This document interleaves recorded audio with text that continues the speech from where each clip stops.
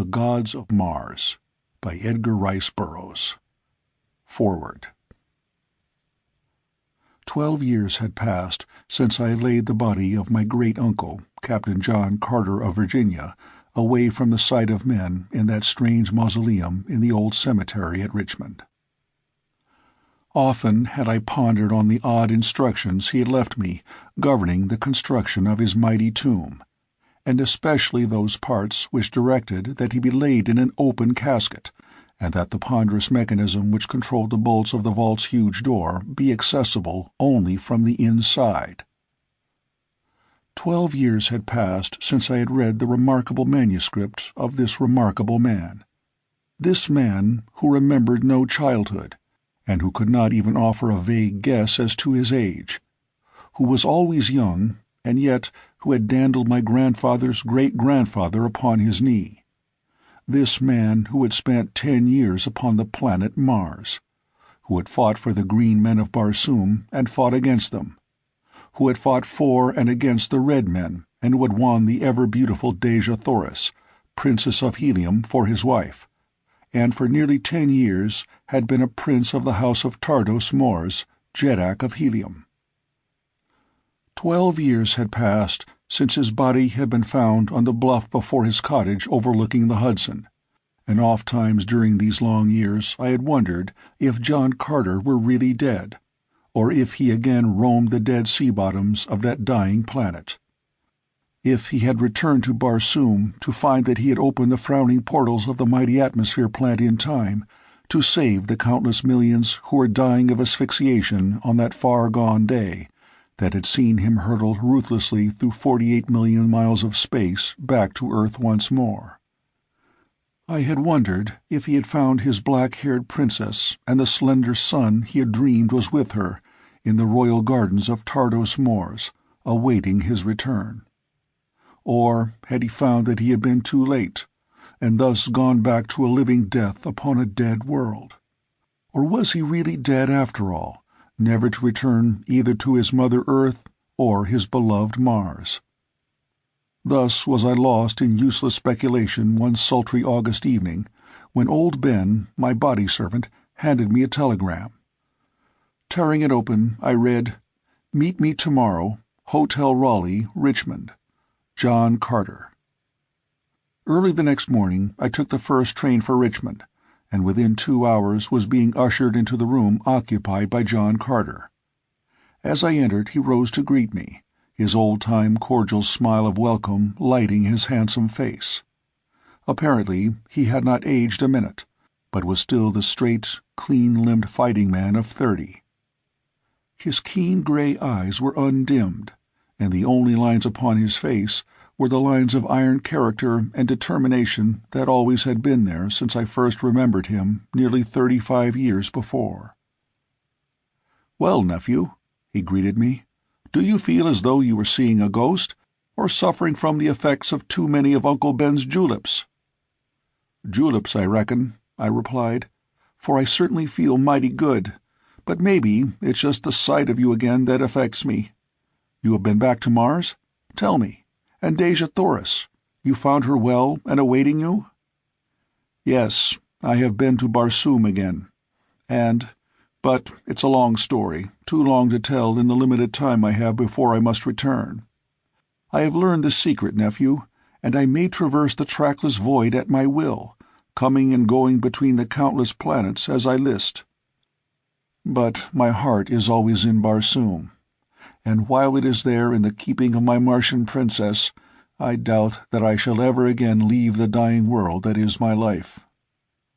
I have come now because my affection for you prompted me to see you once more before you pass over forever into that other life that I shall never know, and which, though I have died thrice and shall die again tonight, as you know death, I am as unable to fathom as are you. Even the wise and mysterious Therns of Barsoom, that ancient cult which, for countless ages, has been credited with holding the secret of life and death in their impregnable fastnesses upon the hither slopes of the mountains of Utz, are as ignorant as we. I have proved it, though I near lost my life in the doing of it. but you shall read it all in the notes I have been making during the last 3 months that I have been back upon earth." He patted a swelling portfolio that lay on the table at his elbow. "I know that you are interested and that you believe, and I know that the world too is interested, though they will not believe for many years. Yes, for many ages, since they cannot understand. Earthmen have not yet progressed to a point where they can comprehend the things that I have written in those notes. Give them what you wish of it, what you think will not harm them, but do not feel aggrieved if they laugh at you." That night I walked down to the cemetery with him. At the door of his vault he turned and pressed my hand. "Goodbye, nephew," he said. "I may never see you again, for I doubt that I can ever bring myself to leave my wife and boy while they live, and the span of life upon Barsoom is often more than 1,000 years." He entered the vault. The great door swung slowly to. The ponderous bolts grated into place. The lock clicked. I have never seen Captain John Carter of Virginia since. But here is the story of his return to Mars on that other occasion, as I have gleaned it from the great mass of notes which he left for me upon the table of his room in the hotel at Richmond. There is much which I have left out, much which I have not dared to tell, but you will find the story of his second search for Dejah Thoris, Princess of Helium, even more remarkable than was his first manuscript, which I gave to an unbelieving world a short time since, and through which we followed the fighting Virginian across dead sea bottoms under the moons of Mars. E.R.B.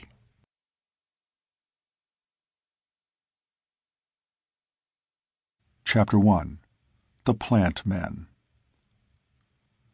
As I stood upon the bluff before my cottage on that clear, cold night in the early part of March 1886, the noble Hudson flowing like the gray and silent spectre of a dead river below me, I felt again the strange, compelling influence of the mighty god of war, my beloved Mars, which for 10 long and lonesome years I had implored with outstretched arms to carry me back to my lost love.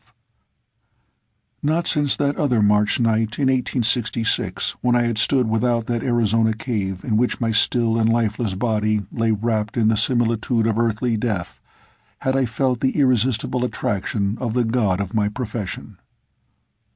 With arms outstretched toward the red eye of the great star, I stood praying for a return of that strange power which twice had drawn me through the immensity of space, praying as I had prayed on 1,000 nights before, during the long 10 years that I had waited and hoped. Suddenly a qualm of nausea swept over me.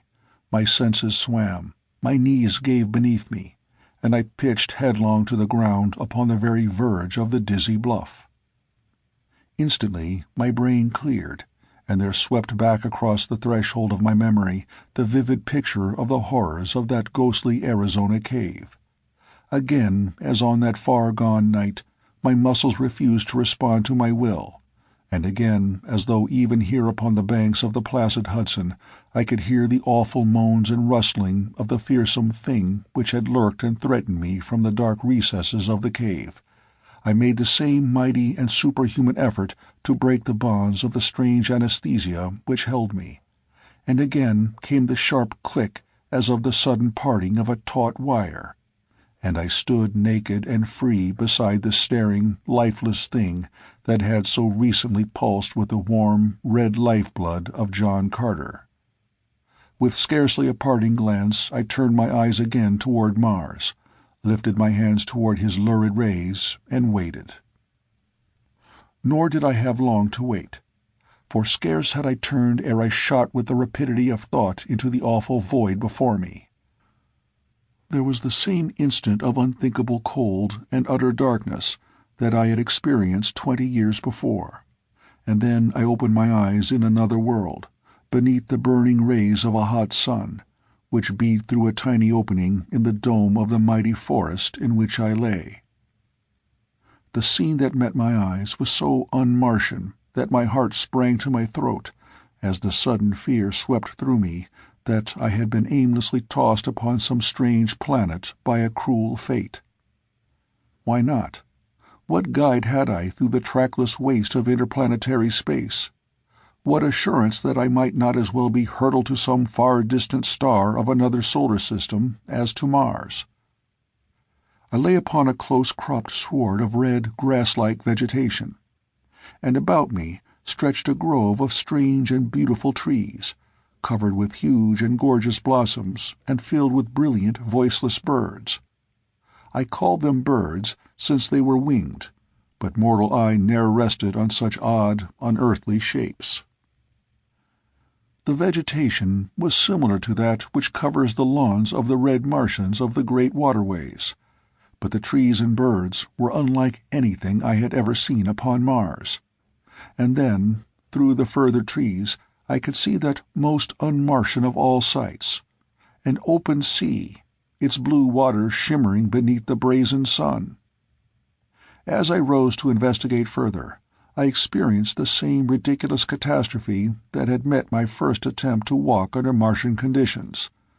The lesser attraction of this smaller planet and the reduced air pressure of its greatly rarefied atmosphere afforded so little resistance to my earthly muscles that the ordinary exertion of the mere act of rising sent me several feet into the air, and precipitated me upon my face in the soft and brilliant grass of this strange world.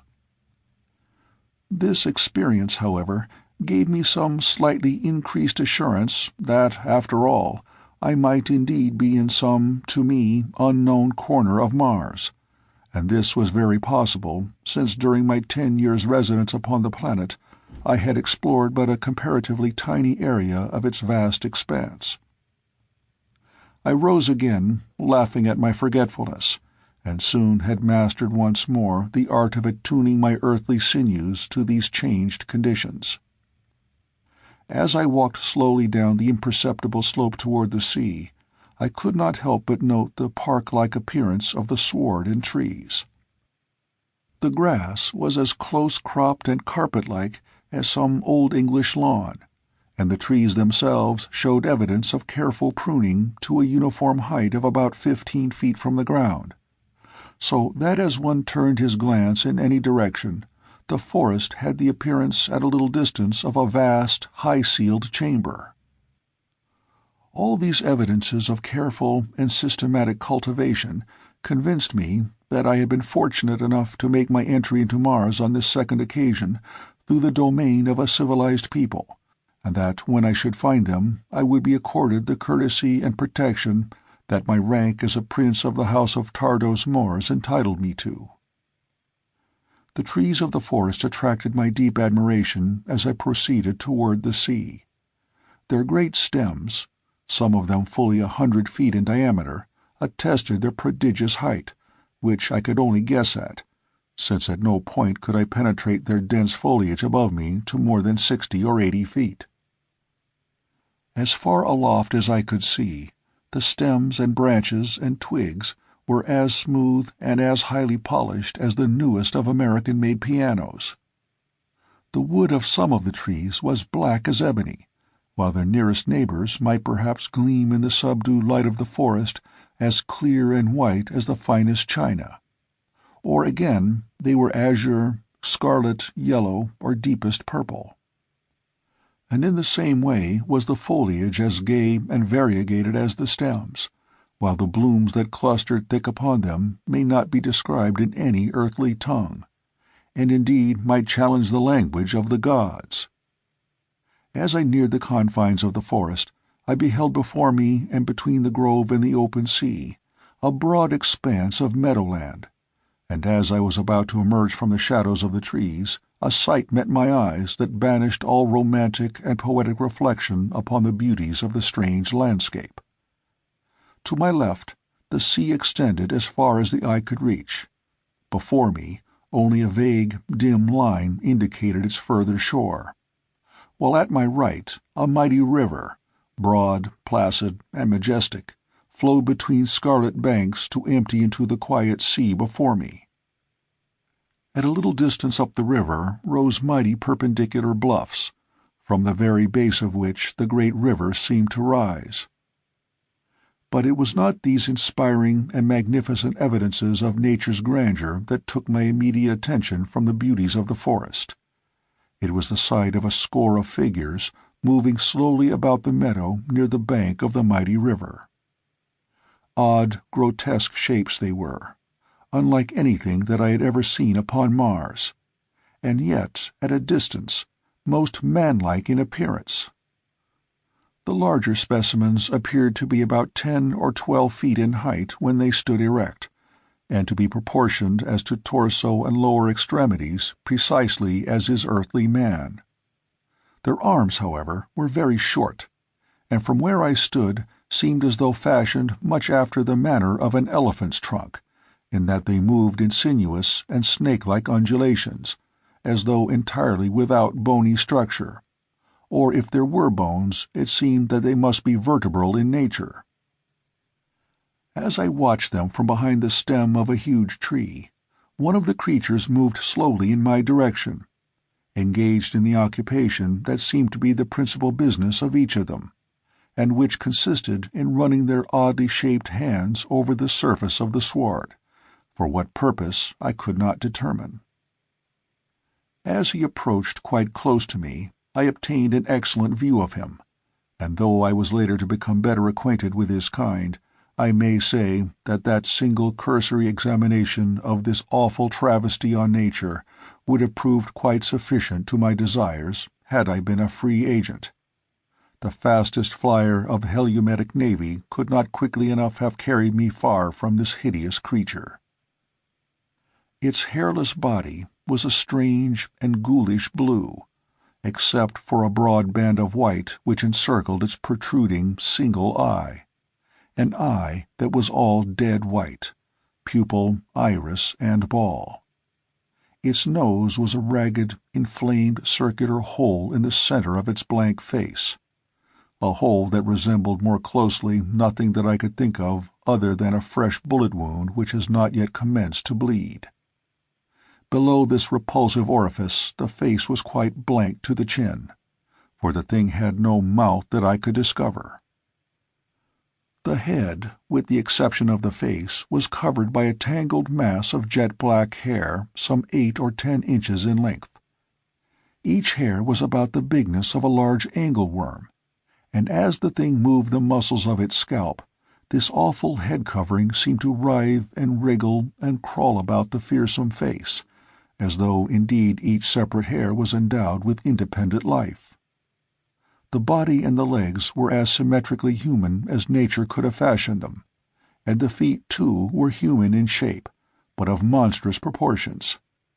From heel to toe they were fully 3 feet long, and very flat and very broad. As it came quite close to me, I discovered that its strange movements, running its odd hands over the surface of the turf, were the result of its peculiar method of feeding, which consists in cropping off the tender vegetation with its razor-like talons and sucking it up from its 2 mouths, which lie one in the palm of each hand through its arm-like throats. In addition to the features which I have already described, the beast was equipped with a massive tail about 6 feet in length, quite round where it joined the body, but tapering to a flat, thin blade toward the end, which trailed at right angles to the ground. By far the most remarkable feature of this most remarkable creature, however, were the 2 tiny replicas of it, each about 6 inches in length, which dangled, one on either side, from its armpits. They were suspended by a small stem which seemed to grow from the exact tops of their heads to where it connected them with the body of the adult. Whether they were the young or merely portions of a composite creature, I did not know. As I had been scrutinizing this weird monstrosity, the balance of the herd had fed quite close to me, and I now saw that, while many had the smaller specimens dangling from them, not all were thus equipped, and I further noted that the little ones varied in size from what appeared to be but tiny unopened buds an inch in diameter, through various stages of development to the full-fledged and perfectly formed creature of 10 to 12 inches in length. Feeding with the herd, were many of the little fellows, not much larger than those which remained attached to their parents, and from the young of that size the herd graded up to the immense adults. Fearsome-looking as they were, I did not know whether to fear them or not, for they did not seem to be particularly well equipped for fighting, and I was on the point of stepping from my hiding-place and revealing myself to them to note the effect upon them of the sight of a man, when my rash resolve was, fortunately for me, nipped in the bud by a strange, shrieking wail, which seemed to come from the direction of the bluffs at my right. Naked and unarmed as I was, my end would have been both speedy and horrible at the hands of these cruel creatures had I had time to put my resolve into execution. But at the moment of the shriek, each member of the herd turned in the direction from which the sound seemed to come, and at the same instant every particular snake-like hair upon their heads rose stiffly perpendicular, as if each had been a sentient organism looking or listening for the source or meaning of the wail. And indeed the latter proved to be the truth, for this strange growth upon the craniums of the plant men of Barsoom represents the 1,000 ears of these hideous creatures, the last remnant of the strange race which sprang from the original tree of life. Instantly every eye turned toward one member of the herd, a large fellow who evidently was the leader. A strange purring sound issued from the mouth in the palm of one of his hands, and at the same time he started rapidly toward the bluff, followed by the entire herd. Their speed and method of locomotion were both remarkable, springing as they did in great leaps of 20 or 30 feet, much after the manner of a kangaroo. They were rapidly disappearing when it occurred to me to follow them, and so, hurling caution to the winds, I sprang across the meadow in their wake with leaps and bounds even more prodigious than their own, for the muscles of an athletic Earthman produce remarkable results when pitted against the lesser gravity and air pressure of Mars.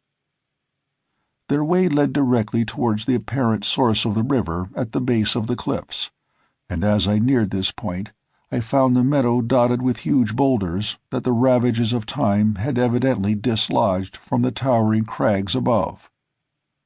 For this reason, I came quite close to the cause of the disturbance before the scene broke upon my horrified gaze. As I topped a great boulder, I saw the herd of plant men surrounding a little group of perhaps 5 or 6 green men and women of Barsoom.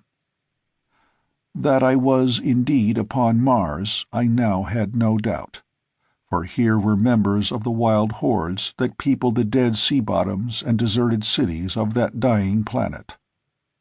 Here were the great males towering in all the majesty of their imposing height. Here were the gleaming white tusks protruding from their massive lower jaws to a point near the center of their foreheads, the laterally placed, protruding eyes with which they could look forward or backward, or to either side without turning their heads. Here the strange, antenna-like ears rising from the tops of their foreheads, and the additional pair of arms extending from midway between the shoulders and the hips. Even without the glossy green hide and the metal ornaments which denoted the tribes to which they belonged, I would have known them on the instant for what they were, for where else in all the universe is their like duplicated? There were 2 men and 4 females in the party, and their ornaments denoted them as members of different hordes, a fact which tended to puzzle me infinitely, since the various hordes of green men of Barsoom are eternally at deadly war with one another, and never, except on that single historic instance when the great Tars Tarkas of Thark gathered 150,000 green warriors from several hordes to march upon the doomed city of Zodanga to rescue Deja Thoris, Princess of Helium, from the clutches of Thankosis, had I seen green Martians of different hordes associated in other than mortal combat. But now they stood back to back, facing, in wide-eyed amazement, the very evidently hostile demonstrations of a common enemy. Both men and women were armed with longswords and daggers, but no firearms were in evidence, else it had been short shrift for the gruesome plantmen of Barsoom. Presently the leader of the plantmen charged the little party, and his method of attack was as remarkable as it was effective, and by its very strangeness was the more potent, since in the science of the Green Warriors there was no defense for this singular manner of attack, the like of which it soon was evident to me they were as unfamiliar with as they were with the monstrosities which confronted them. The plant-man charged to within a dozen feet of the party, and then, with a bound, rose as though to pass directly above their heads. His powerful tail was raised high to one side, and as he passed close above them, he brought it down in one terrific sweep that crushed a Green Warrior's skull as though it had been an eggshell.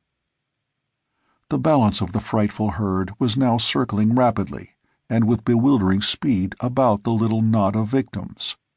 Their prodigious bounds and the shrill, screeching purr of their uncanny mouths were well calculated to confuse and terrorize their prey, so that as two of them leapt simultaneously from either side, the mighty sweep of those awful tails met with no resistance, and two more green Martians went down to an ignoble death. There were now but one warrior and two females left, and it seemed that it could be but a matter of seconds ere these also lay dead upon the scarlet sward. But as two more of the plant-men charged, the warrior, who was now prepared by the experiences of the past few minutes, swung his mighty longsword aloft, and met the hurtling bulk with a clean cut that clove one of the plant-men from chin to groin. The other, however, dealt a single blow with his cruel tail that laid both of the females' crushed corpses upon the ground. As the Green Warrior saw the last of his companions go down, and at the same time perceived that the entire herd was charging him in a body, he rushed boldly to meet them, swinging his longsword in the terrific manner that I had so often seen the men of his kind wield it in their ferocious and almost continual warfare among their own race. Cutting and hewing it right and left, he laid an open path straight through the advancing plant-men, and then commenced a mad race for the forest, in the shelter of which he evidently hoped that he might find a haven of refuge. He had turned for that portion of the forest which abutted on the cliffs, and thus the mad race was taking the entire party farther and farther from the boulder where I lay concealed. As I had watched the noble fight which the great warrior had put up against such enormous odds, my heart had swelled in admiration for him, and, acting as I am wont to do, more upon impulse than after mature deliberation, I instantly sprang from my sheltering rock and bounded quickly toward the bodies of the dead green Martians, a well-defined plan of action already formed. Half a dozen great leaps brought me to the spot, and another instant saw me again in my stride in quick pursuit of the hideous monsters that were rapidly gaining on the fleeing warrior. But this time I grasped the mighty longsword in my hand, and in my heart was the old bloodlust of the fighting man, and a red mist swam before my eyes, and I felt my lips respond to my heart in the old smile that has ever marked me in the midst of the joy of battle. Swift as I was none too soon, for the Green Warrior had been overtaken ere he had made half the distance to the forest, and now he stood with his back to a boulder, while the herd, temporarily balked, hissed and screeched about him. With their single eyes in the center of their heads and every eye turned upon their prey, they did not note my soundless approach, so that I was upon them with my great longsword, and 4 of them lay dead ere they knew that I was among them. For an instant they recoiled before my terrific onslaught, and in that instant the Green Warrior rose to the occasion, and springing to my side, laid to the right and left of him as I had never seen but one other warrior do, with great circling strokes that formed a figure 8 about him, and that never stopped until none stood living to oppose him, his keen blade passing through flesh and bone and metal as though each had been alike thin air. As we bent to the slaughter, Far above us rose that shrill, weird cry which I had heard once before, and which had called the herd to the attack upon their victims. Again and again it rose, but we were too much engaged with the fierce and powerful creatures about us to attempt to search out, even with our eyes, the author of the horrid notes. Great tails lashed in frenzied anger about us. Razor-like talons cut our limbs and bodies, and a green and sticky syrup, such as oozes from a crushed caterpillar, smeared us from head to foot, for every cut and thrust of our longswords brought spurts of this stuff upon us from the severed arteries of the plant-men, through which it courses in its sluggish vicinity in lieu of blood. Once I felt the great weight of one of the monsters upon my back, and as keen talons sank into my flesh, I experienced the frightful sensation of moist lips sucking the life-blood from the wounds to which the claws still clung. I was very much engaged with a ferocious fellow who was endeavoring to reach my throat from in front, while two more, one on either side, were lashing viciously at me with their tails.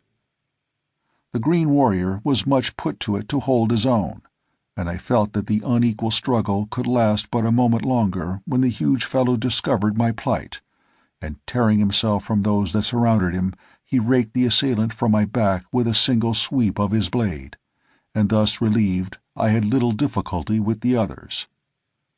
Once together, we stood almost back to back against the great boulder, and thus the creatures were prevented from soaring above us to deliver their deadly blows.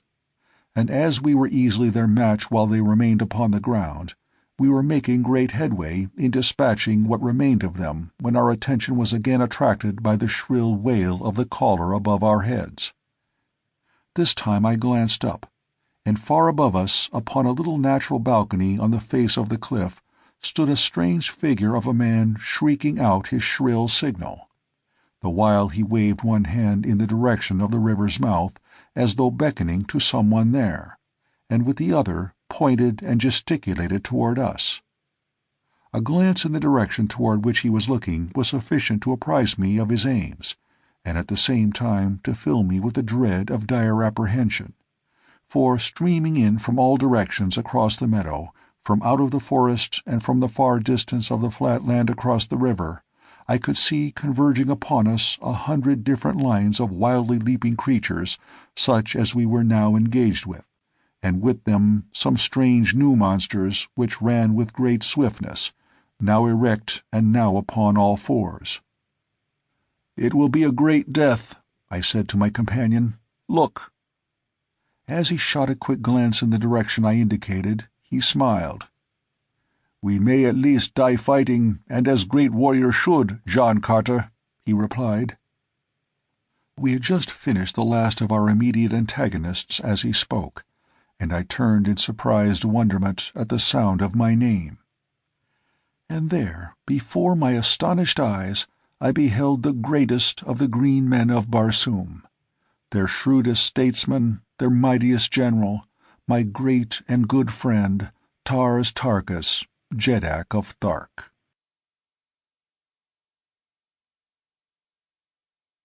Chapter 2.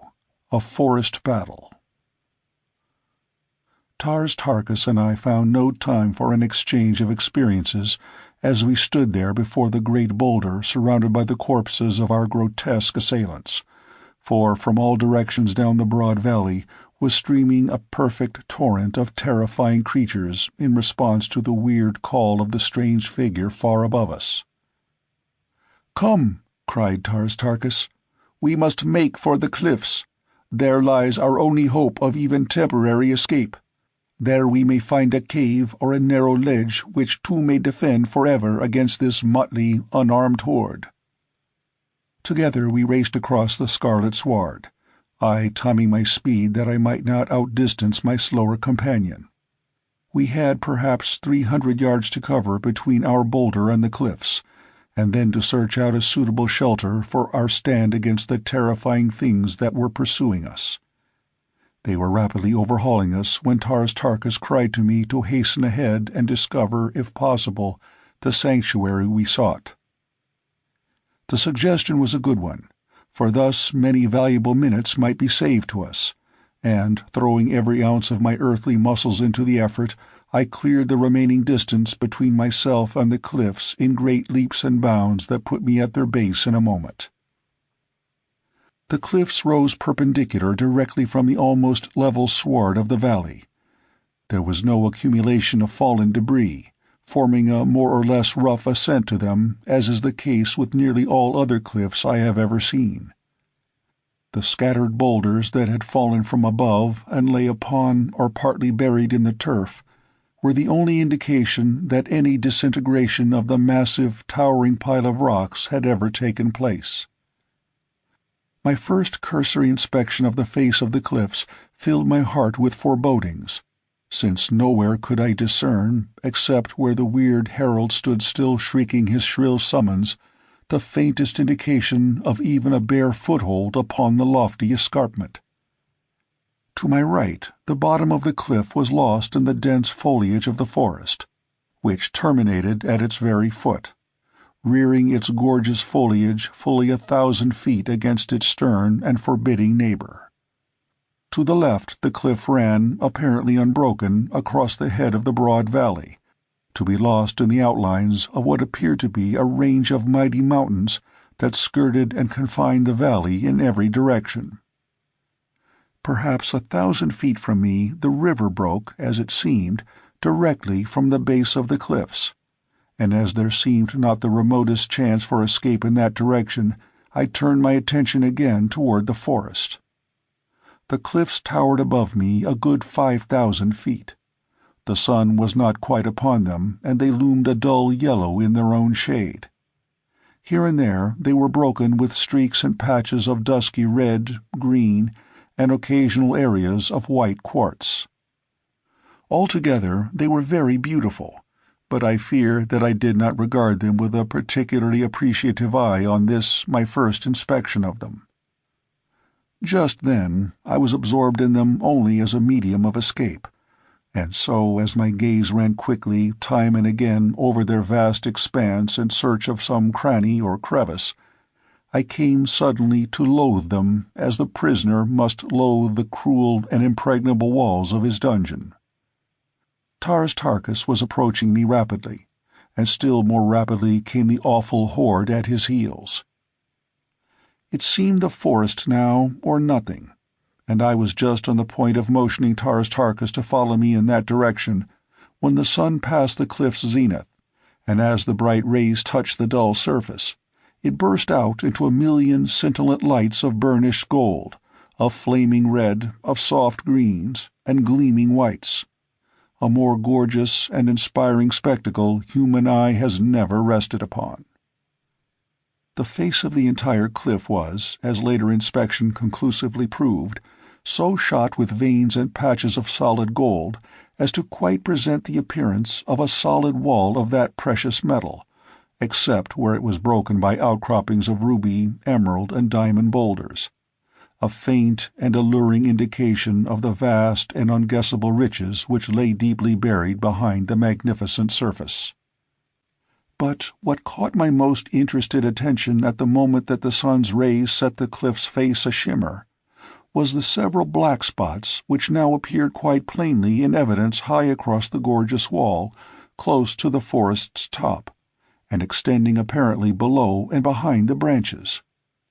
Almost immediately I recognized them for what they were, the dark openings of caves entering the solid walls, possible avenues of escape or temporary shelter could we but reach them.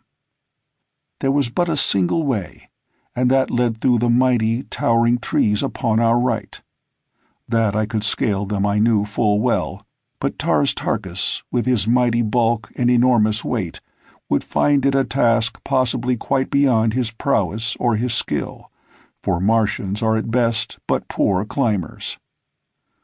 Upon the entire surface of that ancient planet, I never before had seen a hill or mountain that exceeded 4,000 feet in height above the dead sea bottoms, and as the ascent was usually gradual nearly to their summits, they presented but few opportunities for the practice of climbing. Nor would the Martians have embraced even such opportunities as might present themselves, for they could always find a circuitous route about the base of any eminence, and these roads they preferred and followed in preference to the shorter but more arduous ways. However, there was nothing else to consider than an attempt to scale the trees contiguous to the cliff in an effort to reach the caves above. The Thark grasped the possibilities and the difficulties of the plan at once, but there was no alternative, and so we set out rapidly for the trees nearest the cliff. Our relentless pursuers were now close to us, so close that it seemed that it would be an utter impossibility for the Jeddak of Thark to reach the forest in advance of them, nor was there any considerable will in the efforts that Taras Tarkas made, for the green men of Barsoom do not relish flight, nor ever before had I seen one fleeing from death in whatsoever form it might have confronted him. But that Taras Tarkas was the bravest of the brave he had proven thousands of times. Yes, tens of thousands in countless mortal combats with men and beasts. And so I knew that there was another reason than fear of death behind his flight, as he knew that a greater power than pride or honor spurred me to escape these fierce destroyers. In my case it was love of the divine Dejah Thoris, and the cause of the Thark's great and sudden love of life I could not fathom, for it is oftener that they seek death than life, these strange, cruel, loveless, unhappy people. At length, however, we reached the shadows of the forest, while right behind us sprang the swiftest of our pursuers, a giant plant man with claws outreaching to fasten his blood-sucking mouths upon us. He was, I should say, 100 yards in advance of his closest companion, and so I called to Taras Tarkas to ascend a great tree that brushed the cliff's face while I dispatched the fellow, thus giving the less agile Thark an opportunity to reach the higher branches before the entire horde should be upon us and every vestige of escape cut off. But I had reckoned without a just appreciation either of the cunning of my immediate antagonist or the swiftness with which his fellows were covering the distance which had separated them from me. As I raised my longsword to deal the creature its death thrust, it halted in its charge, and as my sword cut harmlessly through the empty air, the great tail of the thing swept with the power of a grizzly's arm across the sward and carried me bodily from my feet to the ground. In an instant the brute was upon me, but ere it could fasten its hideous mouths into my breast and throat, I grasped a writhing tentacle in either hand. The plant man was well-muscled, heavy, and powerful, but my earthly sinews and greater agility, in conjunction with the deathly stranglehold I had upon him, would have given me, I think, an eventual victory had we had time to discuss the merits of our relative prowess uninterrupted. But as we strained and struggled about the tree into which Taras Tarkas was clambering with infinite difficulty, I suddenly caught a glimpse over the shoulder of my antagonist of the great swarm of pursuers that now were fairly upon me. Now, at last, I saw the nature of the other monsters who had come with the plant men in response to the weird calling of the man upon the cliff's face. They were that most dreaded of Martian creatures, great white apes of Barsoom. My former experiences upon Mars had familiarized me thoroughly with them and their methods, and I may say that of all the fearsome and terrible, weird and grotesque inhabitants of that strange world, it is the white apes that come nearest to familiarizing me with the sensation of fear. I think that the cause of this feeling which these apes engender within me is due to their remarkable resemblance in form to our Earthmen, which gives them a human appearance that is most uncanny when coupled with their enormous size. They stand 15 feet in height and walk erect upon their hind feet. Like the green Martians, they have an intermediary set of arms midway between their upper and lower limbs. Their eyes are very close set, but do not protrude as do those of the green men of Mars. Their ears are high set, but more laterally located than are the green men's, while their snouts and teeth are much like those of our African gorilla. upon their heads grows an enormous shock of bristly hair. It was into the eyes of such as these and the terrible plant-men that I gazed above the shoulder of my foe. And then, in a mighty wave of snarling, snapping, screaming, purring rage, they swept over me, and of all the sounds that assailed my ears as I went down beneath them, to me the most hideous was the horrid purring of the plant-men. Instantly, a score of cruel fangs and keen talons were sunk into my flesh. Cold, sucking lips fastened themselves upon my arteries. I struggled to free myself, and even though weighed down by these immense bodies, I succeeded in struggling to my feet, where, still grasping my long sword and shortening my grip upon it until I could use it as a dagger, I wrought such havoc among them that at one time I stood for an instant free. What it has taken minutes to write occurred in but a few seconds, but during that time Taurus Tarkas had seen my plight, and had dropped from the lower branches, which he had reached with such infinite labor, and as I flung the last of my immediate antagonists from me, the great Thark leapt to my side, and again we fought, back to back, as we had done 100 times before.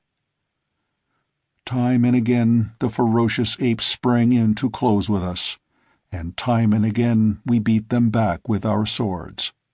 The great tails of the plant-men lashed with tremendous power about us as they charged from various directions or sprang with the agility of greyhounds above our heads. But every attack met a gleaming blade in sword hands that had been reputed for 20 years the best that Mars ever had known. For Taurus Tarkas and John Carter were names that the fighting men of the world of warriors loved best to speak. But even the 2 best swords in a world of fighters can avail not forever against overwhelming numbers of fierce and savage brutes, that know not what defeat means until cold steel teaches their hearts no longer to beat. And so, step by step, we were forced back. At length we stood against the giant tree that we had chosen for our ascent, and then, as charge after charge hurled its weight upon us, we gave back again and again, until we had been forced halfway around the huge base of the colossal trunk. Taurus Tarkas was in the lead, and suddenly I heard a little cry of exultation from him.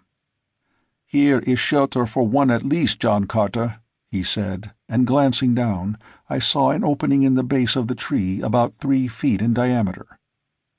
"In with you, Taurus Tarkas," I cried, but he would not go, saying that his bulk was too great for the little aperture, while I might slip in easily. "We shall both die if we remain without, John Carter. Here is a slight chance for one of us. Take it, and you may live to avenge me. It is useless for me to attempt to worm my way into so small an opening with this horde of demons besetting us on all sides." "Then we shall die together, Taurus Tarkas," I replied, "for I shall not go first. Let me defend the opening while you get in. Then my smaller stature will permit me to slip in with you before they can prevent." We still were fighting furiously as we talked in broken sentences, punctured with vicious cuts and thrusts at our swarming enemy. At length he yielded, for it seemed the only way in which either of us might be saved from the ever-increasing numbers of our assailants, who were still swarming upon us from all directions across the broad valley. "It was ever your way, John Carter, to think last of your own life," he said, "but still more your way to command the lives and actions of others, even to the greatest Jedaks who rule upon Barsoom." There was a grim smile upon his cruel, hard face, as he, the greatest Jedak of them all, turned to obey the dictates of a creature of another world, of a man whose stature was less than half his own.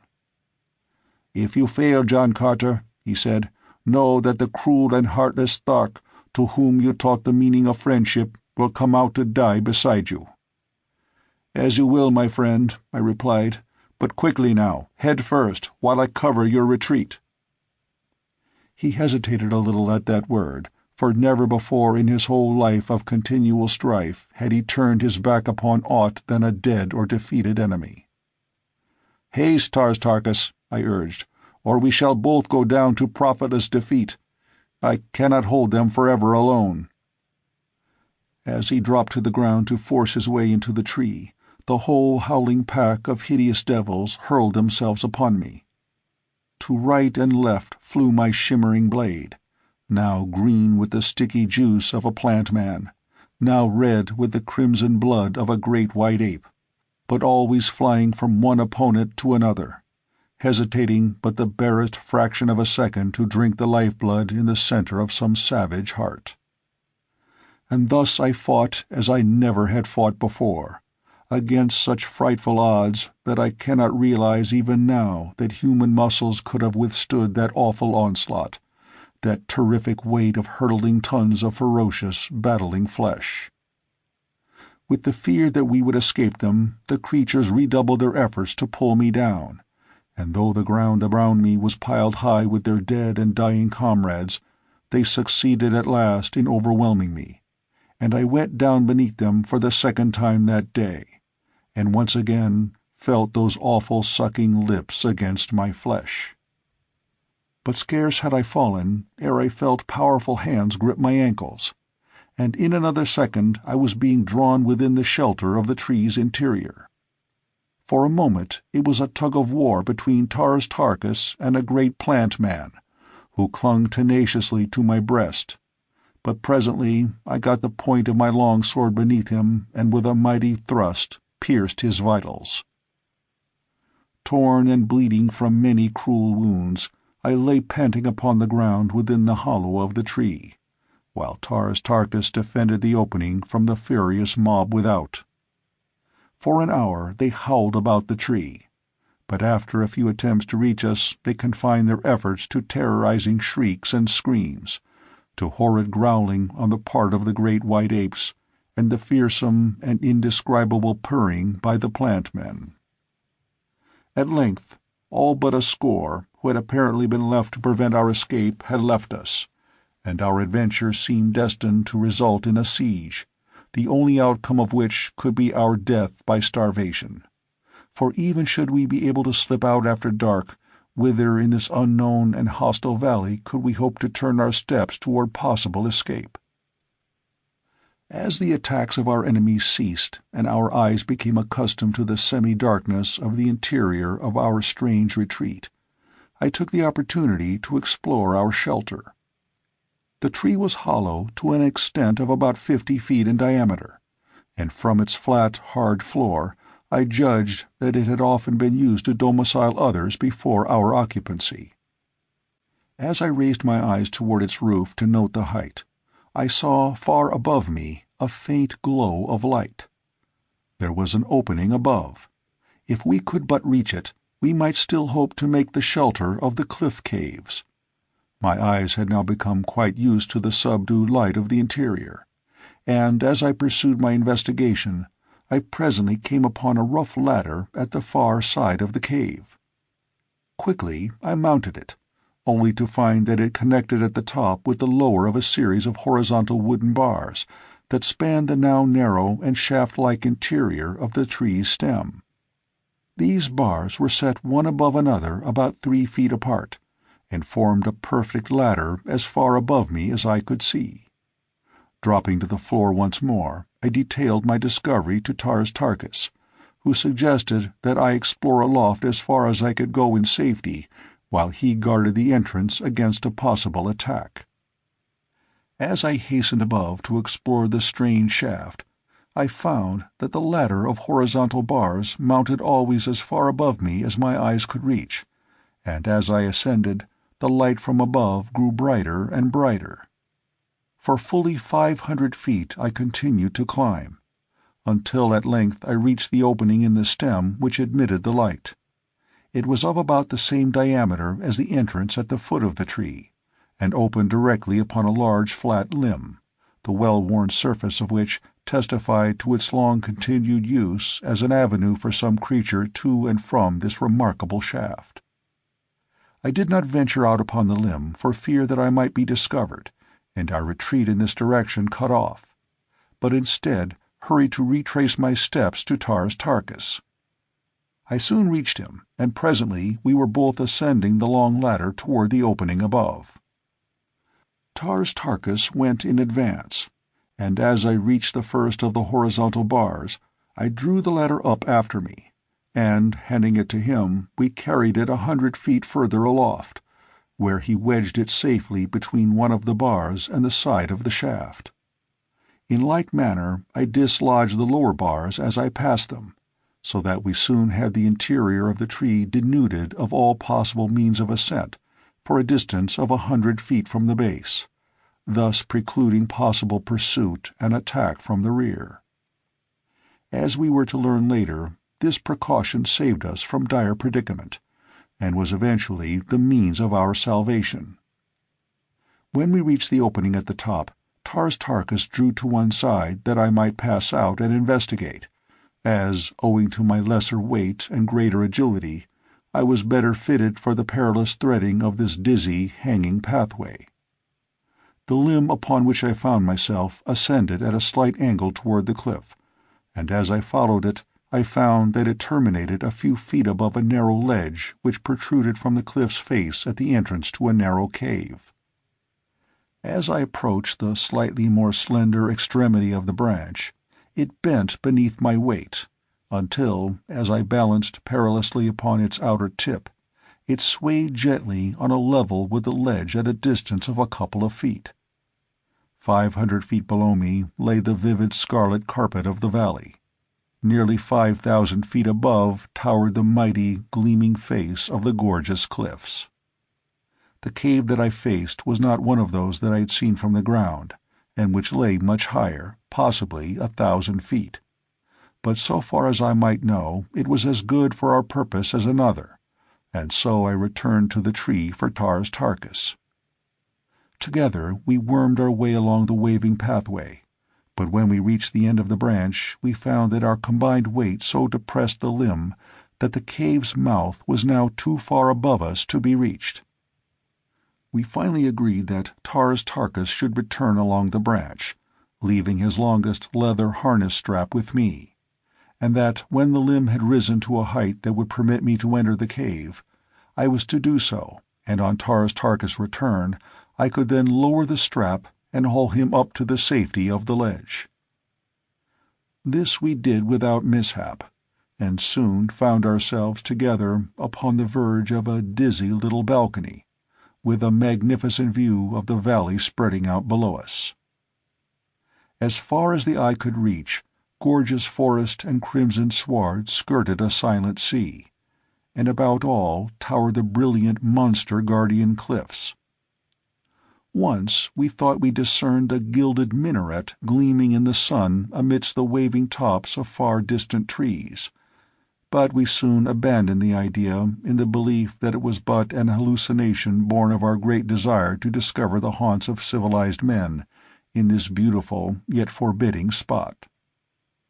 Below us, upon the river's bank, the great white apes were devouring the last remnants of Tars Tarkas' former companions, while great herds of plant-men grazed in ever-widening circles about the sward which they kept as close-clipped as the smoothest of lawns.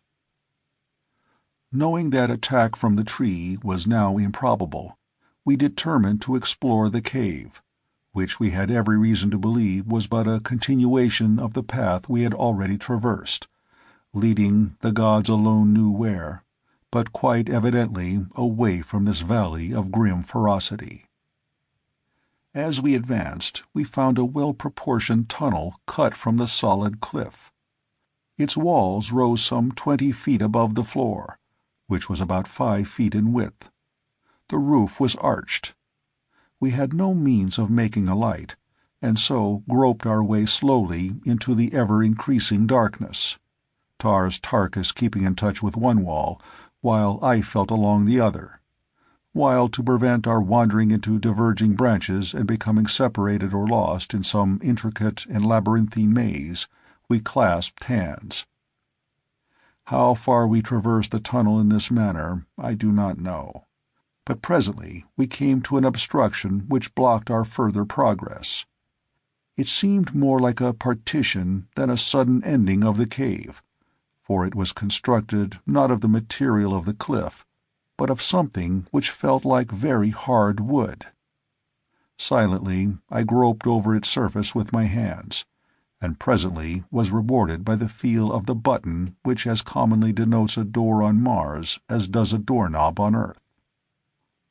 Gently pressing it, I had the satisfaction of feeling the door slowly give before me, and in another instant we were looking into a dimly lighted apartment, which, so far as we could see, was unoccupied.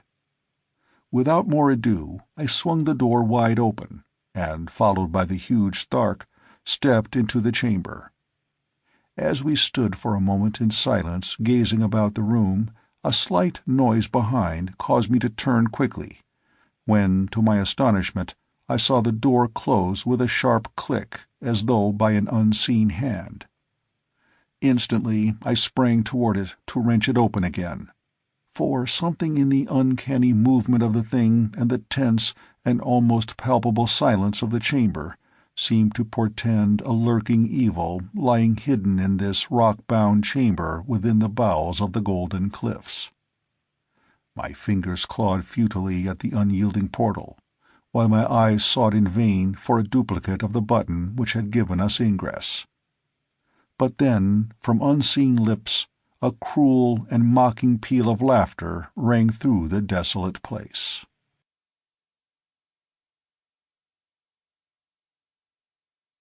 Chapter 3. The Chamber of Mystery. For moments after that awful laugh had ceased reverberating through the rocky room, Tarkas and I stood in tense and expectant silence. But no further sound broke the stillness, nor within the range of our vision did aught move. At length Tarkas laughed softly, after the manner of his strange kind when in the presence of the horrible or terrifying. It is not an hysterical laugh, but rather the genuine expression of the pleasure they derive from the things that move Earthmen to loathing or to tears. Often and again have I seen them roll upon the ground in mad fits of uncontrollable mirth, when witnessing the death agonies of women and little children beneath the torture of that hellish green Martian fete, the Great Games. I looked up at the Thark, a smile upon my own lips, for here in truth was greater need for a smiling face than a trembling chin. "What do you make of it all?" I asked. "Where in the deuce are we?" He looked at me in surprise. "Where are we?" he repeated. "Do you tell me, John Carter, that you know not where you be?" "That I am upon Barsoom is all that I can guess, and but for you and the great white apes I should not even guess that. For the sights I have seen this day are as unlike the things of my beloved Barsoom, as I knew it 10 long years ago, as they are unlike the world of my birth." "No, Tarkas, I know not where we be." "Where have you been since you opened the mighty portals of the atmosphere plant years ago, after the keeper had died and the engine stopped and all Barsoom was dying, that had not already died of asphyxiation? Your body even was never found, though the men of a whole world sought after it for years, though the Jeddak of Helium and his granddaughter, your princess, offered such fabulous rewards that even princes of royal blood joined in the search. There was but one conclusion to reach when all efforts to locate you had failed, and that you had taken the long, last pilgrimage down the mysterious river Is, to await in the valley door upon the shores of the lost Sea of Chorus the beautiful Dejah Thoris, your princess. Why you had gone none could guess, for your princess still lived." "Thank God," I interrupted him. "I did not dare to ask you, for I feared I might have been too late to save her. She was very low when I left her in the royal gardens of Tardos Moors that long-gone night, so very low that I scarcely hoped even then to reach the atmosphere plant ere her dear spirit had fled from me forever. And she lives yet?" "She lives, John Cotta." "You have not told me where we are," I reminded him. "We are where I expected to find you, John Carter, and another. Many years ago you heard the story of the woman who taught me the thing that green Martians are reared to hate, the woman who taught me to love. You know the cruel tortures and the awful death her love won for her at the hands of the beast Talhagus. She, I thought, awaited me by the lost sea of Chorus. You know that it was left for a man from another world, for yourself, John Carter, to teach this cruel Thark what friendship is. And you, I thought, also roamed the carefree valley door. Thus were the two I most longed for at the end of the long pilgrimage I must take some day, and so as the time had elapsed which Dejah Thoris had hoped might bring you once more to her side, for she has always tried to believe that you had but temporarily returned to your own planet, I at last gave way to my great yearning, and a month since I started upon the journey, and the end of which you have this day witnessed. Do you understand now where you be, John Carter?" "And that was the river Is emptying into the lost sea of Chorus in the valley door?" I asked. "This is the valley of love and peace and rest, to which every Barsoomian since time immemorial has longed to pilgrimage at the end of a life of hate and strife and bloodshed," he replied. "This, John Carter, is heaven." His tone was cold and ironical, its bitterness but reflecting the terrible disappointment he had suffered. Such a fearful disillusionment, such a blasting of lifelong hopes and aspirations, such an uprooting of age-old tradition might have excused a vastly greater demonstration on the part of the Thark. I laid my hand upon his shoulder. "I am sorry," I said, nor did there seem aught else to say. "Think, John Carter, of the countless billions of Barsoomians who have taken the voluntary pilgrimage down this cruel river since the beginning of time, only to fall into the ferocious clutches of the terrible creatures that today assailed us. There is an ancient legend that once a red man returned from the banks of the lost sea of Chorus, returned from the valley door, back through the mysterious river Is, and the legend has it that he narrated a fearful blasphemy of horrid brutes that inhabited a valley of wondrous loveliness, brutes that pounced upon each Barsoomian as he terminated his pilgrimage, and devoured him upon the banks of the lost sea, where he had looked to find love and peace and happiness. But the ancients killed the blasphemer, as tradition has ordained that any shall be killed who return from the bosom of the river of mystery. But now we know that it was no blasphemy, that the legend is a true one, and that the man told only of what he saw. But what does it profit us, John Carter, since even should we escape, we also would be treated as blasphemers? We are between the wild throat of certainty and the mad zitidar of fact. We can escape neither. As Earthmen say, we are between the devil and the deep sea, Tars Tarkas, I replied, nor could I help but smile at our dilemma. There is naught that we can do but take things as they come, and at least have the satisfaction of knowing that whoever slays us eventually will have far greater numbers of their own dead to count than they will get in return. White ape or plant man, green Barsoomian or red man, whosoever it shall be that takes the last toll from us, will know that it is costly in lives to wipe out John Carter, Prince of the House of Tardos Mors, and Tars Tarkas, Jeddak of Thark, at the same time. I could not help but laugh at him grim humor, and he joined in with me in one of those rare laughs of real enjoyment, which was one of the attributes of this fierce Tharkian chief which marked him from the others of his kind. "But about yourself, John Carter," he cried at last. "If you have not been here all these years, where indeed have you been, and how is it that I find you here today?" "I have been back to Earth," I replied. "For 10 long Earth years I have been praying and hoping for the day that would carry me once more to this grim old planet of yours, for which, with all its cruel and terrible customs, I feel a bond of sympathy and love even greater than for the world that gave me birth. For 10 years I have been enduring a living death of uncertainty and doubt as to whether Dejah Thoris lived, and now that for the first time in all these years my prayers have been answered, and my doubt relieved, I find myself, through a cruel whim of fate, hurled into the one tiny spot of all Barsoom from which there is apparently no escape. And if there were, at a price which would put out forever the last flickering hope which I may cling to of seeing my princess again in this life. And you have seen today with what pitiful futility man yearns toward a material hereafter. Only a bare half-hour before, I saw you battling with the plant men. I was standing in the moonlight upon the banks of a broad river that taps the eastern shore of Earth's most blessed land. I have answered you, my friend. Do you believe?" "I believe," replied Tarstarchus, "though I cannot understand." As we talked, I had been searching the interior of the chamber with my eyes. It was, perhaps, 200 feet in length and half as broad, with what appeared to be a doorway in the center of the wall directly opposite that through which we had entered. The apartment was hewn from the material of the cliff, showing mostly dull gold in the dim light which a single minute radium illuminator in the center of the roof diffused throughout its great dimensions. Here and there polished surfaces of ruby, emerald, and diamond patched the golden walls and ceiling.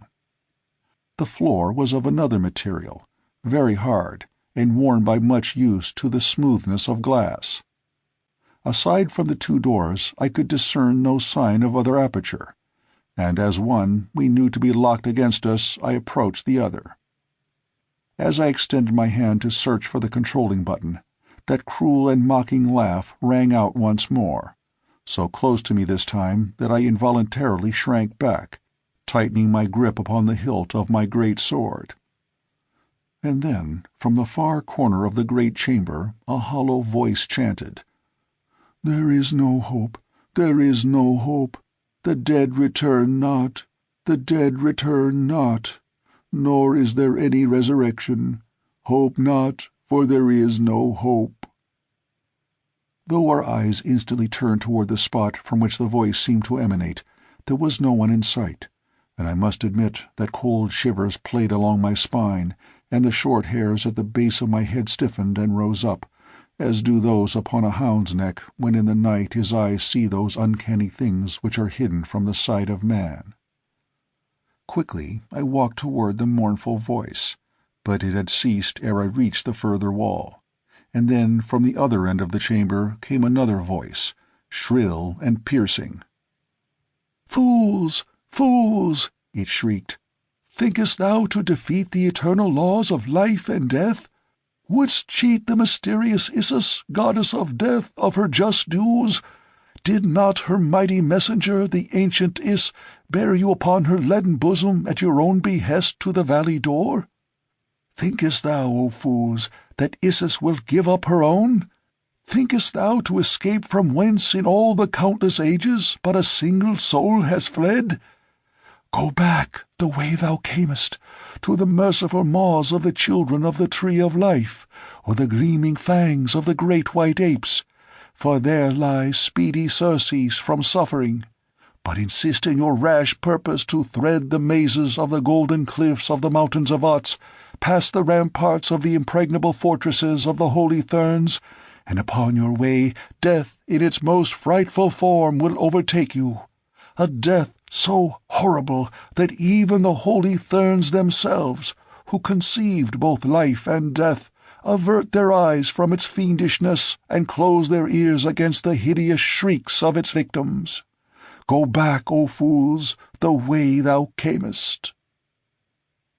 And then the awful laugh broke out from another part of the chamber. "Most uncanny," I remarked, turning to Tarstarchus.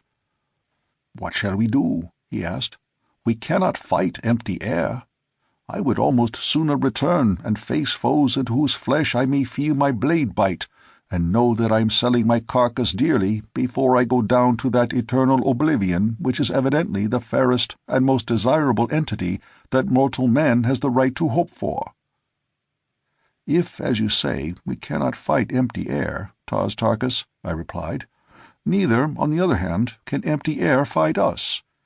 I, who have faced and conquered in my time many thousands of sinewy warriors and tempered blades, shall not be turned back by wind, nor no more shall you, Thark."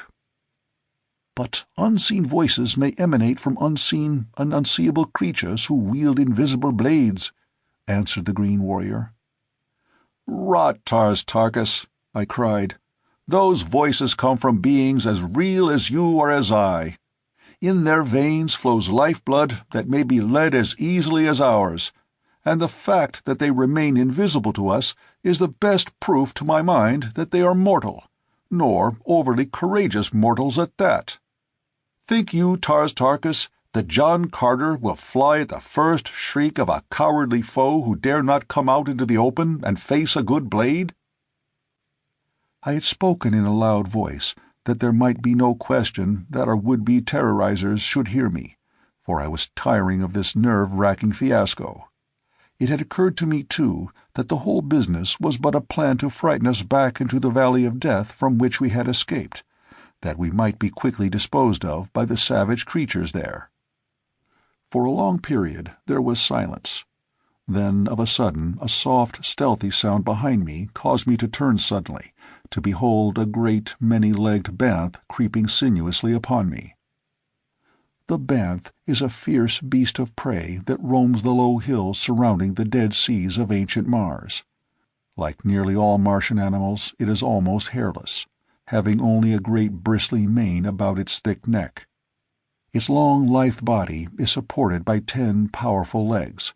Its enormous jaws are equipped, like those of the callet or Martian hound, with several rows of long needle-like fangs.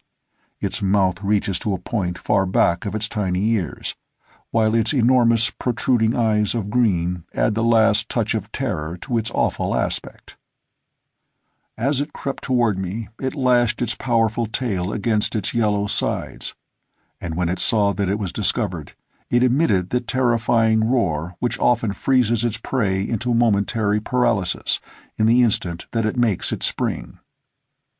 And so it launched its great bulk toward me, but its mighty voice had held no paralyzing terrors for me, and it met cold steel instead of the tender flesh its cruel jaws gaped so widely to engulf. An instant later I drew my blade from the still heart of this great Barsoomian lion, and turning toward Tars Tarkas was surprised to see him facing a similar monster. No sooner had he dispatched his than I, turning, as though drawn by the instinct of my guardian's subconscious mind, beheld another of the savage denizens of the Martian wilds leaping across the chamber toward me. From then on, for the better part of an hour, one hideous creature after another was launched upon us, springing apparently from the empty air about us. Tars Tarkas was satisfied. Here was something tangible that he could cut and slash with his great blade, while I, for my part, may say that the diversion was a marked improvement over the uncanny voices from unseen lips. That there was nothing supernatural about our new foes was well evidenced by their howls of rage and pain as they felt the sharp steel at their vitals and the very real blood which flowed from their severed arteries as they died the real death. I noticed during the period of this new persecution that the beasts appeared only when our backs were turned. We never saw one really materialize from thin air, nor did I for an instant sufficiently lose my excellent reasoning faculties to be once deluded into the belief that the beasts came into the room other than through some concealed and well-contrived doorway. Among the ornaments of Tars Tarkas' leather harness, which is the only manner of clothing worn by Martians other than silk capes and robes of silk and fur for protection from the cold after dark, was a small mirror, about the bigness of a lady's hand-glass, which hung midway between his shoulders and his waist against his broad back. Once, as he stood looking down at a newly fallen antagonist, my eyes happened to fall upon this mirror, and in its shiny surface I saw pictured a sight that caused me to whisper, "Move not, Tars Tarkas, move not a muscle." He did not ask why, but stood like a graven image, while my eyes watched the strange thing that meant so much to us. What I saw was the quick movement of a section of the wall behind me. It was turning upon pivots, and with it a section of the floor directly in front of it was turning. It was as though you placed a visiting card upon end on a silver dollar that you had laid flat upon a table, so that the edge of the card perfectly bisected the surface of the coin. The card might represent the section of the wall that turned, and the silver dollar the section of the floor. Both were so nicely fitted into the adjacent portions of the floor and wall that no crack had been noticeable in the dim light of the chamber. As the turn was half completed, a great beast was revealed sitting upon its haunches upon that part of the revolving floor that had been on the opposite side before the wall commenced to move. When the section stopped, the beast was facing toward me on our side of the partition. It was very simple. But what had interested me most was the sight that the half-turned section had presented through the opening that it had made. A great chamber, well lighted, in which were several men and women chained to the wall, and in front of them, evidently directing and operating the movement of the secret doorway, a wicked-faced man, neither red as are the red men of Mars, nor green as are the green men, but white like myself, with a great mass of flowing yellow hair. The prisoners behind him were red Martians.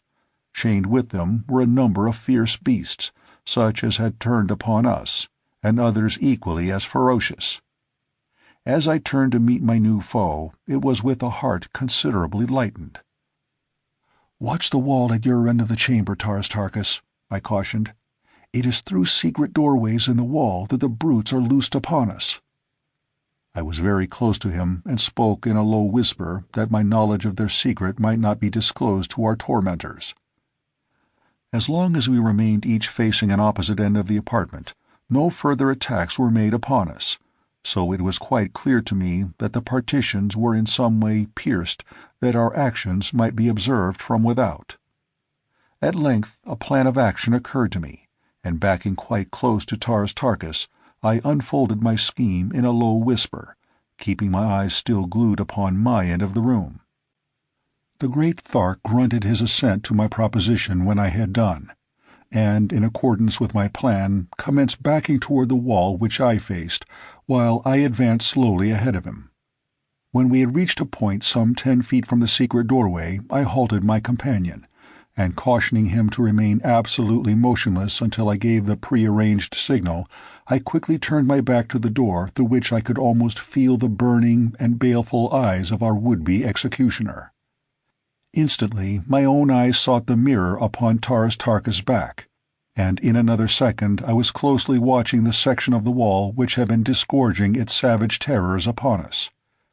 I had not long to wait, for presently the golden surface commenced to move rapidly. Scarcely had it started than I gave the signal to Tarkas, simultaneously springing for the receding half of the pivoting door. In like manner the Thark wheeled and leapt for the opening being made by the in-swinging section. A single bound carried me completely through into the adjoining room, and brought me face to face with the fellow whose cruel face I had seen before. He was about my own height, and well muscled, and in every outward detail molded precisely as are Earthmen. At his side hung a long sword, a short sword, a dagger, and one of the destructive radium revolvers that are common upon Mars. The fact that I was armed only with a long sword, and so according to the laws and ethics of battle everywhere upon Barsoom should only have been met with a similar or lesser weapon, seemed to have no effect upon the moral sense of my enemy, for he whipped out his revolver ere I scarce had touched the floor by his side. But an uppercut from my long sword sent it flying from his grasp before he could discharge it. Instantly he drew his long sword, and thus evenly armed we set to in earnest for one of the closest battles I ever have fought. The fellow was a marvelous swordsman, and evidently in practice, while I had not gripped the hilt of a sword for 10 long years before that morning. But it did not take me long to fall easily into my fighting stride, so that in a few minutes the man began to realize that he had at last met his match. His face became livid with rage as he found my guard impregnable, while blood flowed from a dozen minor wounds upon his face and body. "Who are you, white man?" he hissed. That you are no Barsoomian from the outer world is evident from your color, and you are not of us." His last statement was almost a question. "What if I were from the Temple of Issus?" I hazarded on a wild guess. "Fate forfend!" he exclaimed, his face going white under the blood that now nearly covered it. I did not know how to follow up my lead, but I carefully laid the idea away for future use, should circumstances require it. His answer indicated that for all he knew, I might be from the Temple of Issus, and in it were men like unto himself, and either this man feared the inmates of the temple, or else he held their persons or their power in such reverence that he trembled to think of the harm and indignities he had heaped upon one of them. But my present business with him was of a different nature than that which requires any considerable abstract reasoning. It was to get my sword between his ribs, and this I succeeded in doing within the next few seconds, nor was I an instant too soon. The chained prisoners had been watching the combat in tense silence. Not a sound had fallen in the room other than the clashing of our contending blades, the soft shuffling of our naked feet, and the few whispered words we had hissed at each other through clenched teeth the while we continued our mortal duel. But as the body of my antagonist sank an inert mass to the floor, a cry of warning broke from one of the female prisoners. "Turn! Turn! Behind you!" she shrieked, and as I wheeled at the first note of her shrill cry, I found myself facing a second man of the same race as he who lay at my feet. The fellow had crept stealthily from a dark corridor and was almost upon me with raised sword ere I saw him. Taurus Tarkas was nowhere in sight, and the secret panel in the wall through which I had come was closed. How I wished that he were by my side now! I had fought almost continuously for many hours. I had passed through such experiences and adventures as must sap the vitality of man, and with all this I had not eaten for nearly 24 hours, nor slept. I was fagged out, and for the first time in years felt a question as to my ability to cope with an antagonist. But there was naught else for it than to engage my man, and that as quickly and ferociously as lay in me, for my only salvation was to rush him off his feet by the impetuosity of my attack. I could not hope to win a long, drawn-out battle. But the fellow was evidently of another mind, for he backed and parried and sidestepped, until I was almost completely fagged from the exertion of attempting to finish him. He was a more adroit swordsman, if possible, than my previous foe, and I must admit that he led me a pretty chase, and in the end came near to making a sorry fool of me, and a dead one into the bargain. I could feel myself growing weaker and weaker, until at length objects commenced to blur before my eyes, and I staggered and blundered about, more asleep than awake. And then it was that he worked his pretty little coup that came near to losing me my life. He had backed me around so that I stood in front of the corpse of his fellow, and then he rushed me suddenly so that I was forced back upon it. And as my heel struck it, the impetus of my body flung me backward across the dead man.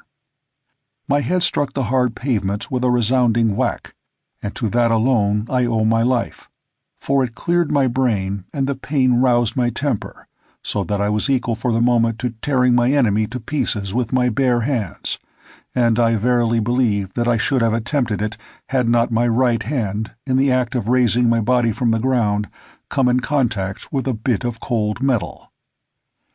As the eyes of the layman, so is the hand of the fighting man when it comes in contact with an implement of his vocation.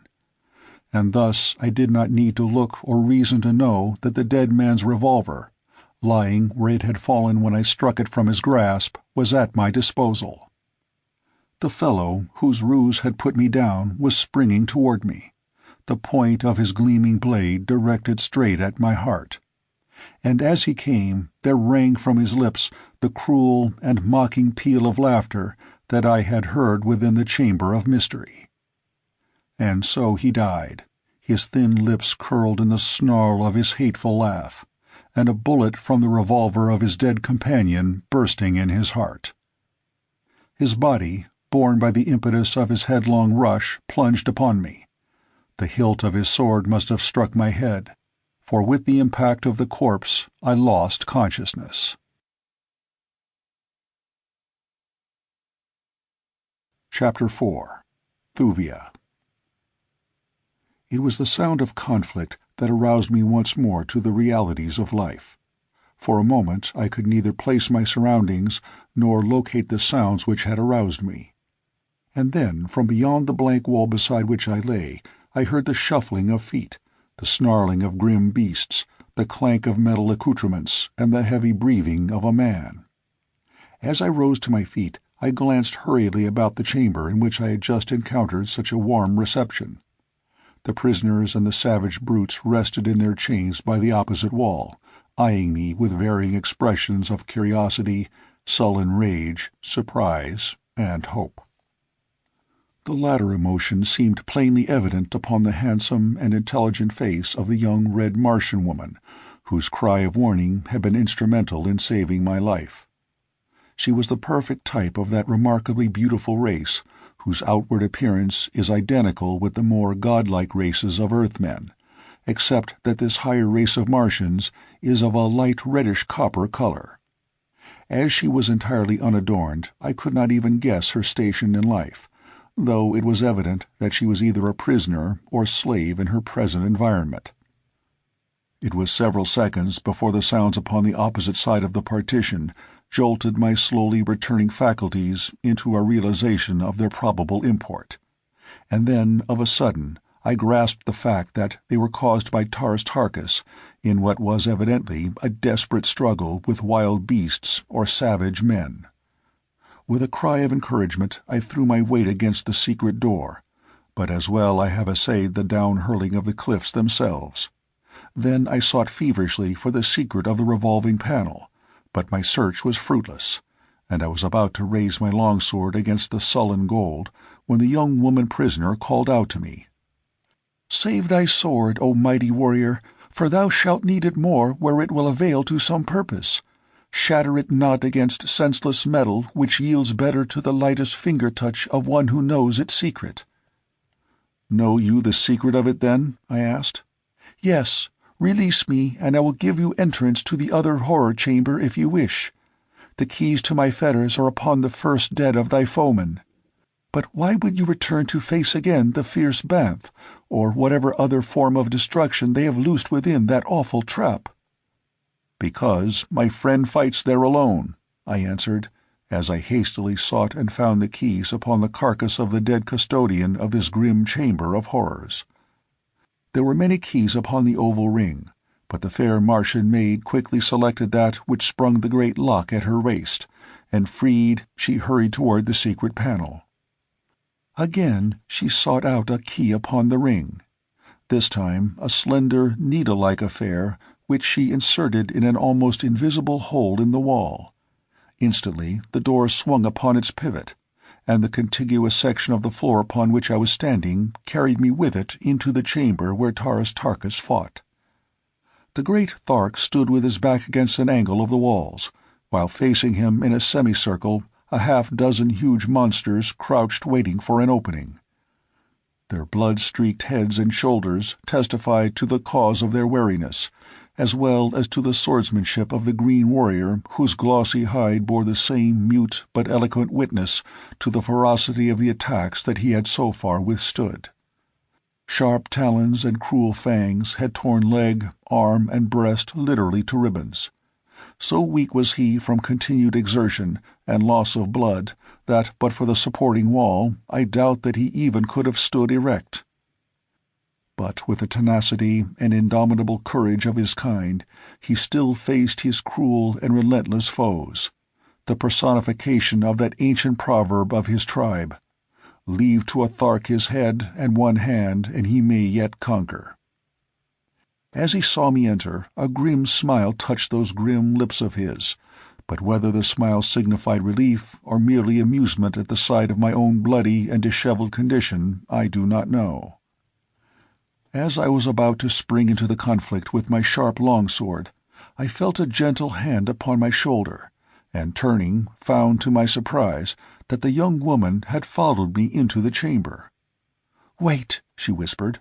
"Leave them to me," and pushing me advanced, all defenseless and unarmed, upon the snarling bants.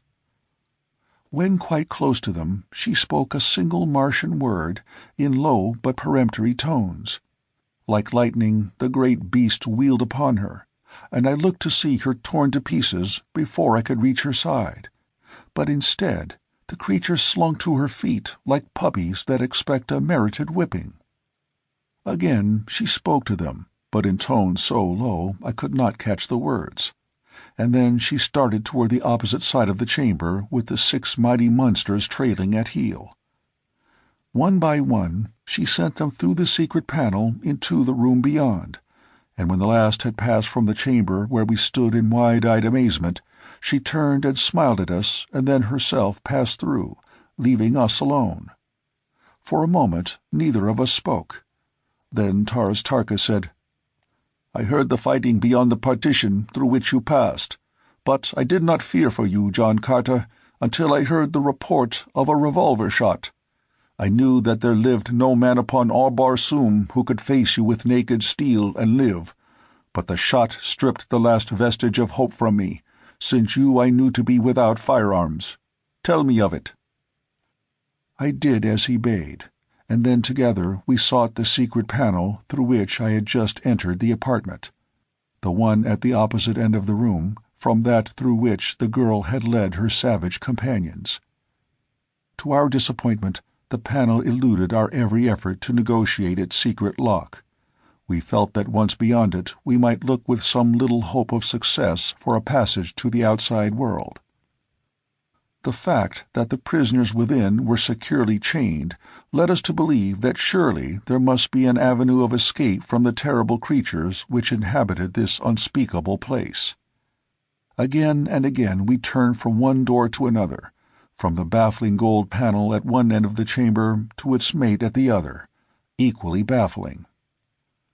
When we had about given up all hope, one of the panels turned silently toward us, and the young woman who had led away the banths stood once more beside us.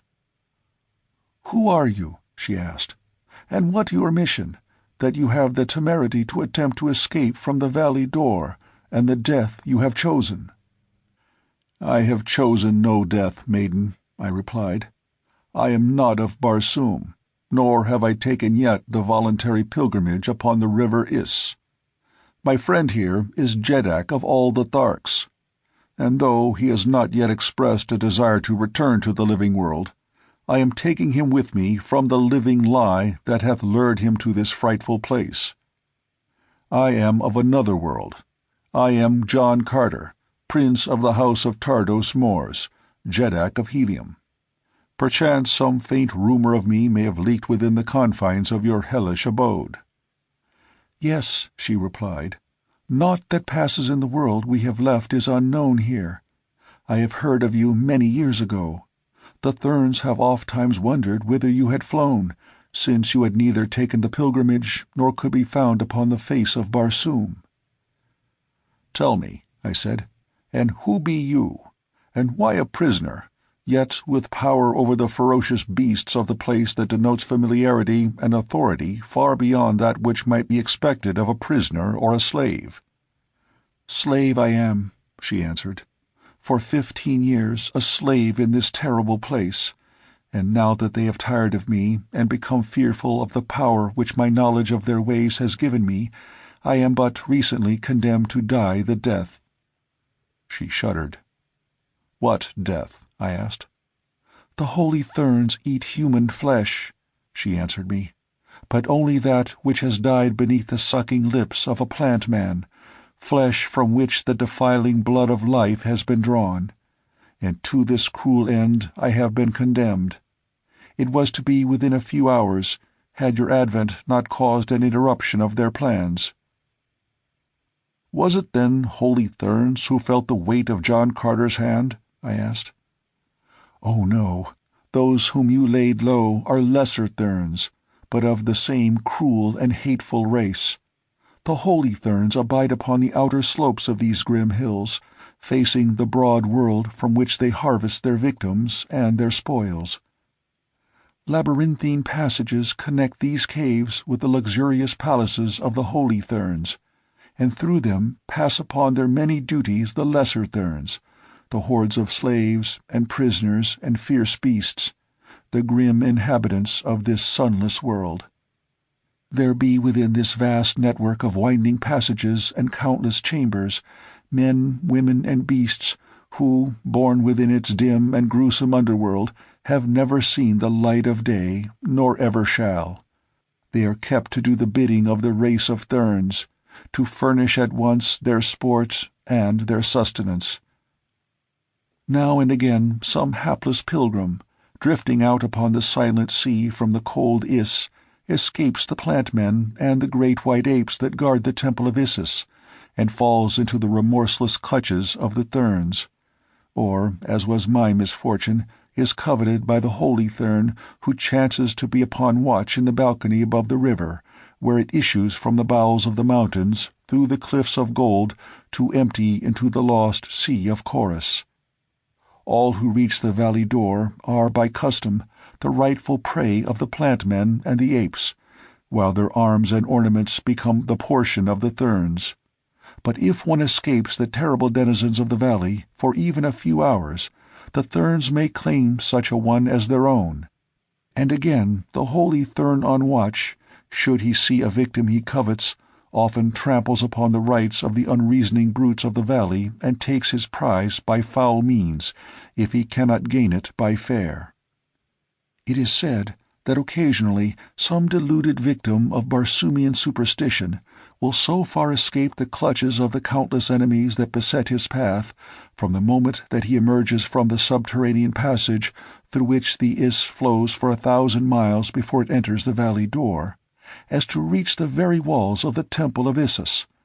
But what fate awaits one there, not even the holy Therns may guess, for who has passed within these gilded walls never has returned to unfold the mysteries they have held since the beginning of time.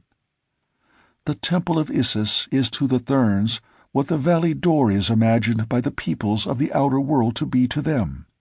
It is the ultimate haven of peace, refuge, and happiness, to which they pass after this life, and wherein an eternity of eternities is spent amidst the delights of the flesh which appeal most strongly to this race of mental giants and moral pygmies. "The temple of Isis is, I take it, a heaven within a heaven," I said. "Let us hope that there it will be meted to the Therns as they have meted it here unto others." "Who knows?" the girl murmured. "The Therns, I judge from what you have said, are no less mortal than we. And yet I have always heard them spoken of with the utmost awe and reverence by the people of Barsoom, as one might speak of the gods themselves." "The Therns are mortal," she replied. "They die from the same causes as you or I might. Those who do not live their allotted span of life, 1,000 years, when by the authority of custom they may take their way in happiness through the long tunnel that leads to Isis. Those who die before are supposed to spend the balance of their allotted time in the image of a plant-man, and it is for this reason that the plant-men are held sacred by the Therns, since they believe that each of these hideous creatures was formerly a Thern." "And should a plant-man die?" I asked.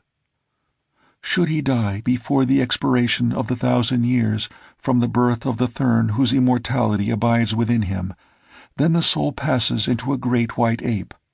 But should the ape die short of the exact hour that terminates the 1,000 years, the soul is forever lost, and passes for all eternity into the carcass of the slimy and fearsome Cillian, whose wriggling thousands seethe the silent sea beneath the hurtling moons, when the sun has gone and the strange shapes walk through the valley door." "We sent several holy Therns to the Cillians today, then," said Taurus Tarkas, laughing. "And so will your death be the more terrible when it comes," said the maiden. "And come it will. You cannot escape." "One escaped centuries ago," I reminded her, "and what has been done may be done again." "It is useless even to try," she answered hopelessly. "But try we shall," I cried, "and you shall go with us if you wish." "To be put to death by mine own people, and render my memory a disgrace to my family and my nation? A prince of the house of Tardos Mor should know better than to suggest such a thing." Tars Tarkas listened in silence, but I could feel his eyes riveted upon me, and I knew that he awaited my answer, as one might listen to the reading of his sentence by the foreman of a jury. What I advised the girl to do would seal our fate as well, since, if I bowed to the inevitable decree of the age-old superstition, we must all remain and meet our fate in some horrible form within this awful abode of horror and cruelty. "We have the right to escape if we can," I answered. "Our own moral senses will not be offended if we succeed, for we know that the fabled life of love and peace in the blessed valley of Dor is a rank and wicked deception. We know that the valley is not sacred. We know that the holy Therns are not holy, that they are a race of cruel and heartless mortals, knowing no more of the real life to come than we do. Not only is it our right to bend every effort to escape, it is a solemn duty from which we should not shrink, even though we know that we should be reviled and tortured by our own peoples when we return to them. Only thus may we carry the truth to those without, and though the likelihood of our narrative being given credence is, I grant you, remote, so wedded are mortals to their stupid infatuation for impossible superstitions, we should be craven cowards indeed were we to shrink the plain duty which confronts us. Again, there is a chance that with the weight of the testimony of several of us, the truth of our statements may be accepted, and at least a compromise effected which will result in the dispatching of an expedition of investigation to this hideous mockery of heaven." Both the girl and the green warrior stood silent in thought for some moments. The former it was who eventually broke the silence. "Never had I considered the matter in that light before," she said. "Indeed, would I give my life 1,000 times if I could but save a single soul from the awful fate that I have led in this cruel place. Yes, you are right, and I will go with you as far as we can go, but I doubt that we ever shall escape." I turned an inquiring glance toward the Thark. "To the gates of Issus, or to the bottom of Chorus?" spoke the green warrior. "To the snows to the north, or to the snows to the south? Tars Tarkas follows where John Carter leads. I have spoken." "Come then," I cried. "We must make the start, for we could not be further from escape than we now are in the heart of this mountain and within the 4 walls of this chamber of death." "Come then," said the girl, "but do not flatter yourself that you can find no worse place than this within the territory of the Therns." So saying, she swung the secret panel that separated us from the apartment in which I had found her, and we stepped through once more into the presence of the other prisoners. There were in all 10 red Martians, men and women, and when we had briefly explained our plan, they decided to join forces with us, though it was evident that it was with some considerable misgivings that they thus tempted fate by opposing an ancient superstition, even though each knew through cruel experience the fallacy of its entire fabric. Thuvia, the girl whom I had first freed, soon had the others at liberty. Tars Tarkas and I stripped the bodies of the 2 Therns of their weapons, which included swords, daggers, and 2 revolvers of the curious and deadly type manufactured by the Red Martians. We distributed the weapons as far as they would go among our followers, giving the firearms to 2 of the women, Thuvia being one so armed. With the latter as our guide, we set off rapidly but cautiously through a maze of passages, crossing great chambers hewn from the solid metal of the cliff, following winding corridors, ascending steep inclines, and now and again concealing ourselves in dark recesses at the sound of approaching footsteps. Our destination, Thuvia said, was a distant storeroom where arms and ammunition in plenty might be found. From there she was to lead us to the summit of the cliffs, from where it would require both wondrous wit and mighty fighting to win our way through the very heart of the stronghold of the Holy Therns to the world without. "And even then, O Prince," she cried, "the arm of the Holy Thern is long. It reaches to every nation of Barsoom. His secret temples are hidden in the heart of every community. Wherever we go, should we escape, we shall find that word of our coming has preceded us, and death awaits us before we may pollute the air with our blasphemies." We had proceeded for possibly an hour without serious interruption, and Thuvia had just whispered to me that we were approaching our first destination, when, on entering a great chamber, we came upon a man, evidently a Thern. He wore, in addition to his leathern trappings and jeweled ornaments, a great circlet of gold about his brow, in the exact center of which was set an immense stone, the exact counterpart of that which I had seen upon the breast of the little old man at the atmosphere plant nearly 20 years before. It is the one priceless jewel of Barsoom.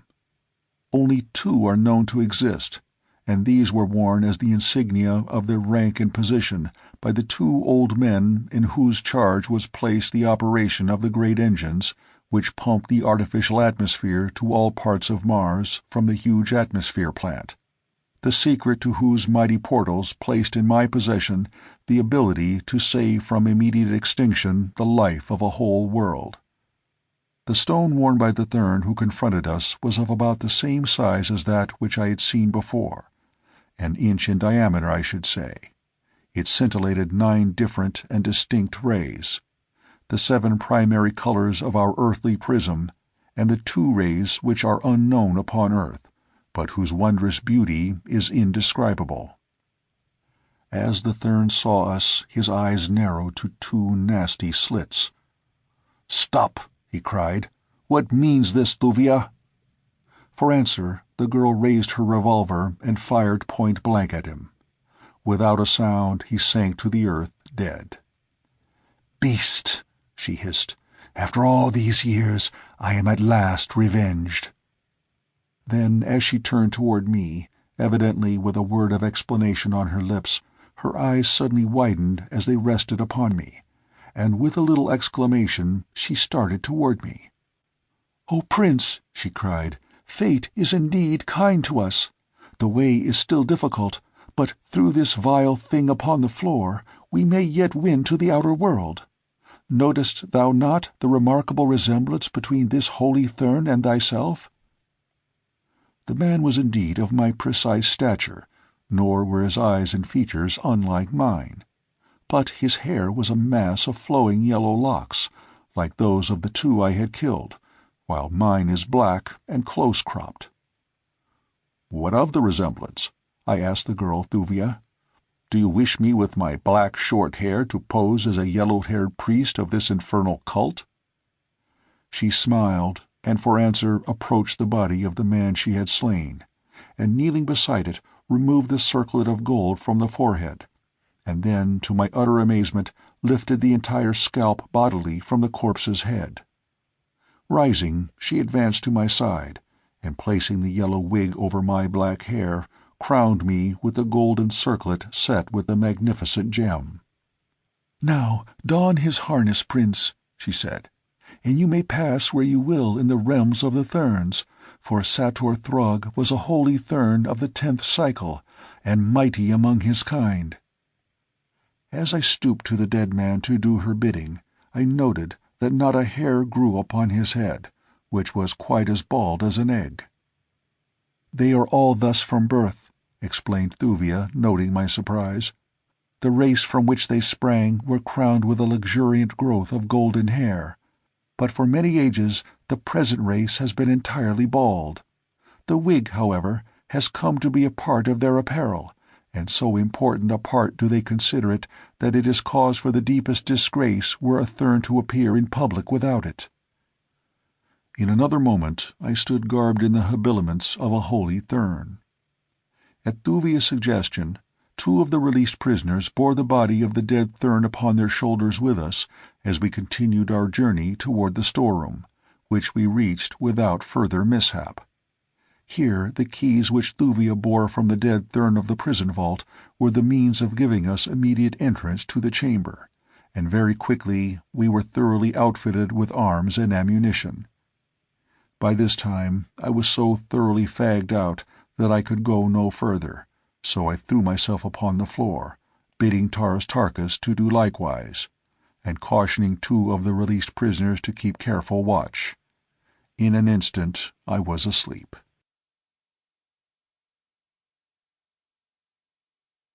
Chapter 5. Corridors of Peril.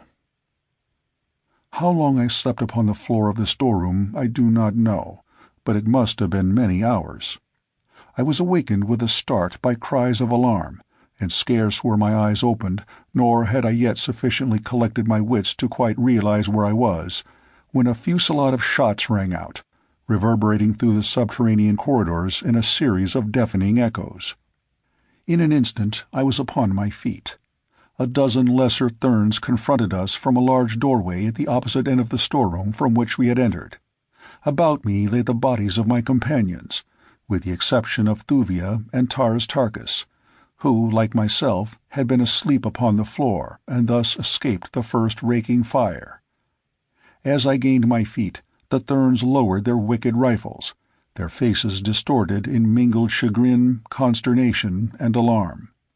Instantly I rose to the occasion. "What means this?" I cried in tones of fierce anger.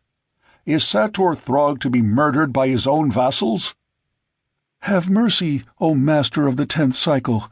cried one of the fellows, while the others edged toward the doorway as though to attempt a surreptitious escape from the presence of the Mighty One. "Ask them their mission here," whispered Thuvia at my elbow. "What do you here, fellows?" I cried. "2 from the outer world are at large within the dominions of the Thurns. We sought them at the command of the father of Thurns. One was white with black hair, the other a huge green warrior." And here the fellow cast a suspicious glance towards Tarkas. "Here, then, is one of them," spoke Thuvia, indicating the Thark.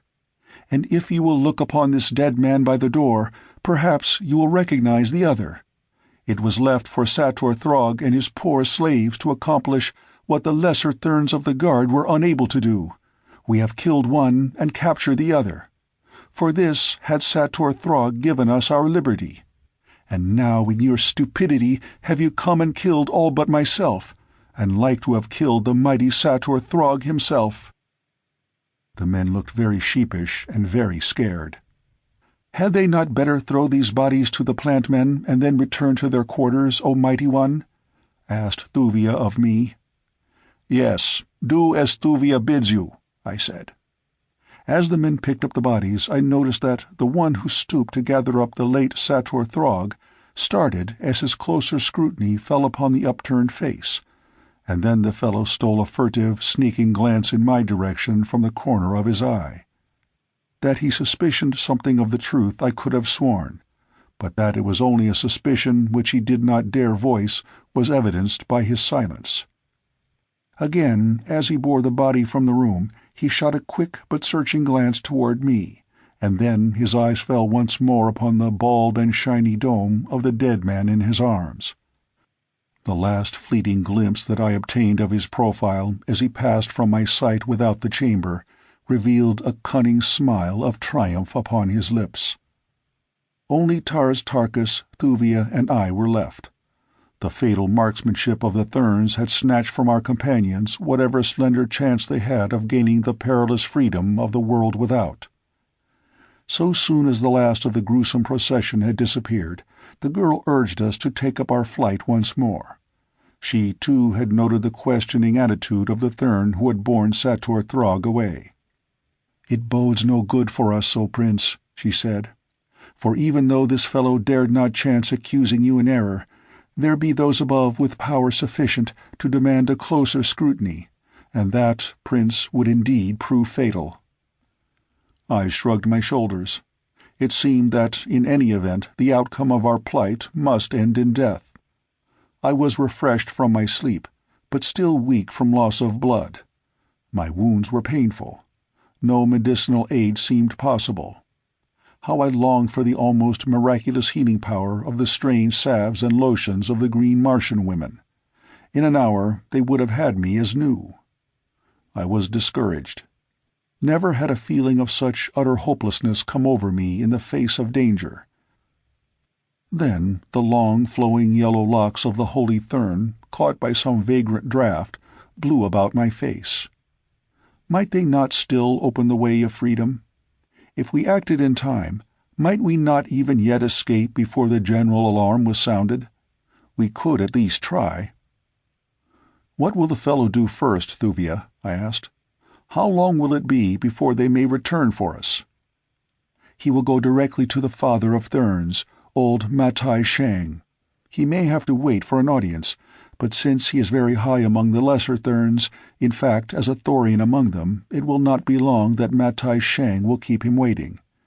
Then if the father of Thurns puts credence in his story, another hour will see the galleries and chambers, the courts and gardens, filled with searchers. What we do, then, must be done within an hour. What is the best way, Thuvia, the shortest way out of this celestial Hades?" "Straight to the top of the cliffs, Prince," she replied, "and then through the gardens to the inner courts. From there our way will lie within the temples of the Thurns and across them to the outer court. Then the ramparts— Oh, Prince, it is hopeless. 10,000 warriors could not hew a way to liberty from out this awful place. Since the beginning of time, little by little, stone by stone, have the Thurns been ever adding to the defenses of their stronghold. A continuous line of impregnable fortifications circles the outer slopes of the mountains of Otz. Within the temples that lie behind the ramparts, 1,000,000 fighting men are ever ready. The courts and gardens are filled with slaves, with women, and with children. None could go a stone's throw without detection." "If there is no other way, Thuvia, why dwell upon the difficulties of this? We must face them." "Can we not better make the attempt after dark?" asked Tars Tarkas. "There would seem to be no chance by day." "There would be a little better chance by night, but even then the ramparts are well guarded, possibly better than by day. There are fewer abroad in the courts and gardens, though," said Thuvia. "What is the hour?" I asked. "It was midnight when you released me from my chains," said Thuvia. 2 hours later we reached the storeroom. There you slept for 14 hours. It must now be nearly sundown again. Come, we will go to some nearby window in the cliff and make sure." So saying, she led the way through winding corridors, until at a sudden turn we came upon an opening which overlooked the valley door. At our right the sun was setting, a huge red orb, below the western range of Otz. A little below us stood the holy Thurn on watch upon his balcony. His scarlet robe of office was pulled tightly about him, in anticipation of the cold that comes so suddenly with darkness as the sun sets. So rare is the atmosphere of Mars that it absorbs very little heat from the sun. During the daylight hours it is always extremely hot. At night it is intensely cold. Nor does the thin atmosphere refract the sun's rays or diffuse its light as upon Earth. There is no twilight on Mars. When the great orb of day disappears beneath the horizon, the effect is precisely as that of the extinguishing of a single lamp within a chamber. From brilliant light you are plunged without warning into utter darkness. Then the moons come, the mysterious magic moons of Mars, hurtling like monster meteors low across the face of the planet. The declining sun lighted brilliantly the eastern banks of Chorus, the crimson sward, the gorgeous forest. Beneath the trees we saw feeding many herds of plant men. The adults stood aloft upon their toes and their mighty tails, their talons pruning every available leaf and twig. It was then that I understood the careful trimming of the trees, which had led me to form the mistaken idea when I first opened my eyes upon the grove that it was a playground of a civilized people. As we watched, our eyes wandered to the rolling Iss, which issued from the base of the cliffs beneath us. Presently there emerged from the mountains a canoe laden with lost souls from the outer world. There were a dozen of them, All were of the highly civilized and cultured race of red men who are dominant on Mars. The eyes of the herald upon the balcony beneath us fell upon the doomed party as soon as did ours. He raised his head and, leaning far out over the low rail that rimmed his dizzy perch, voiced the shrill, weird wail that called the demons of this hellish place to the attack. For an instant, the brutes stood with stiffly erected ears. Then they poured from the grove toward the river's bank, covering the distance with great, ungainly leaps. The party had landed and was standing on the sward as the awful horde came in sight. There was a brief and futile effort of defense. Then silence as the huge, repulsive shapes covered the bodies of their victims, and scores of sucking mouths fastened themselves to the flesh of their prey. I turned away in disgust. "Their part is soon over," said Thuvia. "The great white apes get the flesh when the plant men have drained the arteries. Look, they are coming now." As I turned my eyes in the direction the girl indicated, I saw a dozen of the great white monsters running across the valley toward the riverbank. Then the sun went down, and darkness that could almost be felt engulfed us. Thuvia lost no time in leading us toward the corridor, which winds back and forth up through the cliffs toward the surface thousands of feet above the level on which we had been. Twice great bants, wandering loose through the galleries, blocked our progress, but in each instance Thuvia spoke a low word of command and the snarling beasts slunk sullenly away. "If you can dissolve all our obstacles as easily as you master these fierce brutes, I see no difficulties in our way," I said to the girl, smiling. "How do you do it?" She laughed and then shuddered. "I do not quite know," she said. "When first I came here, I angered Sator Throg because I repulsed him. He ordered me to be thrown into one of the great pits in the inner gardens. It was filled with baths. In my own country, I had been accustomed to command. Something in my voice, I do not know what, cowed the beasts as they sprang to attack me. Instead of tearing me to pieces, as Sator Throg had desired, they fawned at my feet. So greatly were Sator Throg and his friends amused by the sight that they kept me to train and handle the terrible creatures. I know them all by name. There are many of them wandering through these lower regions. They are the scavengers. Many prisoners die here in their chains. The baths solve the problem of sanitation, at least in this respect. In the gardens and temples above, they are kept in pits. The Therns fear them. It is because of the baths that they seldom venture below ground except as their duties call them. An idea occurred to me, suggested by what Thuvia had just said. "Why not take a number of baths and set them loose before us above ground?" I asked. Thuvia laughed. "It would distract attention from us, I am sure," she said. She commenced calling in a low, sing-song voice that was half purr. She continued this as we wound our tedious way through the maze of subterranean passages and chambers. Presently soft padded feet sounded close behind us, and as I turned I saw a pair of great green eyes shining in the dark shadows at our rear. From a diverging tunnel a sinuous, tawny form crept stealthily toward us. Low growls and angry snarls assailed our ears on every side, as we hastened on, and one by one the ferocious creatures answered the call of their mistress. She spoke a word to each as it joined us. Like well-schooled terriers, they paced the corridors with us, but I could not help but note the lathering jowls, nor the hungry expressions with which they eyed Tars Tarkas and myself. Soon we were entirely surrounded by some 50 of the brutes. 2 walked close on either side of Thuvia, as guards might walk. The sleek sides of others now and then touched my own naked limbs. It was a strange experience. The almost noiseless passage of naked human feet and padded paws. The golden walls splashed with precious stones.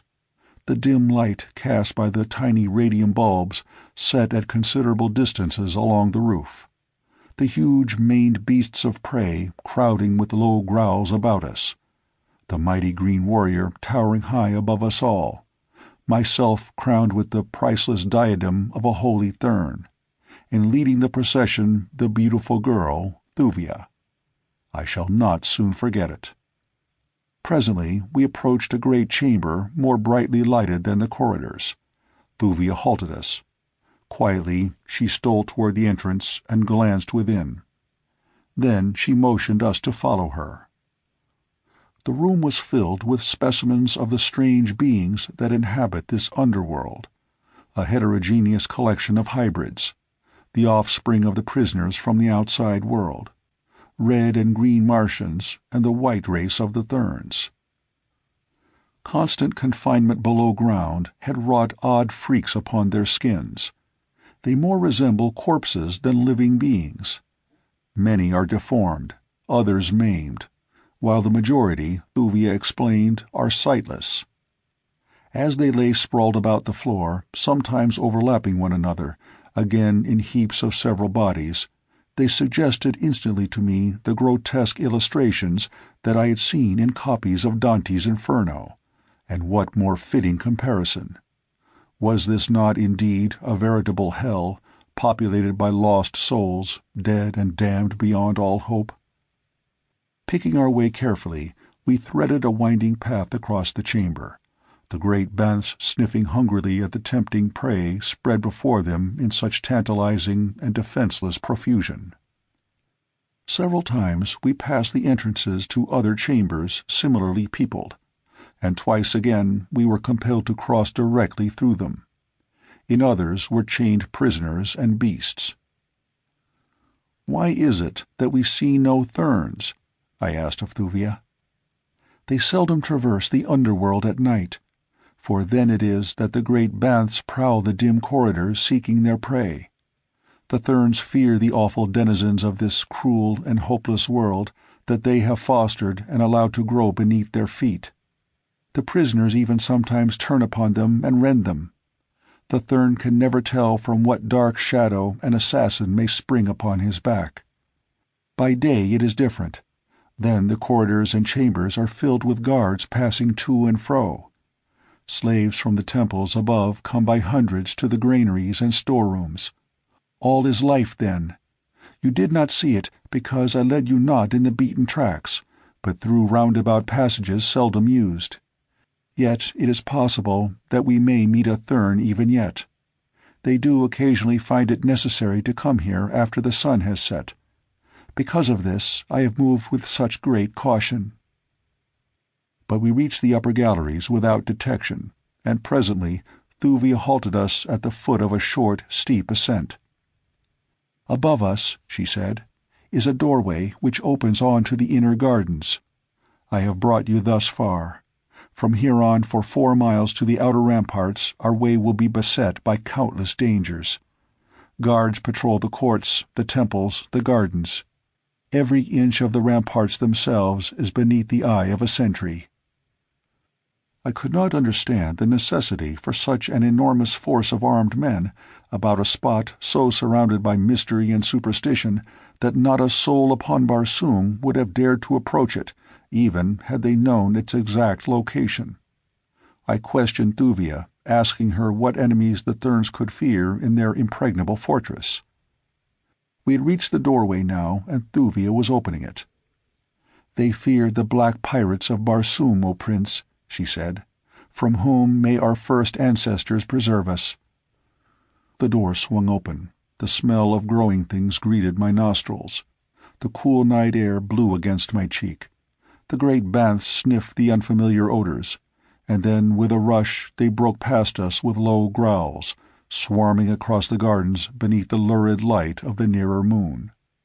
Suddenly a great cry arose from the roofs of the temples, a cry of alarm and warning that, taken up from point to point, ran off to the east and to the west, from temple, court, and rampart, until it sounded as a dim echo in the distance.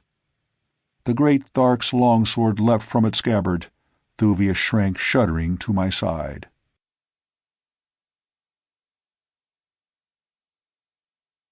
Chapter 6. The Black Pirates of Barsoom. "What is it?" I asked the girl. For answer she pointed to the sky. I looked, and there above us I saw shadowy bodies flitting hither and thither high over temple, court, and garden. Almost immediately, flashes of light broke from these strange objects. There was a roar of musketry, and then answering flashes and roars from temple and rampart.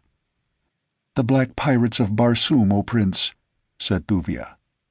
In great circles the aircraft of the marauders swept lower and lower toward the defending forces of the Therns. Volley after volley they vomited upon the temple guards. Volley on volley crashed through the thin air toward the fleeting and elusive flyers.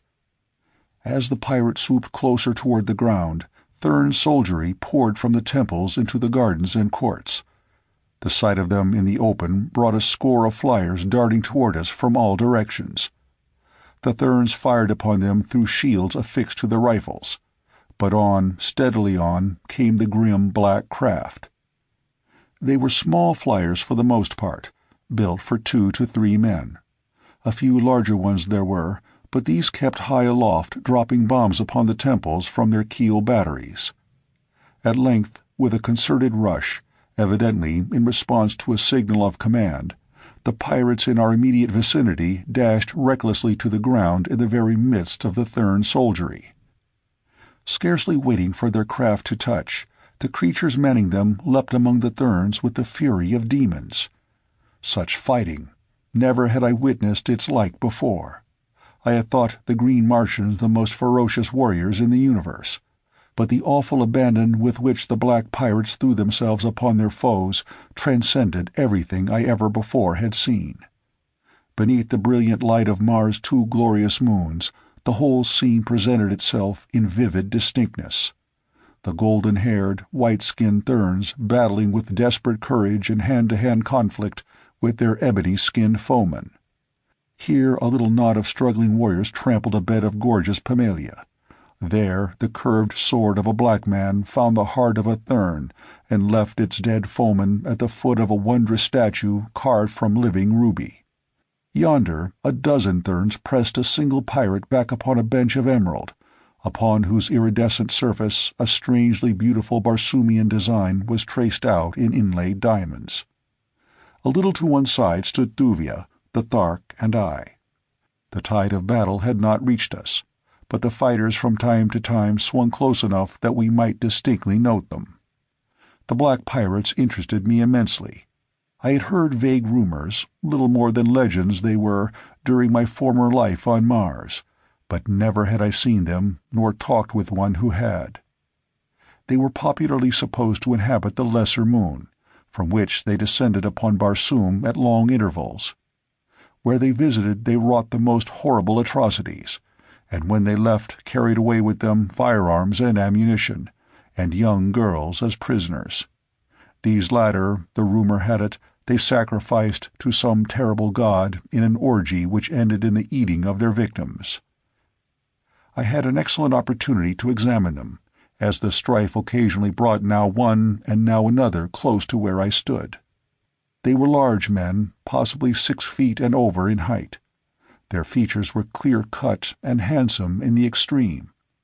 Their eyes were all well set and large, though a slight narrowness lent them a crafty appearance. The iris, as well as I could determine by moonlight, was of extreme blackness, while the eyeball itself was quite white and clear. The physical structure of their bodies seemed identical with those of the Therns, the red men, and my own. Only in the color of their skin did they differ materially from us, that is, of the appearance of polished ebony, and, odd as it may seem for a Southerner to say it, adds to rather than detracts from their marvelous beauty. But if their bodies are divine, their hearts, apparently, are quite the reverse. Never did I witness such a malign lust for blood as these demons of the outer air evinced in their mad battle with the Therns. All about us in the garden lay their sinister craft, which the Therns, for some reason, then unaccountable to me, made no effort to injure. Now and again a black warrior would rush from a nearby temple bearing a young woman in his arms. Straight for his flyer he would leap, while those of his comrades who fought nearby would rush to cover his escape. The Therns on their side would hasten to rescue the girl, and in an instant the two would be swallowed in the vortex of a maelstrom of yelling devils, hacking and hewing at one another like fiends incarnate. But always, it seemed, were the black pirates of Barsoom victorious, and the girl, brought miraculously unharmed through the conflict, borne away into the outer darkness upon the deck of a swift flyer. Fighting similar to that which surrounded us could be heard in both directions as far as sound carried, and Thuvia told me that the attacks of the black pirates were usually made simultaneously along the entire ribbon-like domain of the Therns, which circles the valley door on the outer slopes of the mountains of Ots. As the fighting receded from our position for a moment, Thuvia turned toward me with a question. "Do you understand now, O Prince," she said, "why 1,000,000 warriors guard the domains of the Holy Therns by day and by night? The scene you are witnessing now is but a repetition of what I have seen enacted a score of times during the 15 years I have been a prisoner here. From time immemorial the black pirates of Barsoom have preyed upon the Holy Therns. Yet they never carry their expeditions to a point, as one might readily believe it was in their power to do, where the extermination of the race of Therns is threatened. It is as though they but utilize the race as playthings, with which they satisfy their ferocious lust for fighting, and from whom they collect toll in arms and ammunition and in prisoners." "Why don't they jump in and destroy these flyers?" I asked. "That would soon put a stop to the attacks, or at least the blacks would scarce be so bold. Why, see how perfectly unguarded they leave their craft, as though they were lying safe in their own hangars at home." "The Therns do not dare. They tried it once, ages ago, but the next night and for a whole moon thereafter 1,000 great black battleships circled the mountains of Ots, pouring tons of projectiles upon the temples, the gardens, and the courts, until every Thern who was not killed was driven for safety into the subterranean galleries.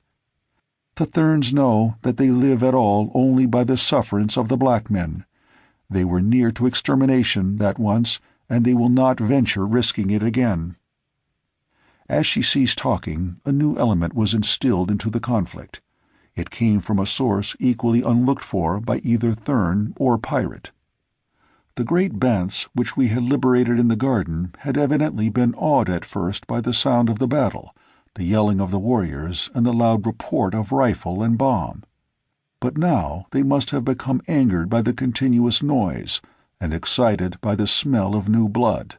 For all of a sudden a great form shot from a clump of low shrubbery into the midst of a struggling mass of humanity.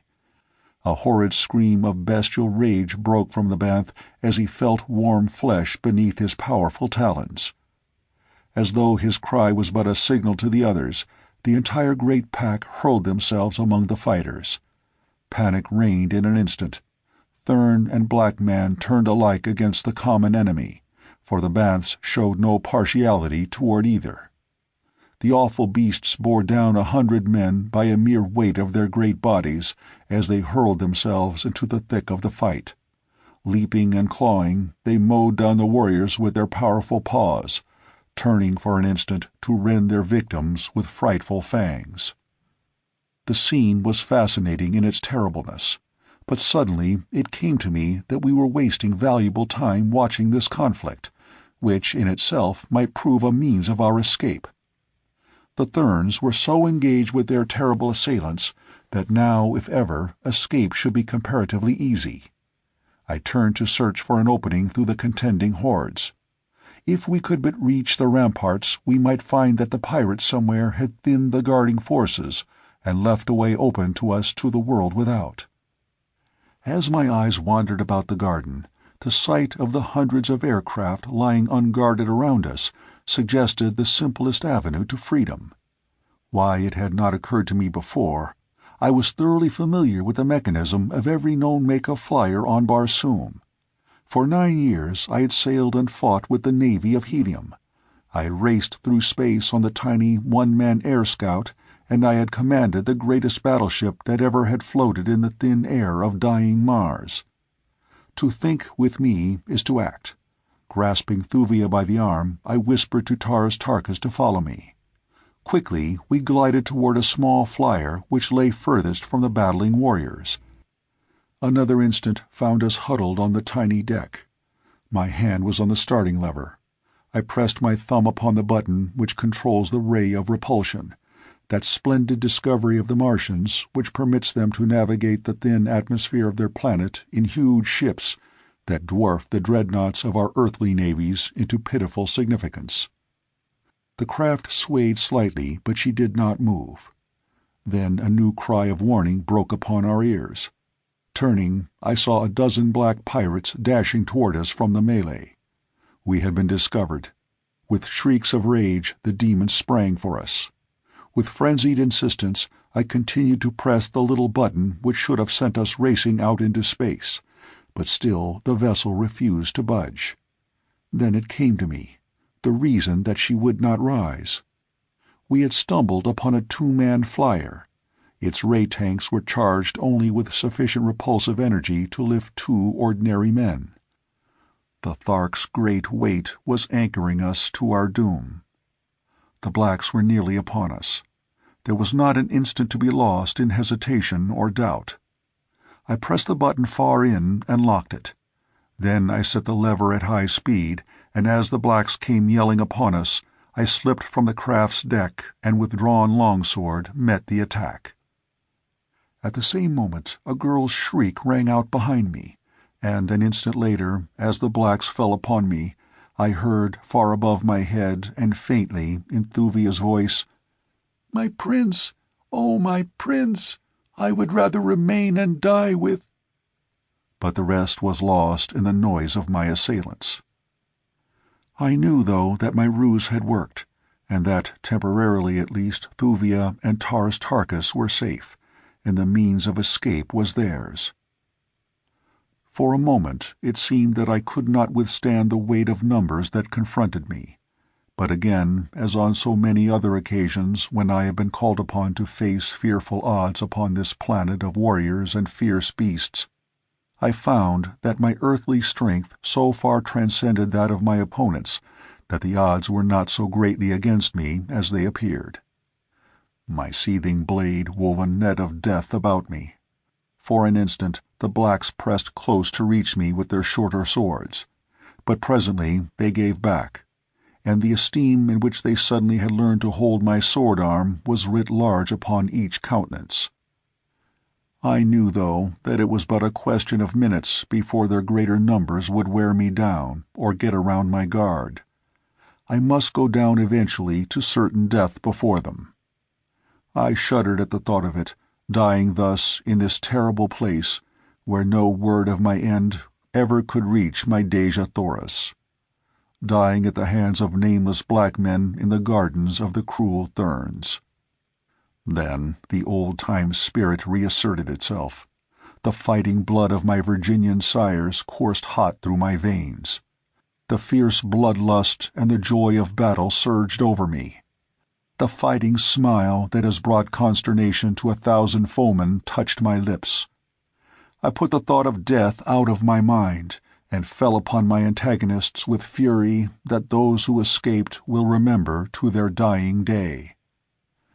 That others would press to the support of those who faced me, I knew, so even as I fought, I kept my wits at work, searching for an avenue of escape. It came from an unexpected quarter out of the black night behind me. I had just disarmed a huge fellow who had given me a desperate struggle, and for a moment the blacks stood back for a breathing spell. They eyed me with malignant fury, yet withal there was a touch of respect in their demeanor. "Thurn," said one, "you fight like a dator. But for your detestable yellow hair and your white skin, you would be an honor to the first-born of Barsoom." "I am no Thurn," I said, and was about to explain that I was from another world, thinking that by patching a truce with these fellows and fighting with them against the Therns, I might enlist their aid in regaining my liberty. But just at that moment a heavy object smote me a resounding whack between my shoulders that nearly felled me to the ground. As I turned to meet this new enemy, an object passed over my shoulder, striking one of my assailants squarely in the face and knocking him senseless to the sward. At the same instant, I saw that the thing that had struck us was the trailing anchor of a rather fair-sized air vessel, possibly a 10-man cruiser. The ship was floating slowly above us, not more than 50 feet over our heads. Instantly, the one chance for escape that it offered presented itself to me. The vessel was slowly rising, and now the anchor was beyond the blacks who faced me and several feet above their heads. With a bound that left them gaping in wide-eyed astonishment, I sprang completely over them. A second leap carried me just high enough to grasp the now rapidly receding anchor. But I was successful, and there I hung by one hand, dragging through the branches of the higher vegetation of the gardens, while my late foeman shrieked and howled beneath me. Presently the vessel veered toward the west, and then swung gracefully to the south. In another instant I was carried beyond the crest of the golden cliffs, out over the valley door, where, 6,000 feet below me, the lost Sea of Chorus lay shimmering in the moonlight. Carefully I climbed to a sitting posture across the anchor's arms. I wondered if by chance the vessel might be deserted. I hoped so, or possibly it might belong to a friendly people, and have wandered by accident almost within the clutches of the pirates and the Therns. The fact that it was retreating from the scene of battle lent color to this hypothesis. But I decided to know positively and at once, so with the greatest caution I commenced to climb slowly up the anchor chain toward the deck above me. One hand had just reached for the vessel's rail and found it, when a fierce black face was thrust over the side, and eyes filled with triumphant hate looked into mine.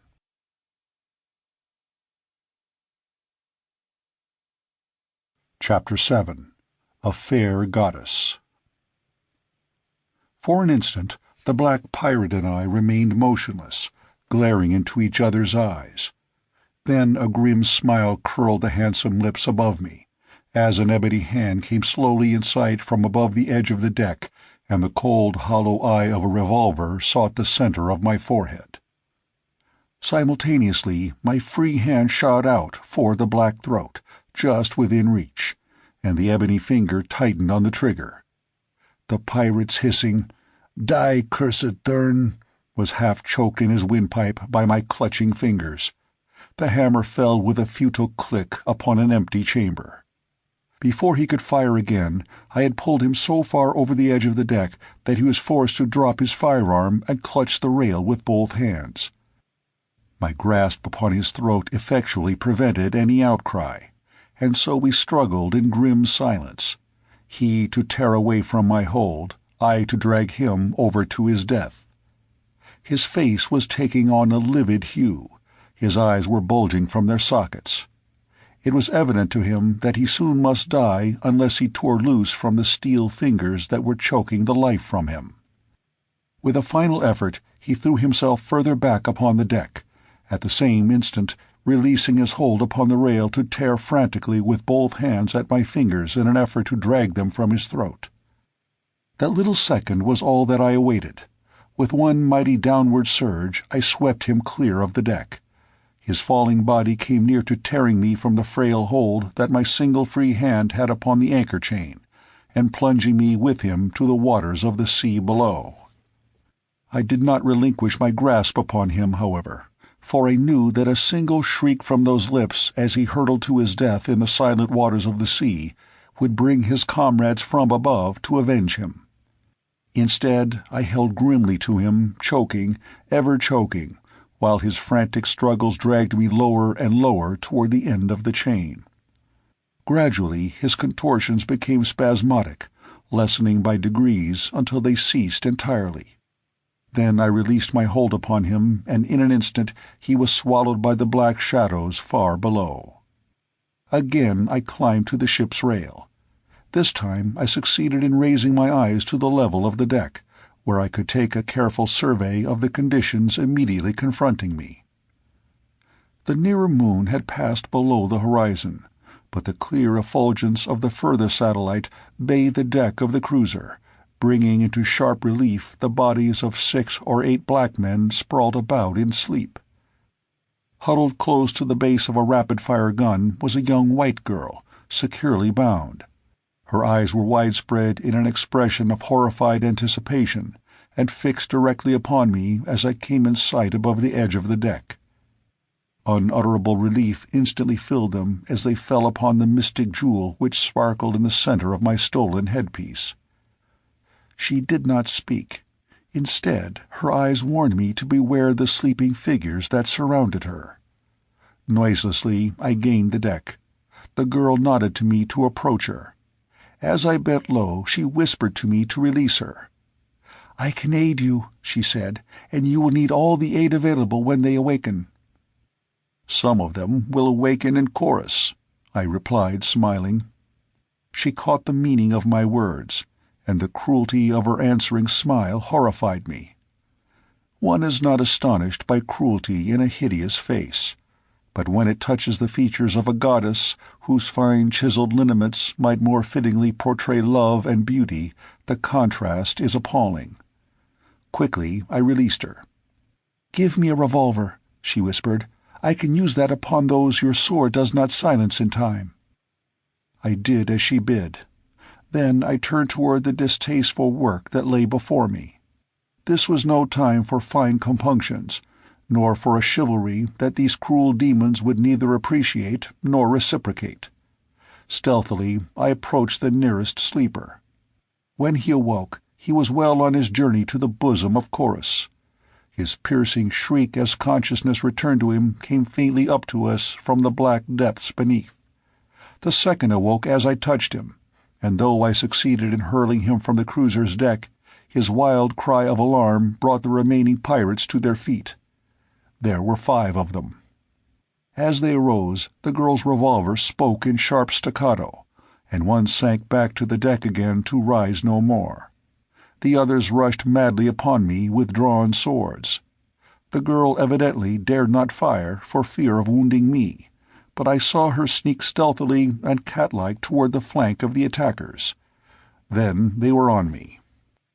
For a few minutes I experienced some of the hottest fighting I had ever passed through. The quarters were too small for footwork. It was stand your ground and give and take. At first I took considerable more than I gave, but presently I got beneath one fellow's guard and had the satisfaction of seeing him collapse upon the deck.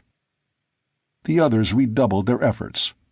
The crashing of their blades upon mine raised a terrific din that might have been heard for miles through the silent night.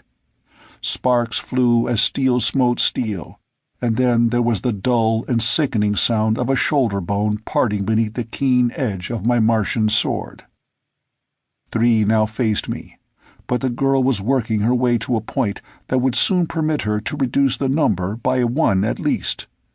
Then things happened with such amazing rapidity that I can scarce comprehend even now all that took place in that brief instant. The 3 rushed me with the evident purpose of forcing me back the few steps that would carry my body over the rail into the void below. At the same instant the girl fired, and my sword arm made 2 moves. One man dropped with a bullet in his brain. A sword flew clattering across the deck and dropped over the edge beyond as I disarmed one of my opponents, and the third went down with my blade buried to the hilt in his breast, and 3 feet of it protruding from his back, and falling wrenched the sword from my grasp. Disarmed myself, I now faced my remaining foeman, whose own sword lay somewhere thousands of feet below us, lost in the lost sea. The new condition seemed to please my adversary, for a smile of satisfaction bared his gleaming teeth as he rushed at me bare-handed. The great muscles which rolled beneath his glossy black hide evidently assured him that here was easy prey, not worth the trouble of drawing the dagger from his harness. I let him come almost upon me. Then I ducked beneath his outstretched arms, at the same time sidestepping to the right. Pivoting on my left toe, I swung a terrific right to his jaw, and, like a felled ox, he dropped in his tracks. A low, silvery laugh rang out behind me. "You are no Thurn," said the sweet voice of my companion, "for all your golden locks or the harness of Sator Throg. Never lived there upon all Barsoom before one who could fight as you have fought this night. Who are you?" "I am John Carter, Prince of the House of Tardos Mors, Jeddak of Helium," I replied. "And whom," I added, "has the honor of serving been accorded me?" She hesitated a moment before speaking. Then she asked, "You are no Thurn. Are you an enemy of the Thurns?" "I have been in the territory of the Thurns for a day and a half. During that entire time my life has been in constant danger. I have been harassed and persecuted. Armed men and fierce beasts have been set upon me. I had no quarrel with the Thurns before, but can you wonder that I feel no great love for them now? I have spoken." She looked at me intently for several minutes, before she replied. It was as though she were attempting to read my inmost soul, to judge my character and my standards of chivalry in that long-drawn, searching gaze. Apparently the inventory satisfied her. "I am Fedor, daughter of Matai Shang, holy Hecador of the Holy Thurns, father of Thurns, master of life and death upon Barsoom, brother of Issus, prince of life eternal."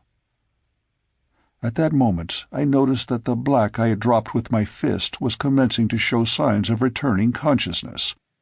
I sprang to his side. Stripping his harness from him, I securely bound his hands behind his back, and after similarly fastening his feet, tied him to a heavy gun carriage. "Why not the simpler way?" asked Fedor. "I do not understand. What simpler way?" I replied. With a slight shrug of her lovely shoulders, she made a gesture with her hands, personating the casting of something over the craft's side. "I am no murderer," I said. "I kill in self-defense only." She looked at me narrowly. Then she puckered those divine brows of hers and shook her head. She could not comprehend. Well, neither had my own Deja Thoris been able to understand what to her had seemed a foolish and dangerous policy toward enemies.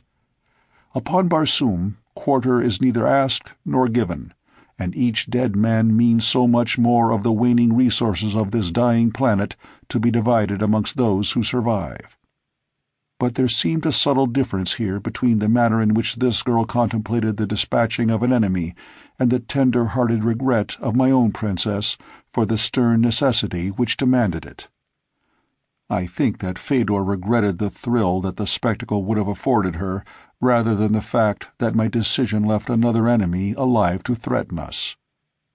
The man had now regained full possession of his faculties, and was regarding us intently from where he lay bound upon the deck. He was a handsome fellow, clean-limbed and powerful, with an intelligent face and features of such exquisite chiseling that Adonis himself might have envied him.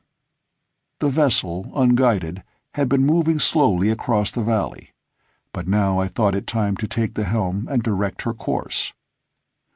Only in a very general way could I guess the location of the valley door. That it was far south of the equator was evident from the constellations, but I was not sufficiently a Martian astronomer to come much closer than a rough guess without the splendid charts and delicate instruments with which, as an officer in the Heliumite Navy, I had formerly reckoned the positions of the vessels on which I had sailed. That a northerly course would quickest lead me toward the more settled portions of the planet immediately decided the direction that I should steer. Beneath my hand the cruiser swung gracefully about. Then the button which controlled the repulsive ray sent us soaring far out into space. With speed lever pulled to the last notch, we raced toward the north as we rose ever farther and farther above that terrible valley of death. As we passed at a dizzy height over the narrow domains of the Thurns, the flash of powder far below bore mute witness to the ferocity of the battle that still raged along that cruel frontier. No sound of conflict reached our ears, for in the rarefied atmosphere of our great altitude no sound wave could penetrate. They were dissipated in thin air far below us. It became intensely cold. Breathing was difficult. The girl, Shador, and the black pirate kept their eyes glued upon me. At length the girl spoke. "Unconsciousness comes quickly at this altitude," she said quietly. "Unless you are inviting death for us all, you had best drop, and that quickly." There was no fear in her voice. It was as one might say, "You had better carry an umbrella. It is going to rain." I dropped the vessel quickly to a lower level, nor was I a moment too soon. The girl had swooned. The black, too, was unconscious, while I myself retained my senses, I think only by sheer will. The one on whom all responsibility rests is apt to endure the most. We were swinging along low above the foothills of the Otts. It was comparatively warm, and there was plenty of air for our starved lungs, so I was not surprised to see the black open his eyes, and a moment later the girl also. "It was a close call," she said. "It has taught me two things, though," I replied. "What?" "That even Shador, daughter of the Master of Life and Death, is mortal," I said, smiling. "There is immortality only in Issus," she replied, "and Issus is for the race of Therns alone. Thus am I immortal." I caught a fleeting grin passing across the features of the black as he heard her words. I did not then understand why he smiled. Later I was to learn, and she too, in a most horrible manner. "If the other thing you have just learned," she continued, "has led to as erroneous deductions as the first, you are little richer in knowledge than you were before." "The other," I replied, "is that our dusky friend here does not hail from the nearer moon. He was like to have died at a few thousand feet above Barsoom. Had we continued the 5,000 miles that lie between Thuvia and the planet, he would have been but the frozen memory of a man." Shador looked at the black in evident astonishment. "If you are not of Thuvia, then where?" she asked. He shrugged his shoulders and turned his eyes elsewhere, but did not reply. The girl stamped her little foot in a peremptory manner. "The daughter of Matai Shang is not accustomed to having her queries remain unanswered," she said. "One of the lesser breed should feel honored that a member of the holy race that was born to inherit life eternal should deign even to notice him." Again the black smiled that wicked, knowing smile. "Zodar, Dator of the firstborn of Barsoom, is accustomed to give commands, not to receive them," replied the black pirate. Then, turning to me, "What are your intentions concerning me?" "I intend taking you both back to Helium," I said. "No harm will come to you. You will find the red men of Helium a kindly and magnanimous race. But if they listen to me, there will be no more voluntary pilgrimages down the river Is, and the impossible belief that they have cherished for ages will be shattered into 1,000 pieces." "Are you of Helium?" he asked. "I am a prince of the house of Tardos Mors, Jeddak of Helium," I replied. "But I am not of Barsoom. I am of another world." Zodar looked at me intently for a few moments. "I can well believe that you are not of Barsoom," he said at length. "None of this world could have bested 8 of the firstborn single-handed. But how is it that you wear the golden hair and the jeweled circlet of a holy Thurn?" He emphasized the word holy with a touch of irony. "I had forgotten them," I said. "They are the spoils of conquest." And with a sweep of my hand I removed the disguise from my head. When the black's eyes fell on my close-cropped black hair, they opened in astonishment. Evidently he had looked for the bald pate of a Thurn. "You are indeed of another world," he said, a touch of awe in his voice. "With the skin of a Thurn, the black hair of a firstborn, and the muscles of a dozen Dators, it was no disgrace even for Zodar to acknowledge your supremacy. A thing he could never do were you a Barsoomian," he added. "You are traveling several laps ahead of me, my friend," I interrupted. I glean that your name is Zodar, but whom, pray, are the firstborn? And what a dator? And why, if you were conquered by a Barsoomian, could you not acknowledge it?" "The firstborn of Barsoom," he explained, "are the race of black men of which I am a dator, or, as the lesser Barsoomians would say, prince. My race is the oldest on the planet. We trace our lineage, unbroken, direct to the tree of life, which flourished in the center of the Valley Door 23 million years ago. For countless ages, the fruit of this tree underwent the gradual changes of evolution, passing by degrees from true plant life to a combination of plant and animal. In the first stages, the fruit of the tree possessed only the power of independent muscular action, while the stem remained attached to the parent plant. Later, a brain developed in the fruit, so that hanging there by their long stems they thought and moved as individuals. Then, with the development of perceptions, came a comparison of them. Judgments were reached and compared, and thus reason and the power to reason were born upon Barsoom. Ages passed.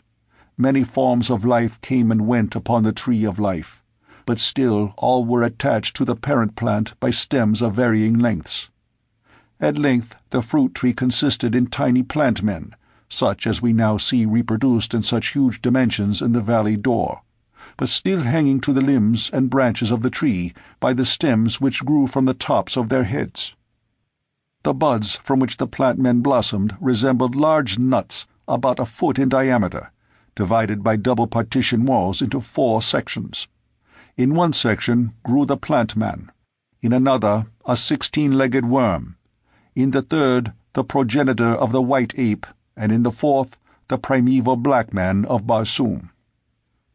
When the bud burst, the plant man remained dangling at the end of his stem, but the 3 other sections fell to the ground, where the efforts of their imprisoned occupants to escape sent them hopping about in all directions. Thus, as time went on, all Barsoom was covered with these imprisoned creatures. For countless ages they lived their long lives within their hard shells, hopping and skipping about the broad planet, falling into rivers, lakes, and seas, to be still further spread about the surface of the new world. Countless billions died before the first black man broke through his prison walls into the light of day. Prompted by curiosity, he broke open other shells, and the peopling of Barsoom commenced. The pure strain of the blood of this first black man has remained untainted by admixture with the other creatures in the race of which I am a member, but from the 16-legged worm, the first ape, and renegade black man has sprung every other form of animal life upon Barsoom. The Therns," he smiled maliciously as he spoke, "are but the result of ages of evolution from the pure white ape of antiquity. They are a lower order still. There is but one race of true and immortal humans on Barsoom. It is the race of black men. The tree of life is dead, but before it died the plant men learned to detach themselves from it and roam the face of Barsoom with the other children of the first parent. Now their bisexuality permits them to reproduce themselves after the manner of true plants, but otherwise they have progressed but little in all the ages of their existence. Their actions and movements are largely matters of instinct and not guided to any great extent by reason, since the brain of a plant man is but a trifle larger than the end of your smallest finger. They live upon vegetation and the blood of animals, and the brain is just large enough to direct their movements in the direction of food, and to translate the food sensations which are carried to it from their eyes and ears. They have no sense of self-preservation, and so are entirely without fear in the face of danger. That is why they are such terrible antagonists in combat." I wondered why the black man took such pains to discourse thus at length to enemies upon the genesis of life Barsoomian. It seemed a strange, inopportune moment for a proud member of a proud race to unbend in casual conversation with a captor, especially in view of the fact that the black still lay securely bound upon the deck. It was the faintest straying of his eye beyond me for the barest fraction of a second that explained his motive for thus dragging out my interest in his truly absorbing story. He lay a little forward of where I stood at the levers, and thus he faced the stern of the vessel as he addressed me. It was at the end of his description of the plantmen that I caught his eye fixed momentarily upon something behind me. Nor could I be mistaken in the swift gleam of triumph that brightened those dark orbs for an instant. Some time before I had reduced our speed, for we had left the valley door many miles astern, and I felt comparatively safe. I turned an apprehensive glance behind me, and the sight that I saw froze the new-born hope of freedom that had been springing up within me. A great battleship, forging silent and unlighted through the dark night, loomed close astern.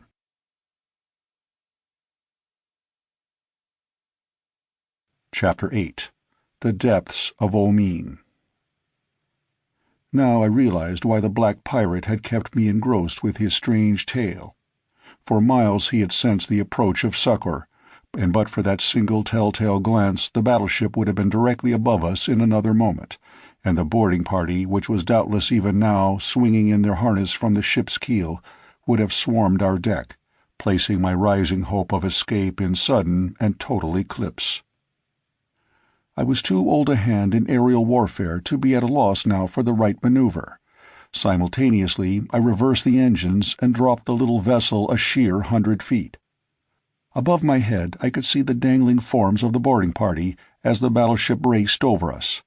Then I rose at a sharp angle, throwing my speed lever to its last notch.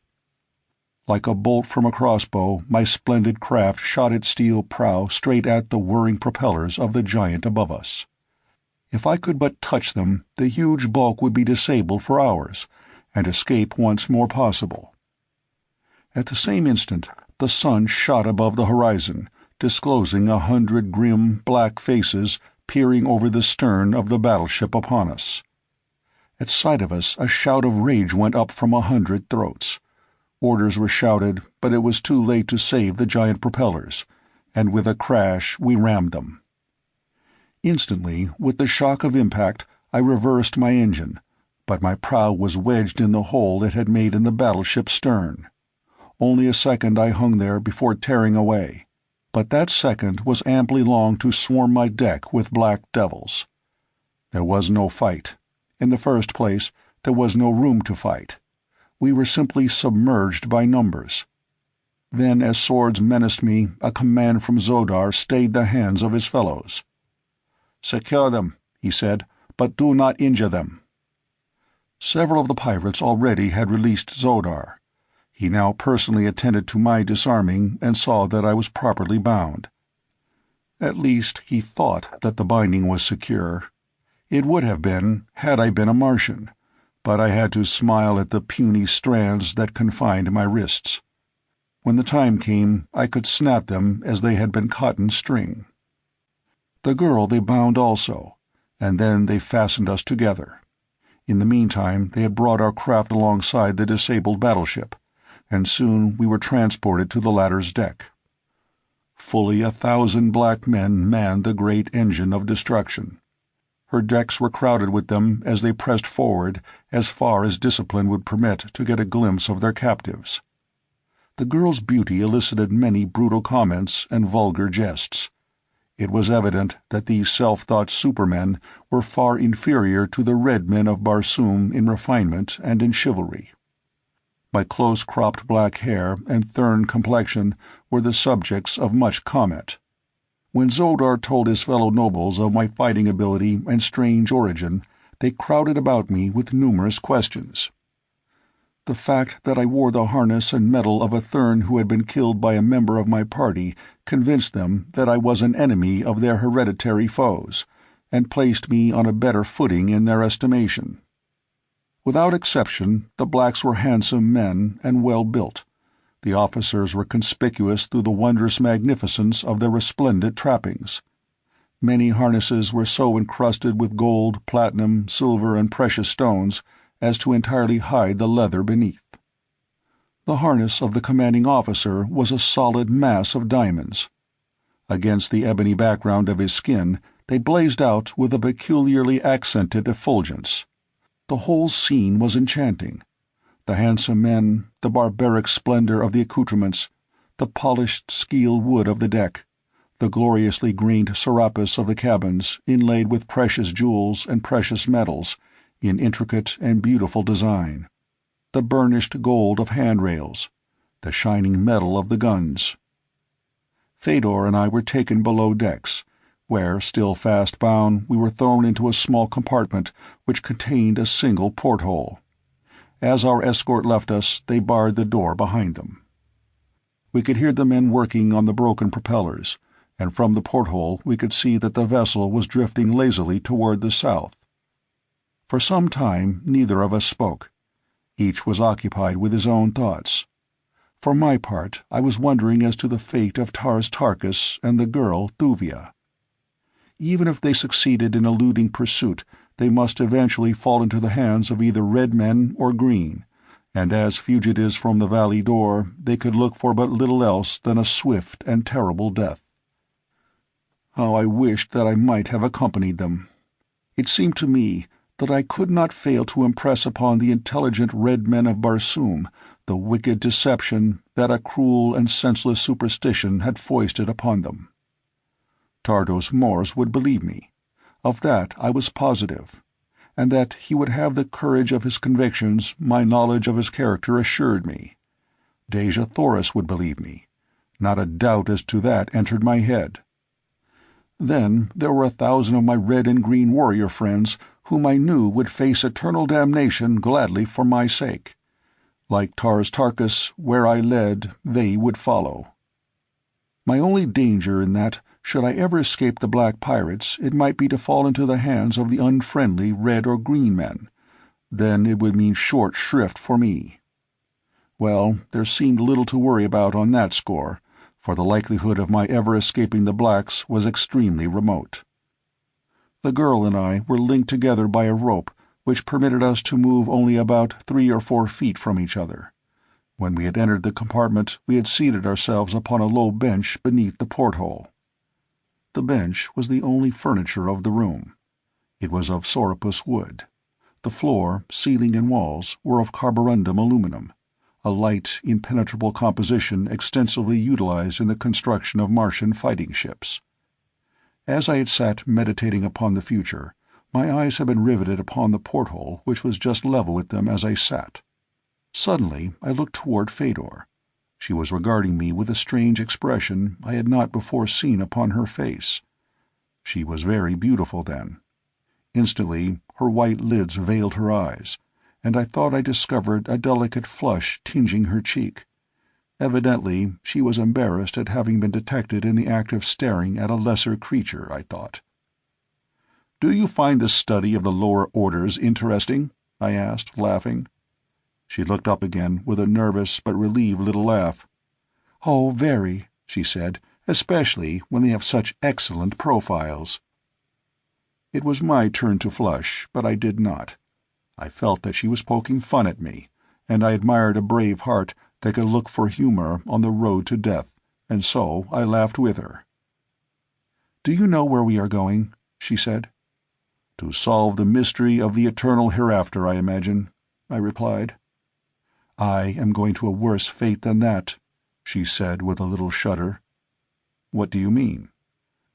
"I can only guess," she replied, "since no Thurn damsel of all the millions that have been stolen away by black pirates during the ages they have raided our domains has ever returned to narrate her experiences among them. That they never take a man prisoner lends strength to the belief that the fate of the girls they steal is worse than death." "Is it not just retribution?" I could not help but ask. "What do you mean?" "Do not the Thurns themselves do likewise with the poor creatures who take the voluntary pilgrimage down the river of mystery? Was not Thuvia for 15 years a plaything and a slave? Is it less than just that you should suffer as you have caused others to suffer?" "You do not understand," she replied. "We Thurns are a holy race. It is an honor to a lesser creature to be a slave among us. Did we not occasionally save a few of the lower orders, that stupidly float down an unknown river to an unknown end, all would become the prey of the plant men and the apes." "But do you not by every means encourage the superstition among those of the outside world?" I argued. That is the wickedest of your deeds. Can you tell me why you foster the cruel deception?" "All life on Barsoom," she said, "is created solely for the support of the race of Therns. How else could we live, did the outer world not furnish our labor and our food? Think you that a Thern would demean himself by labor?" "It is true, then, that you eat human flesh?" I asked in horror. She looked at me in pitying commiseration for my ignorance. "Truly we eat the flesh of the lower orders. Do you not also?" "The flesh of beasts, yes," I replied, "but not the flesh of man." "As man may eat the flesh of beasts, so may gods eat the flesh of man. The holy Therns are the gods of Barsoom." I was disgusted, and I imagined that I showed it.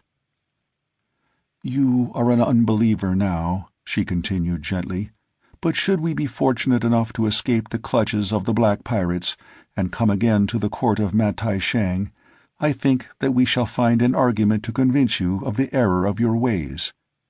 And," she hesitated, "perhaps we shall find a way to keep you as one of us." Again her eyes dropped to the floor, and a faint color suffused her cheek. I could not understand her meaning, nor did I for a long time. Dejah Thoris was wont to say that in some things I was a veritable simpleton, and I guess that she was right. "I fear that I would ill requite your father's hospitality," I answered, "since the first thing that I should do were I a Thern would be to set an armed guard at the mouth of the river Is, to escort the poor deluded voyagers back to the outer world. Also, should I devote my life to the extermination of the hideous plant men, and their horrible companions, the great white apes." She looked at me, really horror-struck. "No, no," she cried, "you must not say such terribly sacrilegious things. You must not even think them. Should they ever guess that you entertain such frightful thoughts, should we chance to regain the temples of the Therns, they would mete out a frightful death to you. Not even my... Again she flushed and started over. "Not even I could save you." I said no more. Evidently it was useless. She was even more steeped in superstition than the Martians of the outer world. They only worshipped a beautiful hope for a life of love and peace and happiness in the hereafter. The Therns worshipped the hideous plant men and the apes, or at least they reverenced them as the abodes of the departed spirits of their own dead. At this point the door of our prison opened to admit Xodar. He smiled pleasantly at me, and when he smiled, his expression was kindly, anything but cruel or vindictive. "Since you cannot escape under any circumstances," he said, "I cannot see the necessity for keeping you confined below. I will cut your bonds, and you may come on deck. You will witness something very interesting, and as you never shall return to the outer world, it will do no harm to permit you to see it. You will see what no other than the firstborn and their slaves know the existence of, the subterranean entrance to the Holy Land, to the real heaven of Barsoom. It will be an excellent lesson for this daughter of the Therns," he added, "for she shall see the temple of Issus, and Issus perchance shall embrace her." Fedor's head went high. "What blasphemy is this, dog of a pirate?" she cried. "Issus would wipe out your entire breed had you ever come within sight of her temple." "You have much to learn, Thern," replied Xodar with an ugly smile. "Nor do I envy you the manner in which you will learn it." As we came on deck, I saw to my surprise that the vessel was passing over a great field of snow and ice. As far as the eye could reach in any direction, naught else was visible. There could be but one solution to the mystery. We were above the south polar ice cap. Only at the poles of Mars is there ice or snow upon the planet. No sign of life appeared below us. Evidently we were too far south even for the great fur-bearing animals which the Martians so delight in hunting. Xodar was at my side as I stood looking out over the ship's rail. "What course?" I asked him. "A little west of south," he replied. "You will see the Ots Valley directly. We shall skirt it for a few 100 miles." "The Ots Valley!" I exclaimed. "But, man, is not there where lie the domains of the Therns from which I but just escaped?" "Yes," answered Zodar.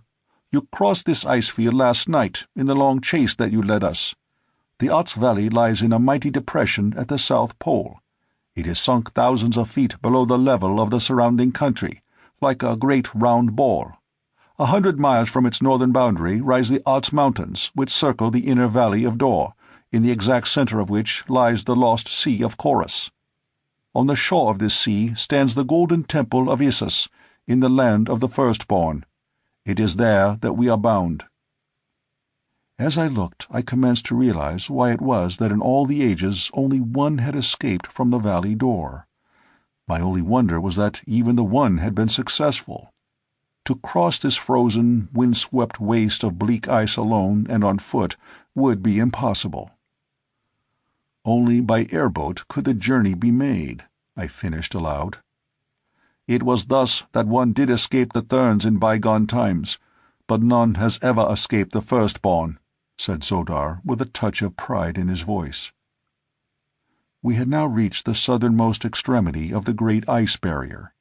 It ended abruptly in a sheer wall thousands of feet high, at the base of which stretched a level valley, broken here and there by low rolling hills and little clumps of forest, and with tiny rivers formed by the melting of the ice barrier at its base.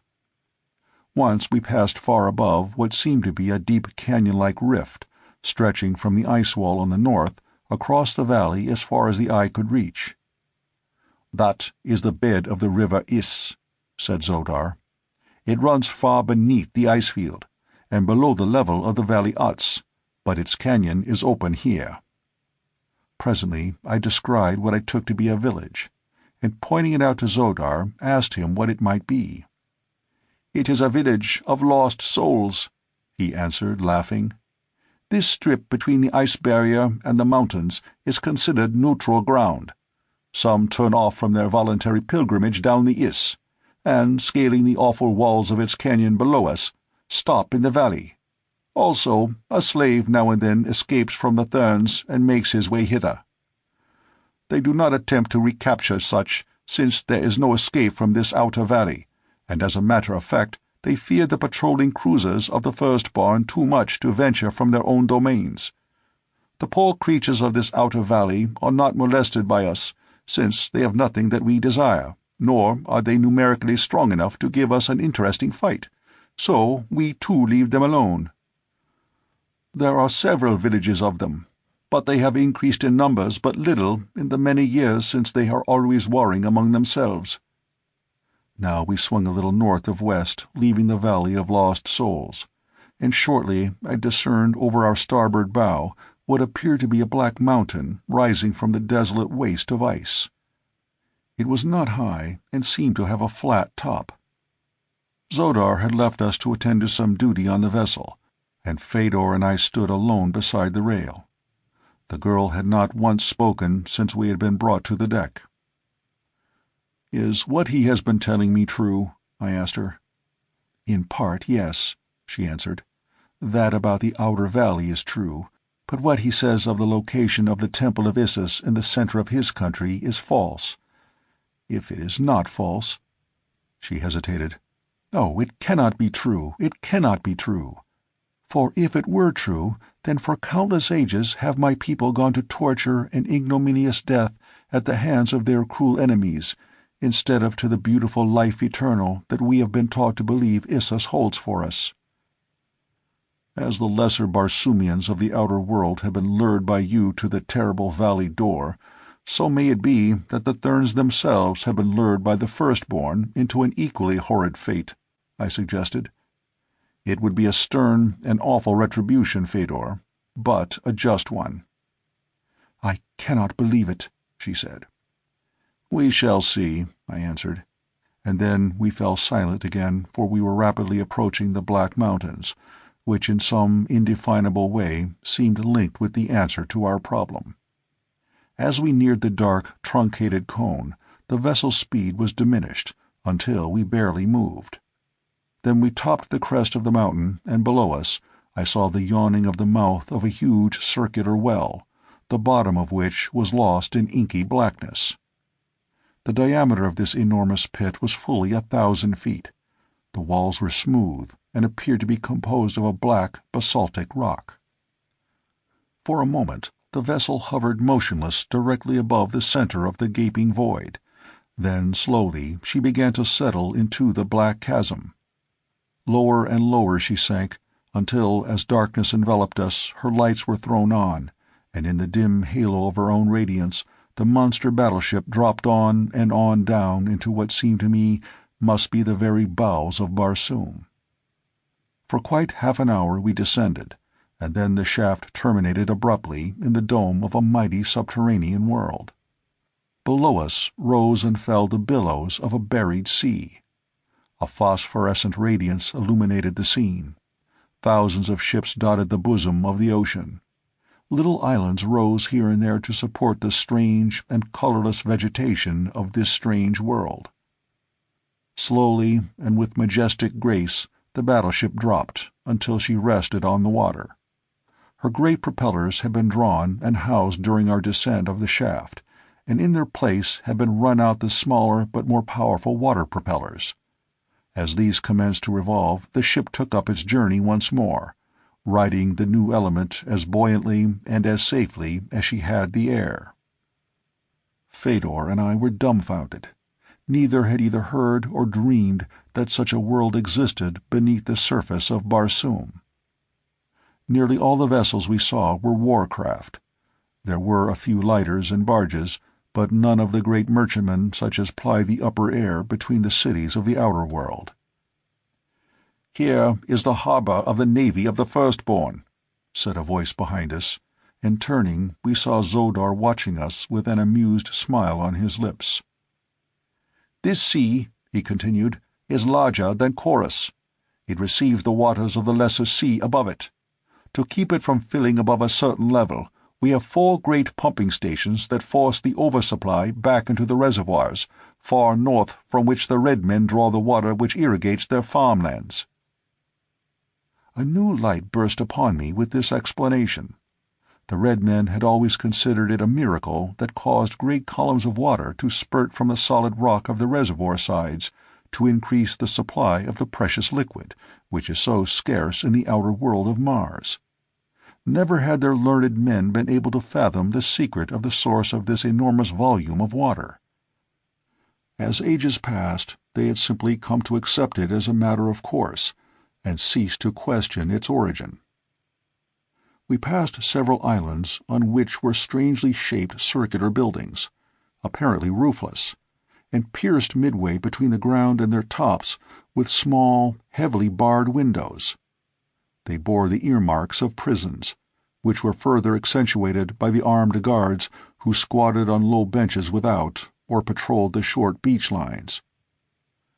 Few of these islets contained over an acre of ground, but presently we sighted a much larger one directly ahead.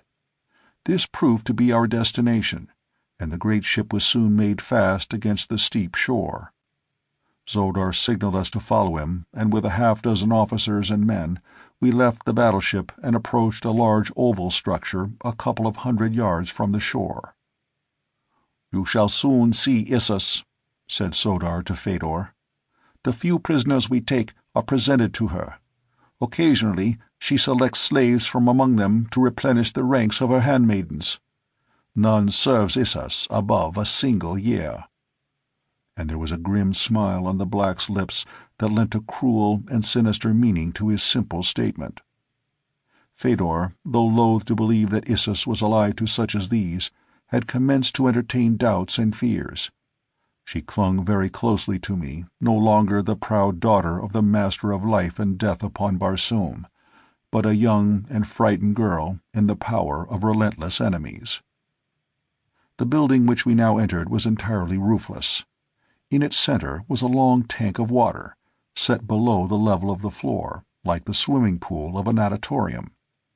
Near one side of the pool floated an odd-looking black object. Whether it were some strange monster of these buried waters, or a queer raft, I could not at once perceive. We were soon to know, however, for as we reached the edge of the pool directly above the thing, Xodar cried out a few words in a strange tongue. Immediately a hatch cover was raised from the surface of the object, and a black seaman sprang from the bowels of the strange craft. Xodar addressed the seaman. "Transmit to your officer," he said, "the commands of Dator Xodar. Say to him that Dator Xodar, with officers and men escorting 2 prisoners, would be transported to the gardens of Issus beside the Golden Temple."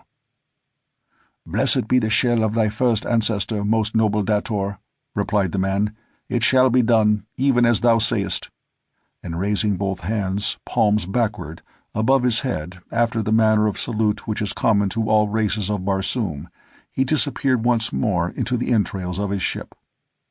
A moment later an officer resplendent in the gorgeous trappings of his rank appeared on deck and welcomed Xodar to the vessel, and in the latter's wake we filed aboard and below. The cabin in which we found ourselves extended entirely across the ship, having portholes on either side below the waterline. No sooner were we all below than a number of commands were given, in accordance with which the hatch was closed and secured, and the vessel commenced to vibrate to the rhythmic purr of its machinery. "Where can we be going in such a tiny pool of water?" asked Fedor. "Not up," I replied, for I noticed particularly that while the building is roofless, it is covered with a strong metal grating. "Then where?" she asked again. "From the appearance of the craft, I judge we are going down," I replied. Fedor shuddered.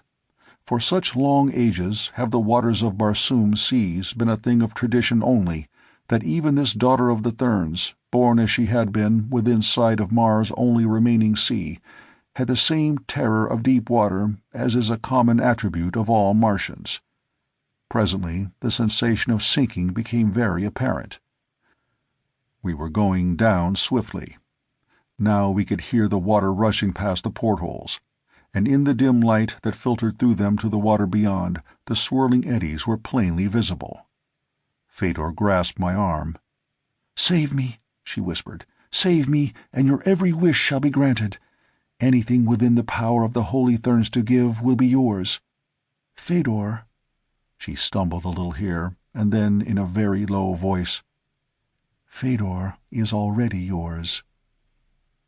I felt very sorry for the poor child, and placed my hand over hers where it rested on my arm. I presume my motive was misunderstood, for with a swift glance about the apartment to assure herself that we were alone, she threw both her arms about my neck and dragged my face down to hers.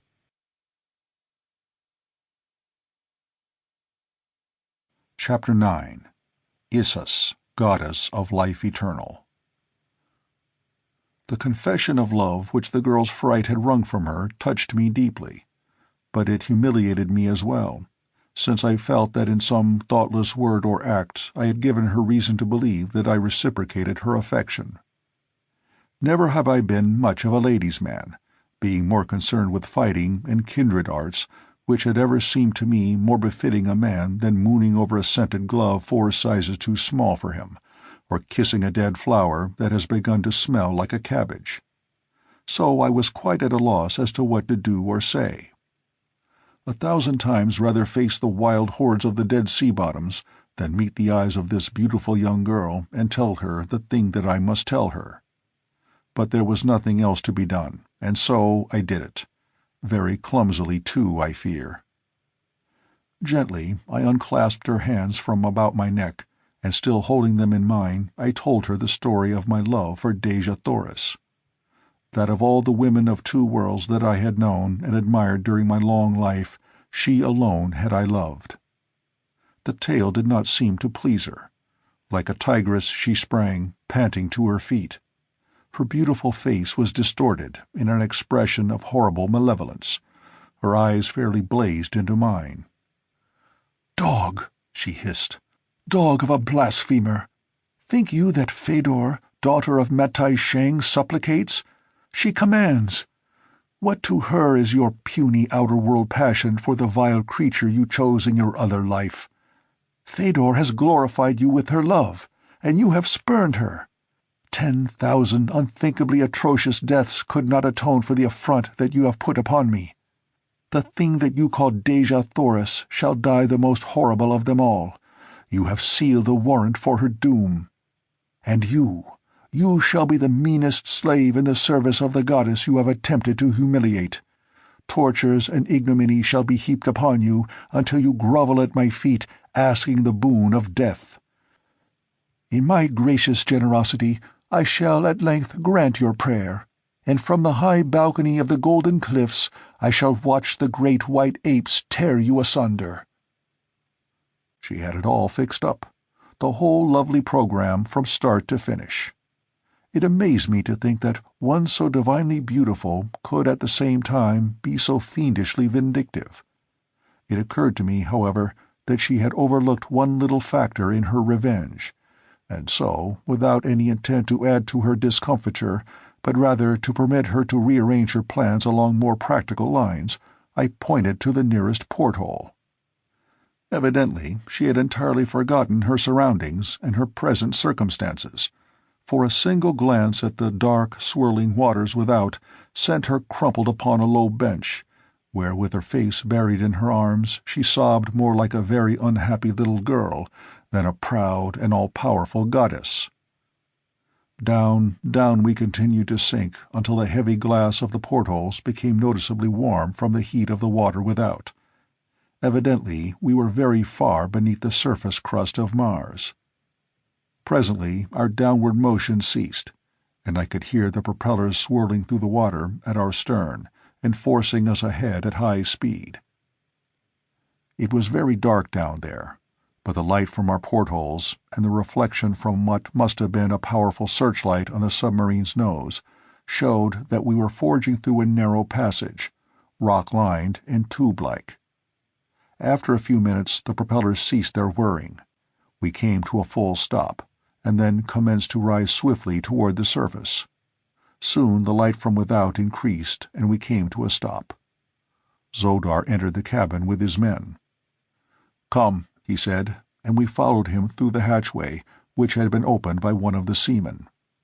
We found ourselves in a small subterranean vault, in the center of which was the pool in which lay our submarine, floating as we had first seen her with only her black back showing. Around the edge of the pool was a level platform, and then the walls of the cave rose perpendicularly for a few feet, to arch toward the center of the low roof.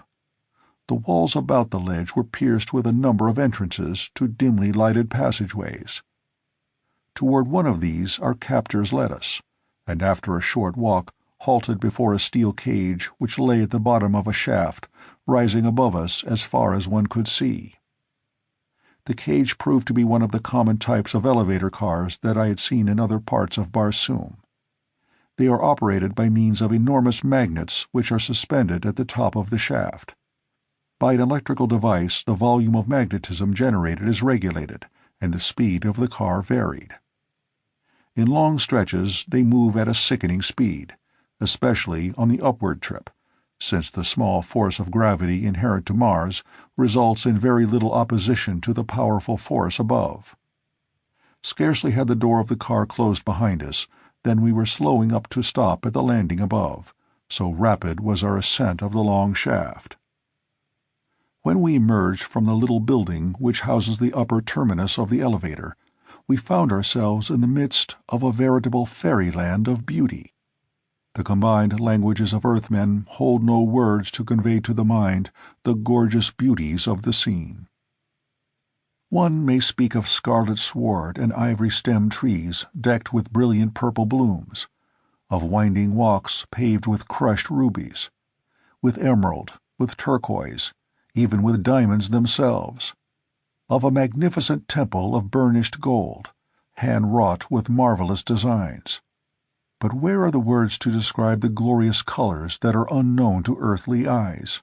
Where the mind or the imagination that can grasp the gorgeous scintillations of unheard-of rays as they emanate from the 1,000 nameless jewels of Barsoom? Even my eyes, for long years accustomed to the barbaric splendors of a Martian jedak's court, were amazed at the glory of the scene. Fedor's eyes were wide in amazement. "The Temple of Issus," she whispered, half to herself.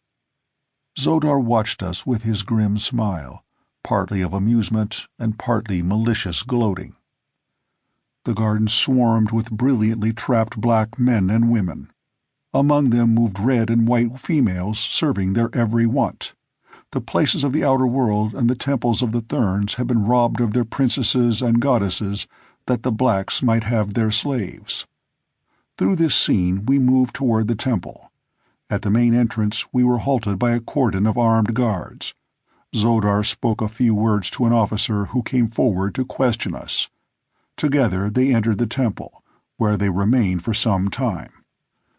When they returned, it was to announce that Issus desired to look upon the daughter of Matai Shang, and the strange creature from another world who had been a prince of Helium.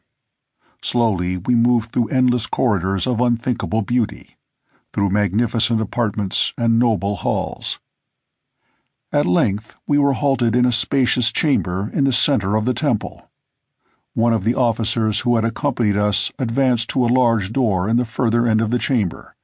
Here he must have made some sort of signal, for immediately the door opened and another richly trapped courtier emerged. We were then led up to the door, where we were directed to get down on our hands and knees with our backs toward the room we were to enter. The doors were swung open, and after being cautioned not to turn our heads under penalty of instant death, we were commanded to back into the presence of Issus. Never have I been in so humiliating a position in my life, and only my love for Dejah Thoris and the hope which still clung to me that I might again see her kept me from rising to face the goddess of the firstborn and go down to my death like a gentleman, facing my foes and with their blood mingling with mine. After we had crawled in this disgusting fashion for a matter of a couple of 100 feet, we were halted by our escort. "Let them rise," said a voice behind us, a thin, wavering voice, yet one that had evidently been accustomed to command for many years. "Rise," said our escort, "but do not face toward Issus." "The woman pleases me," said the thin, wavering voice again after a few moments of silence. "She shall serve me the allotted time. The man you may return to the Isle of Shador, which lies against the northern shore of the Sea of Omean. Let the woman turn and look upon Issus, knowing that those of the lower orders who gaze upon the holy vision of her radiant face survive the blinding glory but a single year." I watched Fedor from the corner of my eye. She paled to a ghastly hue. Slowly, very slowly, she turned, as though drawn by some invisible yet irresistible force. She was standing quite close to me, so close that her bare arm touched mine as she finally faced Issus, goddess of life eternal. I could not see the girl's face as her eyes rested for the first time on the supreme deity of Mars, but felt the shudder that ran through her in the trembling flesh of the arm that touched mine. It must be dazzling loveliness indeed, thought I, to cause such emotion in the breast of so radiant a beauty as Fedor, daughter of Matai Shang. "Let the woman remain. Remove the man. Go." Thus spoke Issus, and the heavy hand of the officer fell upon my shoulder. In accordance with his instructions, I dropped to my hands and knees once more and crawled from the presence.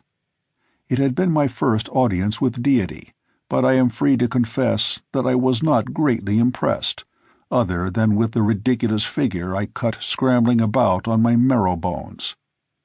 Once without the chamber, the doors closed behind us, and I was bid to rise. Xodor joined me, and together we slowly retraced our steps toward the gardens. "You spared my life when you easily might have taken it," he said after we had proceeded some little way in silence, "and I would aid you if I might. I can help to make your life here more bearable, but your fate is inevitable. You may never hope to return to the outer world." "What will be my fate?" I asked. "That will depend largely upon Issus. So long as she does not send for you and reveal her face to you, you may live on for years in as mild a form of bondage as I can arrange for you." "Why should she send for me?" I asked. "The men of the lower orders she often uses for various purposes of amusement. Such a fighter as you, for example, would render fine sport in the monthly rites of the temple. There are men pitted against men and against beasts for the edification of Issus and the replenishment of her larder." "She eats human flesh?" I asked.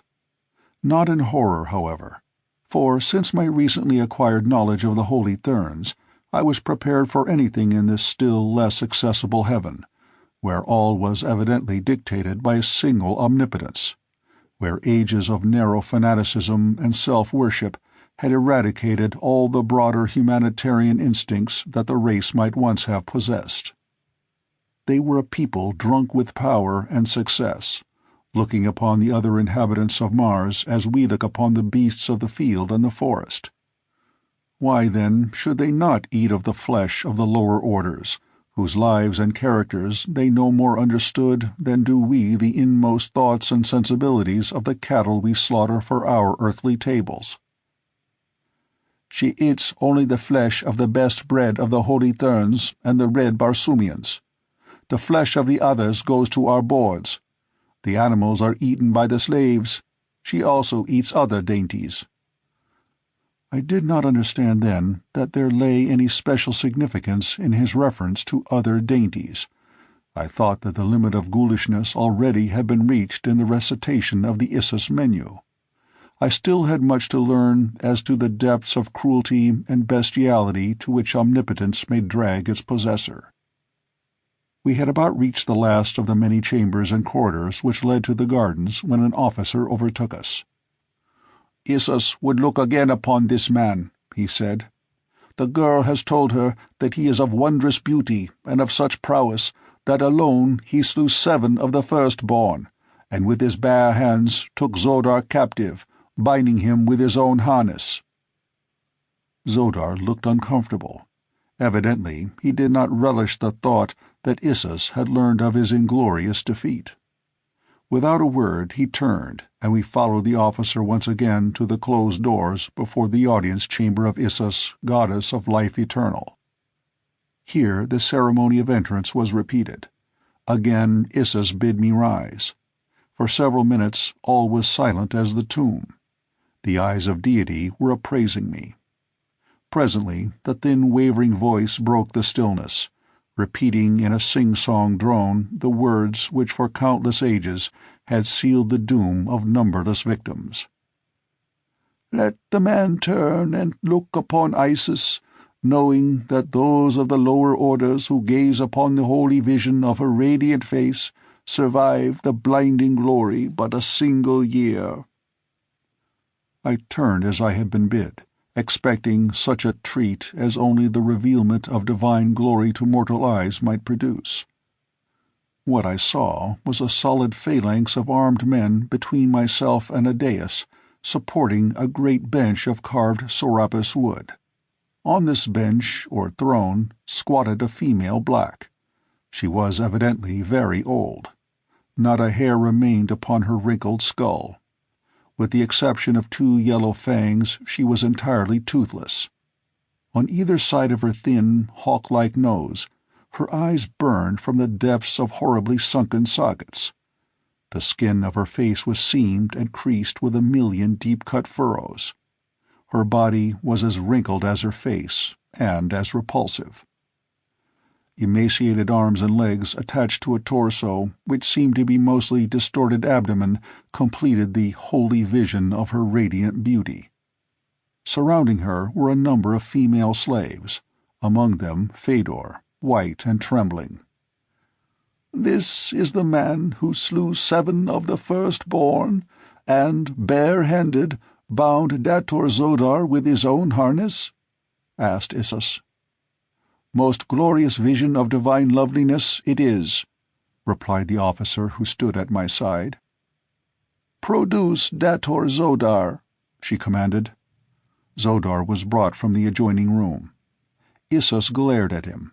a baleful light in her hideous eyes. "And such as you are a dator of the firstborn?" she squealed. "For the disgrace you have brought upon the immortal race, you shall be degraded to a rank below the lowest. No longer be you a dator, but for evermore a slave of slaves, to fetch and carry for the lower orders that serve in the gardens of Issus. Remove his harness. Cowards and slaves wear no trappings." Zodar stood stiffly erect. Not a muscle twitched, nor a tremor shook his giant frame as a soldier of the guard roughly stripped his gorgeous trappings from him. "Begone!" screamed the infuriated little old woman. "Begone! But instead of the light of the gardens of Issus, let you serve as a slave of this slave, who conquered you in the prison on the Isle of Shador in the Sea of Omean.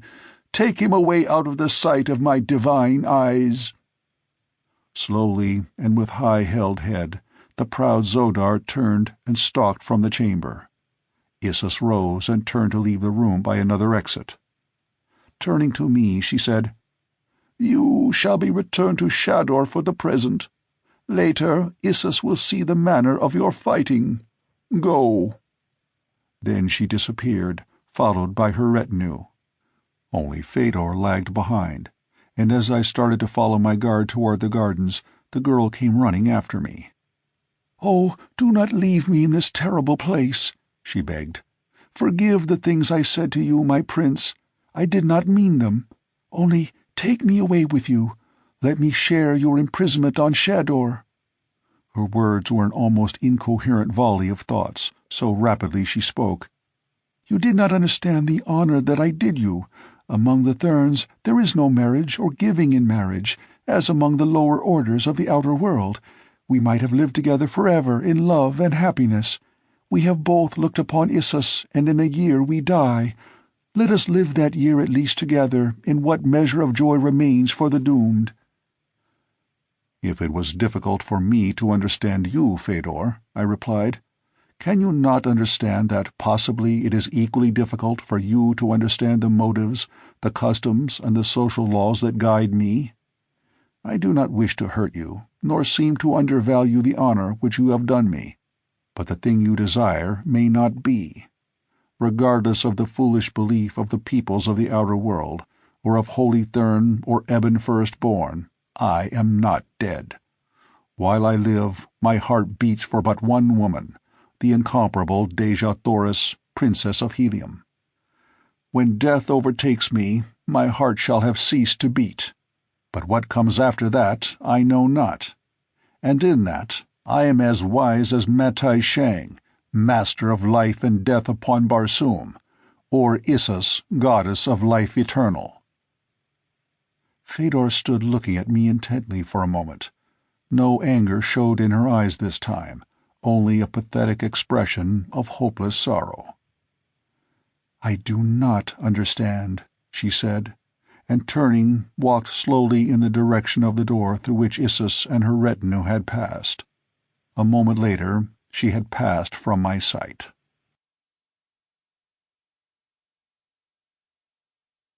Chapter 10. The Prison Isle of Shador. In the outer gardens to which the guard now escorted me, I found Zodar surrounded by a crowd of noble blacks. They were reviling and cursing him. The men slapped his face. The woman spat upon him.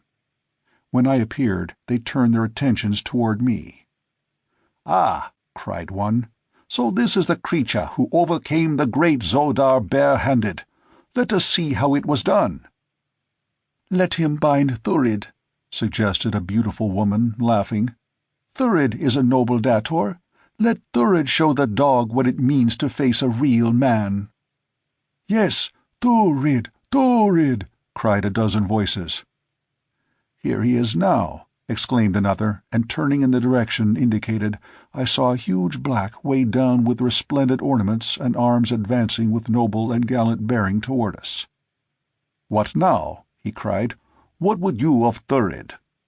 Quickly a dozen voices explained. Thurid turned toward Zodar, his eyes narrowing to two nasty slits. "Callet," he hissed, "ever did I think you carried the heart of a Sorak in your putrid breast. Often have you bested me in the secret councils of Issus, but now in the field of war, where men are truly gauged, your scabby heart hath revealed its sores to all the world. Callet, I spurn you with my foot." And with the words he turned to kick Zodar. My blood was up. For minutes it had been boiling at the cowardly treatment they had been according this once powerful comrade, because he had fallen from the favor of Issus.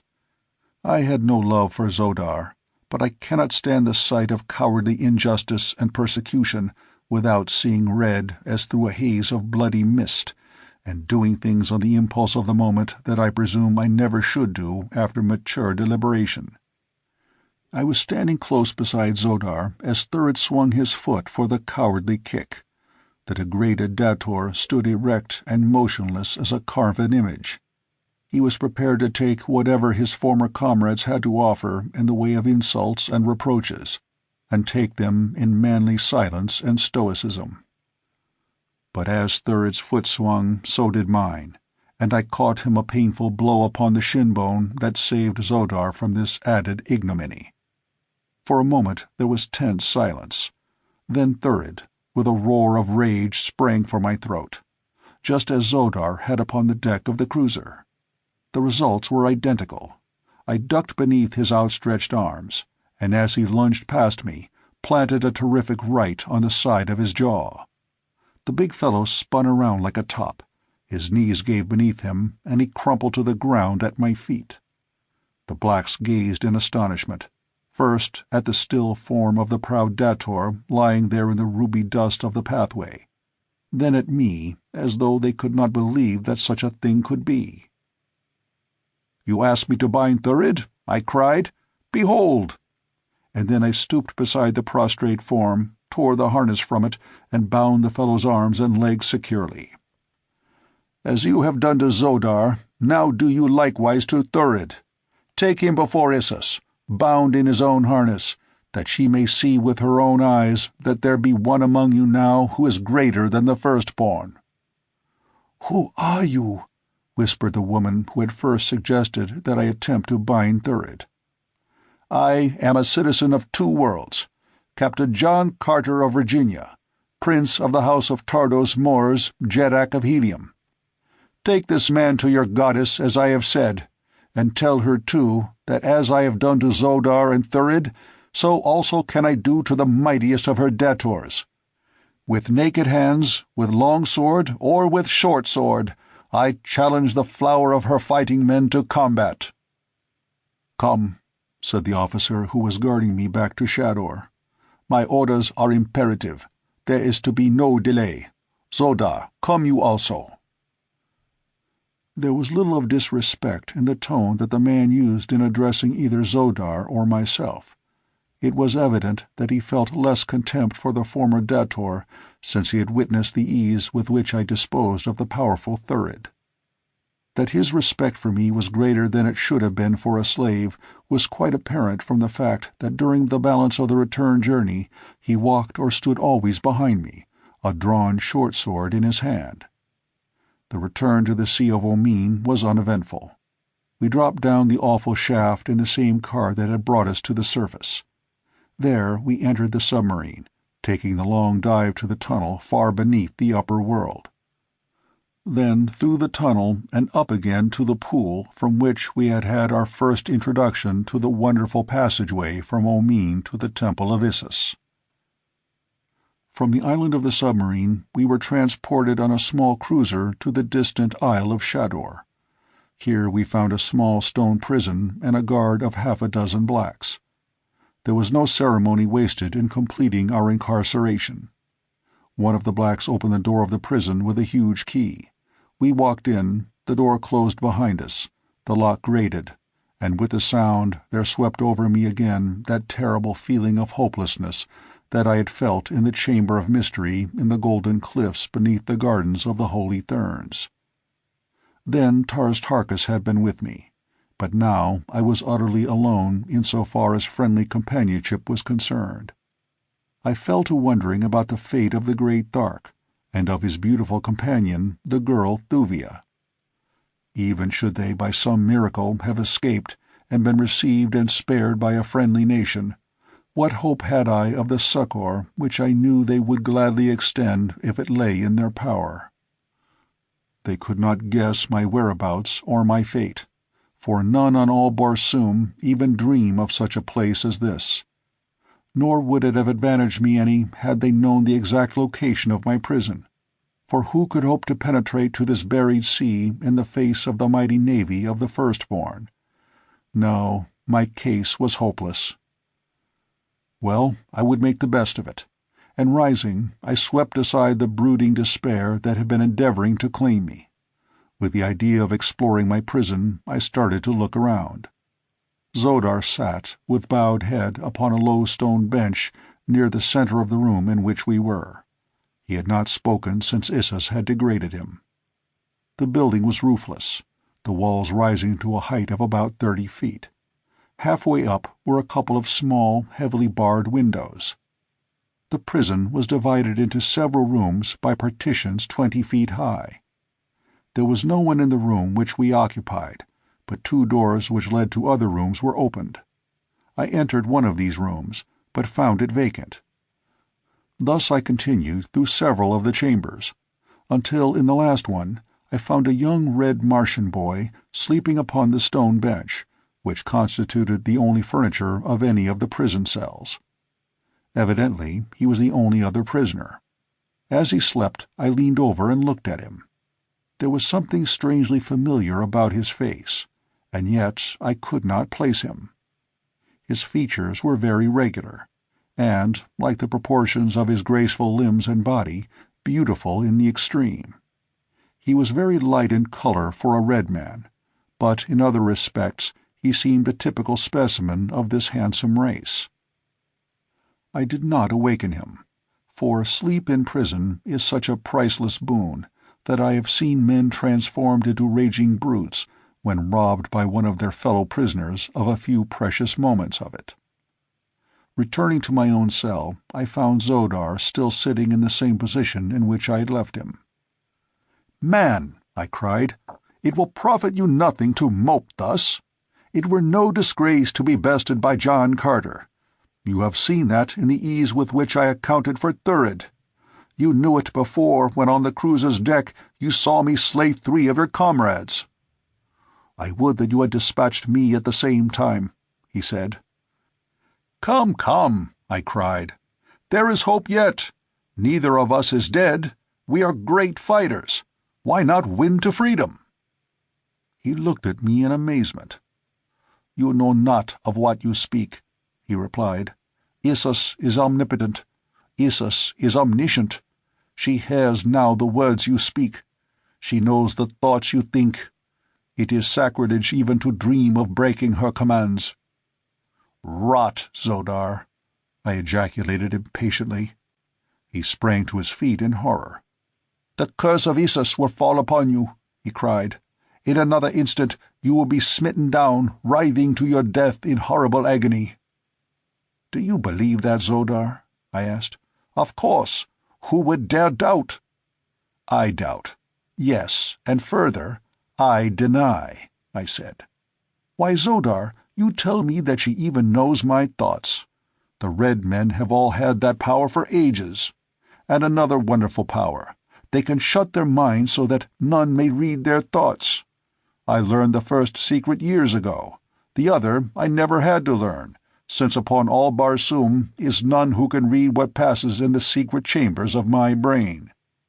Your goddess cannot read my thoughts, nor can she read yours when you are out of sight, unless you will it. Had she been able to read mine, I am afraid that her pride would have suffered a rather severe shock when I turned at her command to gaze upon the holy vision of her radiant face." "What do you mean?" he whispered in an affrighted voice, so low that I could scarcely hear him. "I mean that I thought her the most repulsive and vilely hideous creature my eyes ever had rested upon." For a moment he eyed me in horror-stricken amazement, and then with a cry of blasphemer he sprang upon me. I did not wish to strike him again, nor was it necessary, since he was unarmed and therefore quite harmless to me. As he came, I grasped his left wrist with my left hand, and swinging my right arm about his left shoulder, caught him beneath the chin with my elbow and bore him backward across my thigh. There he hung helpless for a moment, glaring up at me in impotent rage. "Zodar," I said, "let us be friends. For a year, possibly, we may be forced to live together in the narrow confines of this tiny room. I am sorry to have offended you, but I could not dream that one who had suffered from the cruel injustice of Issus still could believe her divine. I will say a few more words, Zodar, with no intent to wound your feelings further, but rather that you may give thought to the fact that while we live we are still more arbiters of our own fate than is any god. Issus, you see, has not struck me dead, nor is she rescuing her faithful Zodar from the clutches of the unbeliever who defamed her fair beauty. No, Zodar, your Issus is a mortal old woman. Once out of her clutches, and she cannot harm you. With your knowledge of this strange land and my knowledge of the outer world, two such fighting men as you and I should be able to win our way to freedom. Even though we died in the attempt, would not our memories be fairer than as though we remained in servile fear to be butchered by a cruel and unjust tyrant? Call her goddess or mortal as you will." As I finished, I raised Zodar to his feet and released him. He did not renew the attack upon me, nor did he speak. Instead, he walked toward the bench, and sinking down upon it, remained lost in deep thought for hours. A long time afterward I heard a soft sound at the doorway leading to one of the other apartments, and looking up beheld the red Martian youth gazing intently at us. "Keor," I cried, after the red Martian manner of greeting. "Keor," he replied, "what do you here?" "I await my death, I presume," I replied with a wry smile. He too smiled, a brave and winning smile. "I also," he said. "Mine will come soon. I looked upon the radiant beauty of Issus nearly a year since. It has always been a source of keen wonder to me that I did not drop dead at the first sight of that hideous countenance. And her belly! By my first ancestor, but never was there so grotesque a figure in all the universe. That they should call such a one goddess of life eternal, goddess of death, mother of the nearer moon, and 50 other equally impossible titles, is quite beyond me." "How came you here?" I asked. "It is very simple. I was flying a one-man air scout far to the south, when the brilliant idea occurred to me that I should like to search for the lost Sea of Chorus, which tradition places near to the South Pole.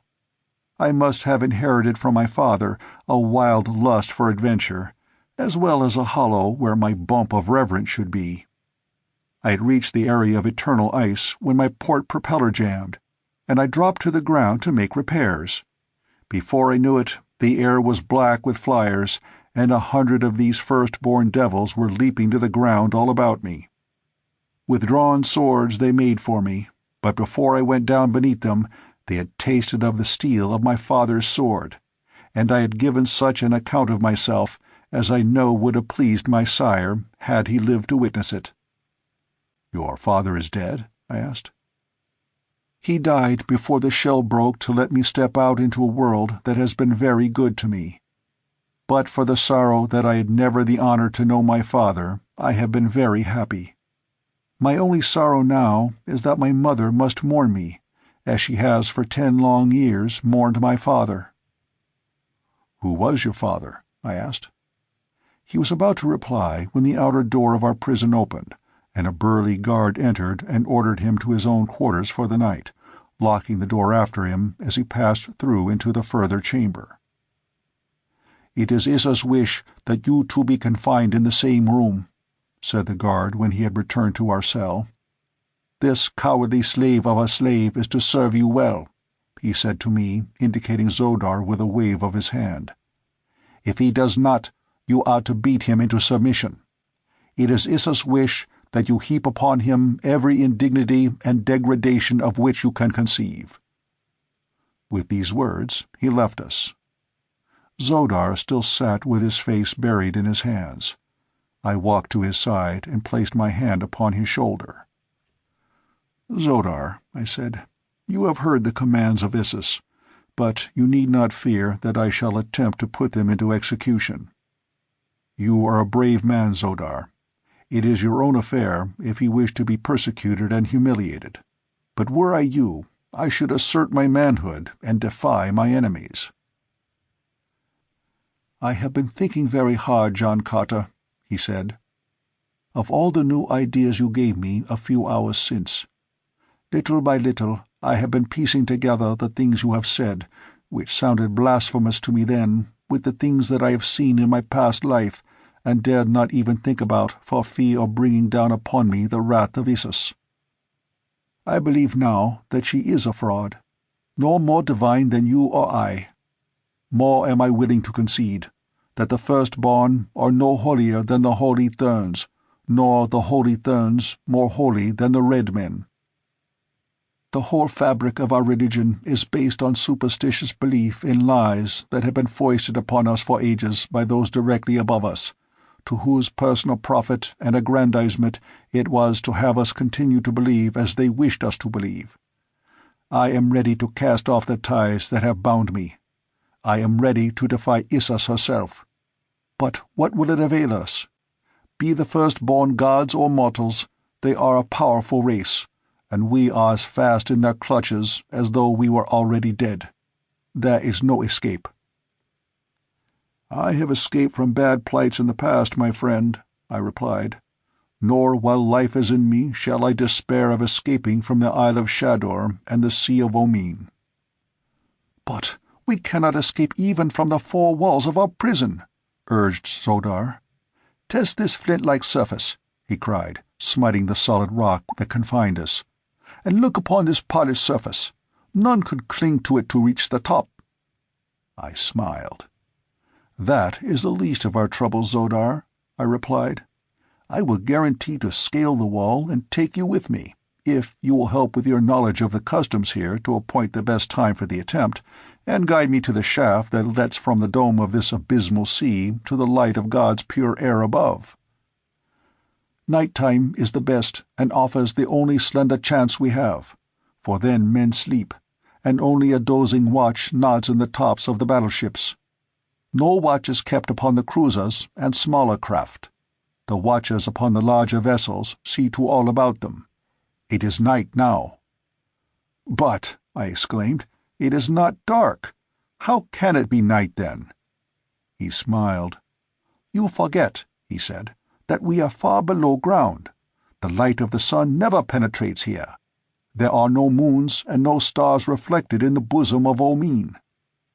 The phosphorescent light you now see, pervading this great subterranean vault, emanates from the rocks that form its dome. It is always thus upon Omean, just as the billows are always as you see them, rolling, ever rolling over a windless sea. At the appointed hour of night upon the world above, the men whose duties hold them here sleep, but the light is ever the same." "It will make escape more difficult," I said, and then I shrugged my shoulders. For what, pray, is the pleasure of doing an easy thing? "Let us sleep on it tonight," said Zodar. "A plan may come with our awakening." So we threw ourselves upon the hard stone floor of our prison and slept the sleep of tired men.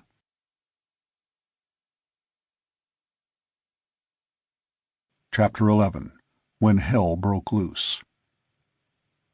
Early the next morning, Zodar and I commenced work upon our plans for escape. First I had him sketch upon the stone floor of our cell as accurate a map of the South Polar regions as was possible, with the crude instruments at our disposal: a buckle from my harness, and the sharp edge of the wondrous gem I had taken from Sator Throg. From this I computed the general direction of helium, and the distance at which it lay from the opening which led to Omean. Then I had him draw a map of Omean, indicating plainly the position of Shador and of the opening in the dome which led to the outer world. These I studied until they were indelibly imprinted in my memory. From Zodar I learned the duties and customs of the guards who patrolled Shador. It seemed that during the hours set aside for sleep, only one man was on duty at a time.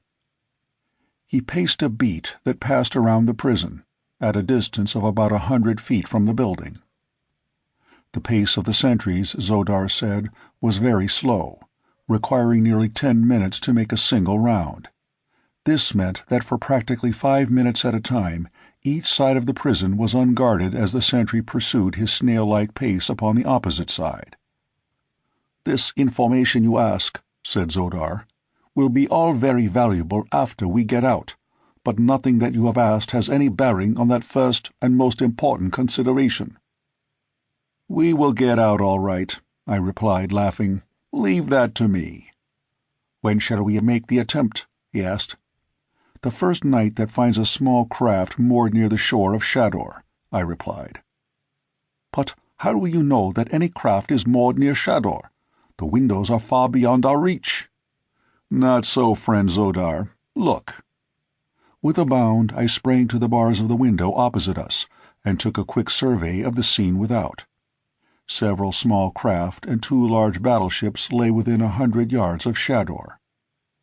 Tonight, I thought, and was just about to voice my decision to Zodar, when, without warning, the door of our prison opened and a guard stepped in. If the fellow saw me there, our chances of escape might quickly go glimmering, for I knew that they would put me in irons if they had the slightest conception of the wonderful agility which my earthly muscles gave me upon Mars. The man had entered and was standing facing the center of the room, so that his back was toward me. 5 feet above me was the top of a partition wall separating our cell from the next. There was my only chance to escape detection. If the fellow turned, I was lost, nor could I have dropped to the floor undetected, since he was so nearly below me that I would have struck him had I done so. "Where is the white man?" cried the guard of Zodar. "Issus commands his presence." He started to turn to see if I were in another part of the cell. I scrambled up the iron grating of the window until I could catch a good footing on the sill with one foot. Then I let go my hold and sprang for the partition top. "What was that?" I heard the deep voice of the black-bellow as my metal grated against the stone wall as I slipped over. Then I dropped lightly to the floor of the cell beyond. "Where is the white slave?" again cried the guard. "I know not," replied Zodar. "He was here even as you entered. I am not his keeper. Go find him." The black grumbled something that I could not understand, and then I heard him unlocking the door into one of the other cells on the further side. Listening intently, I caught the sound as the door closed behind him. Then I sprang once more to the top of the partition and dropped into my own cell beside the astonished Zodar. "Do you see now how we will escape?" I asked him in a whisper. "I see how you may," he replied, "but I am no wiser than before as to how I am to pass these walls. Certain it is that I cannot bounce over them as you do." We heard the guard moving about from cell to cell, and finally, his rounds completed, he again entered ours. When his eyes fell upon me, they fairly bulged from his head. "By the shell of my first ancestor," he roared, "where have you been?" "I have been in prison since you put me here yesterday," I answered. "I was in this room when you entered. You had better look to your eyesight." He glared at me in mingled rage and relief. "Come," he said. "Issus commands your presence." He conducted me outside the prison, leaving Zodar behind. There we found several other guards, and with them the red Martian youth who occupied another cell upon Shador. The journey I had taken to the Temple of Issus on the preceding day was repeated. The guards kept the red boy and myself separated, so that we had no opportunity to continue the conversation that had been interrupted the previous night. The youth's face had haunted me. Where had I seen him before? There was something strangely familiar in every line of him, in his carriage, his manner of speaking, his gestures. I could have sworn that I knew him, and yet I knew, too, that I had never seen him before. When we reached the gardens of Issus, we were led away from the temple instead of toward it. The way wound through enchanted parks to a mighty wall that towered 100 feet in air. Massive gates gave egress upon a small plain, surrounded by the same gorgeous forests that I had seen at the foot of the Golden Cliffs. Crowds of blacks were strolling in the same direction that our guards were leading us, and with them mingled my old friends the plant men and great white apes. The brutal beasts moved among the crowd as pet dogs might. If they were in the way, the blacks pushed them roughly to one side, or whacked them with the flat of a sword, and the animals slunk away as in great fear. Presently we came upon our destination, a great amphitheater situated at the further edge of the plain, and about half a mile beyond the garden walls. Through a massive arched gateway the blacks poured in to take their seats, while our guards led us to a smaller entrance near one end of the structure. Through this we passed into an enclosure beneath the seats, where we found a number of other prisoners herded together under guard.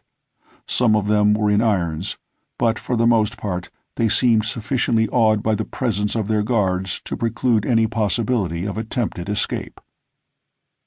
During the trip from Shador, I had had no opportunity to talk with my fellow prisoner, but now that we were safely within the barred paddock, our guards abated their watchfulness, with the result that I found myself able to approach the red Martian youth for whom I felt such a strange attraction. "What is the object of this assembly?" I asked him. "Are we to fight for the edification of the firstborn, or is it something worse than that?" "It is a part of the monthly rites of Issus," he replied, "in which black men wash the sins from their souls in the blood of men from the outer world. If perchance the black is killed, it is evidence of his disloyalty to Issus, the unpardonable sin. If he lives through the contest, he is held acquitted of the charge that forced the sentence of the rites, as it is called, upon him. The forms of combat vary. A number of us may be pitted together against an equal number, or twice the number of blacks, or singly we may be sent forth to face wild beasts, or some famous black warrior." "And if we are victorious," I asked, "what then? Freedom?" He laughed. "Freedom, forsooth! The only freedom for us, death. None who enters the domains of the firstborn ever leave. If we prove able fighters, we are permitted to fight often. If we are not mighty fighters—" he shrugged his shoulders. "Sooner or later we die in the arena." "And have you fought often?" I asked. "Very often," he replied. "It is my only pleasure. Some 100 black devils have I accounted for during nearly a year of the rites of Issus. My mother would be very proud could she only know how well I have maintained the traditions of my father's prowess." "Your father must have been a mighty warrior," I said. "I have known most of the warriors of Barsoom in my time. Doubtless I knew him. Who was he?" "My father was—" "Come, calots," cried the rough voice of a guard. "To the slaughter with you!" And roughly we were hustled to the steep incline that led to the chambers far below which let out upon the arena. The amphitheater, like all I had ever seen upon Barsoom, was built in a large excavation. Only the highest seats, which formed the low wall surrounding the pit, were above the level of the ground. The arena itself was far below the surface. Just beneath the lowest tier of seats was a series of barred cages, on a level with the surface of the arena. Into these we were herded, but unfortunately my youthful friend was not of those who occupied a cage with me. Directly opposite my cage was the throne of Issus. Here the horrid creature squatted, surrounded by 100 slave maidens, sparkling in jeweled trappings. Brilliant cloths of many hues and strange patterns formed the soft cushioned covering of the dais upon which they reclined about her.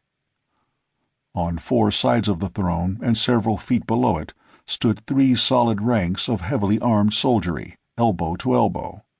In front of these were the high dignitaries of this mock heaven, gleaming blacks bedecked with precious stones. Upon their foreheads the insignia of their rank set in circles of gold. On both sides of the throne stretched a solid mass of humanity from top to bottom of the amphitheater. There were as many women as men, and each was clothed in the wondrously wrought harness of his station and his house. With each black was from 1 to 3 slaves, drawn from the domains of the Therns and from the outer world. The blacks are all noble. There is no peasantry among the firstborn. Even the lowest soldier is a god, and has his slaves to wait upon him. The firstborn do no work. The men fight. That is a sacred privilege and duty, to fight and die for Issus.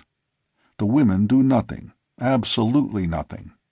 Slaves wash them, slaves dress them, slaves feed them. There are some, even, who have slaves that talk for them, and I saw one who sat during the rites with closed eyes, while a slave narrated to her the events that were transpiring within the arena. The first event of the day was the tribute to Issus. It marked the end of those poor unfortunates who had looked upon the divine glory of the goddess a full year before. There were 10 of them, splendid beauties from the proud courts of mighty Jedaks and from the temples of the holy Therns. For a year they had served in the retinue of Issus. Today they were to pay the price of this divine preferment with their lives. Tomorrow they would grace the tables of the court functionaries. A huge black entered the arena with the young women. Carefully he inspected them, felt of their limbs and poked them in the ribs. Presently he selected one of their number, whom he led before the throne of Issus. He addressed some words to the goddess which I could not hear. Issus nodded her head. The black raised his hands above his head in token of salute, grasped the girl by the wrist, and dragged her from the arena through a small doorway below the throne. "Issus will dine well tonight," said a prisoner beside me. "What do you mean?" I asked. "That was her dinner that old Thebus is taking to the kitchens. Didst not note how carefully he selected the plumpest and tenderest of the lot?" I growled out my curses on the monster sitting opposite us on the gorgeous throne. "Fume not," admonished my companion. "You will see far worse than that if you live even a month among the firstborn." I turned again in time to see the gate of a nearby cage thrown open, and 3 monstrous white apes spring into the arena. The girls shrank in a frightened group in the center of the enclosure. One was on her knees with imploring hands outstretched toward Issus, but the hideous deity only leaned further forward in keener anticipation of the entertainment to come. At length the apes spied the huddled knot of terror-stricken maidens, and with demoniacal shrieks of bestial frenzy charged upon them. A wave of mad fury surged over me. The cruel cowardliness of the power-drunk creature whose malignant mind conceived such frightful forms of torture stirred to their uttermost depths my resentment and my manhood. The blood-red haze that presaged death to my foes swam before my eyes. The guard lolled before the unbarred gate of the cage which confined me. What need of bars, indeed, to keep those poor victims from rushing into the arena which the edict of the gods had appointed as their death place? A single blow sent the black unconscious to the ground. Snatching up his longsword, I sprang into the arena. The apes were almost upon the maidens, but a couple of mighty bounds were all my earthly muscles required to carry me to the center of the sand-strewn floor. For an instant silence reigned in the great amphitheater. Then a wild shout arose from the cages of the doomed. My longsword circled whirring through the air, and a great ape sprawled, headless, at the feet of the fainting girls. The other apes turned now upon me, and as I stood facing them, a sullen roar from the audience answered the wild cheers from the cages. From the tail of my eye I saw a score of guards rushing across the glistening sand toward me. Then a figure broke from one of the cages behind them. It was the youth whose personality so fascinated me. He paused a moment before the cages with upraised sword. "Come, men of the outer world," he shouted. "Let us make our deaths worth while, and at the back of this unknown warrior turn this day's tribute to Issus into an orgy of revenge that will echo through the ages, and cause black skins to blanch at each repetition of the rites of Issus. Come, the racks without your cages are filled with blades." Without waiting to note the outcome of his plea, he turned and bounded toward me. From every cage that harbored red men a thunderous shout went up in answer to his exhortation. the inner guards went down beneath howling mobs, and the cages vomited forth their inmates hot with the lust to kill. The racks that stood without were stripped of the swords with which the prisoners were to have been armed to enter their allotted combats, and a swarm of determined warriors sped to our support. The great apes, towering in all their 15 feet of height, had gone down before my sword while the charging guards were still some distance away. Close behind them pursued the youth. At my back were the young girls, and as it was in their service that I fought, I remained standing there to meet my inevitable death, but with the determination to give such an account of myself as would long be remembered in the land of the firstborn. I noted the marvelous speed of the young red man as he raced after the guards. Never had I seen such speed in any Martian. His leaps and bounds were little short of those which my earthly muscles had produced to create such awe and respect on the part of the green Martians, into whose hands I had fallen on that long-gone day that had seen my first advent upon Mars. The guards had not reached me when he fell upon them from the rear, and as they turned, thinking from the fierceness of his onslaught that a dozen were attacking them, I rushed them from my side. In the rapid fighting that followed, I had little chance to note aught else than the movements of my immediate adversaries, but now and again I caught a fleeting glimpse of a purring sword and a lightly springing figure of sinewy steel that filled my heart with a strange yearning and a mighty but unaccountable pride. On the handsome face of the boy a grim smile played, and ever and anon he threw a taunting challenge to the foes that faced him. In this and other ways his manner of fighting was similar to that which had always marked me on the field of combat. Perhaps it was this vague likeness which made me love the boy, while the awful havoc that his sword played amongst the blacks filled my soul with a tremendous respect for him. For my part, I was fighting as I had fought 1,000 times before, now sidestepping a wicked thrust, now stepping quickly in to let my sword's point drink deep in a foeman's heart, before it buried itself in the throat of his companion. We were having a merry time of it, we two, when a great body of Issa's own guards were ordered into the arena. On they came with fierce cries, while from every side the armed prisoners swarmed upon them. For half an hour it was as though all hell had broken loose. In the walled confines of the arena we fought in an inextricable mass, howling, cursing, blood-streaked demons, and ever the sword of the young red man flashed beside me. Slowly, and by repeated commands, I had succeeded in drawing the prisoners into a rough formation about us, so that at last we fought formed into a rude circle in the center of which were the doomed maids. Many had gone down on both sides, but by far the greater havoc had been wrought in the ranks of the guards of Issus. I could see messengers running swiftly through the audience, and as they passed, the nobles there unsheathed their swords and sprang into the arena. They were going to annihilate us by force of numbers. That was quite evidently their plan. I caught a glimpse of Issus leaning far forward upon her throne, her hideous countenance distorted in a horrid grimace of hate and rage, in which I thought I could distinguish an expression of fear.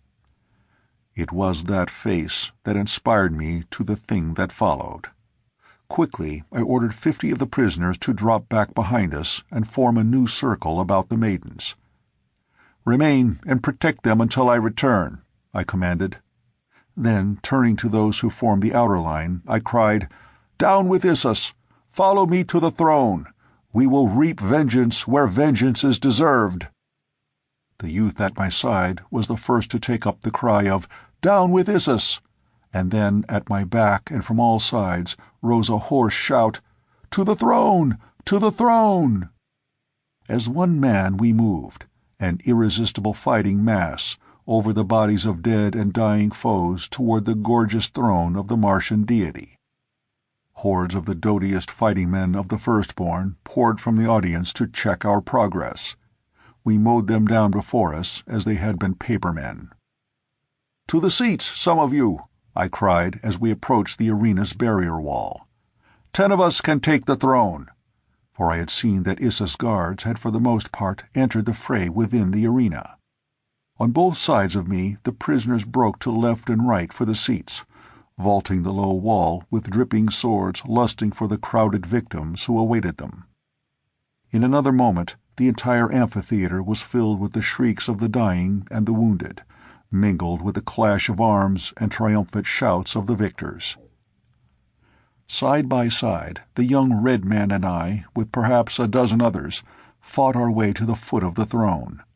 The remaining guards, reinforced by the high dignitaries and nobles of the Firstborn, closed in between us and Issus, who sat leaning far forward upon her carved Serapis bench, now screaming high-pitched commands to her following, now hurling blighting curses upon those who sought to desecrate her godhood. The frightened slaves about her trembled in wide-eyed expectancy, knowing not whether to pray for our victory or our defeat. Several among them, proud daughters no doubt of some of Barsoom's noblest warriors, snatched swords from the hands of the fallen and fell upon the guards of Issus, but they were soon cut down, glorious martyrs to a hopeless cause. The men with us fought well, but never since Taurus Tarkas and I fought out that long, hot afternoon, shoulder to shoulder against the hordes of Warhoon in the Dead Sea bottom before Thark, had I seen two men fight to such good purpose, and with such unconquerable ferocity, as the young red man and I fought that day before the throne of Issus, goddess of death and of life eternal. Man by man, those who stood between us and the carven Serapis wood bench went down before our blades. Others swarmed in to fill the breach, but inch by inch, foot by foot, we won nearer and nearer to our goal. Presently a cry went up from a section of the stands nearby. "Rise, slaves! Rise, slaves!" It rose and fell until it swelled to a mighty volume of sound that swept in great billows around the entire amphitheater. For an instant, as though by common assent, we ceased our fighting to look for the meaning of this new note, nor did it take but a moment to translate its significance.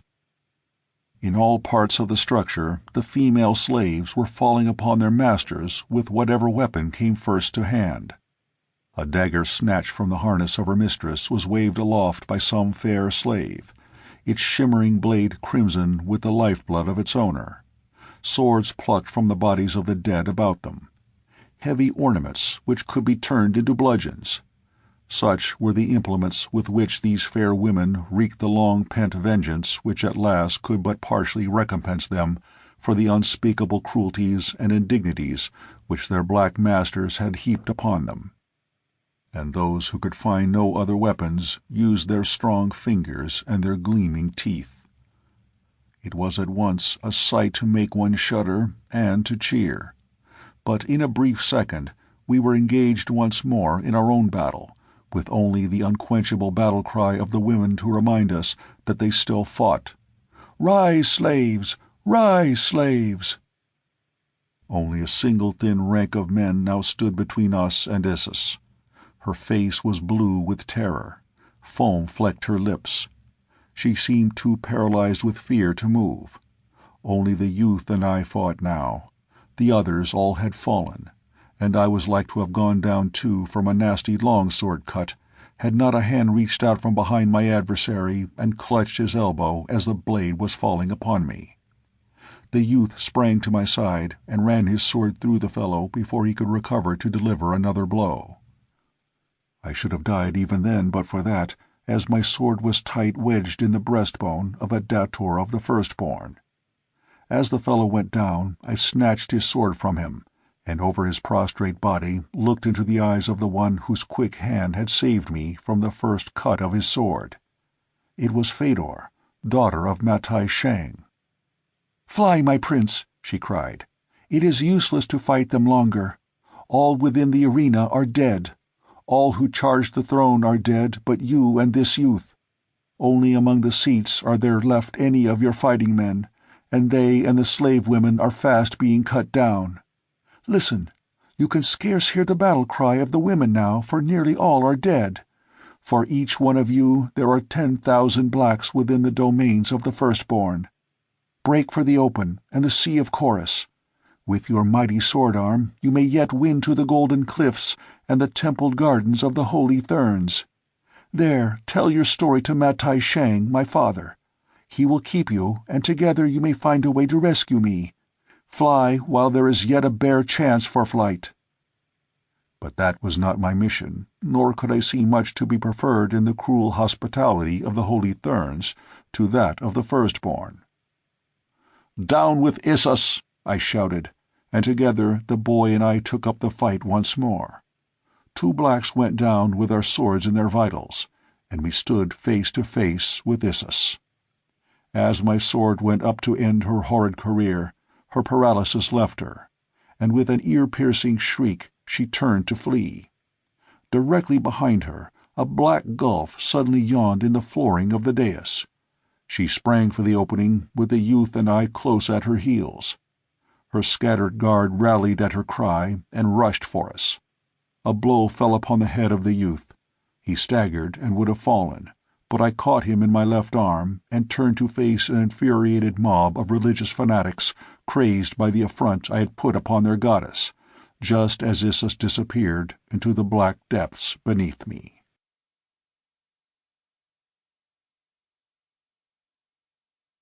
Chapter 12. Doomed to Die. For an instant I stood there before they fell upon me, but the first rush of them forced me back a step or two. My foot felt for the floor, but found only empty space. I had backed into the pit which had received Issus. For a second I toppled there upon the brink. Then I, too, with the boy still tightly clutched in my arms, pitched backward into the black abyss. We struck a polished chute. The opening above us closed as magically as it had opened, and we shot down, unharmed, into a dimly lighted apartment far below the arena. As I rose to my feet, the first thing I saw was the malignant countenance of Issus glaring at me through the heavy bars of a grated door at one side of the chamber. "Rash mortal!" she shrilled. "You shall pay the awful penalty for your blasphemy in this secret cell. Here you shall lie alone and in darkness, with the carcass of your accomplice festering in its rottenness by your side, until, crazed by loneliness and hunger, you feed upon the crawling maggots that were once a man." That was all. In another instant she was gone, and the dim light which had filled the cell faded into Cimmerian blackness. "Pleasant old lady," said a voice at my side. "Who speaks?" I asked. "'Tis I, your companion, who has had the honor this day of fighting shoulder to shoulder with the greatest warrior that ever wore metal upon Barsoom." "I thank God that you are not dead," I said. "I feared for that nasty cut upon your head." "It but stunned me," he replied. "A mere scratch." "Maybe it were as well had it been final," I said. "We seem to be in a pretty fix here, with a splendid chance of dying of starvation and thirst." "Where are we?" "Beneath the arena," I replied. "We tumbled down the shaft that swallowed Issus, as she was almost at our mercy." He laughed a low laugh of pleasure and relief, and then, reaching out through the inky blackness, he sought my shoulder and pulled my ear close to his mouth. "Nothing could be better," he whispered. "There are secrets within the secrets of Issus of which Issus herself does not dream." "What do you mean?" "I labored with the other slaves a year since in the remodeling of these subterranean galleries, and at that time we found below these an ancient system of corridors and chambers that have been sealed up for ages. The blacks in charge of the work explored them, taking several of us along to do whatever work there might be occasion for. I know the entire system perfectly. There are miles of corridors honeycombing the ground beneath the gardens and the temple itself, and there is one passage that leads down to and connects with the lower regions that open on the water shaft that gives passage to Omean. If we can reach the submarine undetected, we may yet make the sea, in which there are many islands where the blacks never go. There we may live for a time, and who knows what may transpire to aid us to escape." He had spoken all in a low whisper, evidently fearing spying ears even here, and so I answered him in the same subdued tone. "Lead back to Shador, my friend," I whispered. "Zodar the Black is there. We were to attempt our escape together, so I cannot desert him." "No," said the boy, "one cannot desert a friend. It were better to be recaptured ourselves than that." Then he commenced groping his way about the floor of the dark chamber, searching for the trap that led to the corridors beneath. At length he summoned me by a low "Sst," and I crept toward the sound of his voice to find him kneeling on the brink of an opening in the floor. "There is a drop here of about 10 feet," he whispered. "Hang by your hands, and you will alight safely on a level floor of soft sand." Very quietly I lowered myself from the inky cell above into the inky pit below. So utterly dark was it that we could not see our hands at an inch from our noses. Never, I think, have I known such complete absence of light as existed in the pits of Issus. For an instant I hung in mid-air. There is a strange sensation connected with an experience of that nature which is quite difficult to describe. When the feet tread empty air, and the distance below is shrouded in darkness, there is a feeling akin to panic at the thought of releasing the hold and taking the plunge into unknown depths. Although the boy had told me that it was but 10 feet to the floor below, I experienced the same thrills as though I were hanging above a bottomless pit. Then I released my hold and dropped, 4 feet to a soft cushion of sand. The boy followed me. "Raise me to your shoulders," he said, "and I will replace the trap." This done, he took me by the hand, leading me very slowly, with much feeling about and frequent halts to assure himself that he did not stray into wrong passageways. Presently we commenced the descent of a very steep incline. "It will not be long," he said, "before we shall have light. At the lower levels we meet the same strata of phosphorescent rock that illuminates Omean." Never shall I forget that trip through the pits of Issus. While it was devoid of important incidents, yet it was filled for me with a strange charm of excitement and adventure, which I think I must have hinged principally on the unguessable antiquity of these long-forgotten corridors. The things which the Stygian darkness hid from my objective eye could not have been half so wonderful as the pictures which my imagination wrought, as it conjured to life again the ancient peoples of this dying world, and set them once more to the labors, the intrigues, the mysteries and the cruelties which they had practiced to make their last stand against the swarming hordes of the dead sea-bottoms that had driven them step by step to the uttermost pinnacle of the world, where they were now entrenched behind an impenetrable barrier of superstition. In addition to the green men, there had been 3 principal races upon Barsoom: the blacks, the whites, and a race of yellow men. As the waters of the planet dried and the seas receded, all other resources dwindled until life upon the planet became a constant battle for survival.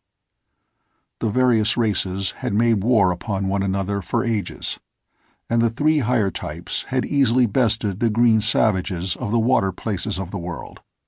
But now that the receding seas necessitated constant abandonment of their fortified cities, and forced upon them a more or less nomadic life in which they became separated into smaller communities, they soon fell prey to the fierce hordes of green men. The result was a partial amalgamation of the blacks, whites, and yellows, the result of which is shown in the present splendid race of red men. I had always supposed that all traces of the original races had disappeared from the face of Mars, yet within the past 4 days I had found both whites and blacks in great multitudes. Could it be possible that in some far-off corner of the planet there still existed a remnant of the ancient race of yellow men? My reveries were broken in upon by a low exclamation from the boy. "At last, the lighted way!" he cried, and looking up, I beheld at a long distance before us a dim radiance. As we advanced, the light increased until presently we emerged into well-lighted passageways. From then on, our progress was rapid, until we came suddenly to the end of a corridor that led directly upon the ledge surrounding the pool of the submarine. The craft lay at her moorings with uncovered hatch. Raising his finger to his lips and then tapping his sword in a significant manner, the youth crept noiselessly toward the vessel. I was close at his heels.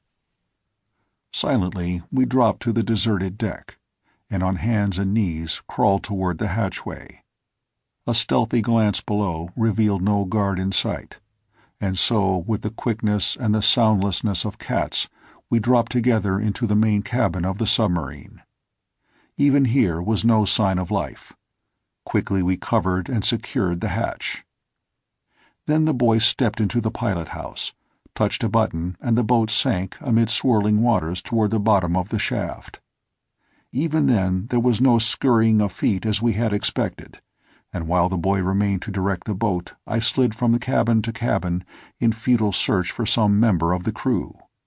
The craft was entirely deserted. Such good fortune seemed almost unbelievable. When I returned to the pilot-house to report the good news to my companion, he handed me a paper. "This may explain the absence of the crew," he said. It was a radio-aerial message to the commander of the submarine. "The slaves have risen. Come with what men you have, and those that you can gather on the way. Too late to get aid from Omean. They are massacring all within the amphitheater. Issus is threatened. Haste. Zethad." "Zethad is Dator of the guards of Issus," explained the youth. "We gave them a bad scare, one that they will not soon forget." "Let us hope that it is but the beginning of the end of Issus," I said. "Only our first ancestor knows," he replied. We reached the submarine pool in Omean without incident. Here we debated the wisdom of sinking the craft before leaving her, but finally decided that it would add nothing to our chances for escape. There were plenty of blacks on Omean to thwart us were we apprehended. However, many more might come from the temples and gardens of Issus would not in any decrease our chances. We were now in a quandary as how to pass the guards who patrol the island about the pool. At last I hit upon a plan. "What is the name or title of the officer in charge of these guards?" I asked the boy. "A fellow named Torith was on duty when we entered this morning," he replied. "Good. And what is the name of the commander of the submarine?" "Yersted." I found a dispatch blank in the cabin and wrote the following order: "Dator Torith. Return these 2 slaves at once to Shador. Yersted." "That will be a simpler way to return," I said, smiling, as I handed the forged order to the boy. "Come, we shall see now how well it works." "But our swords," he exclaimed. "What shall we say to explain them?" "Since we cannot explain them, we shall have to leave them behind us," I replied. "Is it not the extreme of rashness to thus put ourselves again, unarmed, in the power of the firstborn?" "It is the only way," I answered. "You may trust me to find a way out of the prison of Shador, and I think, once out, that we shall find no great difficulty in arming ourselves once more in a country which abounds so plentifully in armed men." "As you say," he replied with a smile and shrug. "I could not follow another leader who inspired greater confidence than you. Come, let us put your ruse to the test." Boldly we emerged from the hatchway of the craft, leaving our swords behind us, and strode to the main exit which led to the sentry's post and the office of the Dator of the guard. At sight of us, the members of the guard sprang forward in surprise, and with leveled rifles halted us. I held out the message to one of them. He took it, and seeing to whom it was addressed, turned and handed it to Torith, who was emerging from his office to learn the cause of the commotion. The black read the order, and for a moment eyed us with evident suspicion. "Where is Dator Yersted?" he asked, and my heart sank within me, as I cursed myself for a stupid fool in not having sunk the submarine to make good the lie that I must tell. "His orders were to return immediately to the temple landing," I replied. Torith took a half-step toward the entrance to the pool as though to corroborate my story. For that instant, everything hung in the balance, for had he done so and found the empty submarine still lying at her wharf, the whole weak fabric of my concoction would have tumbled about our heads. But evidently he decided the message must be genuine. Nor, indeed, was there any good reason to doubt it, since it would scarce have seemed credible to him that two slaves would voluntarily have given themselves into custody in any such manner as this. It was the very boldness of the plan which rendered it successful. "Were you connected with the rising of the slaves?" asked Torith. "We have just had meager reports of some such event." "All were involved," I replied, "but it amounted to little. The guards quickly overcame and killed the majority of us." He seemed satisfied with this reply. "Take them to Shador," he ordered, turning to one of his subordinates. We entered a small boat lying beside the island, and in a few minutes were disembarking upon Shador. Here we were returned to our respective cells, I with Sodar, the boy by himself, and behind locked doors we were again prisoners of the firstborn.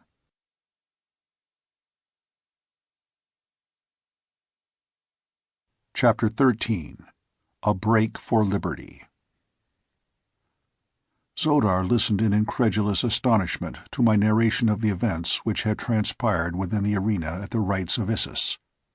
He could scarce conceive, even though he had already professed his doubt as to the deity of Issus, that one could threaten her with a sword in hand and not be blasted into 1,000 fragments by the mere fury of her divine wrath. "It is the final proof," he said at last. "No more is needed to completely shatter the last remnant of my superstitious belief in the divinity of Issus. She is only a wicked old woman, wielding a mighty power for evil through machinations that have kept her own people and all Barsoom in religious ignorance for ages." "She is still all-powerful here, however," I replied, "so it behooves us to leave at the first moment that appears at all propitious." "I hope that you may find a propitious moment," he said with a laugh, "for it is certain that in all my life I have never seen one in which a prisoner of the firstborn might escape." "Tonight will do as well as any," I replied. "It will soon be night," said Sodar. "How may I aid in the adventure?" "Can you swim?" I asked him. "No slimy Cillian that haunts the depths of Chorus is more at home in the water than is Sodar," he replied. "Good. The Red One in all probability cannot swim," I said, "since there is scarce enough water in all their domains to float the tiniest craft. One of us, therefore, will have to support him through the sea to the craft we select. I had hoped that we might make the entire distance below the surface, but I fear that the Red Youth could not thus perform the trip. Even the bravest of the brave among them are terrorized at the mere thought of deep water, for it has been ages since their forebears saw a lake, a river, or a sea." "The Red One is to accompany us?" asked Sodar.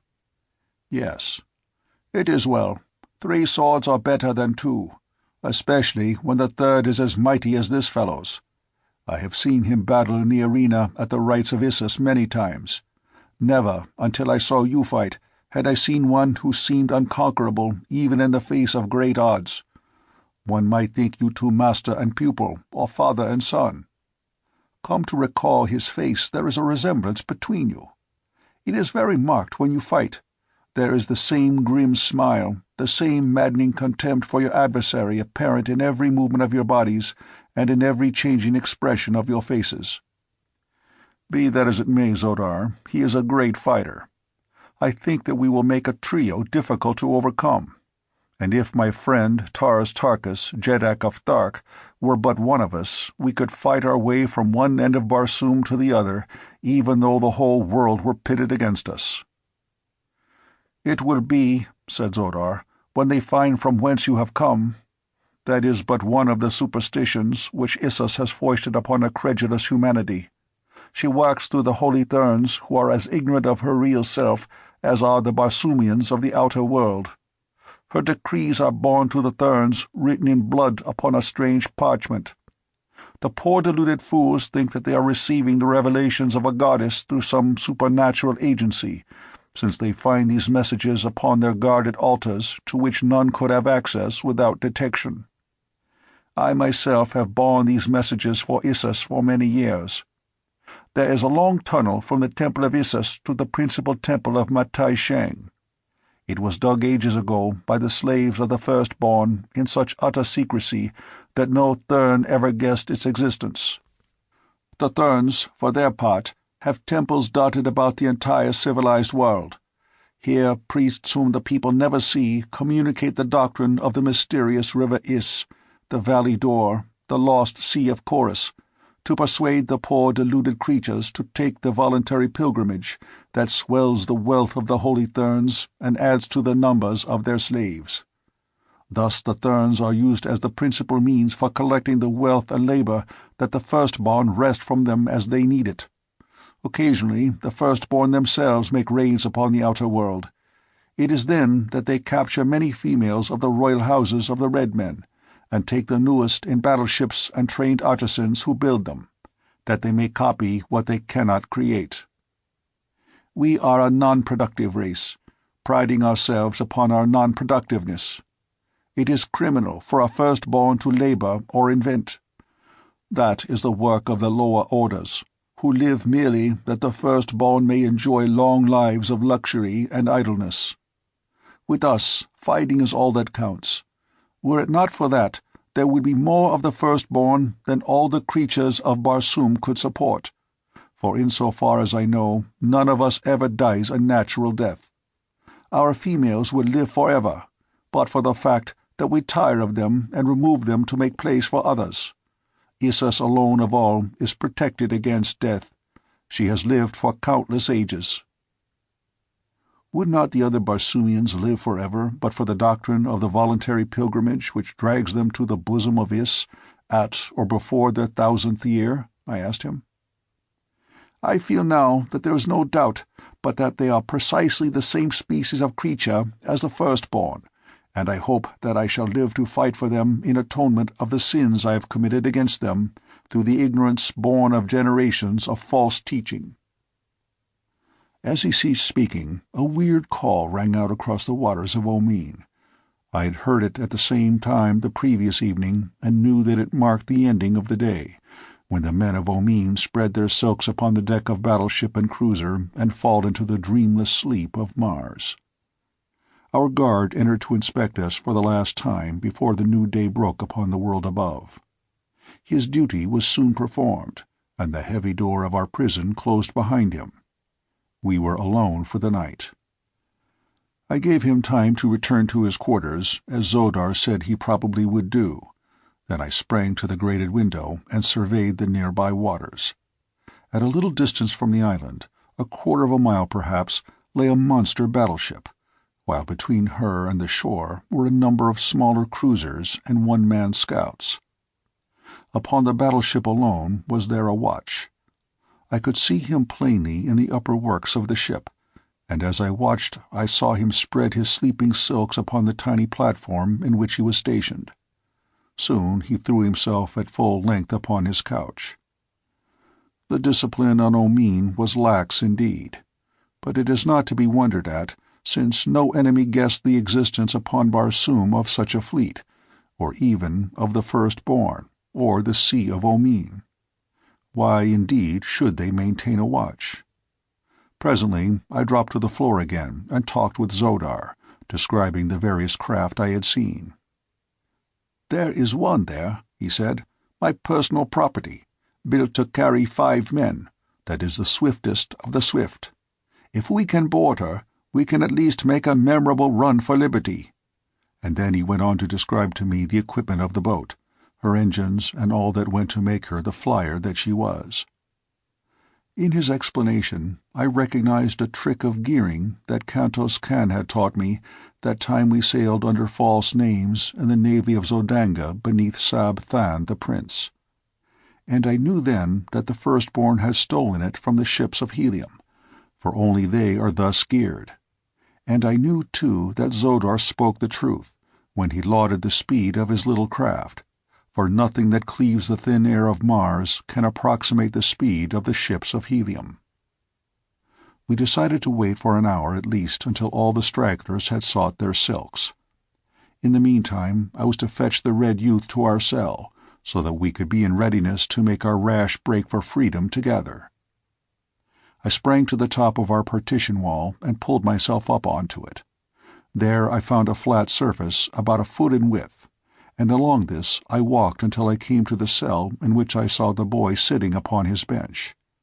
He had been leaning back against the wall, looking up at the glowing dome above Omean, and when he spied me balancing upon the partition wall above him, his eyes opened wide in astonishment. Then a wide grin of appreciative understanding spread across his countenance. As I stooped to drop to the floor beside him, he motioned me to wait, and coming close below me, whispered, "Catch my hand. I can almost leap to the top of that wall myself. I have tried it many times, and each day I come a little closer. Some day I should have been able to make it." I lay upon my belly across the wall and reached my hand far down toward him. With a little run from the center of the cell, he sprang up until I grasped his outstretched hand, and thus I pulled him to the wall's top beside me. "You were the first jumper I ever saw among the red men of Barsoom," I said. He smiled. "It is not strange. I will tell you why when we have more time." Together we returned to the cell in which Xodar sat, descending to talk with him until the hour had passed. There we made our plans for the immediate future, binding ourselves by a solemn oath to fight to the death for one another against whatsoever enemies should confront us, for we knew that even should we succeed in escaping the firstborn, we might still have a whole world against us. The power of religious superstition is mighty. It was agreed that I should navigate the craft after we had reached her, and that if we made the outer world in safety we should attempt to reach Helium without a stop.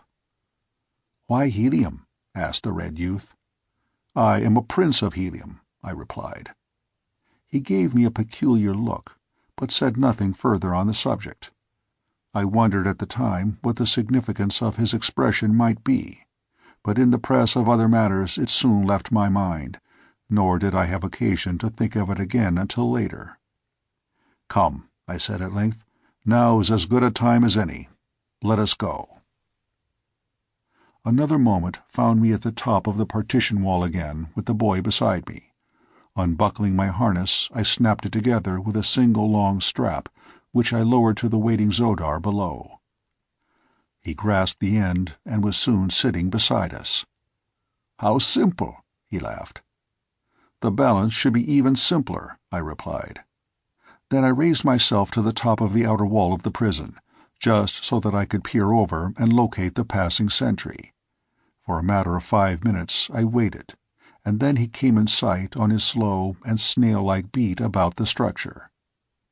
I watched him until he had made the turn at the end of the building, which carried him out of sight of the side of the prison that was to witness our dash for freedom. The moment his form disappeared, I grasped Xodar and drew him to the top of the wall. Placing one end of my harness strap in his hands, I lowered him quickly to the ground below. Then the boy grasped the strap and slid down to Xodar's side. In accordance with our arrangement, they did not wait for me, but walked slowly toward the water, a matter of 100 yards, directly past the guardhouse filled with sleeping soldiers. They had taken scarce a dozen steps when I too dropped to the ground and followed them leisurely toward the shore.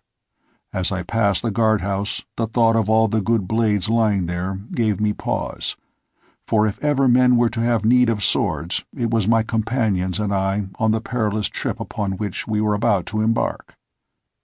I glanced toward Xodar and the youth, and saw that they had slipped over the edge of the dock into the water. In accordance with our plan, they were to remain there clinging to the metal rings which studded the concrete-like substance of the dock at the water's level, with only their mouths and noses above the surface of the sea until I should join them. The lure of the swords within the guardhouse was strong upon me, and I hesitated a moment, half inclined to risk the attempt to take the few we needed. That he who hesitates is lost proved itself a true aphorism in this instance, for another moment saw me creeping stealthily toward the door of the guardhouse.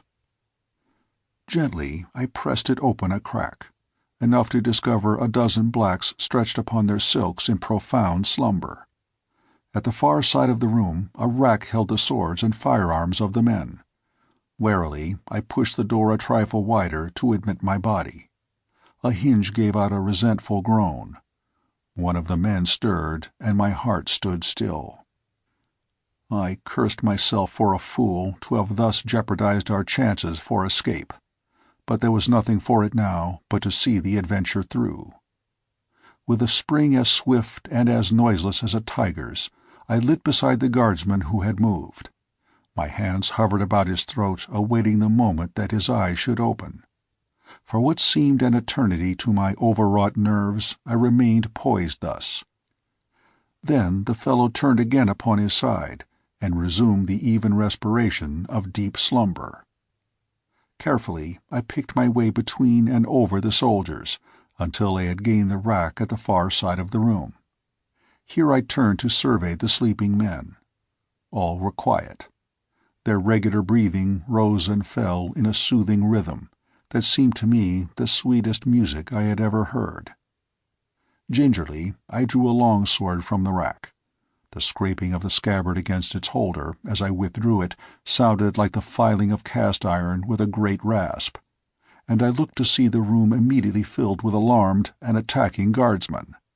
But none stirred.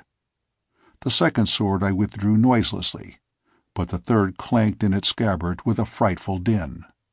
I knew that it must awaken some of the men at least, and was on the point of forestalling their attack by a rapid charge for the doorway, when again, to my intense surprise, not a black moved.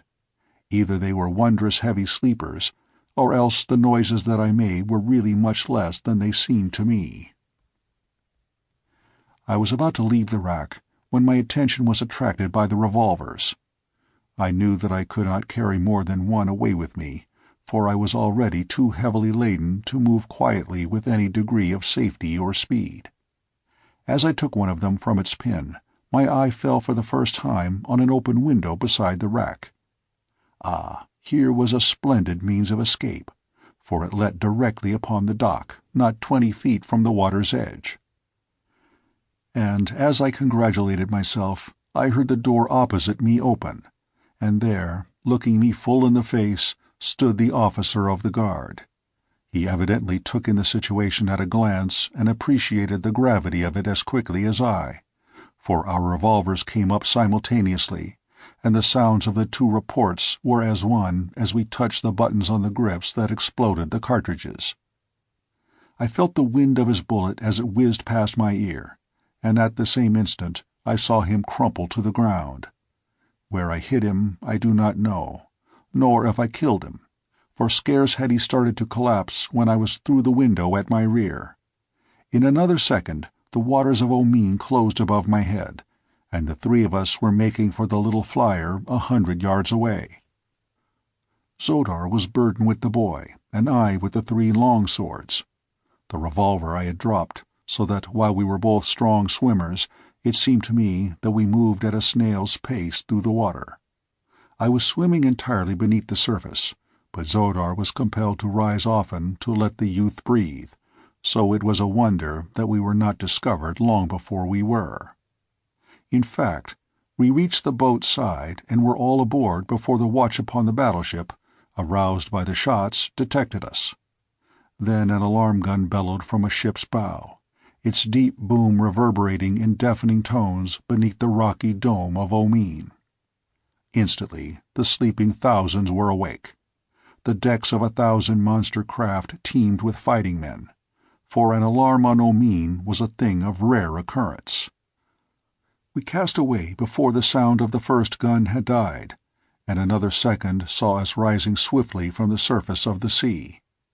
I lay at full length along the deck, with the levers and buttons of control before me. Shador and the boy were stretched directly behind me, prone also, that we might offer as little resistance to the air as possible. "Rise high," whispered Zodar. "They dare not fire their heavy guns toward the dome. The fragments of the shells would drop back among their own craft. If we are high enough, our keel plates will protect us from rifle fire." I did as he bade. Below us we could see the men leaping into the water by hundreds, and striking out for the small cruisers and one-man flyers that lay moored about the big ships. The larger craft were getting under way, following us rapidly, but not rising from the water. "A little to your right," cried Zodar, for there are no points of compass upon Omean where every direction is due north. The pandemonium that had broken out below us was deafening.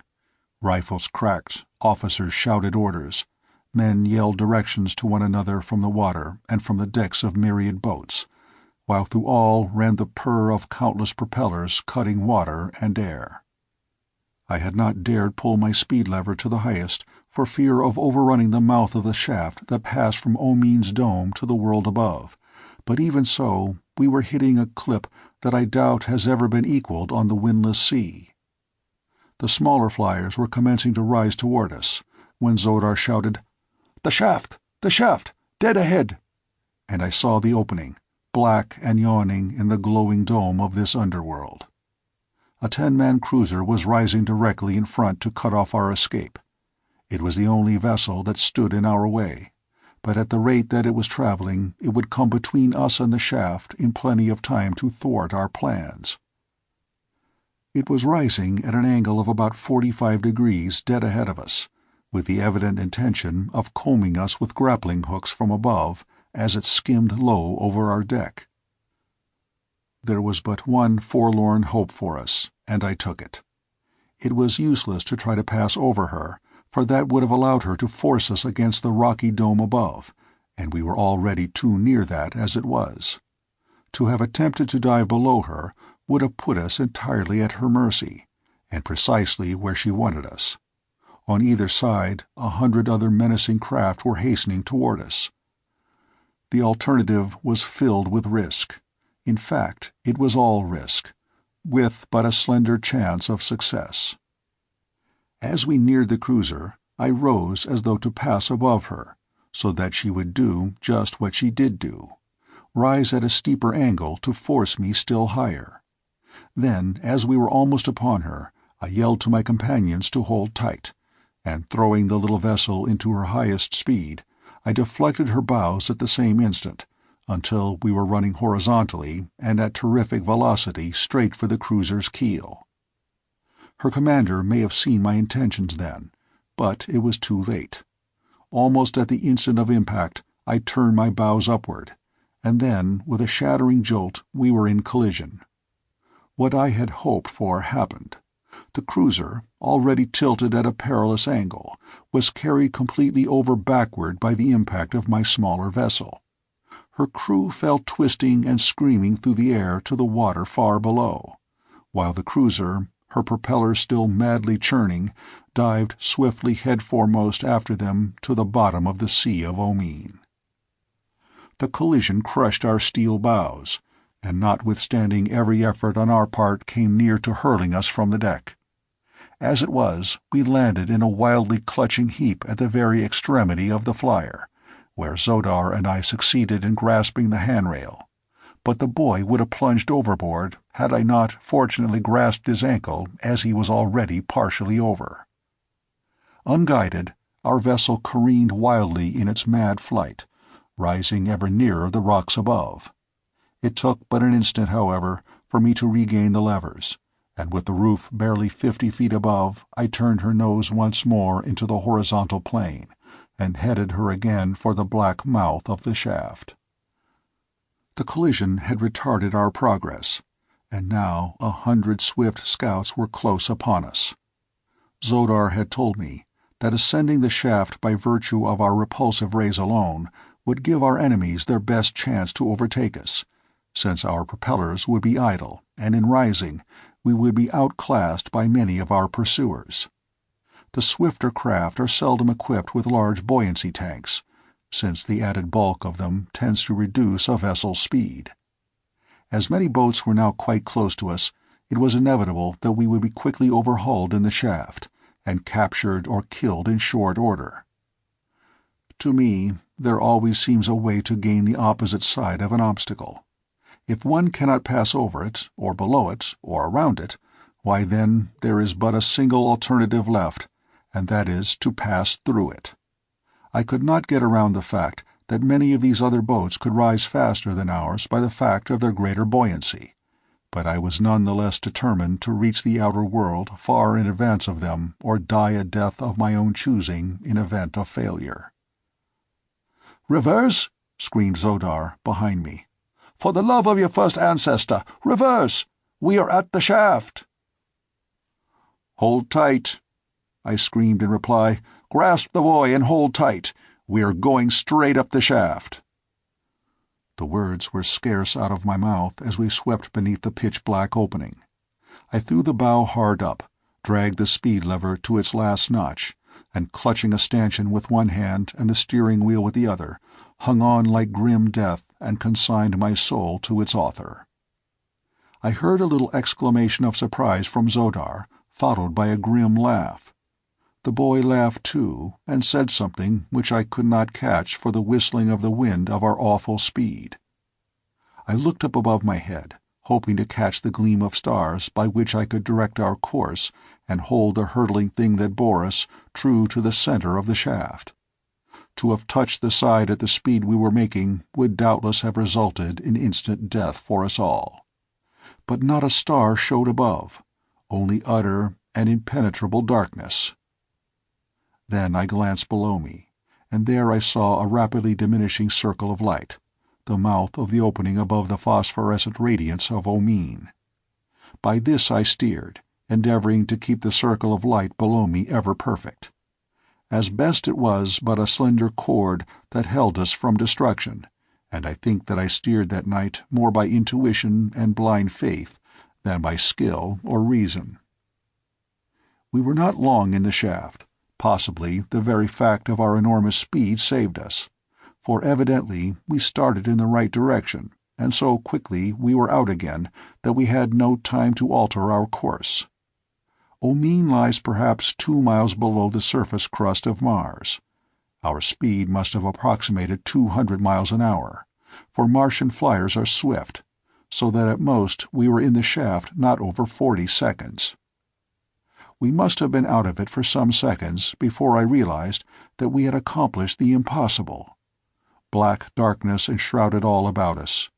There were neither moons nor stars.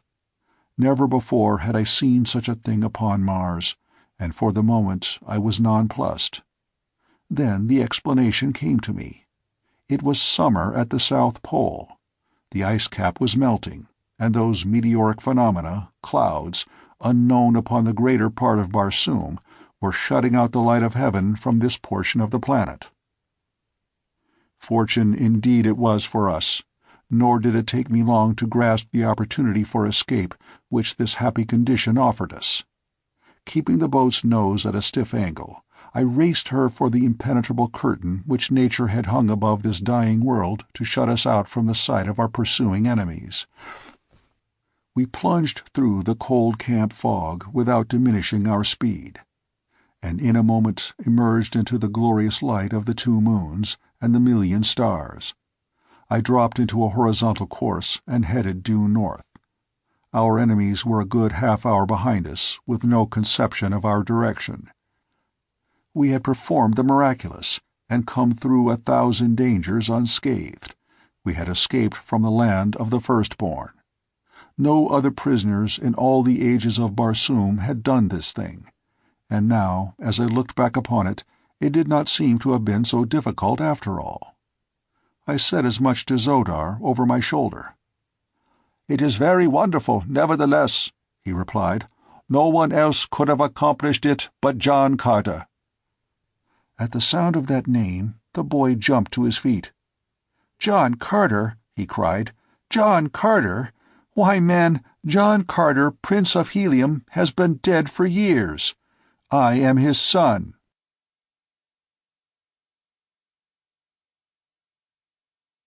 Chapter 14. The Eyes in the Dark. My son! I could not believe my ears. Slowly I rose and faced the handsome youth. Now that I looked at him closely, I commenced to see why his face and personality had attracted me so strongly. There was much of his mother's incomparable beauty in his clear-cut features, but it was strongly masculine beauty, and his gray eyes and the expression of them were mine.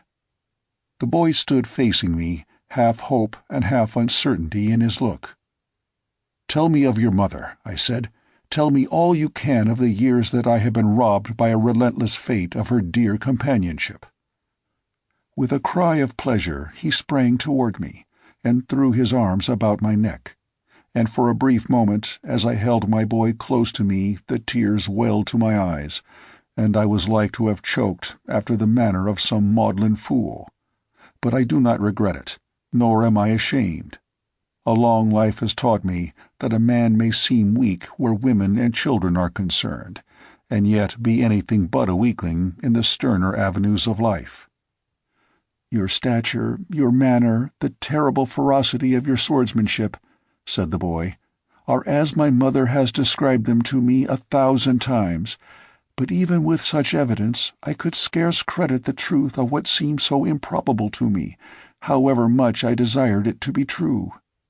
Do you know what thing it was that convinced me more than all the others?" "What, my boy?" I asked. "Your first words to me. They were of my mother. None else but the man who loved her, as she has told me my father did, would have thought first of her. For long years, my son, I can scarce recall a moment that the radiant vision of your mother's face has not been ever before me. Tell me of her." "Those who have known her longest say that she has not changed, unless it be to grow more beautiful, were that possible. Only when she thinks I am not about to see her, her face grows very sad, and oh so wistful. She thinks ever of you, my father, and all Helium mourns with her and for her.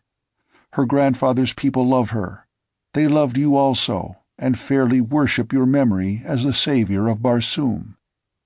Each year that brings its anniversary of the day that saw you racing across a near-dead world to unlock the secret of that awful portal behind which lay the mighty power of life for countless millions, a great festival is held in your honor. But there are tears mingled with the thanksgiving, tears of real regret that the author of the happiness is not with them to share the joy of living he died to give them. Upon all Barsoom there is no greater name than John Carter." "And by what name has your mother called you, my boy?" I asked. "The people of Helium asked that I be named with my father's name, but my mother said no, that you and she had chosen a name for me together, and that your wish must be honored before all others, so the name that she called me is the one that you desired, a combination of hers and yours, Carthoris." Shador had been at the wheel as I talked with my son, and now he called me. "She is dropping badly by the head, John Carter," he said. "So long as we are rising at a stiff angle, it was not noticeable, but now that I am trying to keep a horizontal course, it is different. The wound in her bow has opened one of her forward ray tanks."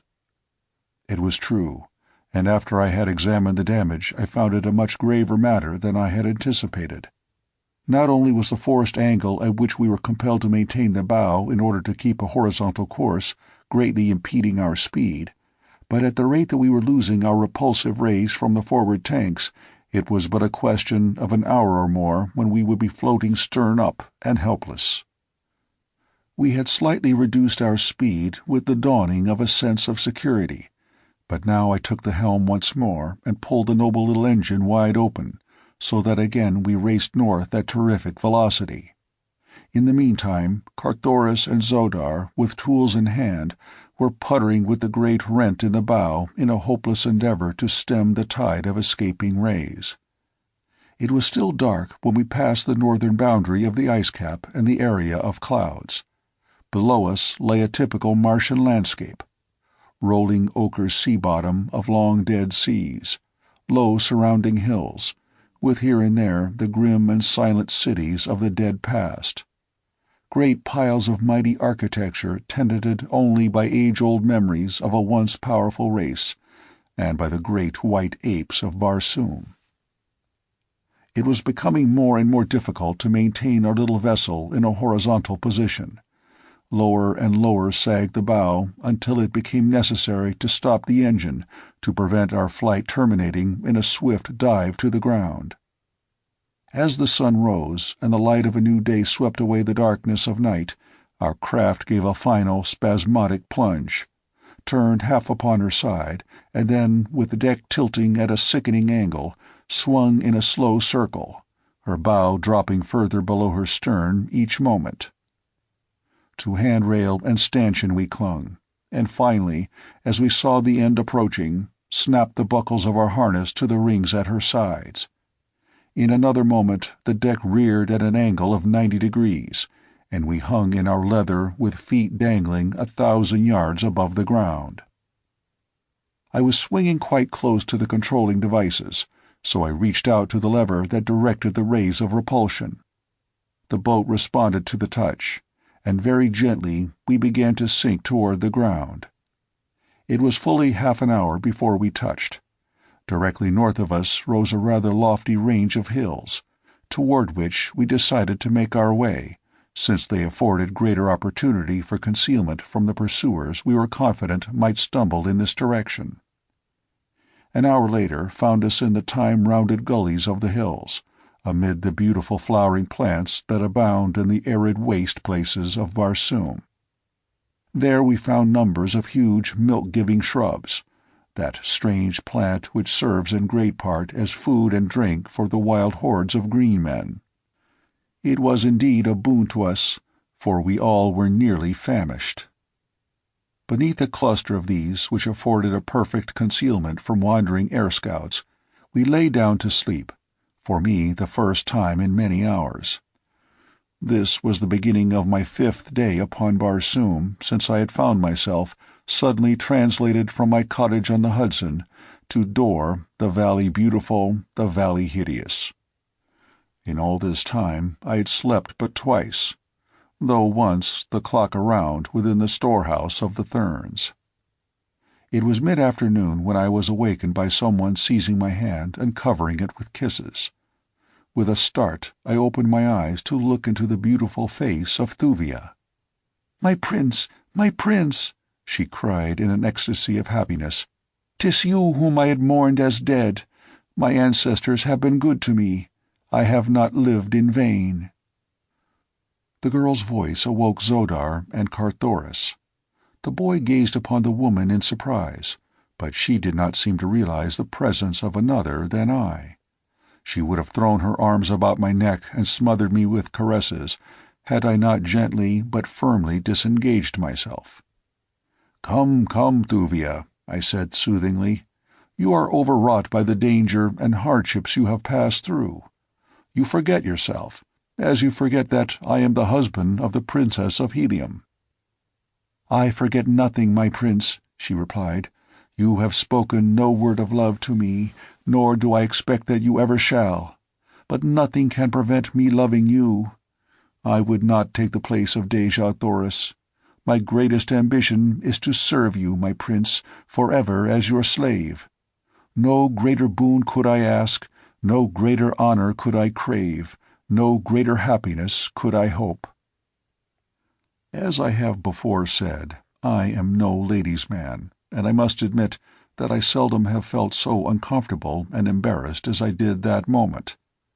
While I was quite familiar with the Martian custom, which allows female slaves to Martian men, whose high and chivalrous honor is always ample protection for every woman in his household, yet I had never myself chosen other than men as my body servants.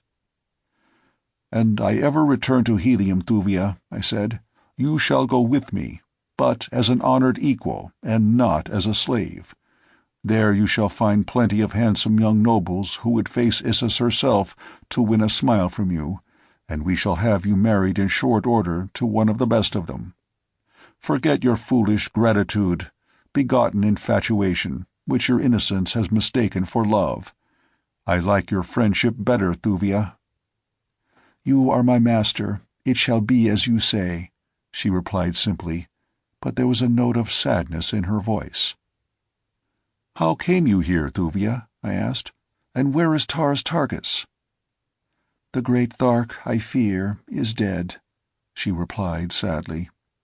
"He was a mighty fighter, but a multitude of green warriors of another horde than his overwhelmed him. The last that I saw of him, they were bearing him, wounded and bleeding, to the deserted city from which they had sallied to attack us." "You are not sure that he is dead, then?" I asked. "And where is this city of which you speak?" "It is just beyond this range of hills. The vessel in which you so nobly resigned a place that we might find escape defied our small skill in navigation, with the result that we drifted aimlessly about for 2 days.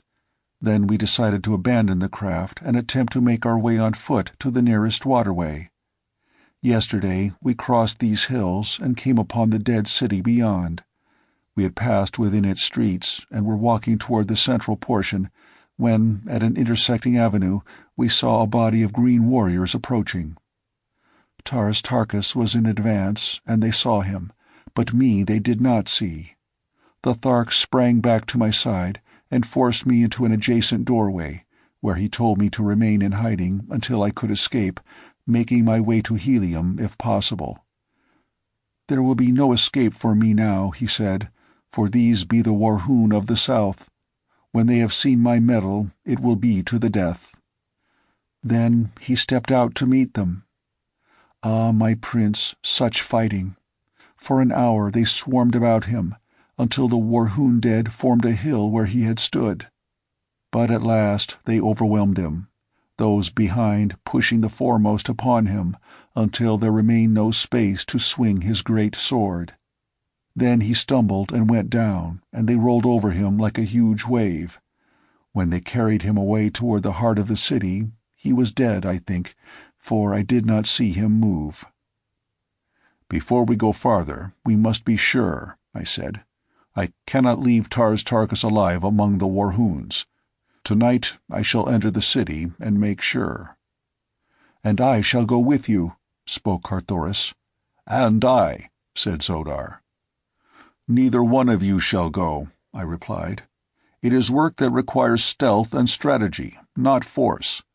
One man alone may succeed, where more would invite disaster. I shall go alone. If I need your help, I will return for you." They did not like it, but both were good soldiers, and it had been agreed that I should command. The sun already was low, so that I did not have long to wait before the sudden darkness of Barsoom engulfed us. With a parting word of instructions to Carthoris and Zodar in case I should not return, I bade them all farewell and set forth at a rapid dog-trot toward the city. As I emerged from the hills, the nearer moon was winging its wild flight through the heavens, its bright beams turning to burnished silver the barbaric splendor of the ancient metropolis. The city had been built upon the gently rolling foothills that in the dim and distant past had sloped down to meet the sea. It was due to this fact that I had no difficulty in entering the streets unobserved. The green hordes that use these deserted cities seldom occupy more than a few squares about the central plaza, and as they come and go always across the dead sea bottoms that the cities face, it is usually a matter of comparative ease to enter from the hillside. Once within the streets, I kept close in the dense shadows of the walls. At intersections, I halted a moment to make sure that none was in sight before I sprang quickly to the shadows of the opposite side. Thus I made the journey to the vicinity of the plaza without detection. As I approached the purlieus of the inhabited portion of the city, I was made aware of the proximity of the warriors' quarters by the squealing and grunting of the thoats and zitidars corralled within the hollow courtyards formed by the buildings surrounding each square. These old familiar sounds that are so distinctive of green Martian life sent a thrill of pleasure surging through me. It was as one might feel on coming home after a long absence. It was amid such sounds that I had first courted the incomparable Dejah Thoris in the age-old marble halls of the dead city of Korad. As I stood in the shadows at the far corner of the first square which housed members of the Horde, I saw warriors emerging from several of the buildings. They all went in the same direction, toward a great building which stood in the center of the plaza. My knowledge of green Martian customs convinced me that this was either the quarters of the principal chieftain, or contained the audience chamber wherein the Jeddak met his Jeds and lesser chieftains. In either event, it was evident that something was afoot which might have a bearing on the recent capture of Tars Tarkas. To reach this building, which I now felt it imperative that I do, I must needs traverse the entire length of one square, and cross a broad avenue and a portion of the plaza. From the noises of the animals which came from every courtyard about me, I knew that there were many people in the surrounding buildings, probably several communities of the great horde of the Warhoons of the South. To pass undetected among all these people was in itself a difficult task, but if I was to find and rescue the Great Thark, I must expect even more formidable obstacles before success could be mine. I had entered the city from the south, and now stood on the corner of the avenue through which I had passed, and the first intersecting avenue south of the plaza.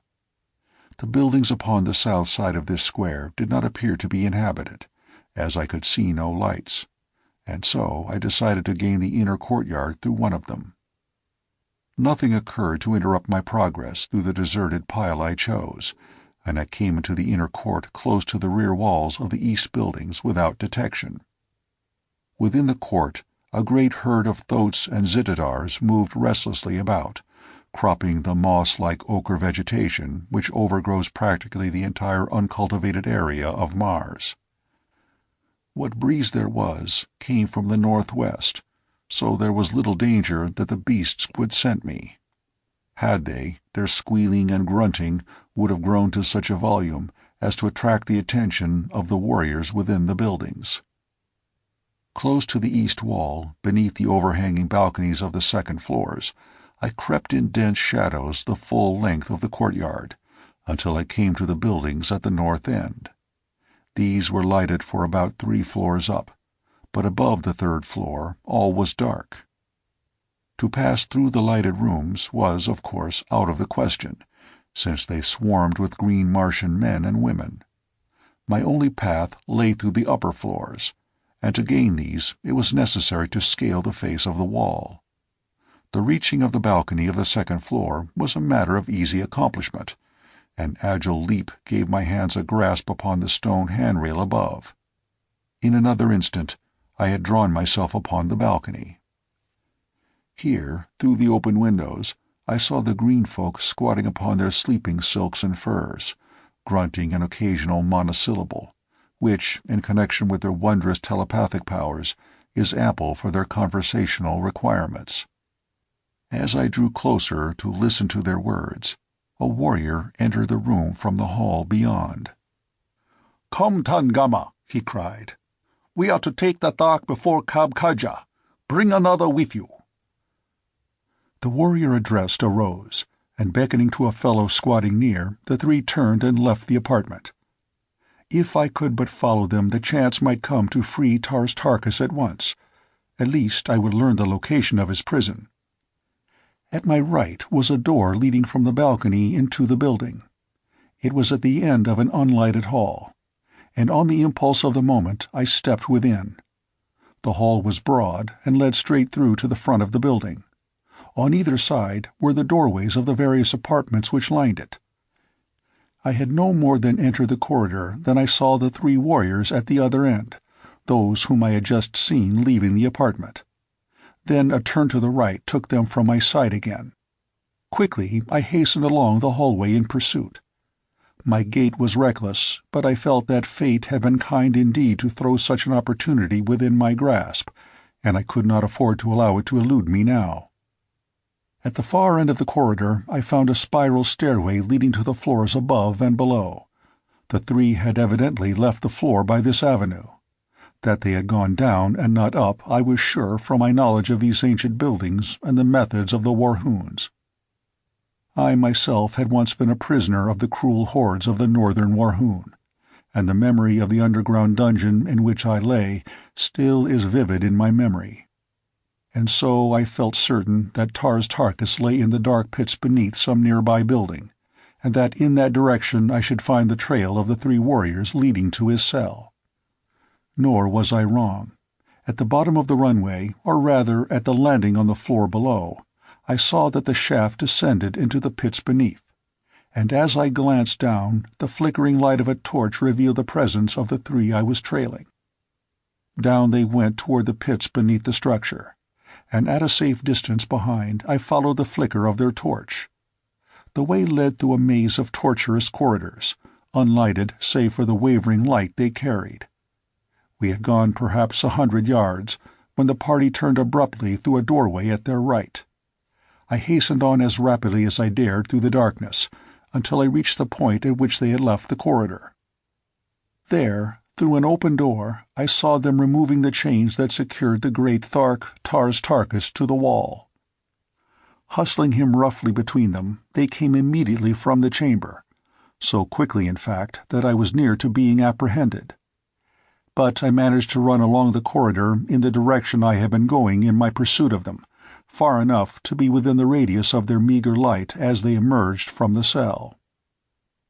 I had naturally assumed that they would return with Tars Tarkas the same way that they had come, which would carry them away from me, but to my chagrin they wheeled directly in my direction as they left the room.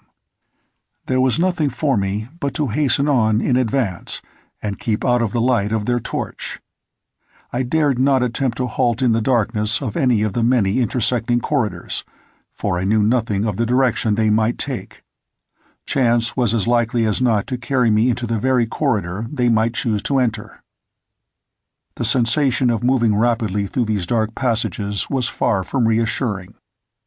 I knew not at what moment I might plunge headlong into some terrible pit, or meet with some of the ghoulish creatures that inhabit these lower worlds beneath the dead cities of dying Mars.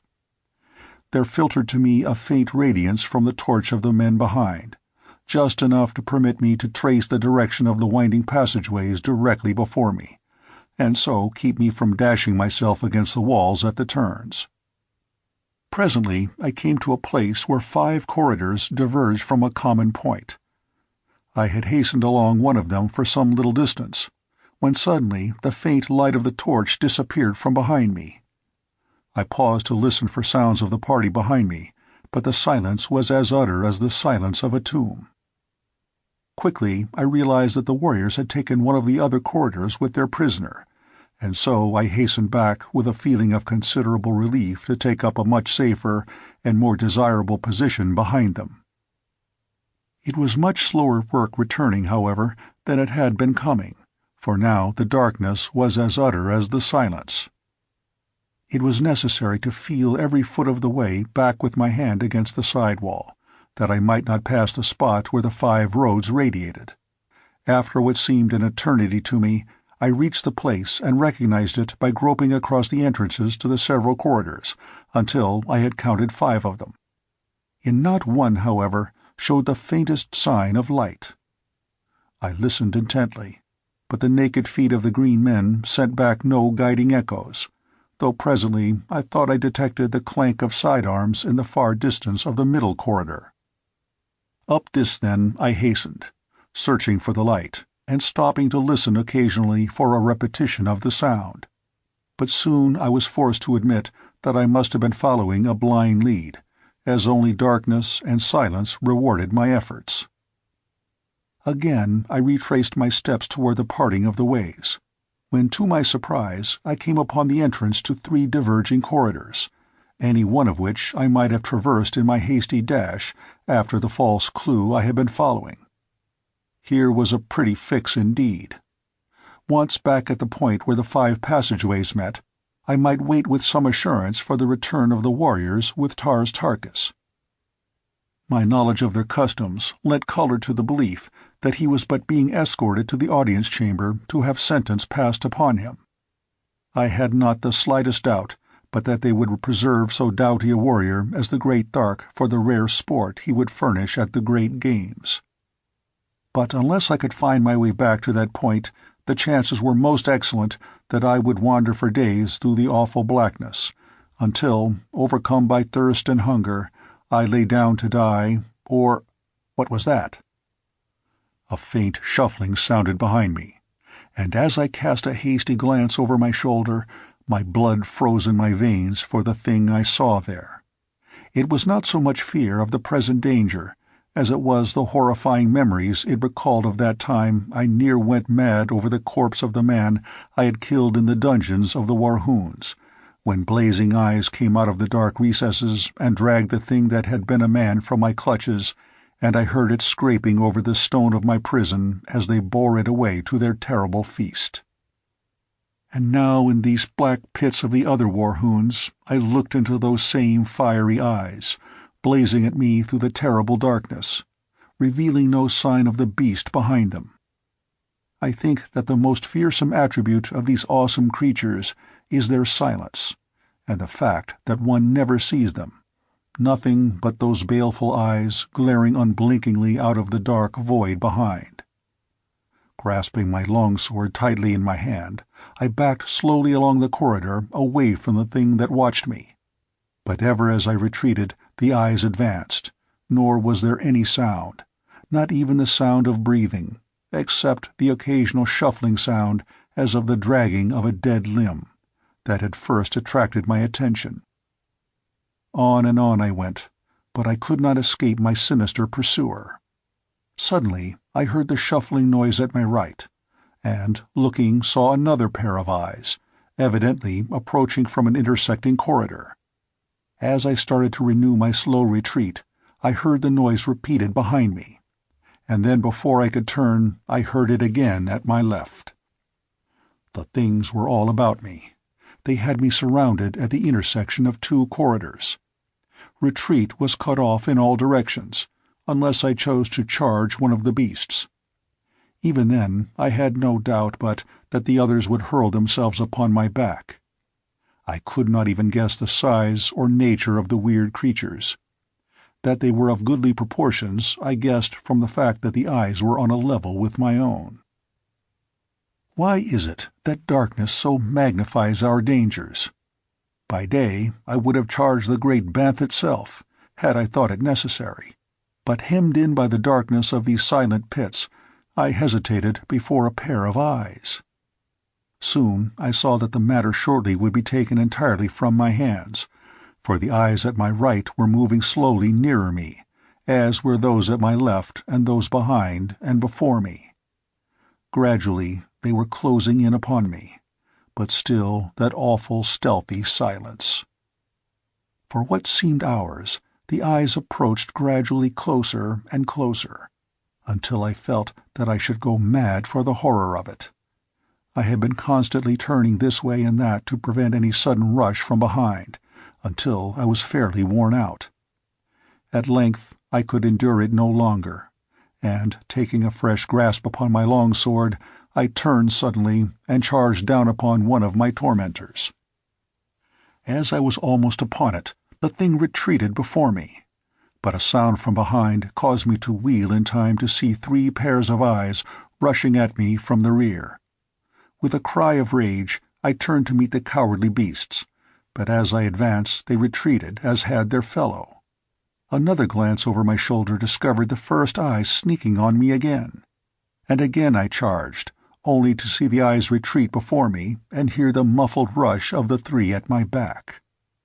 Thus we continued, the eyes always a little closer in the end than they had been before, until I thought that I should go mad with the terrible strain of the ordeal. That they were waiting to spring upon my back seemed evident, and that it would not be long before they succeeded was equally apparent, for I could not endure the wear of this repeated charge and countercharge indefinitely. In fact, I could feel myself weakening from the mental and physical strain I had been undergoing. At that moment I caught another glimpse from the corner of my eye of the single pair of eyes at my back making a sudden rush upon me. I turned to meet the charge. There was a quick rush of the 3 from the other direction, but I determined to pursue the single pair until I should have at least settled my account with one of the beasts, and thus be relieved of the strain of meeting attacks from both directions. There was no sound in the corridor, only that of my own breathing. Yet I knew that those three uncanny creatures were almost upon me. The eyes in front were not retreating so rapidly now. I was almost within sword reach of them. I raised my sword arm to deal the blow that should free me, and then I felt a heavy body upon my back. A cold, moist, slimy something fastened itself upon my throat. I stumbled and went down.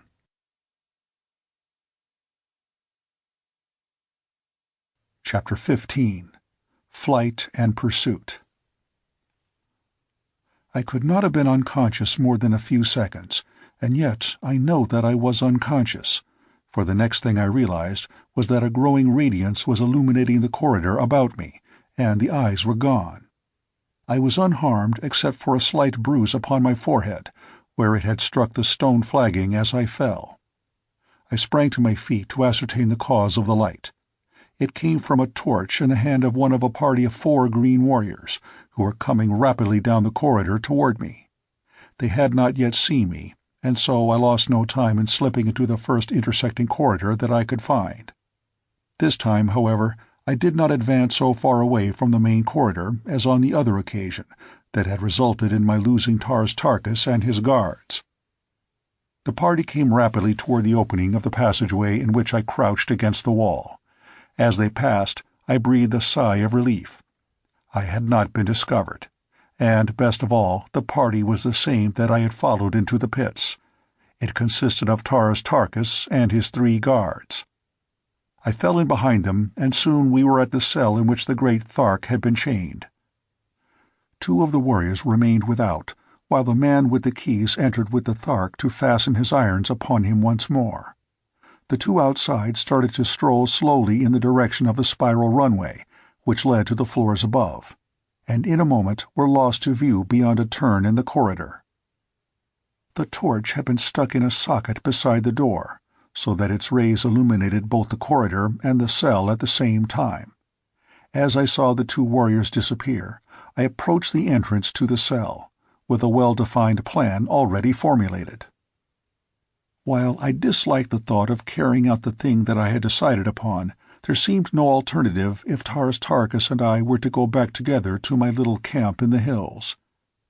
Keeping near the wall, I came quite close to the door to Tarkus' cell, and there I stood with my longsword above my head, grasped with both hands, that I might bring it down in one quick cut upon the skull of the jailer as he emerged. I disliked to dwell upon what followed after I heard the footsteps of the man as he approached the doorway. It is enough that within another minute or two, Tarkus, wearing the medal of a Warhoon chief, was hurrying down the corridor toward the spiral runway, bearing the Warhoon's torch to light his way. A dozen paces behind him followed John Carter, Prince of Helium. The 2 companions of the man who lay now beside the door of the cell that had been Tarkus had just started to ascend the runway as the Thark came in view. "Why so long, Tangama?" cried one of the men. "I had trouble with the lock," replied Tarkus, "and now I find that I have left my short sword in the Thark's cell. Go you on, I'll return and fetch it." "As you will, Tangama," replied he who had before spoken. "We shall see you above directly." "Yes," replied Tarkus, and turned as though to retrace his steps to the cell, but he only waited until the 2 had disappeared at the floor above. Then I joined him. We extinguished the torch, and together we crept toward the spiral incline that led to the upper floors of the building. At the first floor we found that the hallway ran but halfway through, necessitating the crossing of a rear room full of green folk, ere we could reach the inner courtyard, so there was but one thing left for us to do, and that was to gain the second floor and the hallway through which I had traversed the length of the building. Cautiously we ascended. We could hear the sounds of conversation coming from the room above, but the hall still was unlighted, nor was anyone in sight as we gained the top of the runway. Together we threaded the long hall and reached the balcony overlooking the courtyard, without being detected. At our right was the window letting into the room in which I had seen Tangama and the other warriors as they started to Tars Tarka's cell earlier in the evening. His companions had returned here, and we now overheard a portion of their conversation. "What can be detaining Tangama?" asked one. "He certainly could not be all this time fetching his short-sword from the Thark's cell," spoke another. "His short-sword?" asked a woman. "What mean you?" "Tangama left his short-sword in the Thark's cell," explained the first speaker, "and left us at the runway to return and get it." "Tangama wore no short-sword this night," said the woman. "It was broken in today's battle with the Thark, and Tangama gave it to me to repair. See, I have it here." And as she spoke, she drew Tangama's short-sword from beneath her sleeping silks and furs. The warriors sprang to their feet. "There is something amiss here," cried one. "'Tis even what I myself thought when Tangama left us at the runway," said another. "Methought then that his voice sounded strangely. Come, let us hasten to the pits." We waited to hear no more. Slinging my harness into a long single strap, I lowered Tars Tarkas to the courtyard beneath, and an instant later dropped to his side. We had spoken scarcely a dozen words since I had felled Tangama at the cell door and seen in the torch's light the expression of utter bewilderment upon the great Thark's face. "By this time," he had said, "I should have learned to wonder at nothing which John Carter accomplishes." That was all. He did not need to tell me that he appreciated the friendship which had prompted me to risk my life to rescue him, nor did he need to say that he was glad to see me. This fierce green warrior had been the first to greet me that day, now 20 years gone, which had witnessed my first advent upon Mars. He had met me with leveled spear and cruel hatred in his heart as he charged down upon me, bending low at the side of his mighty throat as I stood beside the incubator of his horde upon the dead sea bottom beyond Korad. And now, among the inhabitants of two worlds, I counted none a better friend than Tars Tarkas, Jeddak of the Tharks. As we reached the courtyard, we stood in the shadows beneath the balcony for a moment to discuss our plans. "There be 5 now in the party, Tars Tarkas," I said. "Thuvia, Zodar, Carthoris, and ourselves. We shall need 5 thoats to bear us." "Carthoris!" he cried. "Your son?" "Yes, I found him in the prison of Shador on the Sea of Omean, in the land of the firstborn." "I know not of these places, John Carter. Be they upon Barsoom?" "Upon and below, my friend. But wait until we shall have made good our escape, and you shall hear the strangest narrative that ever a Barsoomian of the outer world gave ear to. Now we must steal our thoats and be well away to the north before these fellows discover how we have tricked them." In safety we reached the great gates at the far end of the courtyard, through which it was necessary to take our thoats to the avenue beyond. It is no easy matter to handle 5 of these great, fierce beasts, which by nature are as wild and ferocious as their masters, and held in subjection by cruelty and brute force alone. As we approached them, they sniffed our unfamiliar scent, and with squeals of rage circled about us.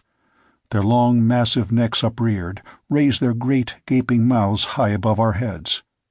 They are fearsome-appearing brutes at best, but when they are roused, they are fully as dangerous as they look. The thoat stands a good 10 feet at the shoulder. His hide is sleek and hairless, and of a dark slate color on back and sides, shading down his 8 legs to a vivid yellow at the huge, padded, nailless feet. The belly is pure white. A broad, flat tail, larger at the tip than at the root, completes the picture of this ferocious green Martian mount, a fit war steed for these warlike people. As the thoats are guided by telepathic means alone, there is no need for a rein or bridle, and so our object now was to find 2 that would obey our unspoken commands. As they charged about us, we succeeded in mastering them sufficiently to prevent any concerted attack upon us, but the din of their squealing was certain to bring investigating warriors into the courtyard were it to continue much longer. At length I was successful in reaching the side of one great brute, and ere he knew what I was about I was firmly seated astride his glossy back. A moment later Tarkus had caught and mounted another, and then between us we herded 3 or 4 more toward the great gates. Tarkus rode ahead, and leaning down to the latch, threw the barriers open, while I held the loose throats from breaking back to the herd. Then together we rode through into the avenue with our stolen mounts, and without waiting to close the gates, hurried off toward the southern boundary of the city. Thus far our escape had been little short of marvelous, nor did our good fortune desert us, for we passed the outer purlieus of the dead city and came to our camp without hearing even the faintest sound of pursuit. Here a low whistle, the prearranged signal, apprised the balance of our party that I was returning, and we were met by the 3 with every manifestation of enthusiastic rejoicing. But little time was wasted in narration of our adventure. Tarkus and Cathoris exchanged the dignified and formal greetings common upon Barsoom, but I could tell intuitively that the Thark loved my boy and that Cathoris reciprocated his affection. Xodar and the green Jedak were formally presented to each other. Then Thuvia was lifted to the least fractious thoat. Xodar and Cathoris mounted 2 others, and we set out at a rapid pace toward the east. At the far extremity of the city we circled toward the north, and under the glorious rays of the 2 moons we sped noiselessly across the dead sea bottom, away from the Warhoons and the Firstborn, but to what new dangers and adventures we knew not. Toward noon of the following day we halted to rest our mounts and ourselves.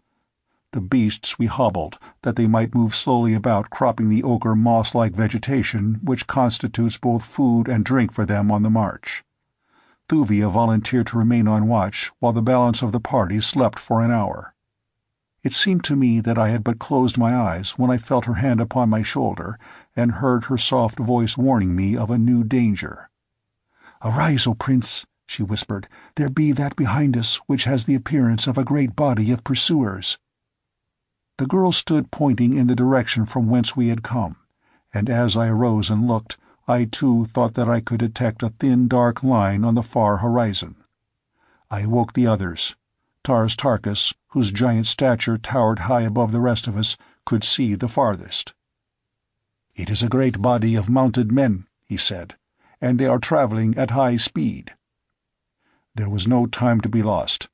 We sprang to our hobbled thoats, freed them, and mounted. Then we turned our faces once more toward the north and took our flight again at the highest speed of our slowest beast. For the balance of the day and all the following night we raced across that ochre wilderness with the pursuers at our back ever gaining upon us. Slowly but surely they were lessening the distance between us. Just before dark they had been close enough for us to plainly distinguish that they were green Martians, and all during the long night we distinctly heard the clanking of their accoutrements behind us. As the sun rose on the second day of our flight, it disclosed the pursuing horde not a half-mile in our rear. As they saw us, a fiendish shout of triumph rose from their ranks. Several miles in advance lay a range of hills, the farther shore of the Dead Sea we had been crossing. Could we but reach these hills, our chances of escape would be greatly enhanced, but Thuvia's mount, although carrying the lightest burden, already was showing signs of exhaustion. I was riding beside her when suddenly her animal staggered and lurched against mine. I saw that he was going down, but ere he fell I snatched the girl from his back and swung her to a place upon my own thoat behind me, where she clung with her arms about me.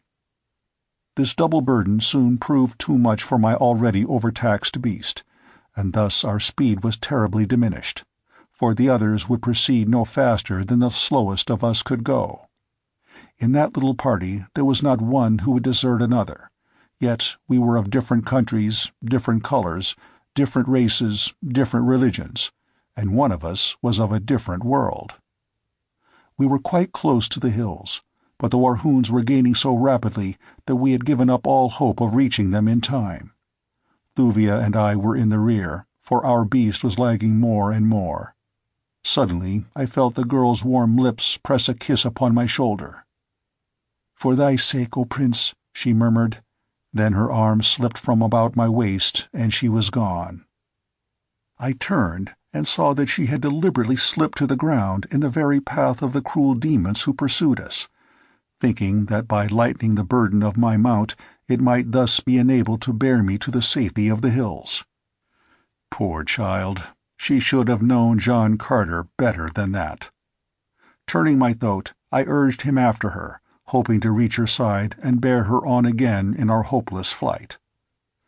Carthoris must have glanced behind him at about the same time, and taking in the situation, for by the time I had reached Thuvia's side, he was there also, and springing from his mount, he threw her upon its back, and turning the animal's head toward the hills, gave the beast a sharp crack across the rump with the flat of his sword. Then he attempted to do the same with mine. The brave boy's act of chivalrous self-sacrifice filled me with pride, nor did I care that it had wrested from us our last frail chance for escape. The Warhoons were now close upon us. Tarkas and Zodar had discovered our absence and were charging rapidly to our support. Everything pointed toward a splendid ending of my second journey to Barsoom. I hated to go out without having seen my divine princess, and held her in my arms once again. But if it were not writ upon the book of fate that such was to be, then would I take the most that was coming to me, and in these last few moments that were to be vouchsafed me before I passed over into that unguessed future, I could at least give such an account of myself in my chosen vocation as would leave the Warhoons of the South food for discourse for the next 20 generations. As Carthoris was not mounted, I slipped from the back of my own mount and took my place at his side to meet the charge of the howling devils bearing down upon us. A moment later, Tarkas and Zodar ranged themselves on either hand, turning their throats loose that we might all be on equal footing. The Warhoons were perhaps 100 yards from us when a loud explosion sounded from above and behind us, and almost at the same instant a shell burst in their advancing ranks. At once all was confusion. 100 warriors toppled to the ground. Riderless thoats plunged hither and thither among the dead and dying. Dismounted warriors were trampled underfoot in the stampede which followed.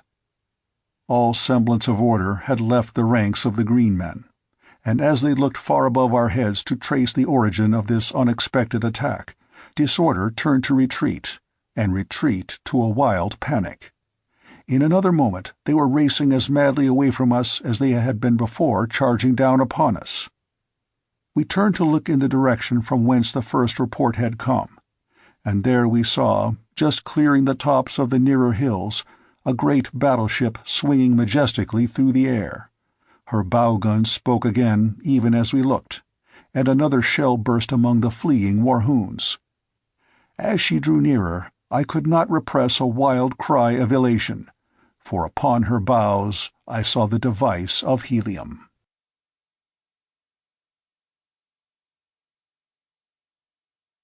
Chapter 16. Under Arrest.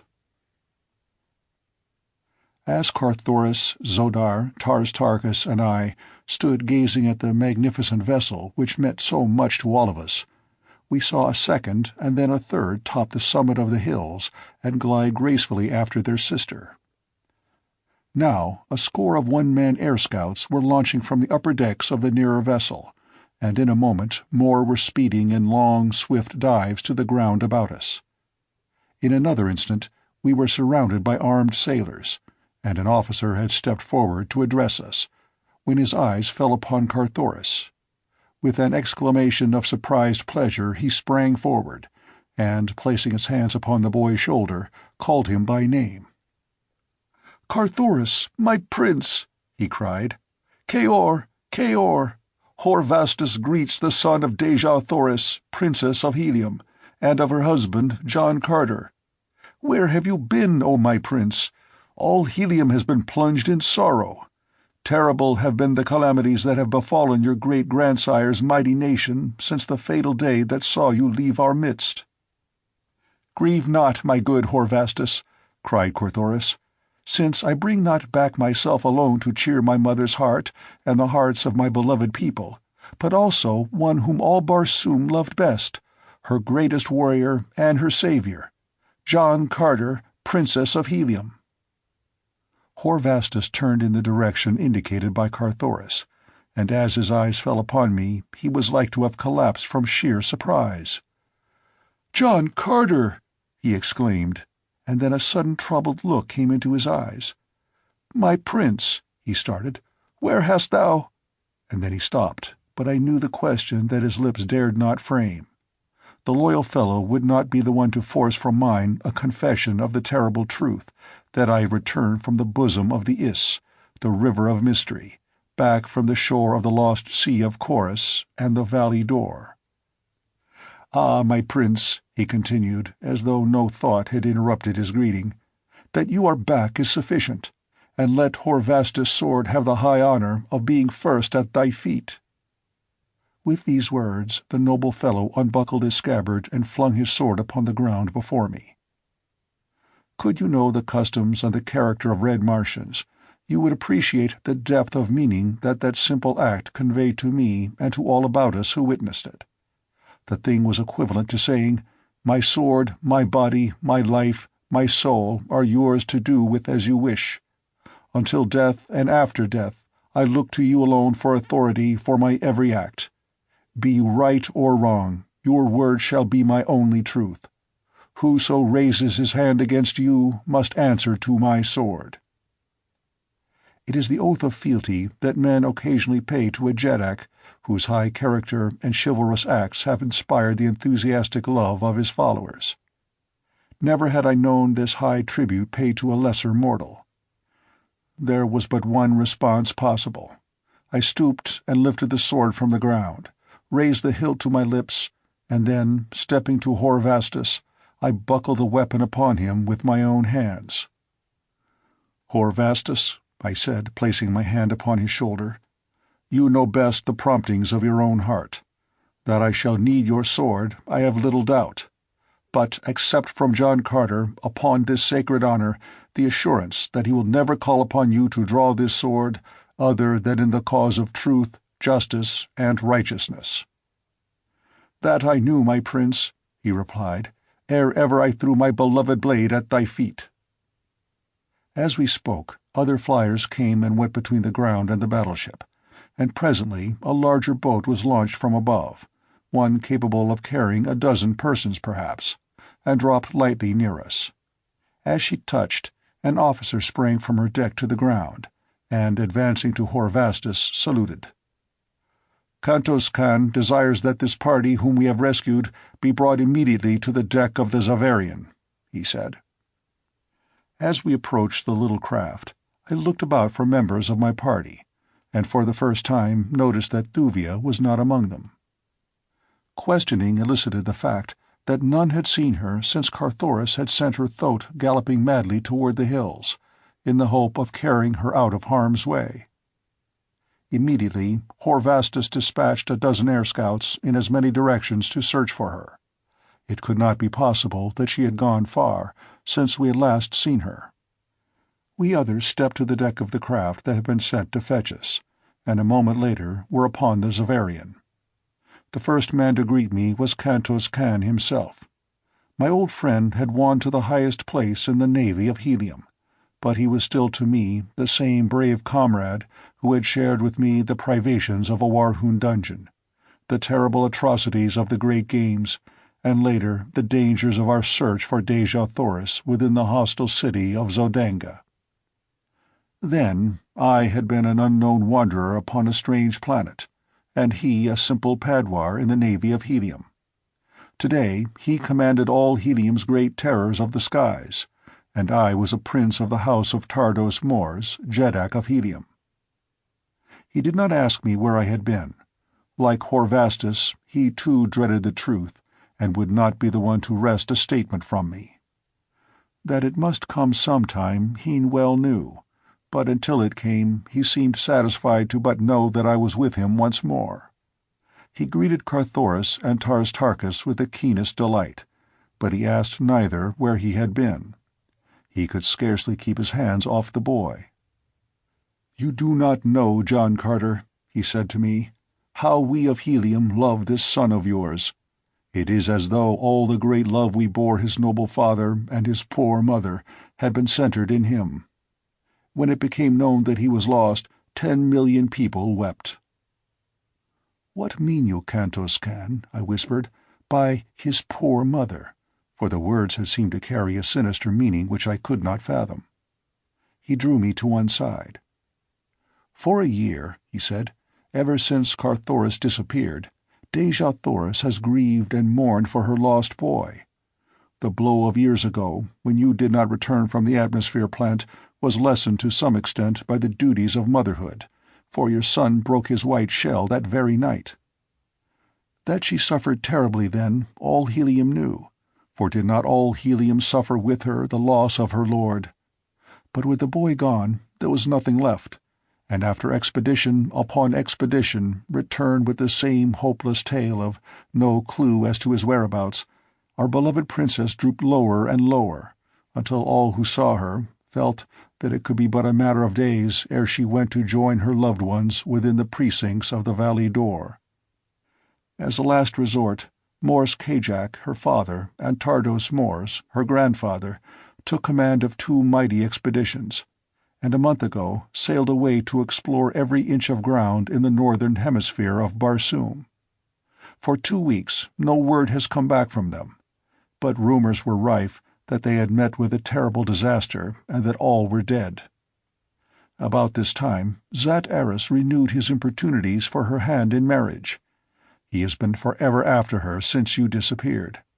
She hated him and feared him, but with both her father and grandfather gone, Zat Aris was very powerful, for he is still Jed of Zodanga, to which position, you will remember, Tardos Morse appointed him after you had refused the honor. He had a secret audience with her 6 days ago.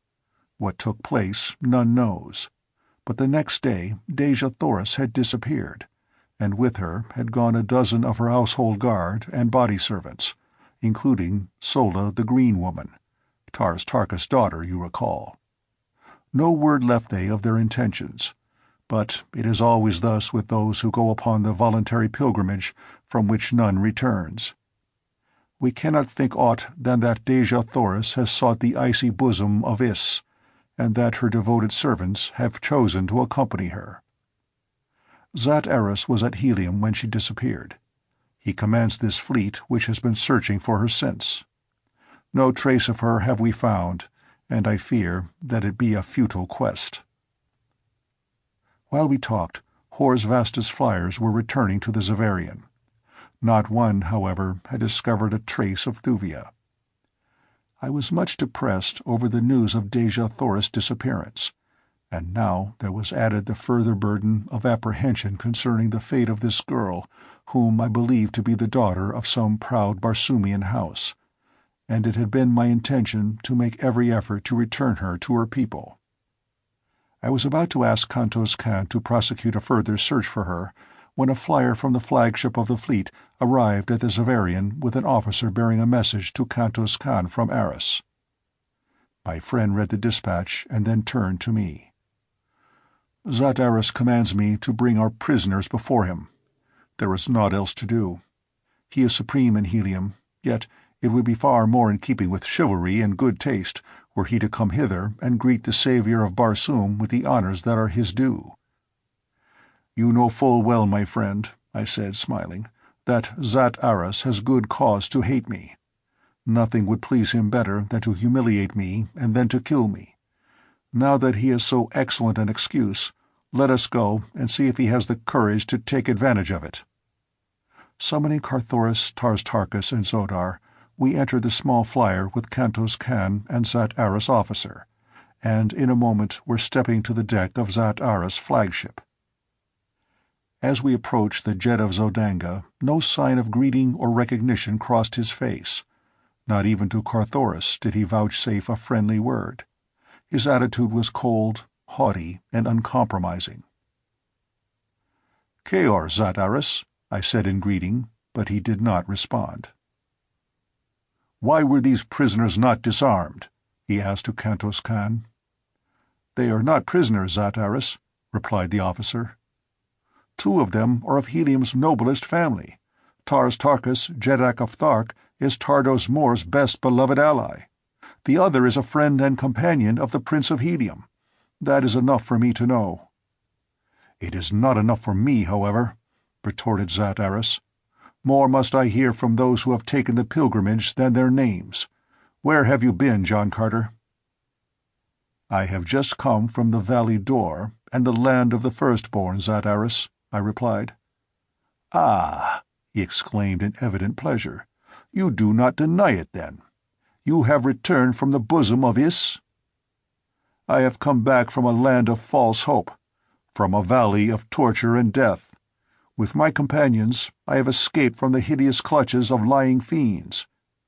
I have come back to the Barsoom that I saved from a painless death, to again save her, but this time from death in its most frightful form." "Cease, blasphemer!"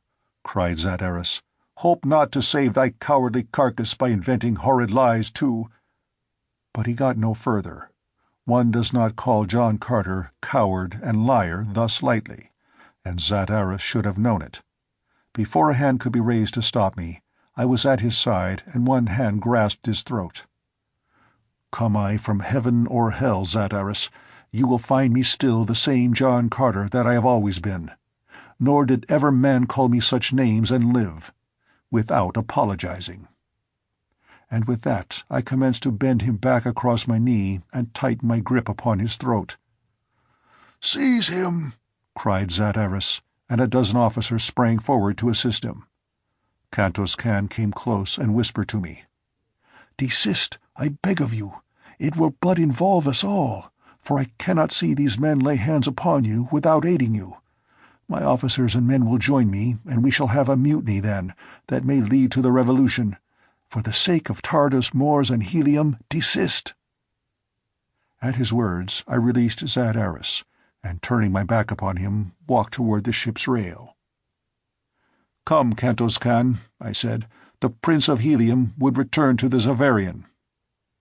None interfered. Zat-Aris stood white and trembling amidst his officers.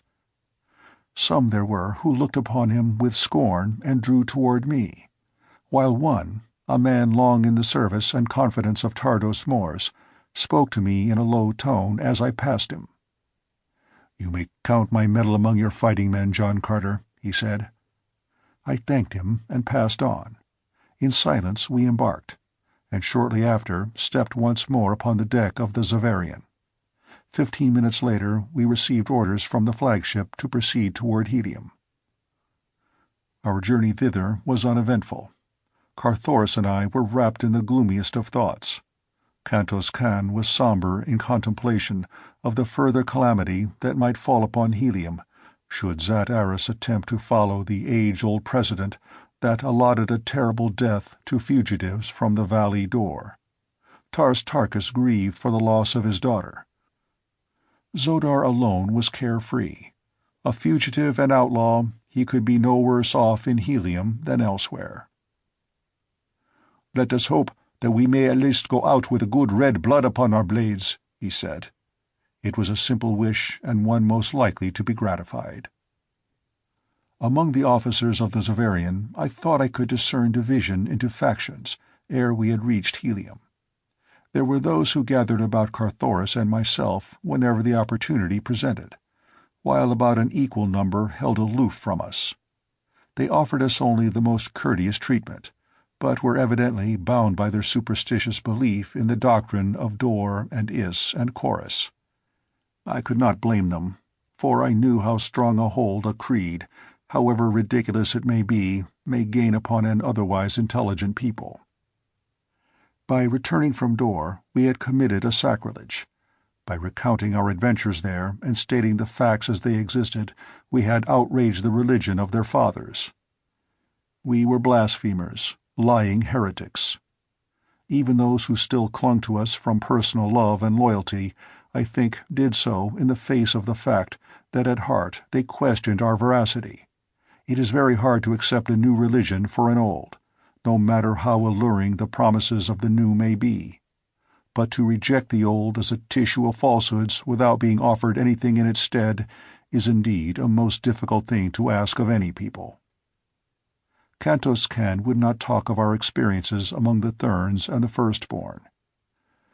"It is enough," he said, "that I jeopardize my life here and hereafter by countenancing you at all. Do not ask me to add still further to my sins, by listening to what I have always been taught was the rankest heresy."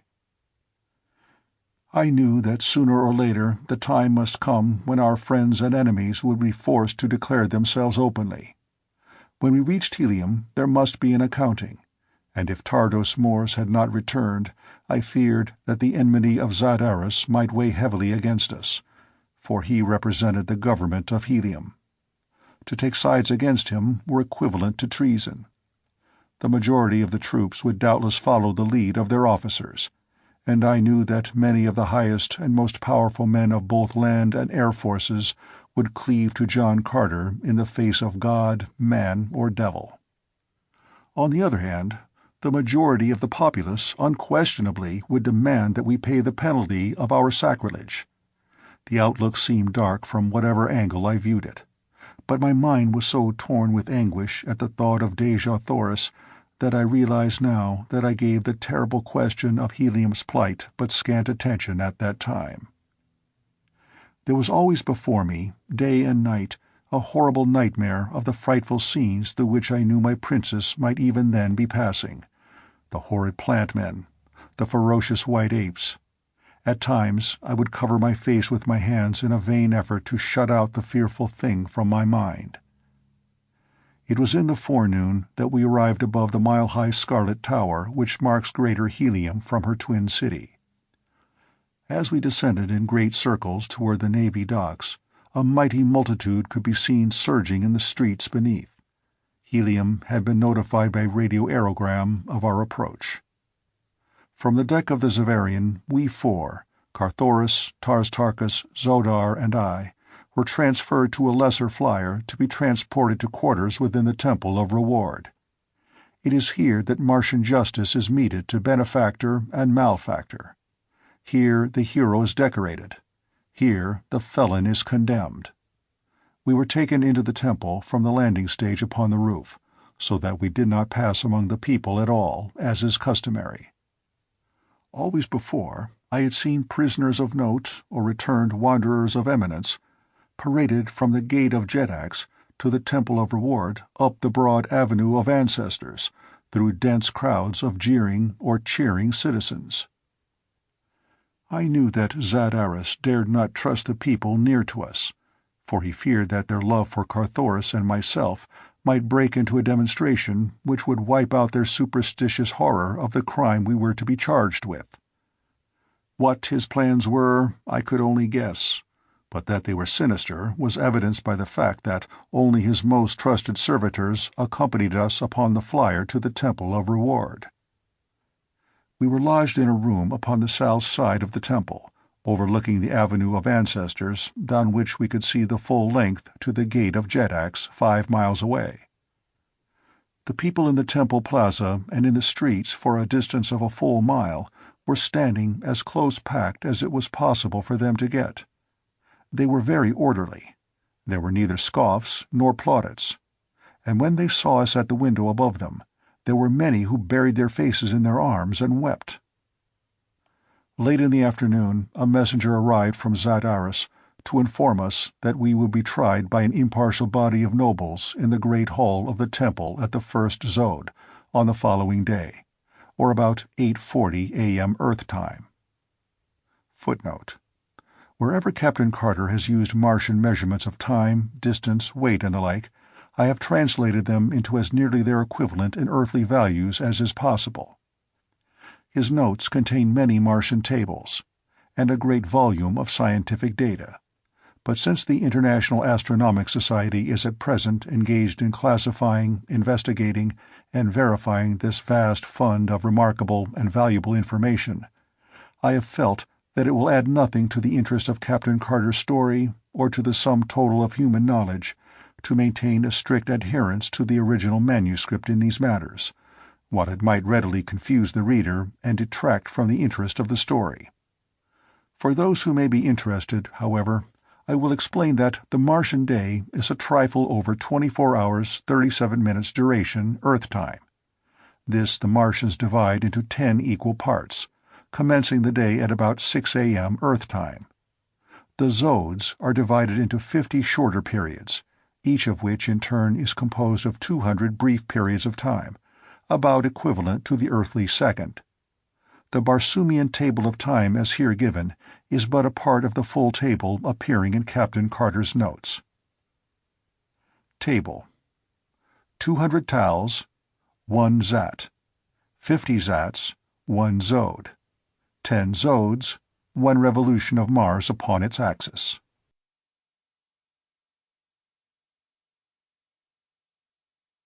Chapter 17. The Death Sentence.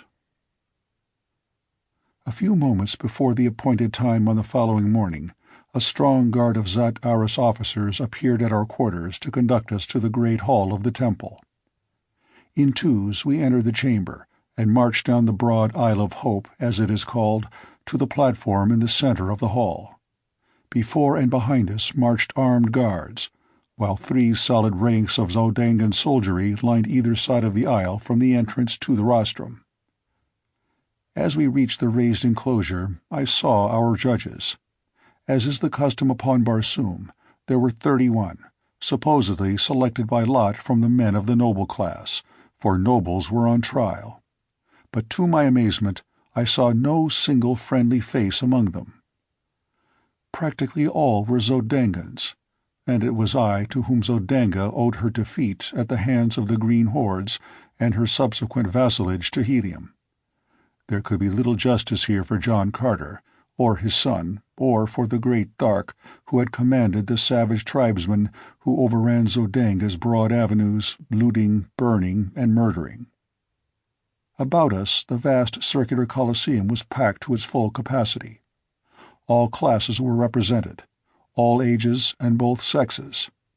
As we entered the hall, the hum of subdued conversation ceased until, as we halted upon the platform, or throne of righteousness, the silence of death enveloped the 10,000 spectators. The judges were seated in a great circle about the periphery of the circular platform. We were assigned seats with our backs toward a small platform in the exact center of the larger one. This placed us facing the judges and the audience. Upon the smaller platform, each would take his place while his case was being heard. Zat Aris himself sat in the golden chair of the presiding magistrate. As we were seated and our guards retired to the foot of the stairway leading to the platform, he arose and called my name. "John Carter," he cried, "take your place upon the pedestal of truth, to be judged impartially according to your acts, and here to know the reward you have earned thereby." Then, turning to and fro toward the audience, he narrated the acts upon the value of which my reward was to be determined. "Know you, O judges and people of Helium," he said, "that John Carter, one time Prince of Helium, has returned by his own statement from the Valley Door, and even from the Temple of Issus itself. That, in the presence of many men of Helium, he has blasphemed against the sacred Is, and against the Valley Door, and the lost Sea of Chorus, and the holy Therns themselves, and even against Issus, goddess of death and of life eternal. And know you further, by witness of thine own eyes, that see him here now upon the pedestal of truth, that he has indeed returned from these sacred precincts in the face of our ancient customs, and in violation of the sanctity of our ancient religion. He who be once dead may not live again. He who attempts it must be made dead forever. Judges, your duty lies plain before you. Here can be no testimony in contravention of truth. What reward shall be meted to John Carter in the accordance with the acts he has committed?" "Death!" shouted one of the judges. And then a man sprang to his feet in the audience, and raising his hand on high, cried, "Justice! Justice! Justice!" It was Kantos Khan, and as all eyes turned toward him, he leapt past the Zodangan soldiery and sprang upon the platform. "What manner of justice be this?" he cried to Zat Aris. The defendant has not been heard, nor has he had an opportunity to call others in his behalf. In the name of the people of Helium, I demand fair and impartial treatment for the Prince of Helium." A great cry arose from the audience then. "Justice! Justice! Justice!" And Zat-Aris dared not deny them. "Speak, then," he snarled, turning to me, "but blaspheme not against the things that are sacred upon Barsoom." "Men of Helium," I cried, turning to the spectators and speaking over the heads of my judges, "how can John Carter expect justice from the men of Zodanga? He cannot, nor does he ask it. It is to the men of Helium that he states his case, nor does he appeal for mercy to any. It is not in his own cause that he speaks now, it is in thine. In the cause of your wives and daughters, and of wives and daughters yet unborn. It is to save them from the unthinkably atrocious indignities that I have seen heaped upon the fair women of Barsoom in the place men call the Temple of Issus. It is to save them from the sucking embrace of the plant men, from the fangs of the great white apes of Dor, from the cruel lust of the holy Therns, from all that the cold, dead Is carries them to from homes of love and life and happiness. Sits there no man here who does not know the history of John Carter, how he came among you from another world, and rose from a prisoner among the green men, through torture and persecution, to a place high among the highest of Barsoom. Nor ever did you know John Carter to lie in his own behalf, or to say aught that might harm the people of Barsoom, or to speak lightly of the strange religion which he respected without understanding. There be no man here or elsewhere upon Barsoom today who does not owe his life directly to a single act of mine, in which I sacrificed myself and the happiness of my princess that you might live. And so, men of Helium, I think that I have the right to demand that I be heard, that I be believed, and that you let me serve you and save you from the false hereafter of Dor and Issus, as I saved you from the real death that other day. It is to you of Helium that I speak now. When I am done, let the men of Zodanga have their will with me. Zat-Aris has taken my sword from me, so the men of Zodanga no longer fear me. Will you listen?"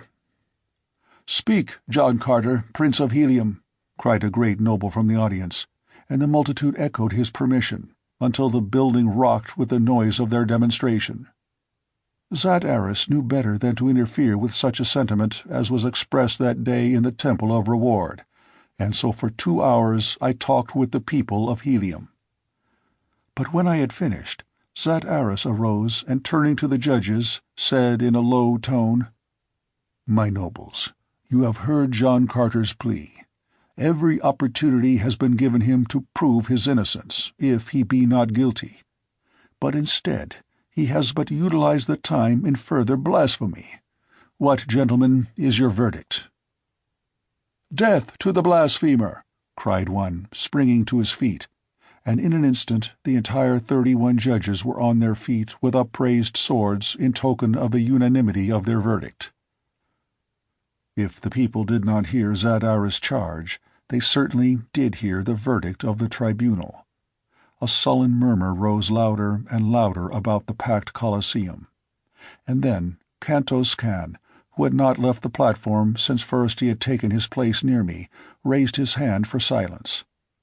When he could be heard, he spoke to the people in a cool and level voice. "You have heard the fate that the men of Zodanga would meet to Helium's noblest hero. It may be the duty of the men of Helium to accept the verdict as final. Let each man act according to his own heart. Here is the answer of Kantos Kan, head of the Navy of Helium, to Zat-Aris and his judges."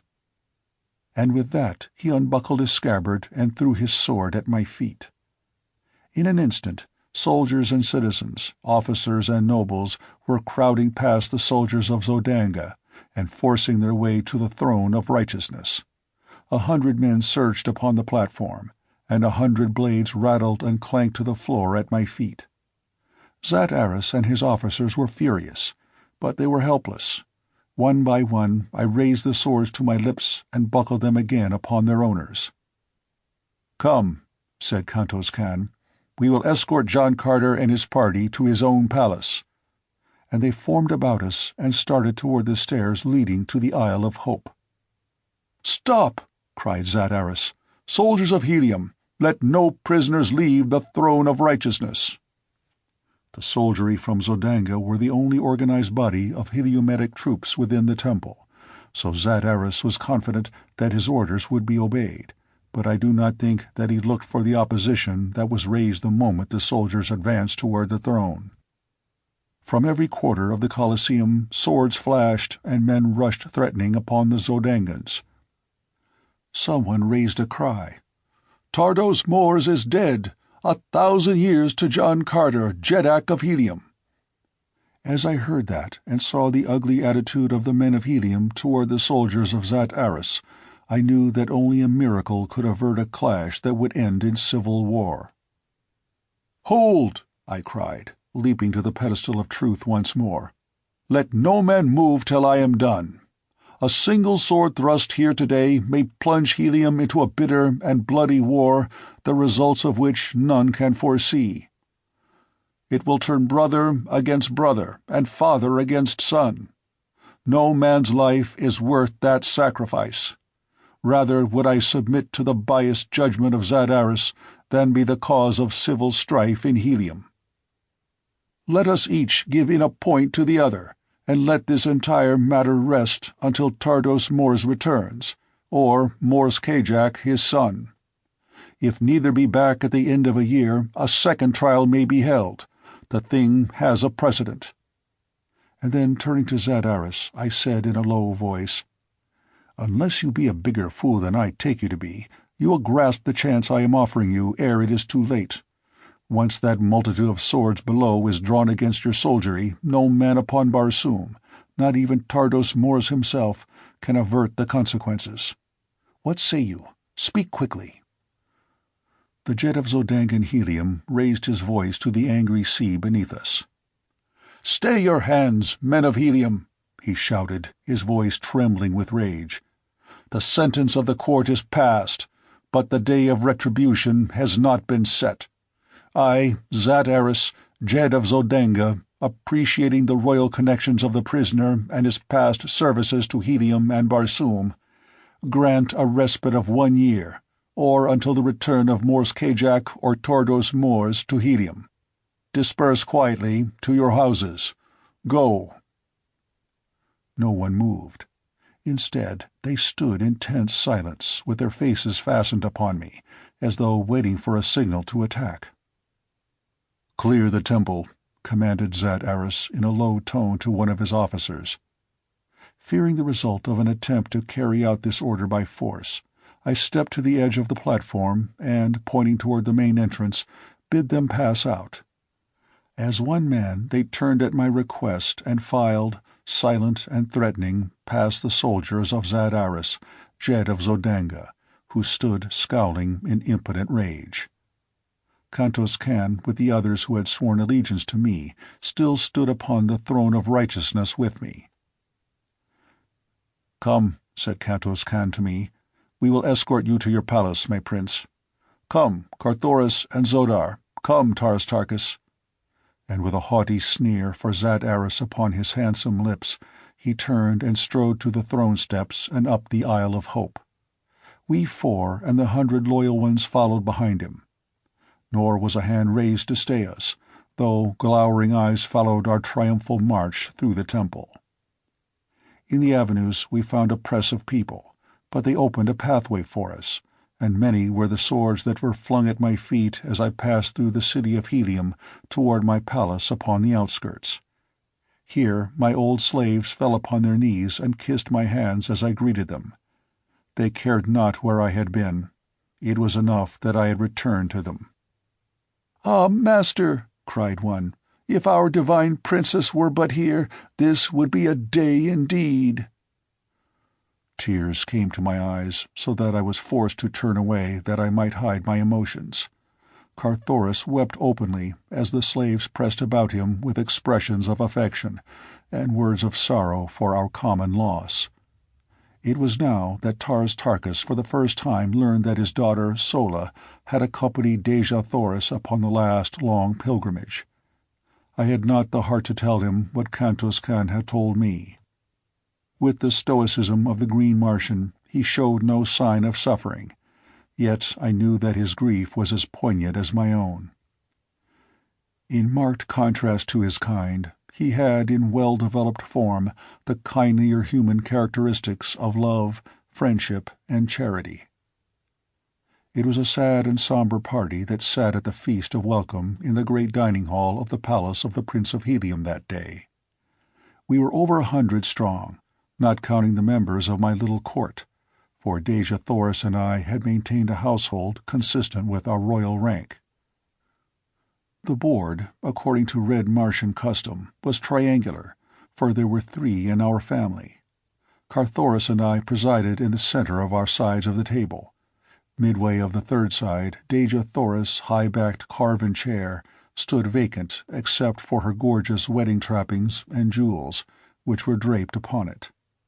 Behind stood a slave, as in the days when his mistress had occupied her place at the board, ready to do her bidding.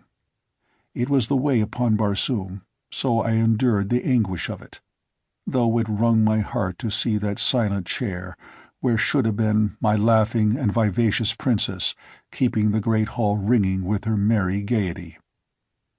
At my right sat Kantos Kan, while to the right of Dejah Thoris' empty place, Tarkas sat in a huge chair before a raised section of the board which years ago I had had constructed to meet the requirements of his mighty bulk. The place of honor at a Martian board is always at the hostess's right, and this place was ever reserved by Dejah Thoris for the great Thark upon the occasions that he was in Helium. Horvastus sat in the seat of honor upon Carthoris' side of the table. There was little general conversation. It was a quiet and saddened party.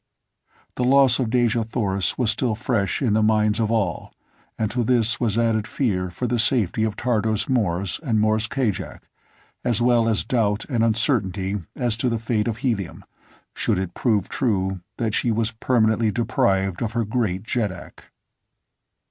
Suddenly our attention was attracted by the sound of distant shouting, as of many people raising their voices at once, but whether in anger or rejoicing we could not tell.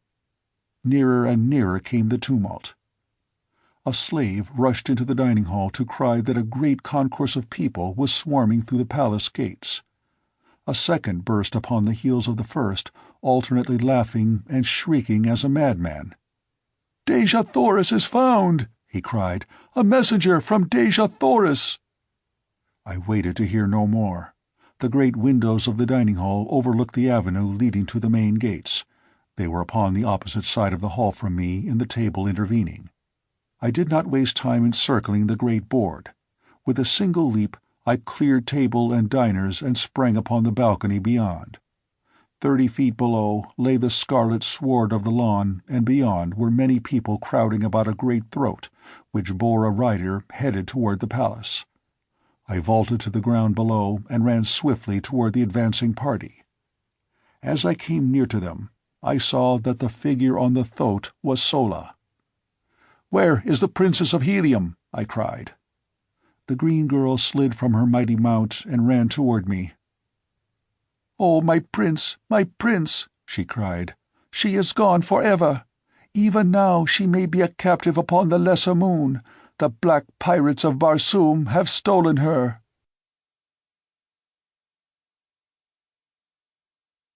Chapter 18. Sola's Story. Once within the palace, I drew Sola to the dining hall, and when she had greeted her father after the formal manner of the Green Men, she told the story of the pilgrimage and capture of Dejah Thoris. 7 days ago, after her audience with Zat Aras, Dejah Thoris attempted to slip from the palace in the dead of night. Although I had not heard the outcome of her interview with Zat Aras, I knew that something had occurred then to cause her the keenest mental agony, and when I discovered her creeping from the palace, I did not need to be told her destination. Hastily arousing a dozen of her most faithful guards, I explained my fears to them, and as one they enlisted with me to follow our beloved princess in her wanderings, even to the sacred Is and the valley door. We came upon her but a short distance from the palace. With her was faithful Wula the hound, but none other. When we overtook her, she feigned anger and ordered us back to the palace, but for once we disobeyed her, and when she found that we would not let her go upon the last long pilgrimage alone, she wept and embraced us, and together we went out into the night toward the south. The following day we came upon a herd of small thoats, and thereafter we were mounted and made good time. We traveled very fast and very far due south, until the morning of the 5th day we sighted a great fleet of battleships sailing north. They saw us before we could seek shelter, and soon we were surrounded by a horde of black men. The princess's guard fought nobly to the end, but they were soon overcome and slain. Only Dejah Thoris and I were spared. When she realized that she was in the clutches of the black pirates, she attempted to take her own life, but one of the blacks tore her dagger from her, and then they bound us both so that we could not use our hands. The fleet continued north after capturing us. There were about 20 large battleships in all, besides a number of small swift cruisers. That evening, one of the smaller cruisers that had been far in advance of the fleet returned with a prisoner, a young red woman whom they had picked up in a range of hills under the very noses, they said, of a fleet of 3 red Martian battleships. From scraps of conversation which we overheard, it was evident that the black pirates were searching for a party of fugitives that had escaped from them several days prior. That they considered the capture of the young woman important was evident from the long and earnest interview the commander of the fleet held with her when she was brought to him. Later, she was bound and placed in the compartment with Dejah Thoris and myself. The new captive was a very beautiful girl. She told Dejah Thoris that many years ago she had taken the voluntary pilgrimage from the court of her father, the Jeddak of Ptarth. She was Thuvia, the princess of Tarth. And then she asked Dejah Thoris who she might be, and when she heard, she fell upon her knees and kissed Dejah Thoris' fettered hands, and told her that very morning she had been with John Carter, Princess of Helium, and Carthoris her son. Dejah Thoris could not believe her at first, but finally, when the girl had narrated all the strange adventures that had befallen her since she had met John Carter, and told her of the things John Carter and Carthoris and Zodar had narrated of their adventures in the land of the firstborn, Dejah Thoris knew that it could be none other than the Prince of Helium. For who, she said, upon all Barsoom, other than John Carter, could have done the deeds you tell of? And then Thuvia told Dejah Thoris of her love for John Carter, and his loyalty and devotion to the princess of his choice. Dejah Thoris broke down and wept, cursing Zat Aris and the cruel fate that had driven her from Helium but a few brief days before the return of her beloved lord. "I do not blame you for loving him, Thuvia," she said, "and that your affection for him is pure and sincere I can well believe, from the candor of your avowal of it to me." The fleet continued north nearly to Helium, but last night they evidently realized that John Carter had indeed escaped them, and so they turned toward the south once more. Shortly thereafter, a guard entered our compartment and dragged me to the deck. "There is no place in the land of the firstborn for a green one," he said, and with that he gave me a terrific shove that carried me toppling from the deck of the battleship. Evidently, this seemed to him the easiest way of ridding the vessel of my presence and killing me at the same time. But a kind fate intervened, and by a miracle I escaped with but slight bruises.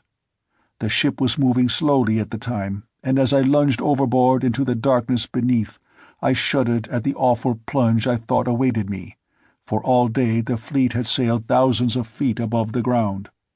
But to my utter surprise, I struck upon a soft mass of vegetation not 20 feet from the deck of the ship. In fact, the keel of the vessel must have been grazing the surface of the ground at the time. I lay all night where I had fallen, and next morning brought an explanation of the fortunate coincidence that had saved me from a terrible death. As the sun rose, I saw a vast panorama of sea-bottom and distant hills lying far below me. I was upon the highest peak of a lofty range.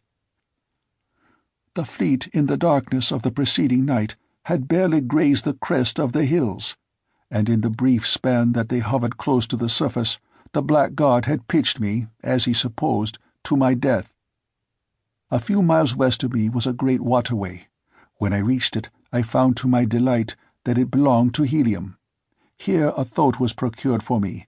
The rest you know. For many minutes none spoke.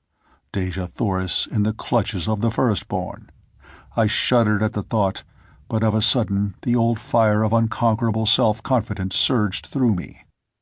I sprang to my feet, and with back-thrown shoulders and upraised sword, took a solemn vow to reach, rescue, and revenge my princess. 100 swords leapt from 100 scabbards, and 100 fighting men sprang to the tabletop and pledged me their lives and fortunes to the expedition. Already my plans were formulated. I thanked each loyal friend, and, leaving Carthoris to entertain them, withdrew to my own audience chamber with Kantos Kan, Tars Tarkas, Zodar, and Horvastus. Here we discussed the details of our expedition until long after dark. Zodar was positive that Issus would choose both Dejah Thoris and Thuvia to serve her for a year. "For that length of time, at least, they will be comparatively safe," he said, "and we will at least know where to look for them." In the matter of equipping a fleet to enter Omean, the details were left to Kantos Kan and Zodar. The former agreed to take such vessels as we required into dock as rapidly as possible, where Zodar would direct their equipment with water propellers. For many years, the Black had been in charge of the refitting of captured battleships, that they might navigate Omean, and so was familiar with the construction of the propellers, housings, and the auxiliary gearing required. It was estimated that it would require 6 months to complete our preparations in view of the fact that the utmost secrecy must be maintained to keep the project from the ears of Zat Aris. Kantos Kan was confident now that the man's ambitions were fully aroused, and that nothing short of the title of Jeddak of Helium would satisfy him. "I doubt," he said, "if he would even welcome Dejah Thoris' return, for it would mean another nearer the throne than he. With you and Carthoris out of the way, there would be little to prevent him from assuming the title of Jeddak, and you may rest assured that so long as he is supreme here, there is no safety for either of you." "There is a way," cried Horvastus, "to thwart him effectually and forever." "What?" I asked. He smiled. "I shall whisper it here, but some day I shall stand upon the dome of the Temple of Reward and shout it to cheering multitudes below." "What do you mean?" asked Kantos Kan. "John Carter, Jeddak of Helium," said Horvastus in a low voice. The eyes of my companions lighted, and grim smiles of pleasure and anticipation overspread their faces, as each eye turned toward me questioningly. But I shook my head. "No, my friends," I said, smiling. "I thank you, but it cannot be. Not yet, at least. When we know that Tardos Mors and Mors Kajak are gone to return no more, if I be here, then I shall join you all to see that the people of Helium are permitted to choose fairly their next Jeddak. Whom they choose may count upon the loyalty of my sword, nor shall I seek the honor for myself. Until then, Tardos Mors is Jeddak of Helium, and Zat Aris is his representative." "As you will, John Carter," said Horvastus. "But what was that?" he whispered, pointing toward the window overlooking the gardens. The words were scarce out of his mouth ere he had sprung to the balcony without. "There he goes!" he cried excitedly. "The guards! Below there! The guards!" We were close behind him, and all saw the figure of a man run quickly across a little piece of sward and disappear in the shrubbery beyond. "He was on the balcony when I first saw him," cried Horvastus. "Quick, let us follow him." Together we ran to the gardens, But even though we scoured the grounds with the entire guard for hours, no trace could we find of the night marauder. "What do you make of it, Kantos Khan?" asked Tars Tarkas. "A spy sent by Zat Aris," he replied. It was ever his way. "He will have something interesting to report to his master, then," laughed Horvastus. "I hope he heard only our references to a new Jeddak," I said. "If he overheard our plans to rescue Dejah Thoris, it will mean civil war, for he will attempt to thwart us, and in that I will not be thwarted. There would I turn against Tardos Mors himself, were it necessary. If it throws all Helium into a bloody conflict, I shall go on with these plans to save my princess. Nothing shall stay me now short of death. And should I die, my friends, will you take the oath to prosecute the search for her and bring her back in safety to her grandfather's court?" Upon the hilt of his sword, each of them swore to do as I had asked. It was agreed that the battleships that were to be remodeled should be ordered to Hastor, another Heliometic city, far to the southwest. Kantos Kan thought that the docks there, in addition to their regular work, would accommodate at least 6 battleships at a time. As he was commander-in-chief of the Navy, it would be a simple matter for him to order the vessels there as they could be handled, and thereafter keep the remodeled fleet in remote parts of the Empire until we should be ready to assemble it for the dash upon Omean.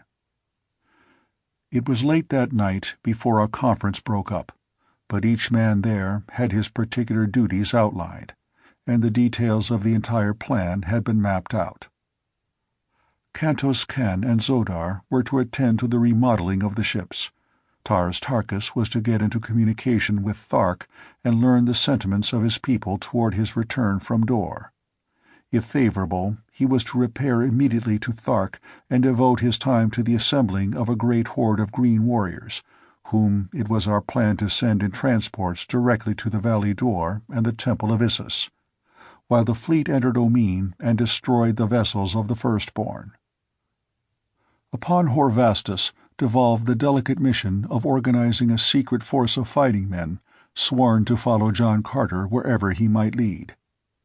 As we estimated that it would require over 1,000,000 men to man the 1,000 great battleships we intended to use on Omean, and the transports for the green men, as well as the ships that were to convoy the transports, it was no trifling job that Horvastus had before him. After they had left, I bid Carthoris good night, for I was very tired, and going to my own apartments, bathed and laid down upon my sleeping silks and furs, for the first good night's sleep I had had an opportunity to look forward to since I had returned to Barsoom. But even now I was to be disappointed. How long I slept I do not know. When I awoke suddenly, it was to find a half-dozen powerful men upon me, a gag already in my mouth, and a moment later my arms and legs securely bound. So quickly had they worked, and to such good purpose, that I was utterly beyond the power to resist them by the time I was fully awake. Never a word spoke they, and the gag effectually prevented me speaking. Silently they lifted me and bore me toward the door of my chamber. As they passed the window through which the farther moon was casting its brilliant beams, I saw that each of the party had his face swathed in layers of silk. I could not recognize one of them. When they had come into the corridor with me, they turned toward a secret panel in the wall which led to the passage that terminated in the pits beneath the palace. That any knew of this panel outside my own household I was doubtful. Yet the leader of the band did not hesitate a moment. He stepped directly to the panel, touched the concealed button, and as the door swung open, he stood aside while his companions entered with me. Then he closed the panel behind him and followed us. Down through the passageways to the pits we went. The leader rapped upon it with the hilt of his sword. 3 quick, sharp blows, a pause, then 3 more, another pause, then 2. A second later the wall swung in, and I was pushed within a brilliantly lighted chamber in which sat 3 richly trapped men. One of them turned toward me with a sardonic smile upon his thin, cruel lips. It was Zat Aris.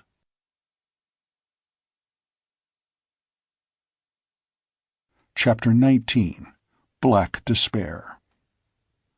"Ah," said Zadaris, "to what kindly circumstance am I indebted for the pleasure of this unexpected visit from the Prince of Helium?" While he was speaking, one of my guards had removed the gag from my mouth, but I made no reply to Zadaris, simply standing there in silence with level gaze fixed upon the jet of Zodanga. And I doubt not that my expression was colored by the contempt I felt for the man.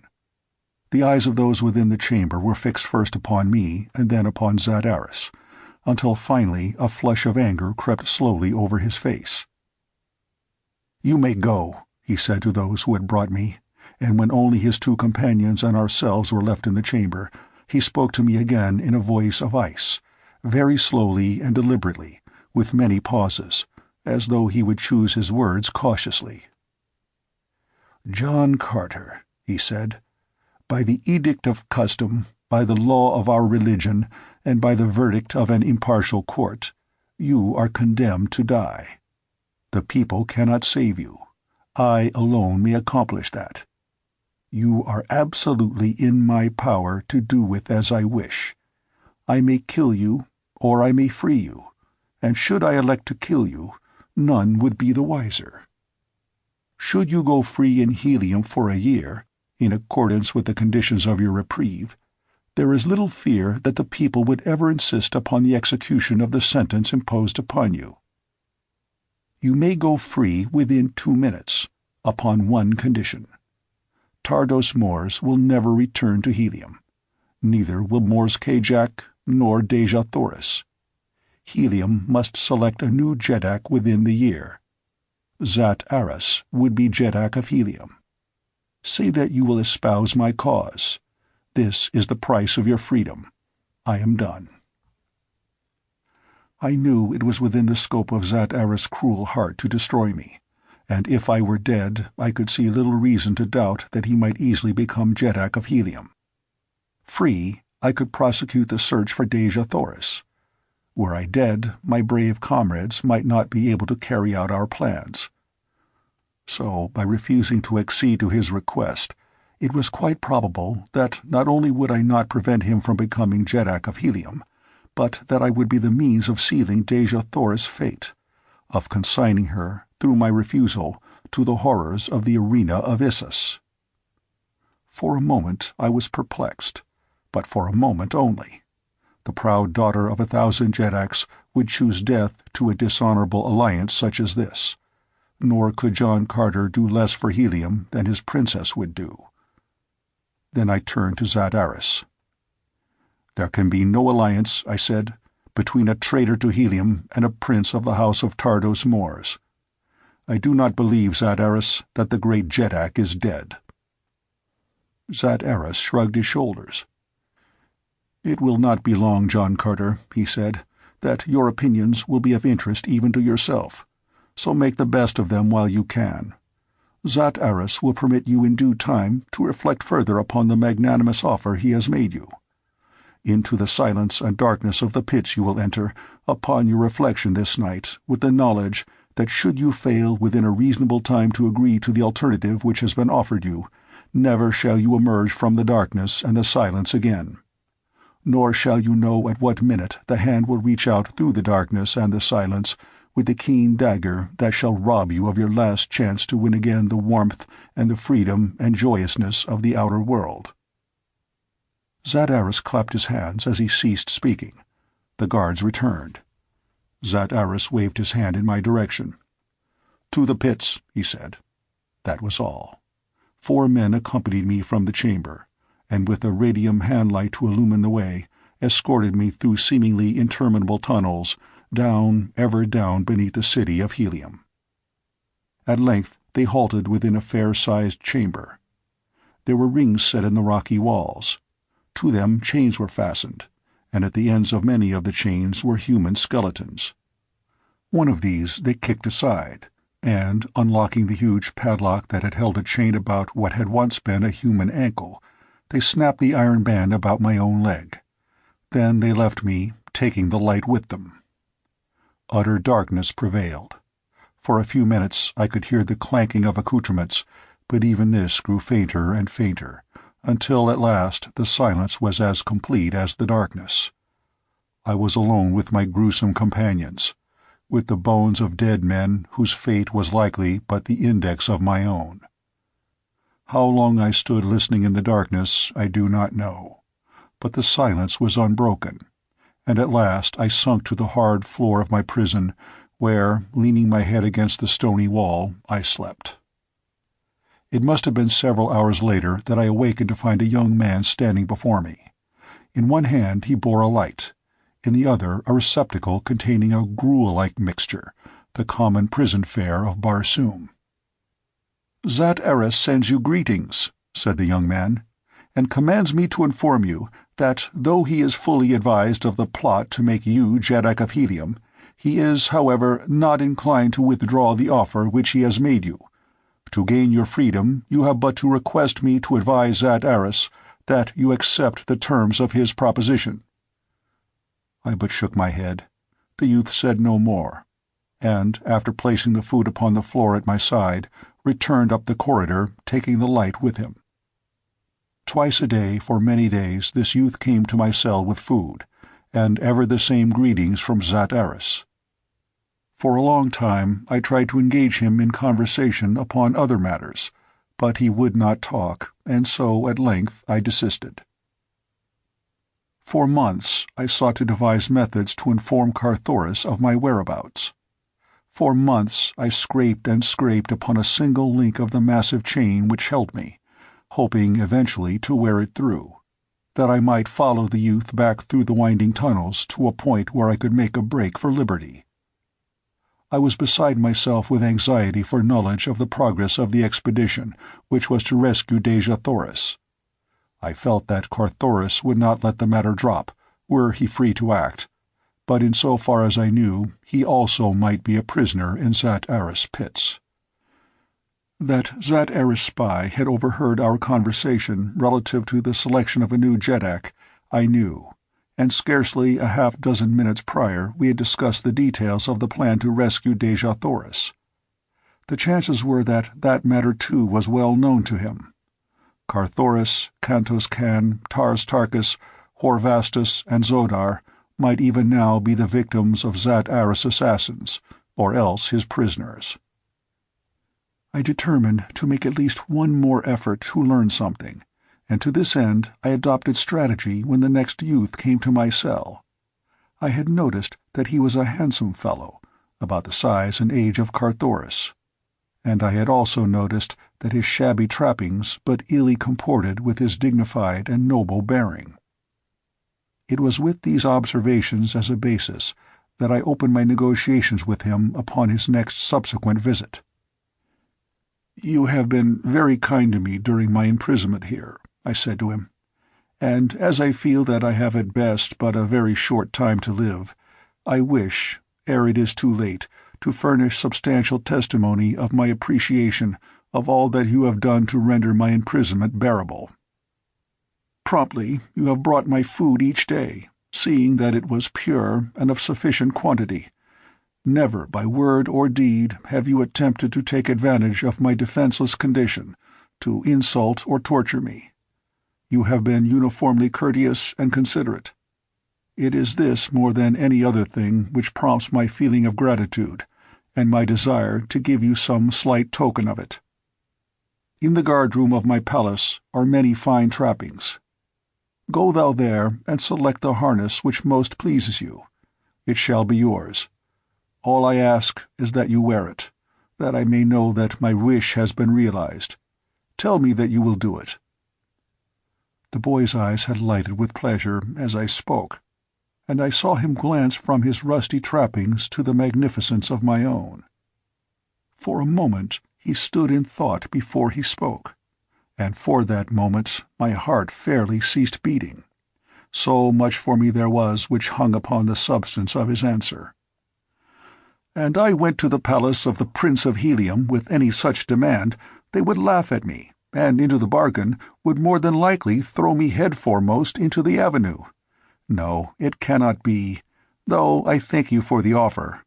Why, if Zat Eris even dreamed that I contemplated such a thing, he would have my heart cut out of me." "There can be no harm in it, my boy," I urged. "By night you may go to my palace with a note from me to Carthoris, my son. You may read the note before you deliver it, that you may know that it contains nothing harmful to Zadaris. My son will be discreet, and so none but us three need know. It is very simple, and such a harmless act that it could be condemned by no one." Again he stood silently in deep thought. "And there is a jeweled short-sword which I took from the body of a northern Jeddak. When you get the harness, see that Carthoris gives you that also. With it and the harness which you may select, there will be no more handsomely accoutred warrior in all Zodanga. Bring writing materials when you come next to my cell, and within a few hours we shall see you garbed in a style befitting your birth and carriage." Still in thought, and without speaking, he turned and left me. I could not guess what his decision might be, and for hours I sat fretting over the outcome of the matter. If he accepted a message to Carthoris, it would mean to me that Carthoris still lived and was free. If the youth returned wearing the harness and the sword, I would know that Carthoris had received my note, and that he knew that I still lived. That the bearer of the note was a Zodangan would be sufficient to explain to Carthoris that I was a prisoner of Zadaris. It was with feelings of excited expectancy which I could scarce hide that I heard the youth's approach upon the occasion of his next regular visit. I did not speak beyond my accustomed greeting of him. As he placed the food upon the floor by my side, he also deposited writing materials at the same time. My heart fairly bounded for joy. I had won my point. For a moment I looked at the materials in feigned surprise, but soon I permitted an expression of dawning comprehension to come into my face, and then, picking them up, I penned a brief order to Carthoris to deliver to Parthak a harness of his selection and the short sword which I described. That was all, but it meant everything to me and to Carthoris. I laid the note open upon the floor. Parthak picked it up and, without a word, left me. As nearly as I could estimate, I had at this time been in the pits for 300 days. If anything was to be done to save Dejah Thoris, it must be done quickly, for, were she not already dead, her end must soon come, since those whom Issus chose lived but a single year.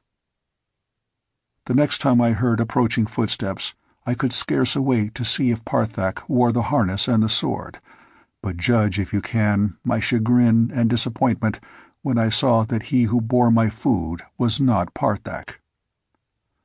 "What has become of Parthak?" I asked, but the fellow would not answer, and as soon as he had deposited my food, turned and retraced his steps to the world above. Days came and went, and still my new jailer continued his duties, nor would he ever speak a word to me, either in reply to the simplest question or of his own initiative. I could only speculate on the cause of Parthak's removal, but that it was connected in some way directly with the note I had given him was most apparent to me. After all my rejoicing, I was no better off than before, for now I did not even know that Carthoris lived, for if Parthak had wished to raise himself in the estimation of Zadaris, he would have permitted me to go on precisely as I did, so that he could carry my note to his master in proof of his own loyalty and devotion. 30 days had passed since I had given the youth the note. 330 days had passed since my incarceration. As closely as I could figure, there remained a bare 30 days ere Dejah Thoris would be ordered into the arena for the rites of Issus. As the terrible picture forced itself vividly across my imagination, I buried my face in my arms, and only with the greatest difficulty was it that I repressed the tears that welled to my eyes despite my every effort. To think of that beautiful creature torn and rended by the cruel fangs of the hideous white apes. It was unthinkable. Such a horrid fact could not be, and yet my reason told me that within 30 days my incomparable princess would be fought over in the arena of the firstborn by those very wild beasts, that her bleeding corpse would be dragged through the dirt and the dust, until, at last, a part of it would be rescued to be served as food upon the tables of the black nobles. I think that I should have gone crazy, but for the sound of my approaching jailer. It distracted my attention from the terrible thoughts that had been occupying my entire mind. Now, a new and grim determination came to me. I would make one superhuman effort to escape. Kill my jailer by a ruse, and trust to fate to lead me to the outer world in safety. With the thought came instant action. I threw myself upon the floor of my cell close by the wall, in a strained and distorted posture, as though I were dead after a struggle or convulsions. When he should stoop over me, I had but to grasp his throat with one hand and strike him a terrific blow with the slack of my chain, which I gripped firmly in my right hand for the purpose. Nearer and nearer came the doomed man. Now I heard him halt before me. There was a muttered exclamation, and then a step as he came to my side. I felt him kneel beside me. My grip tightened upon the chain. He leaned close to me. I must open my eyes to find his throat, grasp it, and strike one mighty final blow all at the same instant. The thing worked just as I had planned. So brief was the interval between the opening of my eyes and the fall of the chain that I could not check it, though in that minute interval I recognized the face so close to mine as that of my son Carthoris. God! What cruel and malign fate had worked to such a frightful end? What devious chain of circumstances had led my boy to my side at this one particular minute of our lives, when I could strike him down and kill him in ignorance of his identity? A benign, though tardy providence blurred my vision and my mind as I sank into unconsciousness across the lifeless body of my only son. When I regained consciousness, it was to feel a cool, firm hand pressed upon my forehead. For an instant I did not open my eyes. I was endeavoring to gather the loose ends of many thoughts and memories which flitted elusively through my tired and overwrought brain. At length came the cruel recollection of the thing that I had done in my last conscious act, and then I dared not to open my eyes for fear of what I should see lying beside me. I wondered who it could be who ministered to me. Carthoris must have had a companion whom I had not seen. Well, I must face the inevitable sometime, so why not now? And with a sigh, I opened my eyes. Leaning over me was Carthoris, a great bruise upon his forehead where the chain had struck, but alive, thank God, alive. There was no one with him. Reaching out my arms, I took my boy within them, and if ever there arose from any planet a fervent prayer of gratitude, it was there, beneath the crust of dying Mars, as I thanked the eternal mystery for my son's life. The brief instant in which I had seen and recognized Carthoris before the chain fell must have been ample to check the force of the blow. He told me that he had lain unconscious for a time. How long, he did not know. "How came you here at all?" I asked, mystified that he had found me without a guide. "It was by your wit in apprising me of your existence and imprisonment through the youth Parthak. Until he came for his harness and his sword, we had thought you dead. When I had read your note, I did as you had bid, giving Parthak his choice of the harnesses in the guard-room, and later bringing the jeweled short-sword to him. But the minute that I had fulfilled the promise you evidently had made him, my obligation to him ceased. Then I commenced to question him, but he would give me no information as to your whereabouts. He was intensely loyal to Zat Aris. Finally, I gave him a fair choice between freedom and the pits beneath the palace, the price of freedom to be full information as to where you were imprisoned and directions which would lead us to you. But still he maintained his stubborn partisanship. Despairing, I had him removed to the pits, where he still is. No threats of torture or death, no bribes, however fabulous, would move him. His only reply to all our importunities was that whenever Parthak died, were it tomorrow or 1,000 years hence, no man could truly say, "A traitor is gone to his deserts." Finally, Xodar, who is a fiend for subtle craftiness, evolved a plan whereby we might worm the information from him, and so I caused Horvastus to be harnessed in the metal of a Zodangan soldier, and chained in Parthak's cell beside him. For 15 days the noble Horvastus has languished in the darkness of the pits, but not in vain. Little by little he won the confidence and friendship of the Zodangan, until only today Parthak, thinking that he was speaking not only to a countryman but to a dear friend, revealed that Horvastus the exact cell in which you lay. It took me but a short time to locate the plans of the pits of helium among the official papers. To come to you, though, was a trifle more difficult matter. As you know, while all the pits beneath the city are connected, there are but single entrances from those beneath each section and its neighbor, and that at the upper level just underneath the ground. Of course, these openings which lead from contiguous pits to those beneath government buildings are always guarded, and so, while I easily came to the entrance to the pits beneath the palace which Zadaris is occupying, I found there a Zodangan soldier on guard. There I left him when I had gone by, but his soul was no longer with him. And here I am, just in time to be nearly killed by you," he ended, laughing. As he talked, Carthoris had been working at the lock which held my fetters, and now, with an exclamation of pleasure, he dropped the end of the chain to the floor, and I stood up once more, freed from the galling irons I had chafed in for almost a year. He had brought a longsword and a dagger for me, and thus armed we set out upon the return journey to my palace. At the point where we left the pits of Zadaris, we found the body of the guard Carthoris had slain.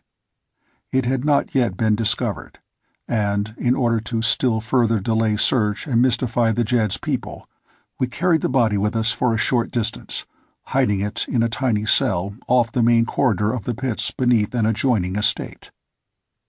Some half-hour later we came to the pits beneath our own palace, and soon thereafter emerged into the audience chamber itself, where we found Kantos Kan, Tars Tarkas, Horvastus, and Xodar awaiting us most impatiently. No time was lost in fruitless recounting of my imprisonment. What I desired to know was how well the plans we had laid nearly a year ago had been carried out.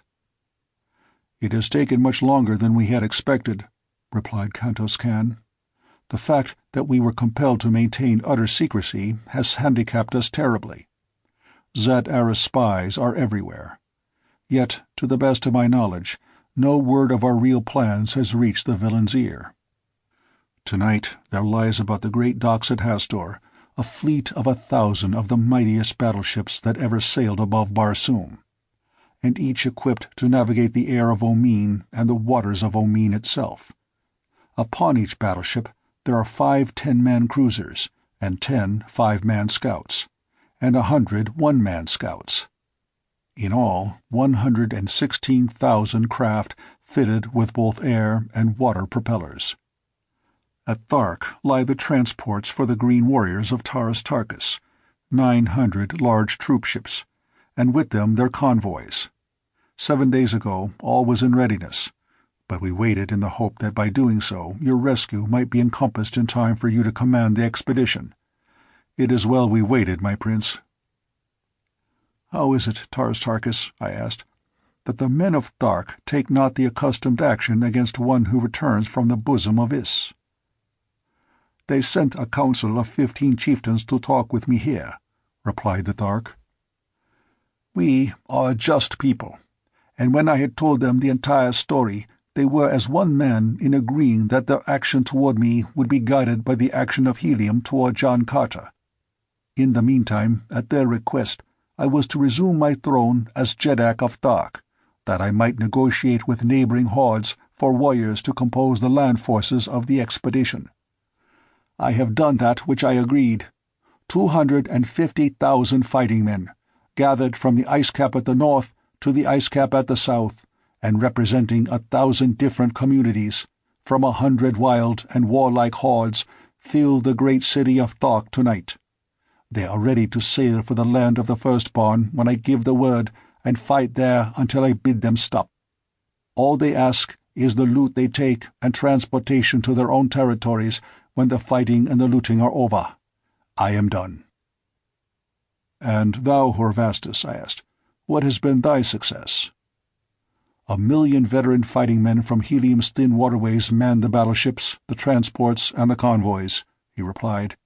"Each is sworn to loyalty and secrecy, nor were enough recruited from a single district to cause suspicion." "Good," I cried. "Each has done his duty, and now, Kentos Kan, may we not repair at once to Hastor and get under way before tomorrow's sun?" "We should lose no time, Prince," replied Kentos Kan. "Already the people of Hastor are questioning the purpose of so great a fleet fully manned with fighting men. I wonder much that word of it has not before reached Zataris. A cruiser awaits above at your own dock. Let us leave at—" A fusillade of shots from the palace gardens just without cut short his further words. Together we rushed to the balcony in time to see a dozen members of my palace guard disappear in the shadows of some distant shrubbery, as in pursuit of one who fled. Directly beneath us, upon the scarlet sward, a handful of guardsmen were stooping above a still and prostrate form. While we watched, they lifted the figure in their arms, and at my command bore it to the audience chamber where we had been in council. When they stretched the body at our feet, we saw that it was that of a red man in the prime of life. His metal was plain, such as common soldiers wear, or those who wish to conceal their identity. "Another of Zataris' spies," said Horvastus. "So it would seem," I replied, and then to the guard, "You may remove the body." "Wait," said Zodar. "If you will, Prince, ask that a cloth and a little thot oil be brought." I nodded to one of the soldiers, who left the chamber, returning presently with the things that Zodar had requested. The black kneeled beside the body, and, dipping a corner of the cloth in the thot oil, rubbed for a moment on the dead face before him. Then he turned to me with a smile, pointing to his work. I looked, and saw that where Zodar had applied the thot oil, the face was white as mine, and then Zodar seized the black hair of the corpse, and with a sudden wrench tore it all away, revealing a hairless pate beneath. Guardsmen and nobles pressed close about the silent witness upon the marble floor. Many were the exclamations of astonishment and questioning wonder as Zodar's acts confirmed the suspicion which he had held. "A turn," whispered Tars Tarkas. "Worse than that, I fear," replied Zodar, "but let us see." With that he drew his dagger and cut open a locked pouch which had dangled from the Thurn's harness, and from it he brought forth a circlet of gold set with a large gem. It was the mate to that which I had taken from Sator Throg. "He was a holy Thurn," said Zodar. "Fortunate indeed it is for us that he did not escape." The officer of the guard entered the chamber at this juncture. "My prince," he said, "I have to report that this fellow's companion escaped us. I think that it was with the connivance of one or more of the men at the gate. I have ordered them all under arrest." Zodar handed him the thot oil and cloth. "With this you may discover the spy among you," he said. I at once ordered a secret search within the city, for every Martian noble maintains a secret service of his own. A half-hour later the officer of the guard came again to report. This time it was to confirm our worst fears. Half the guards at the gate that night had been Thurns disguised as red men. "Come," I cried, "we must lose no time. On to Hastor at once.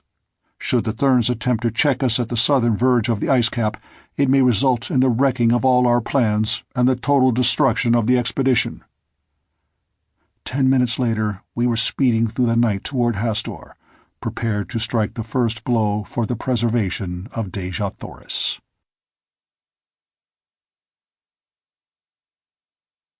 Chapter 20.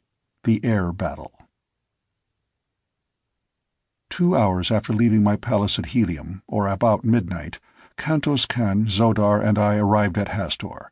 Carthoris, Tars Tarkas, and Horvastus had gone directly to Thark upon another cruiser.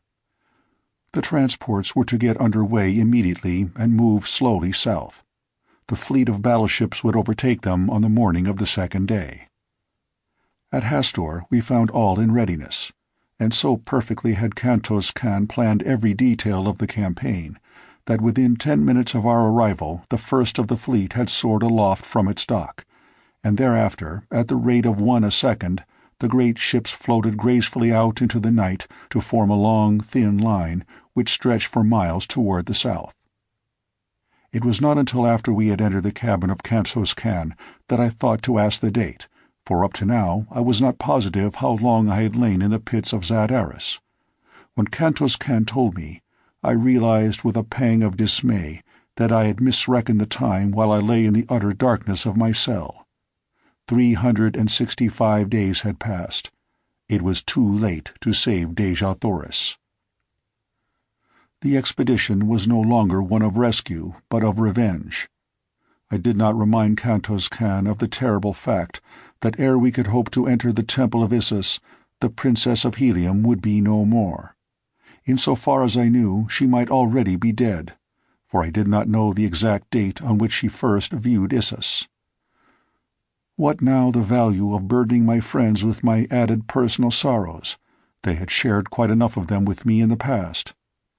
Hereafter I would keep my grief to myself, and so I said nothing to any other of the fact that we were too late.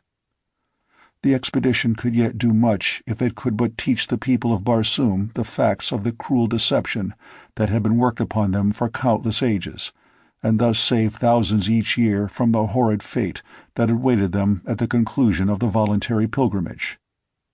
If it could open to the red men the fair valley door, it would have accomplished much, and in the land of lost souls between the mountains of Otz and the ice barrier were many broad acres that needed no irrigation to bear rich harvests. Here at the bottom of a dying world was the only naturally productive area upon its surface. Here alone were dews and rains. Here alone was an open sea. Here was water in plenty. And all this was but the stamping ground of fierce brutes, and from its beauteous and fertile expanse the wicked remnants of two once mighty races barred all the other millions of Barsoom. Could I but succeed in once breaking down the barrier of religious superstition which had kept the red races from this El Dorado, it would be a fitting memorial to the immortal virtues of my princess. I should have again served Barsoom, and Dejah Thoris' martyrdom would not have been in vain. On the morning of the second day we raised the great fleet of transports and their consorts at the first flood of dawn, and soon were near enough to exchange signals. I may mention here that radio aerograms are seldom if ever used in wartime, or for the transmission of secret dispatches at any time, for as often as one nation discovers a new cipher, or invents a new instrument for wireless purposes, its neighbors bend every effort until they are able to intercept and translate the messages. For so long a time has this gone on that practically every possibility of wireless communication has been exhausted, and no nation dares transmit dispatches of importance in this way. Tars Tarkas reported all well with the transports. The battleships passed through to take an advanced position, and the combined fleets moved slowly over the ice cap, hugging the surface closely to prevent detection by the Therns, whose land we were approaching. Far in advance of all, a thin line of one-man air scouts protected us from surprise, and on either side they flanked us, while a smaller number brought up the rear some 20 miles behind the transports. In this formation we had progressed toward the entrance to Omean for several hours, when one of our scouts returned from the front to report that the cone-like summit of the entrance was in sight. At almost the same instant, another scout from the left flank came racing toward the flagship. His very speed bespoke the importance of his information. Kantos Kan and I awaited him upon the little forward deck, which corresponds with the bridge of earthly battleships. Scarcely had his tiny flyer come to rest upon the broad landing deck of the flagship, ere he was bounding up the stairway to the deck where we stood. "A great fleet of battleships south-southeast, my prince," he cried. There must be several thousands, and they are bearing down directly upon us." "The Thurn spies were not in the palace of John Carter for nothing," said Kantos Kan to me. "Your orders, Prince."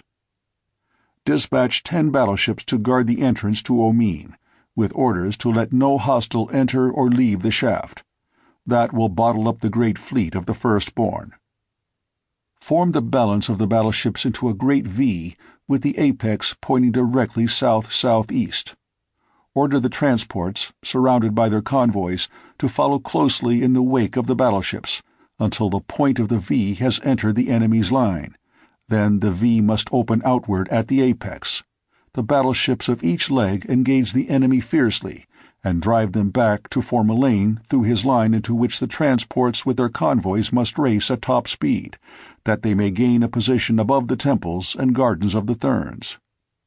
Here let them land and teach the Holy Thurns such a lesson in ferocious warfare as they will not forget for countless ages.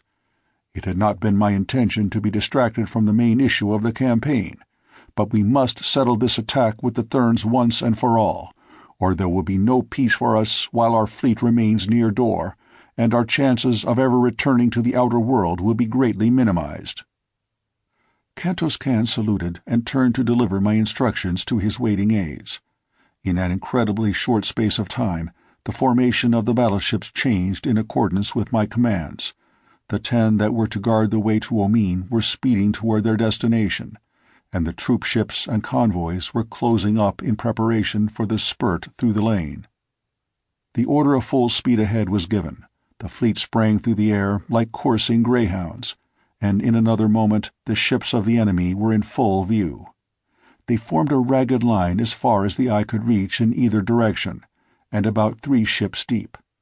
So sudden was our onslaught that they had no time to prepare for it. It was as unexpected as lightning from a clear sky. Every phase of my plan worked splendidly. Our huge ships mowed their way entirely through the line of Thurn battlecraft. Then the V opened up, and a broad lane appeared through which the transport leapt toward the temples of the Thurns, which could now be plainly seen glistening in the sunlight. By the time the Thurns had rallied from the attack, 100,000 green warriors were already pouring through their courts and gardens, while 150,000 others leaned from low swinging transports to direct their almost uncanny marksmanship upon the Thurn soldiery that manned the ramparts, or attempted to defend the temples. Now the 2 great fleets closed in a titanic struggle far above the fiendish din of battle in the gorgeous gardens of the Thurns. Slowly the 2 lines of Helium's battleships joined their ends, and then commenced the circling within the line of the enemy, which is so marked a characteristic of Barsoomian naval warfare. Around and around in each other's tracks moved the ships under Kantos Kan, until at length they formed nearly a perfect circle. By this time they were moving at high speed, so that they presented a difficult target for the enemy. Broadside after broadside they delivered, as each vessel came in line with the ships of the Thurns. The latter attempted to rush in and break up the formation, but it was like stopping a buzzsaw with the bare hand. From my position on the deck, beside Kantos Kan, I saw ship after ship of the enemy take the awful, sickening dive which proclaims its total destruction. Slowly we maneuvered our circle of death until we hung above the gardens where our green warriors were engaged. The order was passed down for them to embark. Then they rose slowly to a position within the center of the circle. In the meantime, the Thurns' fire had practically ceased. They had had enough of us and were only too glad to let us go on our way in peace. But our escape was not to be encompassed with such ease, for scarcely had we gotten under way once more in the direction of the entrance to Omean than we saw, far to the north, a great black line topping the horizon. It could be nothing other than a fleet of war. Whose or whither bound we could not even conjecture. When they had come close enough to make us out at all, Kantos Kan's operator received a radio aerogram, which he immediately handed to my companion. He read the thing and handed it to me. "Kantos Kan," it read. "Surrender in the name of the Jeddak of Helium, for you cannot escape." And it was signed, Zat Aris. The Therns must have caught and translated the message almost as soon as did we, for they immediately renewed hostilities when they realized that we were soon to be set upon by other enemies. Before Zat Aris had approached near enough to fire a shot, we were again hotly engaged with the Thern fleet, and as soon as he drew near, he too commenced to pour a terrific fusillade of heavy shot into us. Ship after ship reeled and staggered into uselessness beneath the pitiless fire that we were undergoing. The thing could not last much longer. I ordered the transports to descend again into the gardens of the Therns. "Wreak your vengeance to the utmost," was my message to the Green allies, "for by night there will be none left to avenge your wrongs." Presently I saw the 10 battleships that had been ordered to hold the shaft of Omean. They were returning at full speed, firing their stern batteries almost continuously. There could be but one explanation. They were being pursued by another hostile fleet. Well, the situation could be no worse. The expedition already was doomed. No man that had embarked upon it would return across that dreary ice cap. How I wished that I might face Zat Aris with my longsword for just an instant before I died. It was he who had caused our failure. As I watched the oncoming 10, I saw their pursuers race swiftly into sight. It was another great fleet. For a moment I could not believe my eyes, but finally I was forced to admit that the most fatal calamity had overtaken the expedition, for the fleet I saw was none other than the fleet of the Firstborn, that should have been safely bottled up in Omean. What a series of misfortunes and disasters! What awful fate hovered over me, that I should have been so terribly thwarted at every angle of my search for my lost love? Could it be possible that the curse of Issus was upon me? That there was indeed some malign divinity in that hideous carcass? I would not believe it, and throwing back my shoulders, I ran to the deck below to join my men in repelling boarders from one of the Thern craft that had grappled us broadside. In the wild lust of hand-to-hand combat, my old dauntless hopefulness returned. And as Thern after Thern went down beneath my blade, I could almost feel that we should win success in the end, even from apparent failure. My presence among the men so greatly inspirited them that they fell upon the luckless whites with such terrible ferocity that within a few moments we had turned the tables upon them, and a second later, as we swarmed their own decks, I had the satisfaction of seeing their commander take the long leap from the bows of his vessel in token of surrender and defeat. Then I joined Kantos Kan. He had been watching what had taken place on the deck below, and it seemed to have given him a new thought. Immediately he passed an order to one of his officers, and presently the colors of the Prince of Helium broke from every point of the flagship. A great cheer arose from the men of our own ship, a cheer that was taken up by every other vessel of our expedition as they in turn broke my colors from their upper works. Then Kantos Kan sprang his coup. A signal legible to every sailor of all the fleets engaged in that fierce struggle was strung aloft upon the flagship. "Men of Helium, for the Prince of Helium, against all his enemies," it read. Presently my colors broke from one of Zat Aris' ships, then from another and another. On some we could see fierce battles waging between the Zodangan soldiery and the Heliometic crews, but eventually the colors of the Prince of Helium floated above every ship that had followed Zat Aris upon our trail. Only his flagship flew them not. Zat Aris had brought 5,000 ships.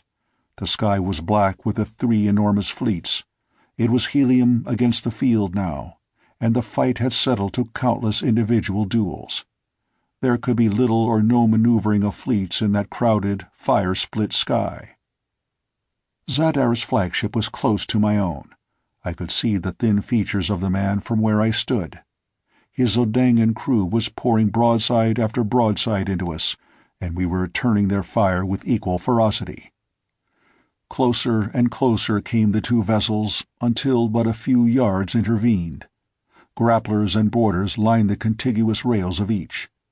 We were preparing for the death struggle with our hated enemy. There was but a yard between the two mighty ships as the first grappling irons were hurled.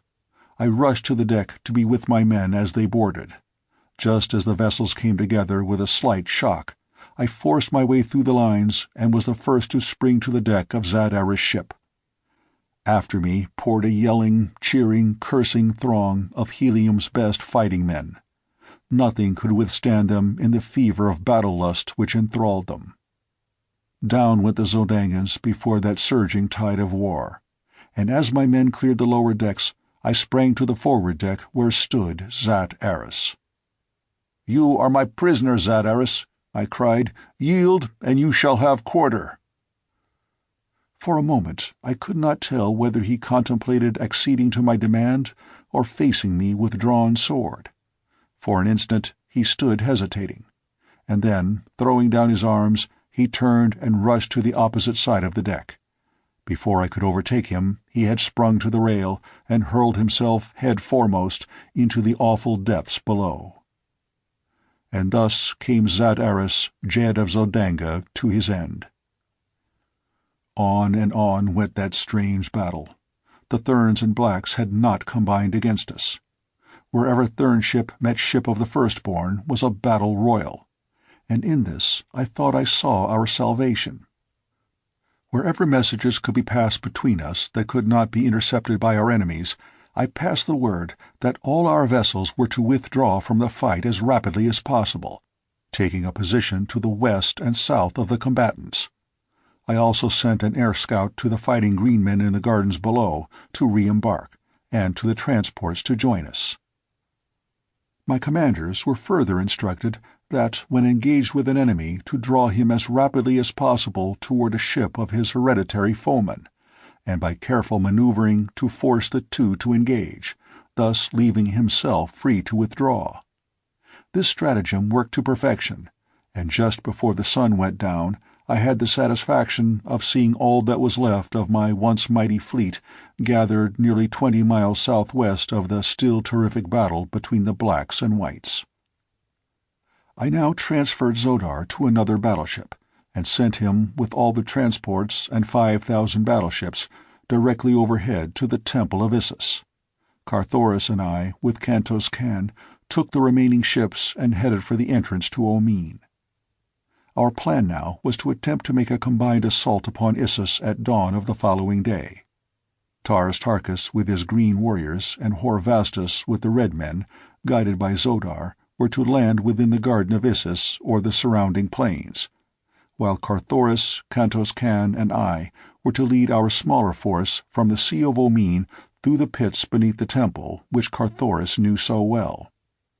I now learned for the first time the cause of my 10 ships' retreat from the mouth of the shaft.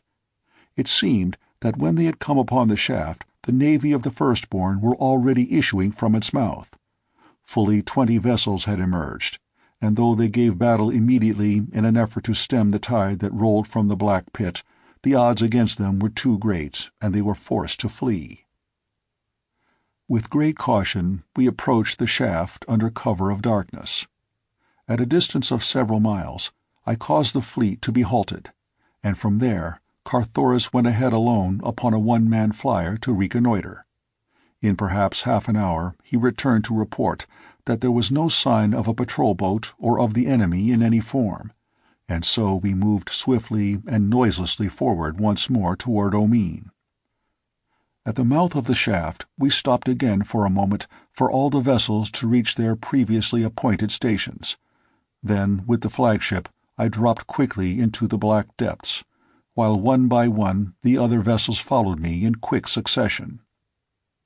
We had decided to stake all on the chance that we would be able to reach the temple by the subterranean way, and so we left no guard of vessels at the shaft's mouth.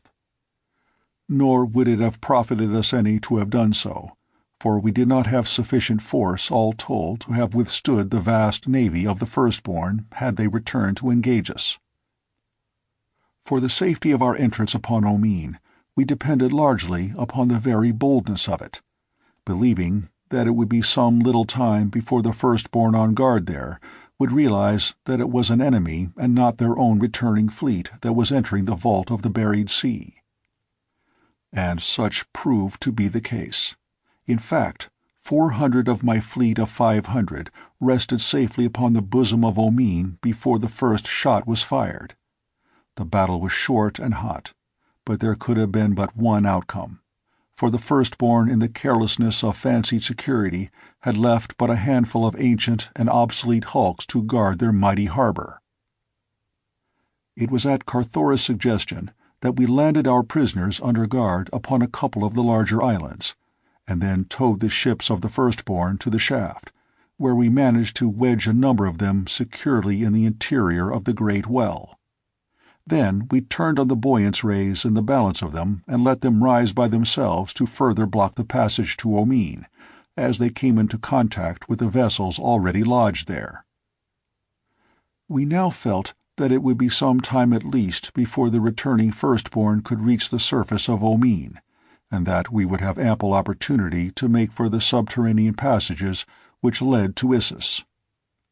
One of the first steps I took was to hasten personally with a good-sized force to the island of the submarine, which I took without resistance on the part of the small guard there. I found the submarine in its pool, and at once placed a strong guard upon it and the island, where I remained to wait the coming of Carthoris and the others. Among the prisoners was Yersted, commander of the submarine. He recognized me from the 3 trips that I had taken with him during my captivity among the firstborn. "How does it seem," I asked him, "to have the tables turned, to be a prisoner of your erstwhile captive?" He smiled, a very grim smile pregnant with hidden meaning. "It will not be for long, John Carter," he replied. "We have been expecting you, and we are prepared." "So it would appear," I answered, "for you were all ready to become my prisoners with scarce a blow struck on either side." "The fleet must have missed you," he said, "but it will return to Omean, and then that will be a very different matter for John Carter." "I do not know that the fleet has missed me as yet," I said, but of course he did not grasp my meaning and only looked puzzled. "Many prisoners travel to Issus in your grim craft, Yersted?" I asked. "Very many," he assented. "Might you remember one whom men called Dejah Thoris?" "Well, indeed, for her great beauty, and then, too, for the fact that she was wife to the first mortal that ever escaped from Issus through all the countless ages of her godhood. And the way that Issus remembers her best as the wife of one and the mother of another who raised their hands against the goddess of life eternal." I shuddered for fear of the cowardly revenge that I knew Issus might have taken upon the innocent Dejah Thoris for the sacrilege of her son and her husband. "And where is Dejah Thoris now?" I asked, knowing that he would say the words I most dreaded, but yet I loved her so that I could not refrain from hearing even the worst about her fate, so that it fell from the lips of one who had seen her but recently. It was to me as though it brought her closer to me. "Yesterday the monthly rites of Issus were held," replied Yersted, "and I saw her then sitting in her accustomed place at the foot of Issus."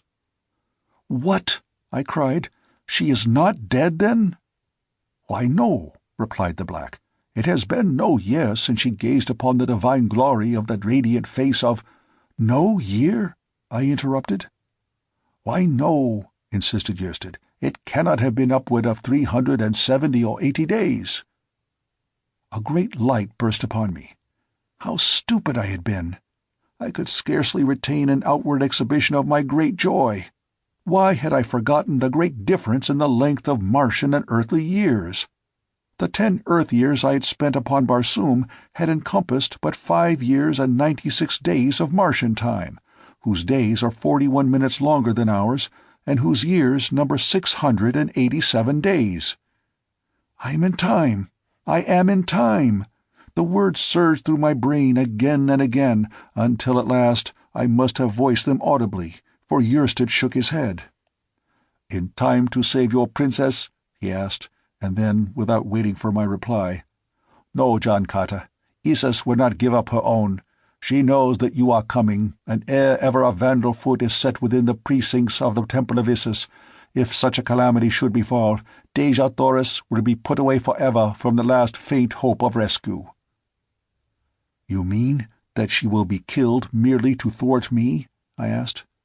"Not that, other than as a last resort," he replied. "Hast ever heard of the Temple of the Sun? It is there that they will put her. It lies far within the inner court of the Temple of Isis, a little temple that raises a thin spire far above the spires and minarets of the great temple that surrounds it. Beneath it, in the ground, there lies the main body of the temple, consisting in 687 circular chambers, one below another. To each chamber a single corridor leads through solid rock from the pits of Isis.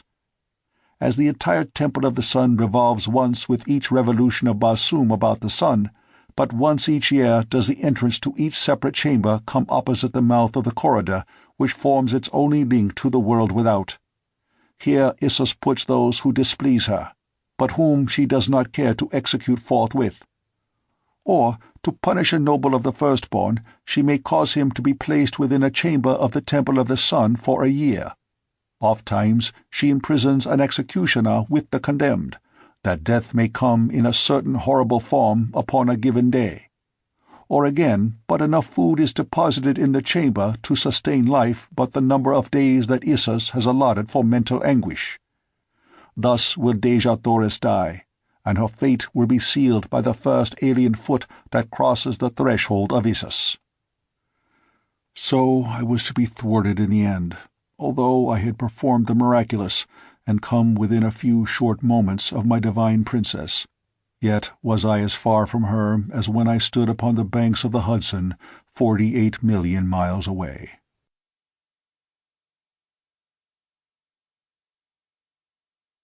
Chapter 21. Through Flood and Flame. Yrsted's information convinced me that there was no time to be lost. I must reach the Temple of Isis secretly before the forces under Taurus Tarkas assaulted at dawn. Once within its hated walls, I was positive that I could overcome the guards of Isis and bear away my princess, for at my back I would have a force ample for the occasion.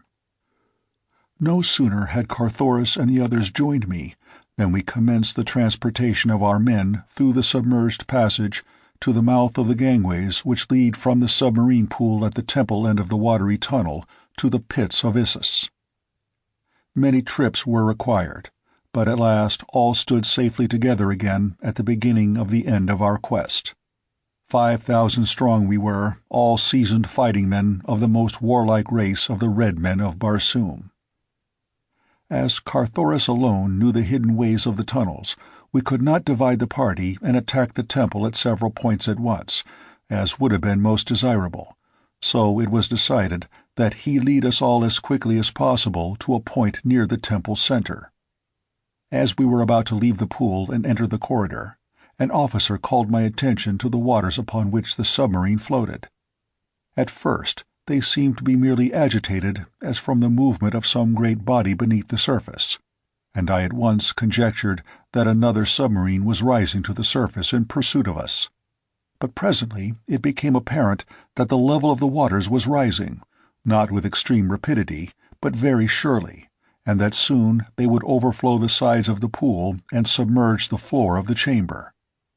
For a moment I did not fully grasp the terrible import of the slowly rising water. It was Carthoris who realized the full meaning of the thing, its cause and the reason for it. "Haste!" he cried. "If we delay, we all are lost. The pumps of Omean have been stopped. They would drown us like rats in a trap. We must reach the upper levels of the pits in advance of the flood, or we shall never reach them. Come!" "Lead the way, Carthoris," I cried. "We will follow." At my command the youth leapt into one of the corridors, and in column of twos the soldiers followed him in good order, each company entering the corridor only at the command of its douar or captain. Before the last company filed from the chamber the water was ankle deep, and that the men were nervous was quite evident. Entirely unaccustomed to water except in quantities sufficient for drinking and bathing purposes, the red Martians instinctively shrank from it in such formidable depths and menacing activity. That they were undaunted while it swirled and eddied about their ankles spoke well for their bravery and their discipline. I was the last to leave the chamber of the submarine, and as I followed the rear of the column toward the corridor, I moved through water to my knees. The corridor, too, was flooded to the same depth, for its floor was on a level with the floor of the chamber from which it led, nor was there any perceptible rise for many yards. The march of the troops through the corridor was as rapid as was consistent with the number of men that moved through so narrow a passage, but it was not ample to permit us to gain appreciably on the pursuing tide. As the level of the passage rose, so too did the waters rise, until it soon became apparent to me, who brought up the rear, that they were gaining rapidly upon us. I could understand the reason for this, as with the narrowing expanse of Omean as the waters rose toward the apex of its dome, the rapidity of its rise would increase in inverse ratio to the ever-lessening space to be filled. Long ere the last of the column could hope to reach the upper pits which lay above the danger point, I was convinced that the waters would surge after us in overwhelming volume, and that fully half the expedition would be snuffed out. As I cast about for some means of saving as many as possible of the doomed men, I saw a diverging corridor which seemed to rise at a steep angle to my right. The waters were now swirling about my waist. The men directly before me were quickly becoming panic-stricken. Something must be done at once, or they would rush forward upon their fellows in a mad stampede that would result in trampling down hundreds beneath the flood and eventually clogging the passage beyond any hope of retreat for those in advance. Raising my voice to its utmost, I shouted my command to the dwars ahead of me. "Call back the last 25 Utans!" I shouted. "Here seems a way of escape. Turn back and follow me!" My orders were obeyed by near 30 Utans, so that some 3,000 men came about and hastened into the teeth of the flood to reach the corridor up which I directed them. As the first dwar passed in with his Utan, I cautioned him to listen closely for my commands, and under no circumstances to venture into the open, or leave the pits for the temple proper until I should have come up with him. "Or you know that I died before I could reach you." The officer saluted and left me. The men filed rapidly past me and entered the diverging corridor which I hoped would lead to safety. The water rose breast-high. Men stumbled, floundered, and went down. Many I grasped and set upon their feet again, but alone the work was greater than I could cope with. Soldiers were being swept beneath the boiling torrent, never to rise.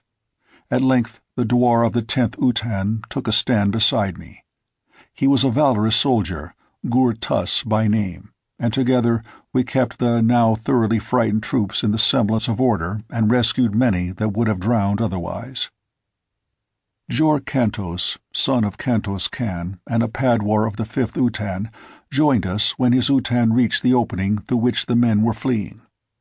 Thereafter not a man was lost of all the hundreds that remained to pass from the main corridor to the branch.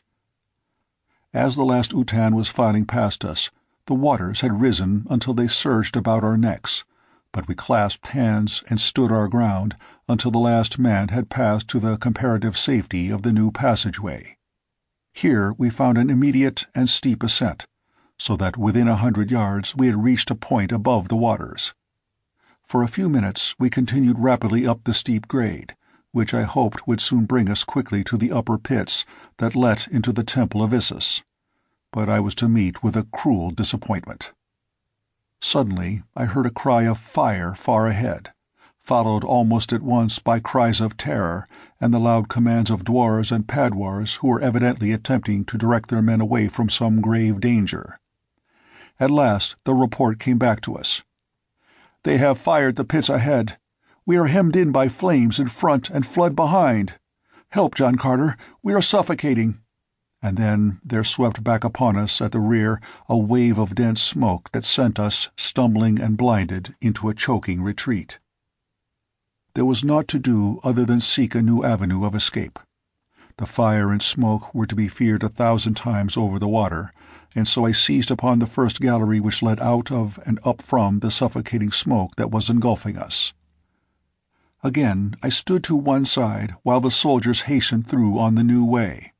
Some 2,000 must have passed at a rapid run, then the stream ceased, but I was not sure that all had been rescued who had not passed the point of origin of the flames, and so to assure myself that no poor devil was left behind to die a horrible death unsuccored, I ran quickly up the gallery in the direction of the flames, which I could now see burning with a dull glow far ahead.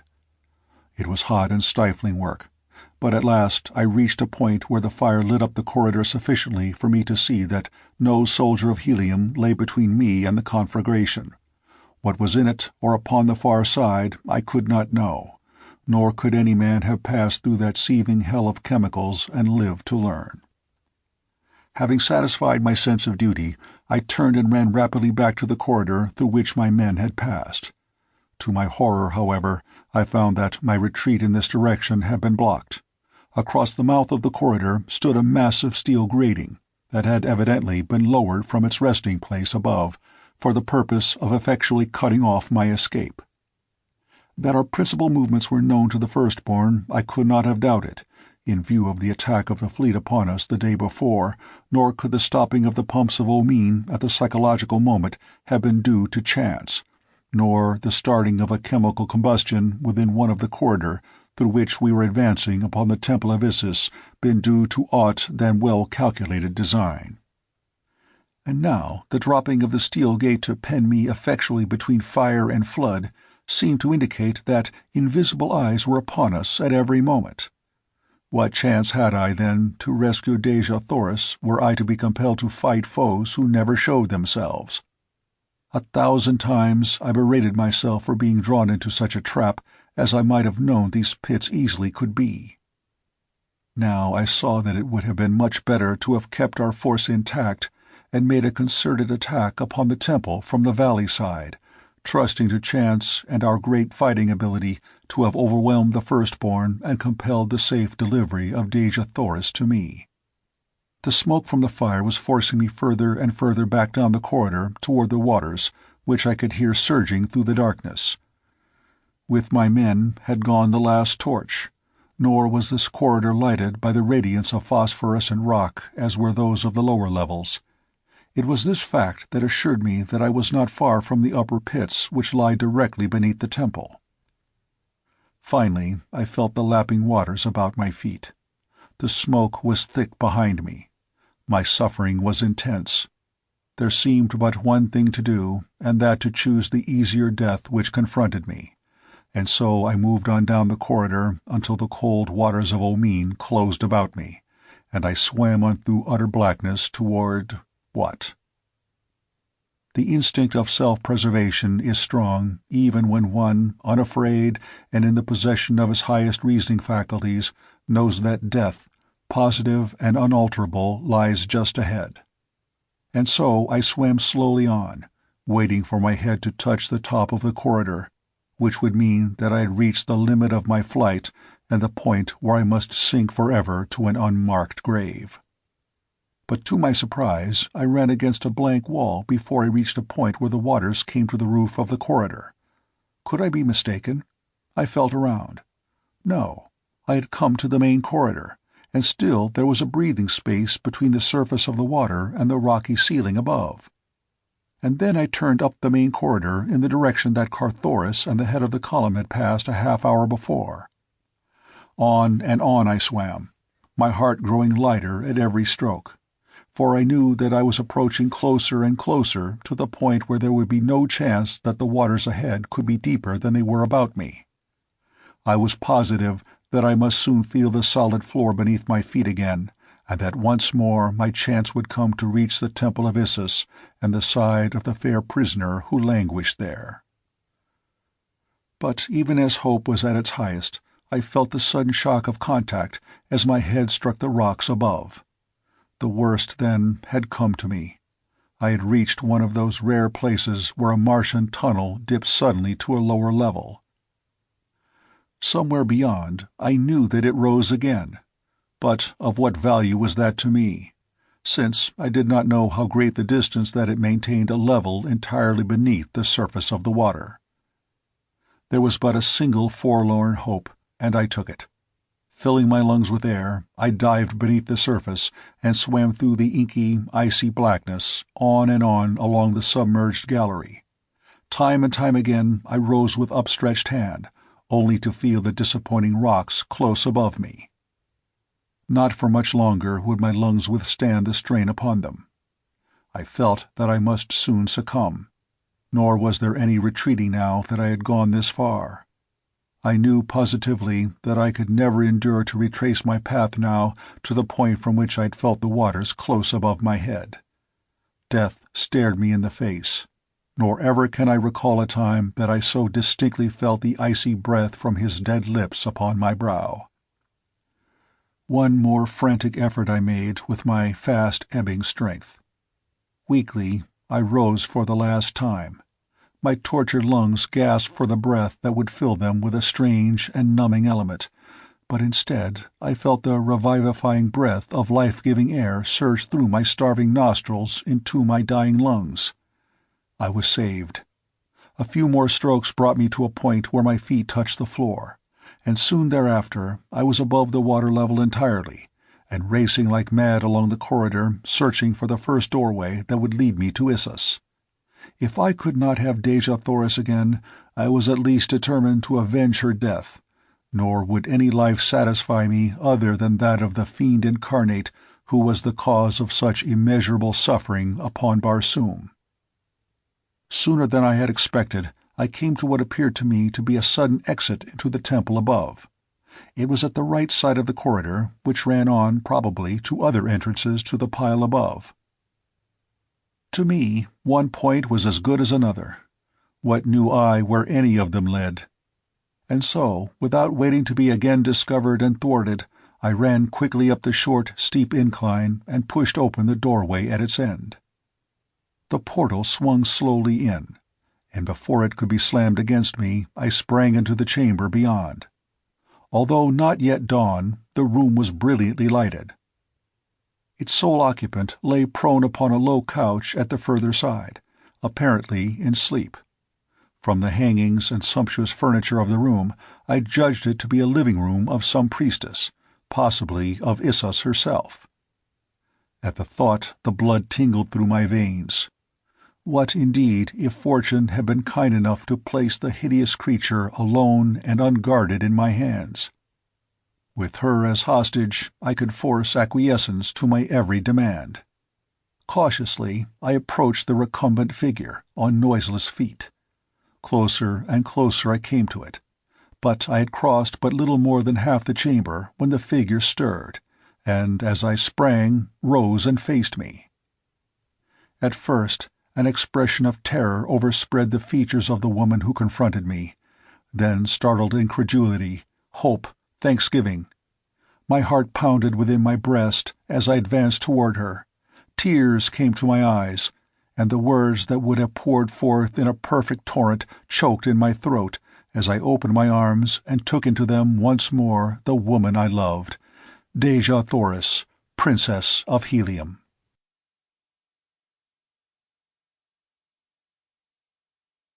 Chapter 22. Victory and Defeat. "John Carter, John Carter," she sobbed, with her dear head upon my shoulder. "Even now I can scarce believe the witness of my own eyes. When the girl Thuvia told me that you had returned to Barsoom, I listened, but I could not understand, for it seemed that such happiness would be impossible for one who had suffered so in silent loneliness for all these long years. At last, when I realized that it was the truth, and then came to know the awful place in which I was held prisoner, I learned to doubt that even you could reach me here. As the days passed, and moon after moon went by without bringing even the faintest rumor of you, I resigned myself to my fate. And now that you have come, scarce can I believe it. For an hour I have heard the sounds of conflict within the palace.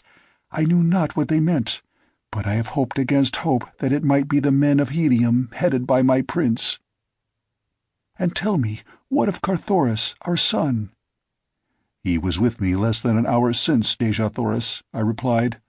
"It must have been he whose men you heard battling within the precincts of the temple." "Where is Issus?" I asked suddenly. Dejah-Thoris shrugged her shoulders. "She sent me under guard to this room just before the fighting began within the temple halls. She said that she would send for me later. She seemed very angry and somewhat fearful. Never have I seen her act in so uncertain and almost terrified a manner.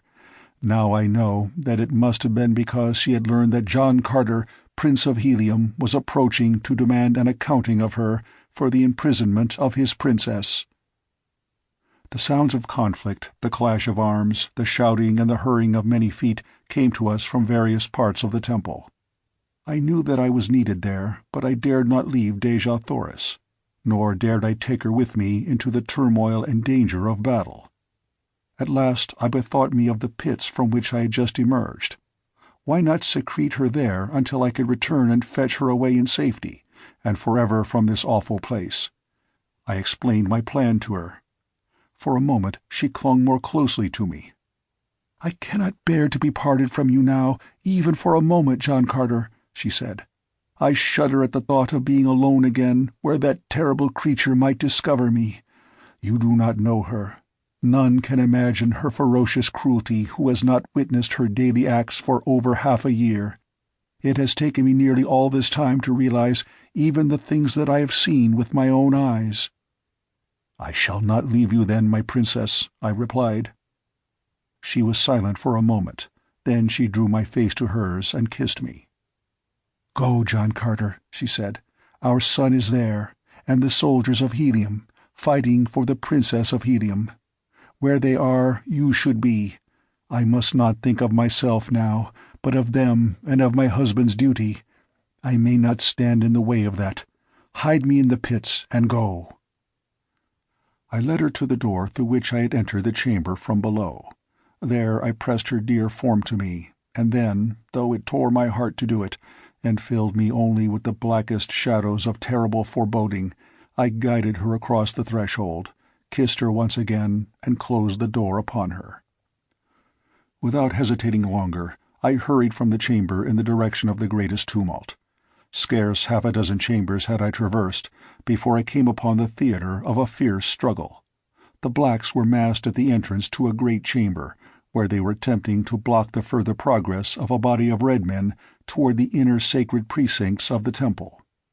Coming from within as I did, I found myself behind the blacks, and, without waiting to even calculate their numbers or the foolhardiness of my venture, I charged swiftly across the chamber and fell upon them from the rear with my keen longsword. As I struck the first blow, I cried aloud, "For Helium!" And then I rained cut after cut upon the surprised warriors, while the Reds without took heart at the sound of my voice, and with shouts of "John Carter! John Carter!" redoubled their efforts so effectually that, before the blacks could recover from their temporary demoralization, their ranks were broken and the red men had burst into the chamber. The fight within that room, had it had but a competent chronicler, would go down in the annals of Barsoom as a historic memorial to the grim ferocity of her warlike people.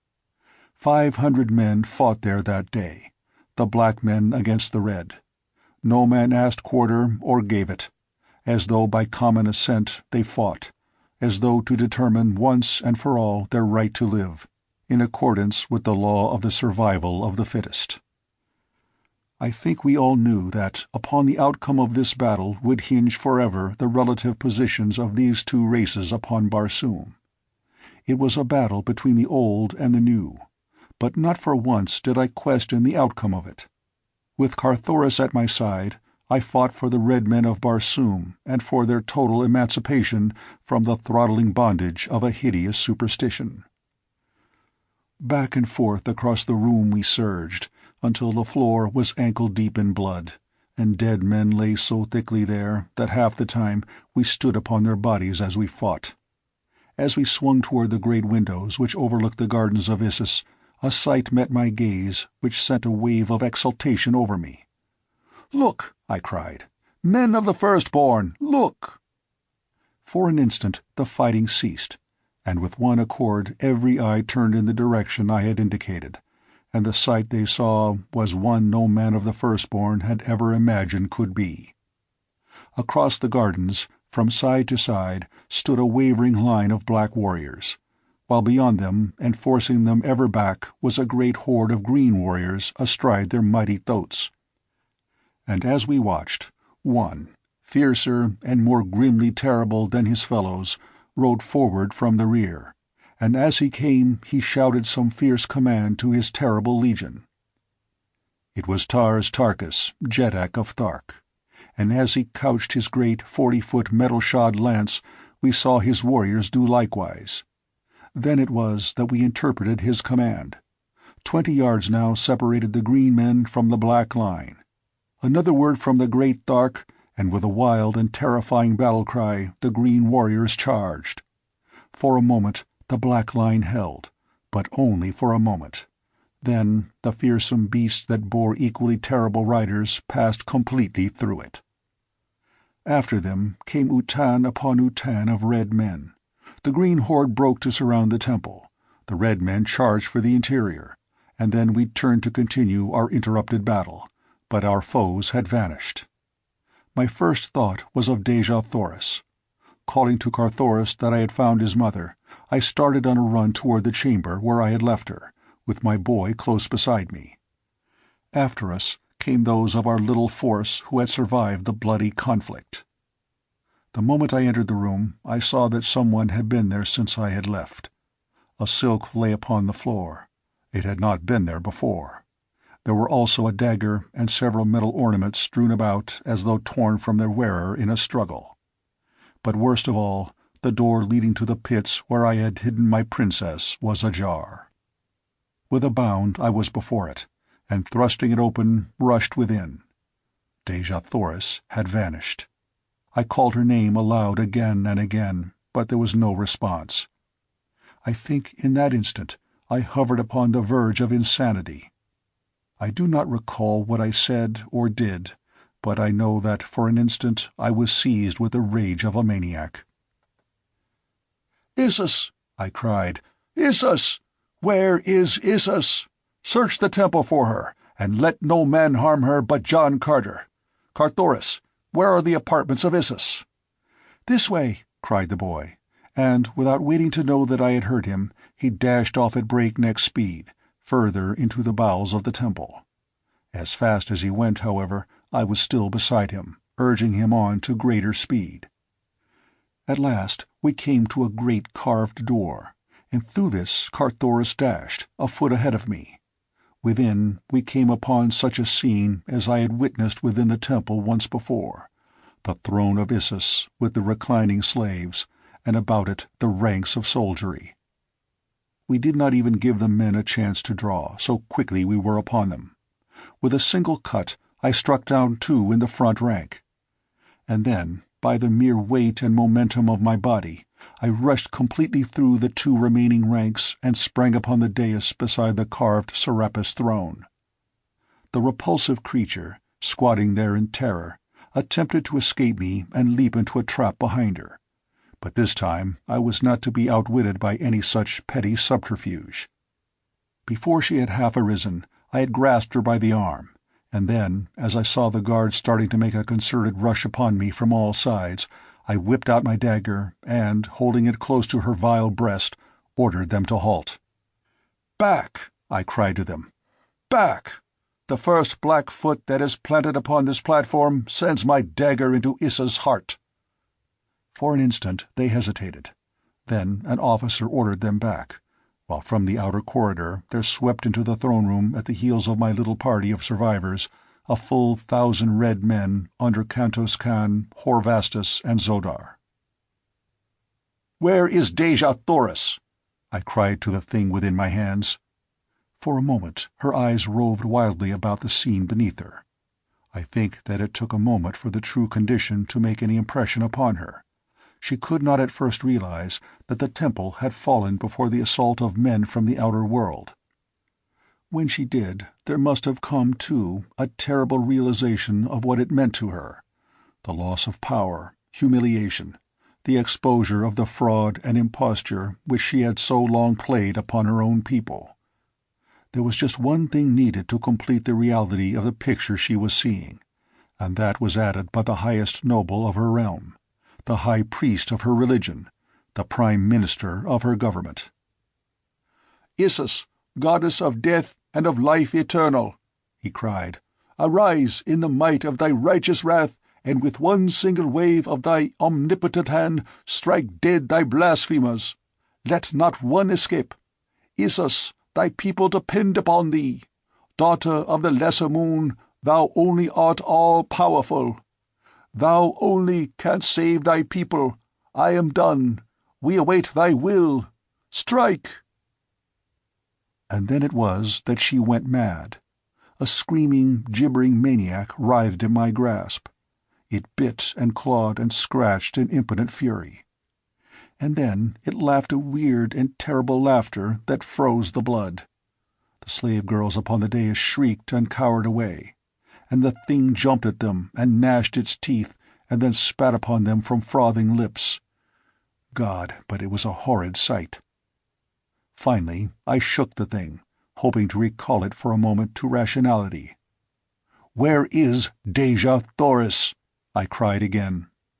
The awful creature in my grasp mumbled inarticulately for a moment, then a sudden gleam of cunning shot into those hideous, close-set eyes. "Dejah Thoris! Dejah Thoris!" And then that shrill, unearthly laugh pierced our ears once more. "Yes, Dejah Thoris, I know, and Thuvia and Fedor, daughter of Matai Sheng. They each love John Carter. Ha ha! But it is droll. Together for a year they will meditate within the Temple of the Sun. But ere the year is quite gone, there will be no more food for them. Oh, what divine entertainment!" And she licked the froth from her cruel lips. "There will be no more food, except each other. Ha ha! Ha ha!" The horror of the suggestion nearly paralyzed me. To this awful fate the creature within my power had condemned my princess. I trembled in the ferocity of my rage. As a terrier shakes a rat, I shook Isis, goddess of life eternal. "Countermand your orders," I cried. "Recall the condemned. Haste, or you die." "It is too late! Ha-ah! Ha-ah!" And then she commenced her gibbering and shrieking again. Almost of its own volition, my dagger flew up above that putrid heart, but something stayed my hand, and I am now glad that it did. It were a terrible thing to have struck down a woman with one's own hand, but a fitter fate occurred to me for this false deity. "Firstborn!" I cried, turning to those who stood within the chamber. "You have seen today the impotency of Isis. The gods are impotent. Isis is no god. She is a cruel and wicked old woman who has deceived and played upon you for ages. Take her. John Carter, Prince of Helium, would not contaminate his hand with her blood." And with that I pushed the raving beast, whom a short half-hour before a whole world had worshipped as divine, from the platform of her throne into the waiting clutches of her betrayed and vengeful people. Spying Xodar among the officers of the Red Men, I called him to lead me quickly to the Temple of the Sun, and, without waiting to learn what fate the firstborn would wreak upon their goddess, I rushed from the chamber with Xodar, Carthoris, Horvastus, Kantos Kan, and a score of other red nobles. The black led us rapidly through the inner chambers of the temple, until we stood within the central court, a great circular space paved with a transparent marble of exquisite whiteness. Before us rose a golden temple wrought in the most wondrous and fanciful designs, inlaid with diamond, ruby, sapphire, turquoise, emerald, and the 1,000 nameless gems of Mars, which far transcend in loveliness and purity of ray the most priceless stones of earth.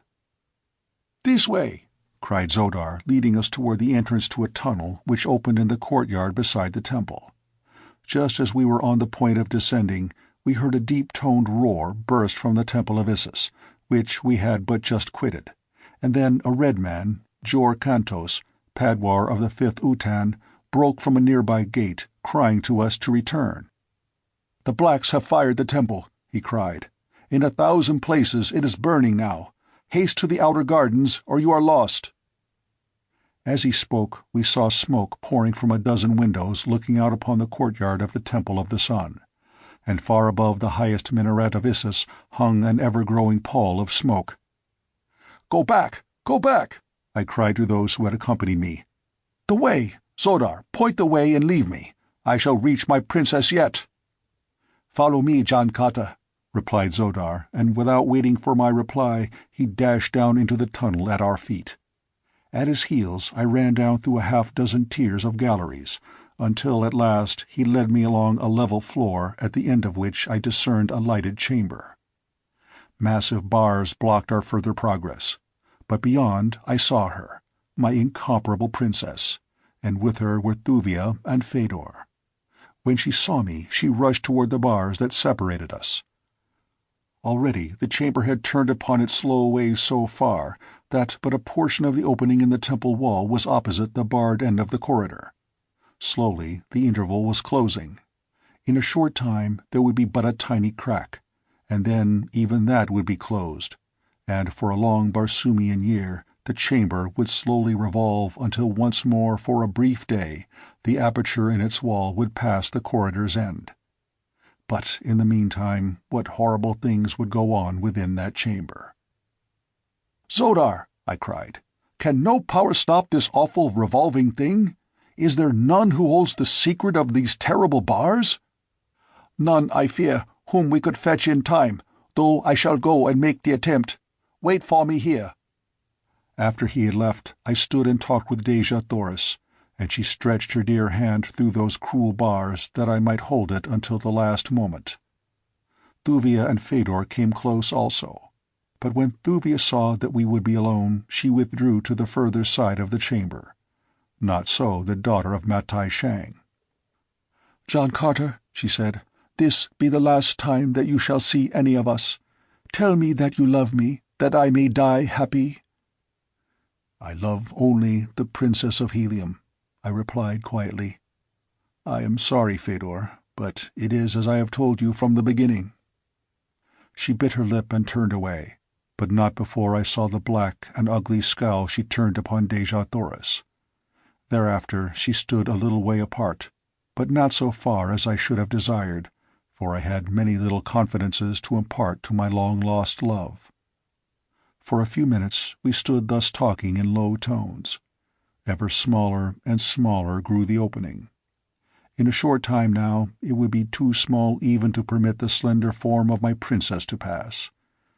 Oh, why did not Zodar haste? Above we could hear the faint echoes of a great tumult. It was the multitude of black and red and green men fighting their way through the fire from the burning temple of Issus. A draught from above brought the fumes of smoke to our nostrils. As we stood waiting for Zodar, the smoke became thicker and thicker. Presently we heard shouting at the far end of the corridor, and hurrying feet. "Come back, John Carter! Come back!" cried a voice. "Even the pits are burning!" In a moment 12 men broke through the now blinding smoke to my side. There was Carthoris and Kantos Kan and Horvastus and Zodar, with a few more who had followed me to the temple court. "There is no hope, John Carter," cried Zodar. "The keeper of the keys is dead, and his keys are not upon his carcass. Our only hope is to quench this conflagration and trust to fate that a year will find your princess alive and well. I have brought sufficient food to last them. When this crack closes, no smoke can reach them, and if we hasten to extinguish the flames, I believe they will be safe." "Go then, yourself, and take these others with you," I replied. "I shall remain here beside my princess until a merciful death releases me from my anguish. I care not to live." As I spoke, Zodar had been tossing a great number of tiny cans within the prison cell. The remaining crack was not over an inch in width a moment later. Dejah Thoris stood as close to it as she could, whispering words of hope and courage to me, and urging me to save myself. Suddenly, beyond her, I saw the beautiful face of Shador contorted into an expression of malign hatred. As my eyes met hers, she spoke. Think not, John Carter, that you may so lightly cast aside the love of Fedor, daughter of Matai Shang, nor ever hope to hold thy Dejah Thoris in thy arms again. Wait you the long, long year, but know that when the waiting is over, it shall be Fedor's arms which shall welcome you, not those of the Princess of Helium. Behold, she dies." And as she finished speaking, I saw her raise a dagger on high, and then I saw another figure. It was Thuvia's. As the dagger fell toward the unprotected breast of my love, Thuvia was almost between them. A blinding gust of smoke blotted out the tragedy within that fearsome cell. A shriek rang out, a single shriek, as the dagger fell. The smoke cleared away, but we stood gazing upon a blank wall. The last crevice had closed, and for a long year that hideous chamber would retain its secret from the eyes of men. They urged me to leave. "In a moment it will be too late," cried Zodar.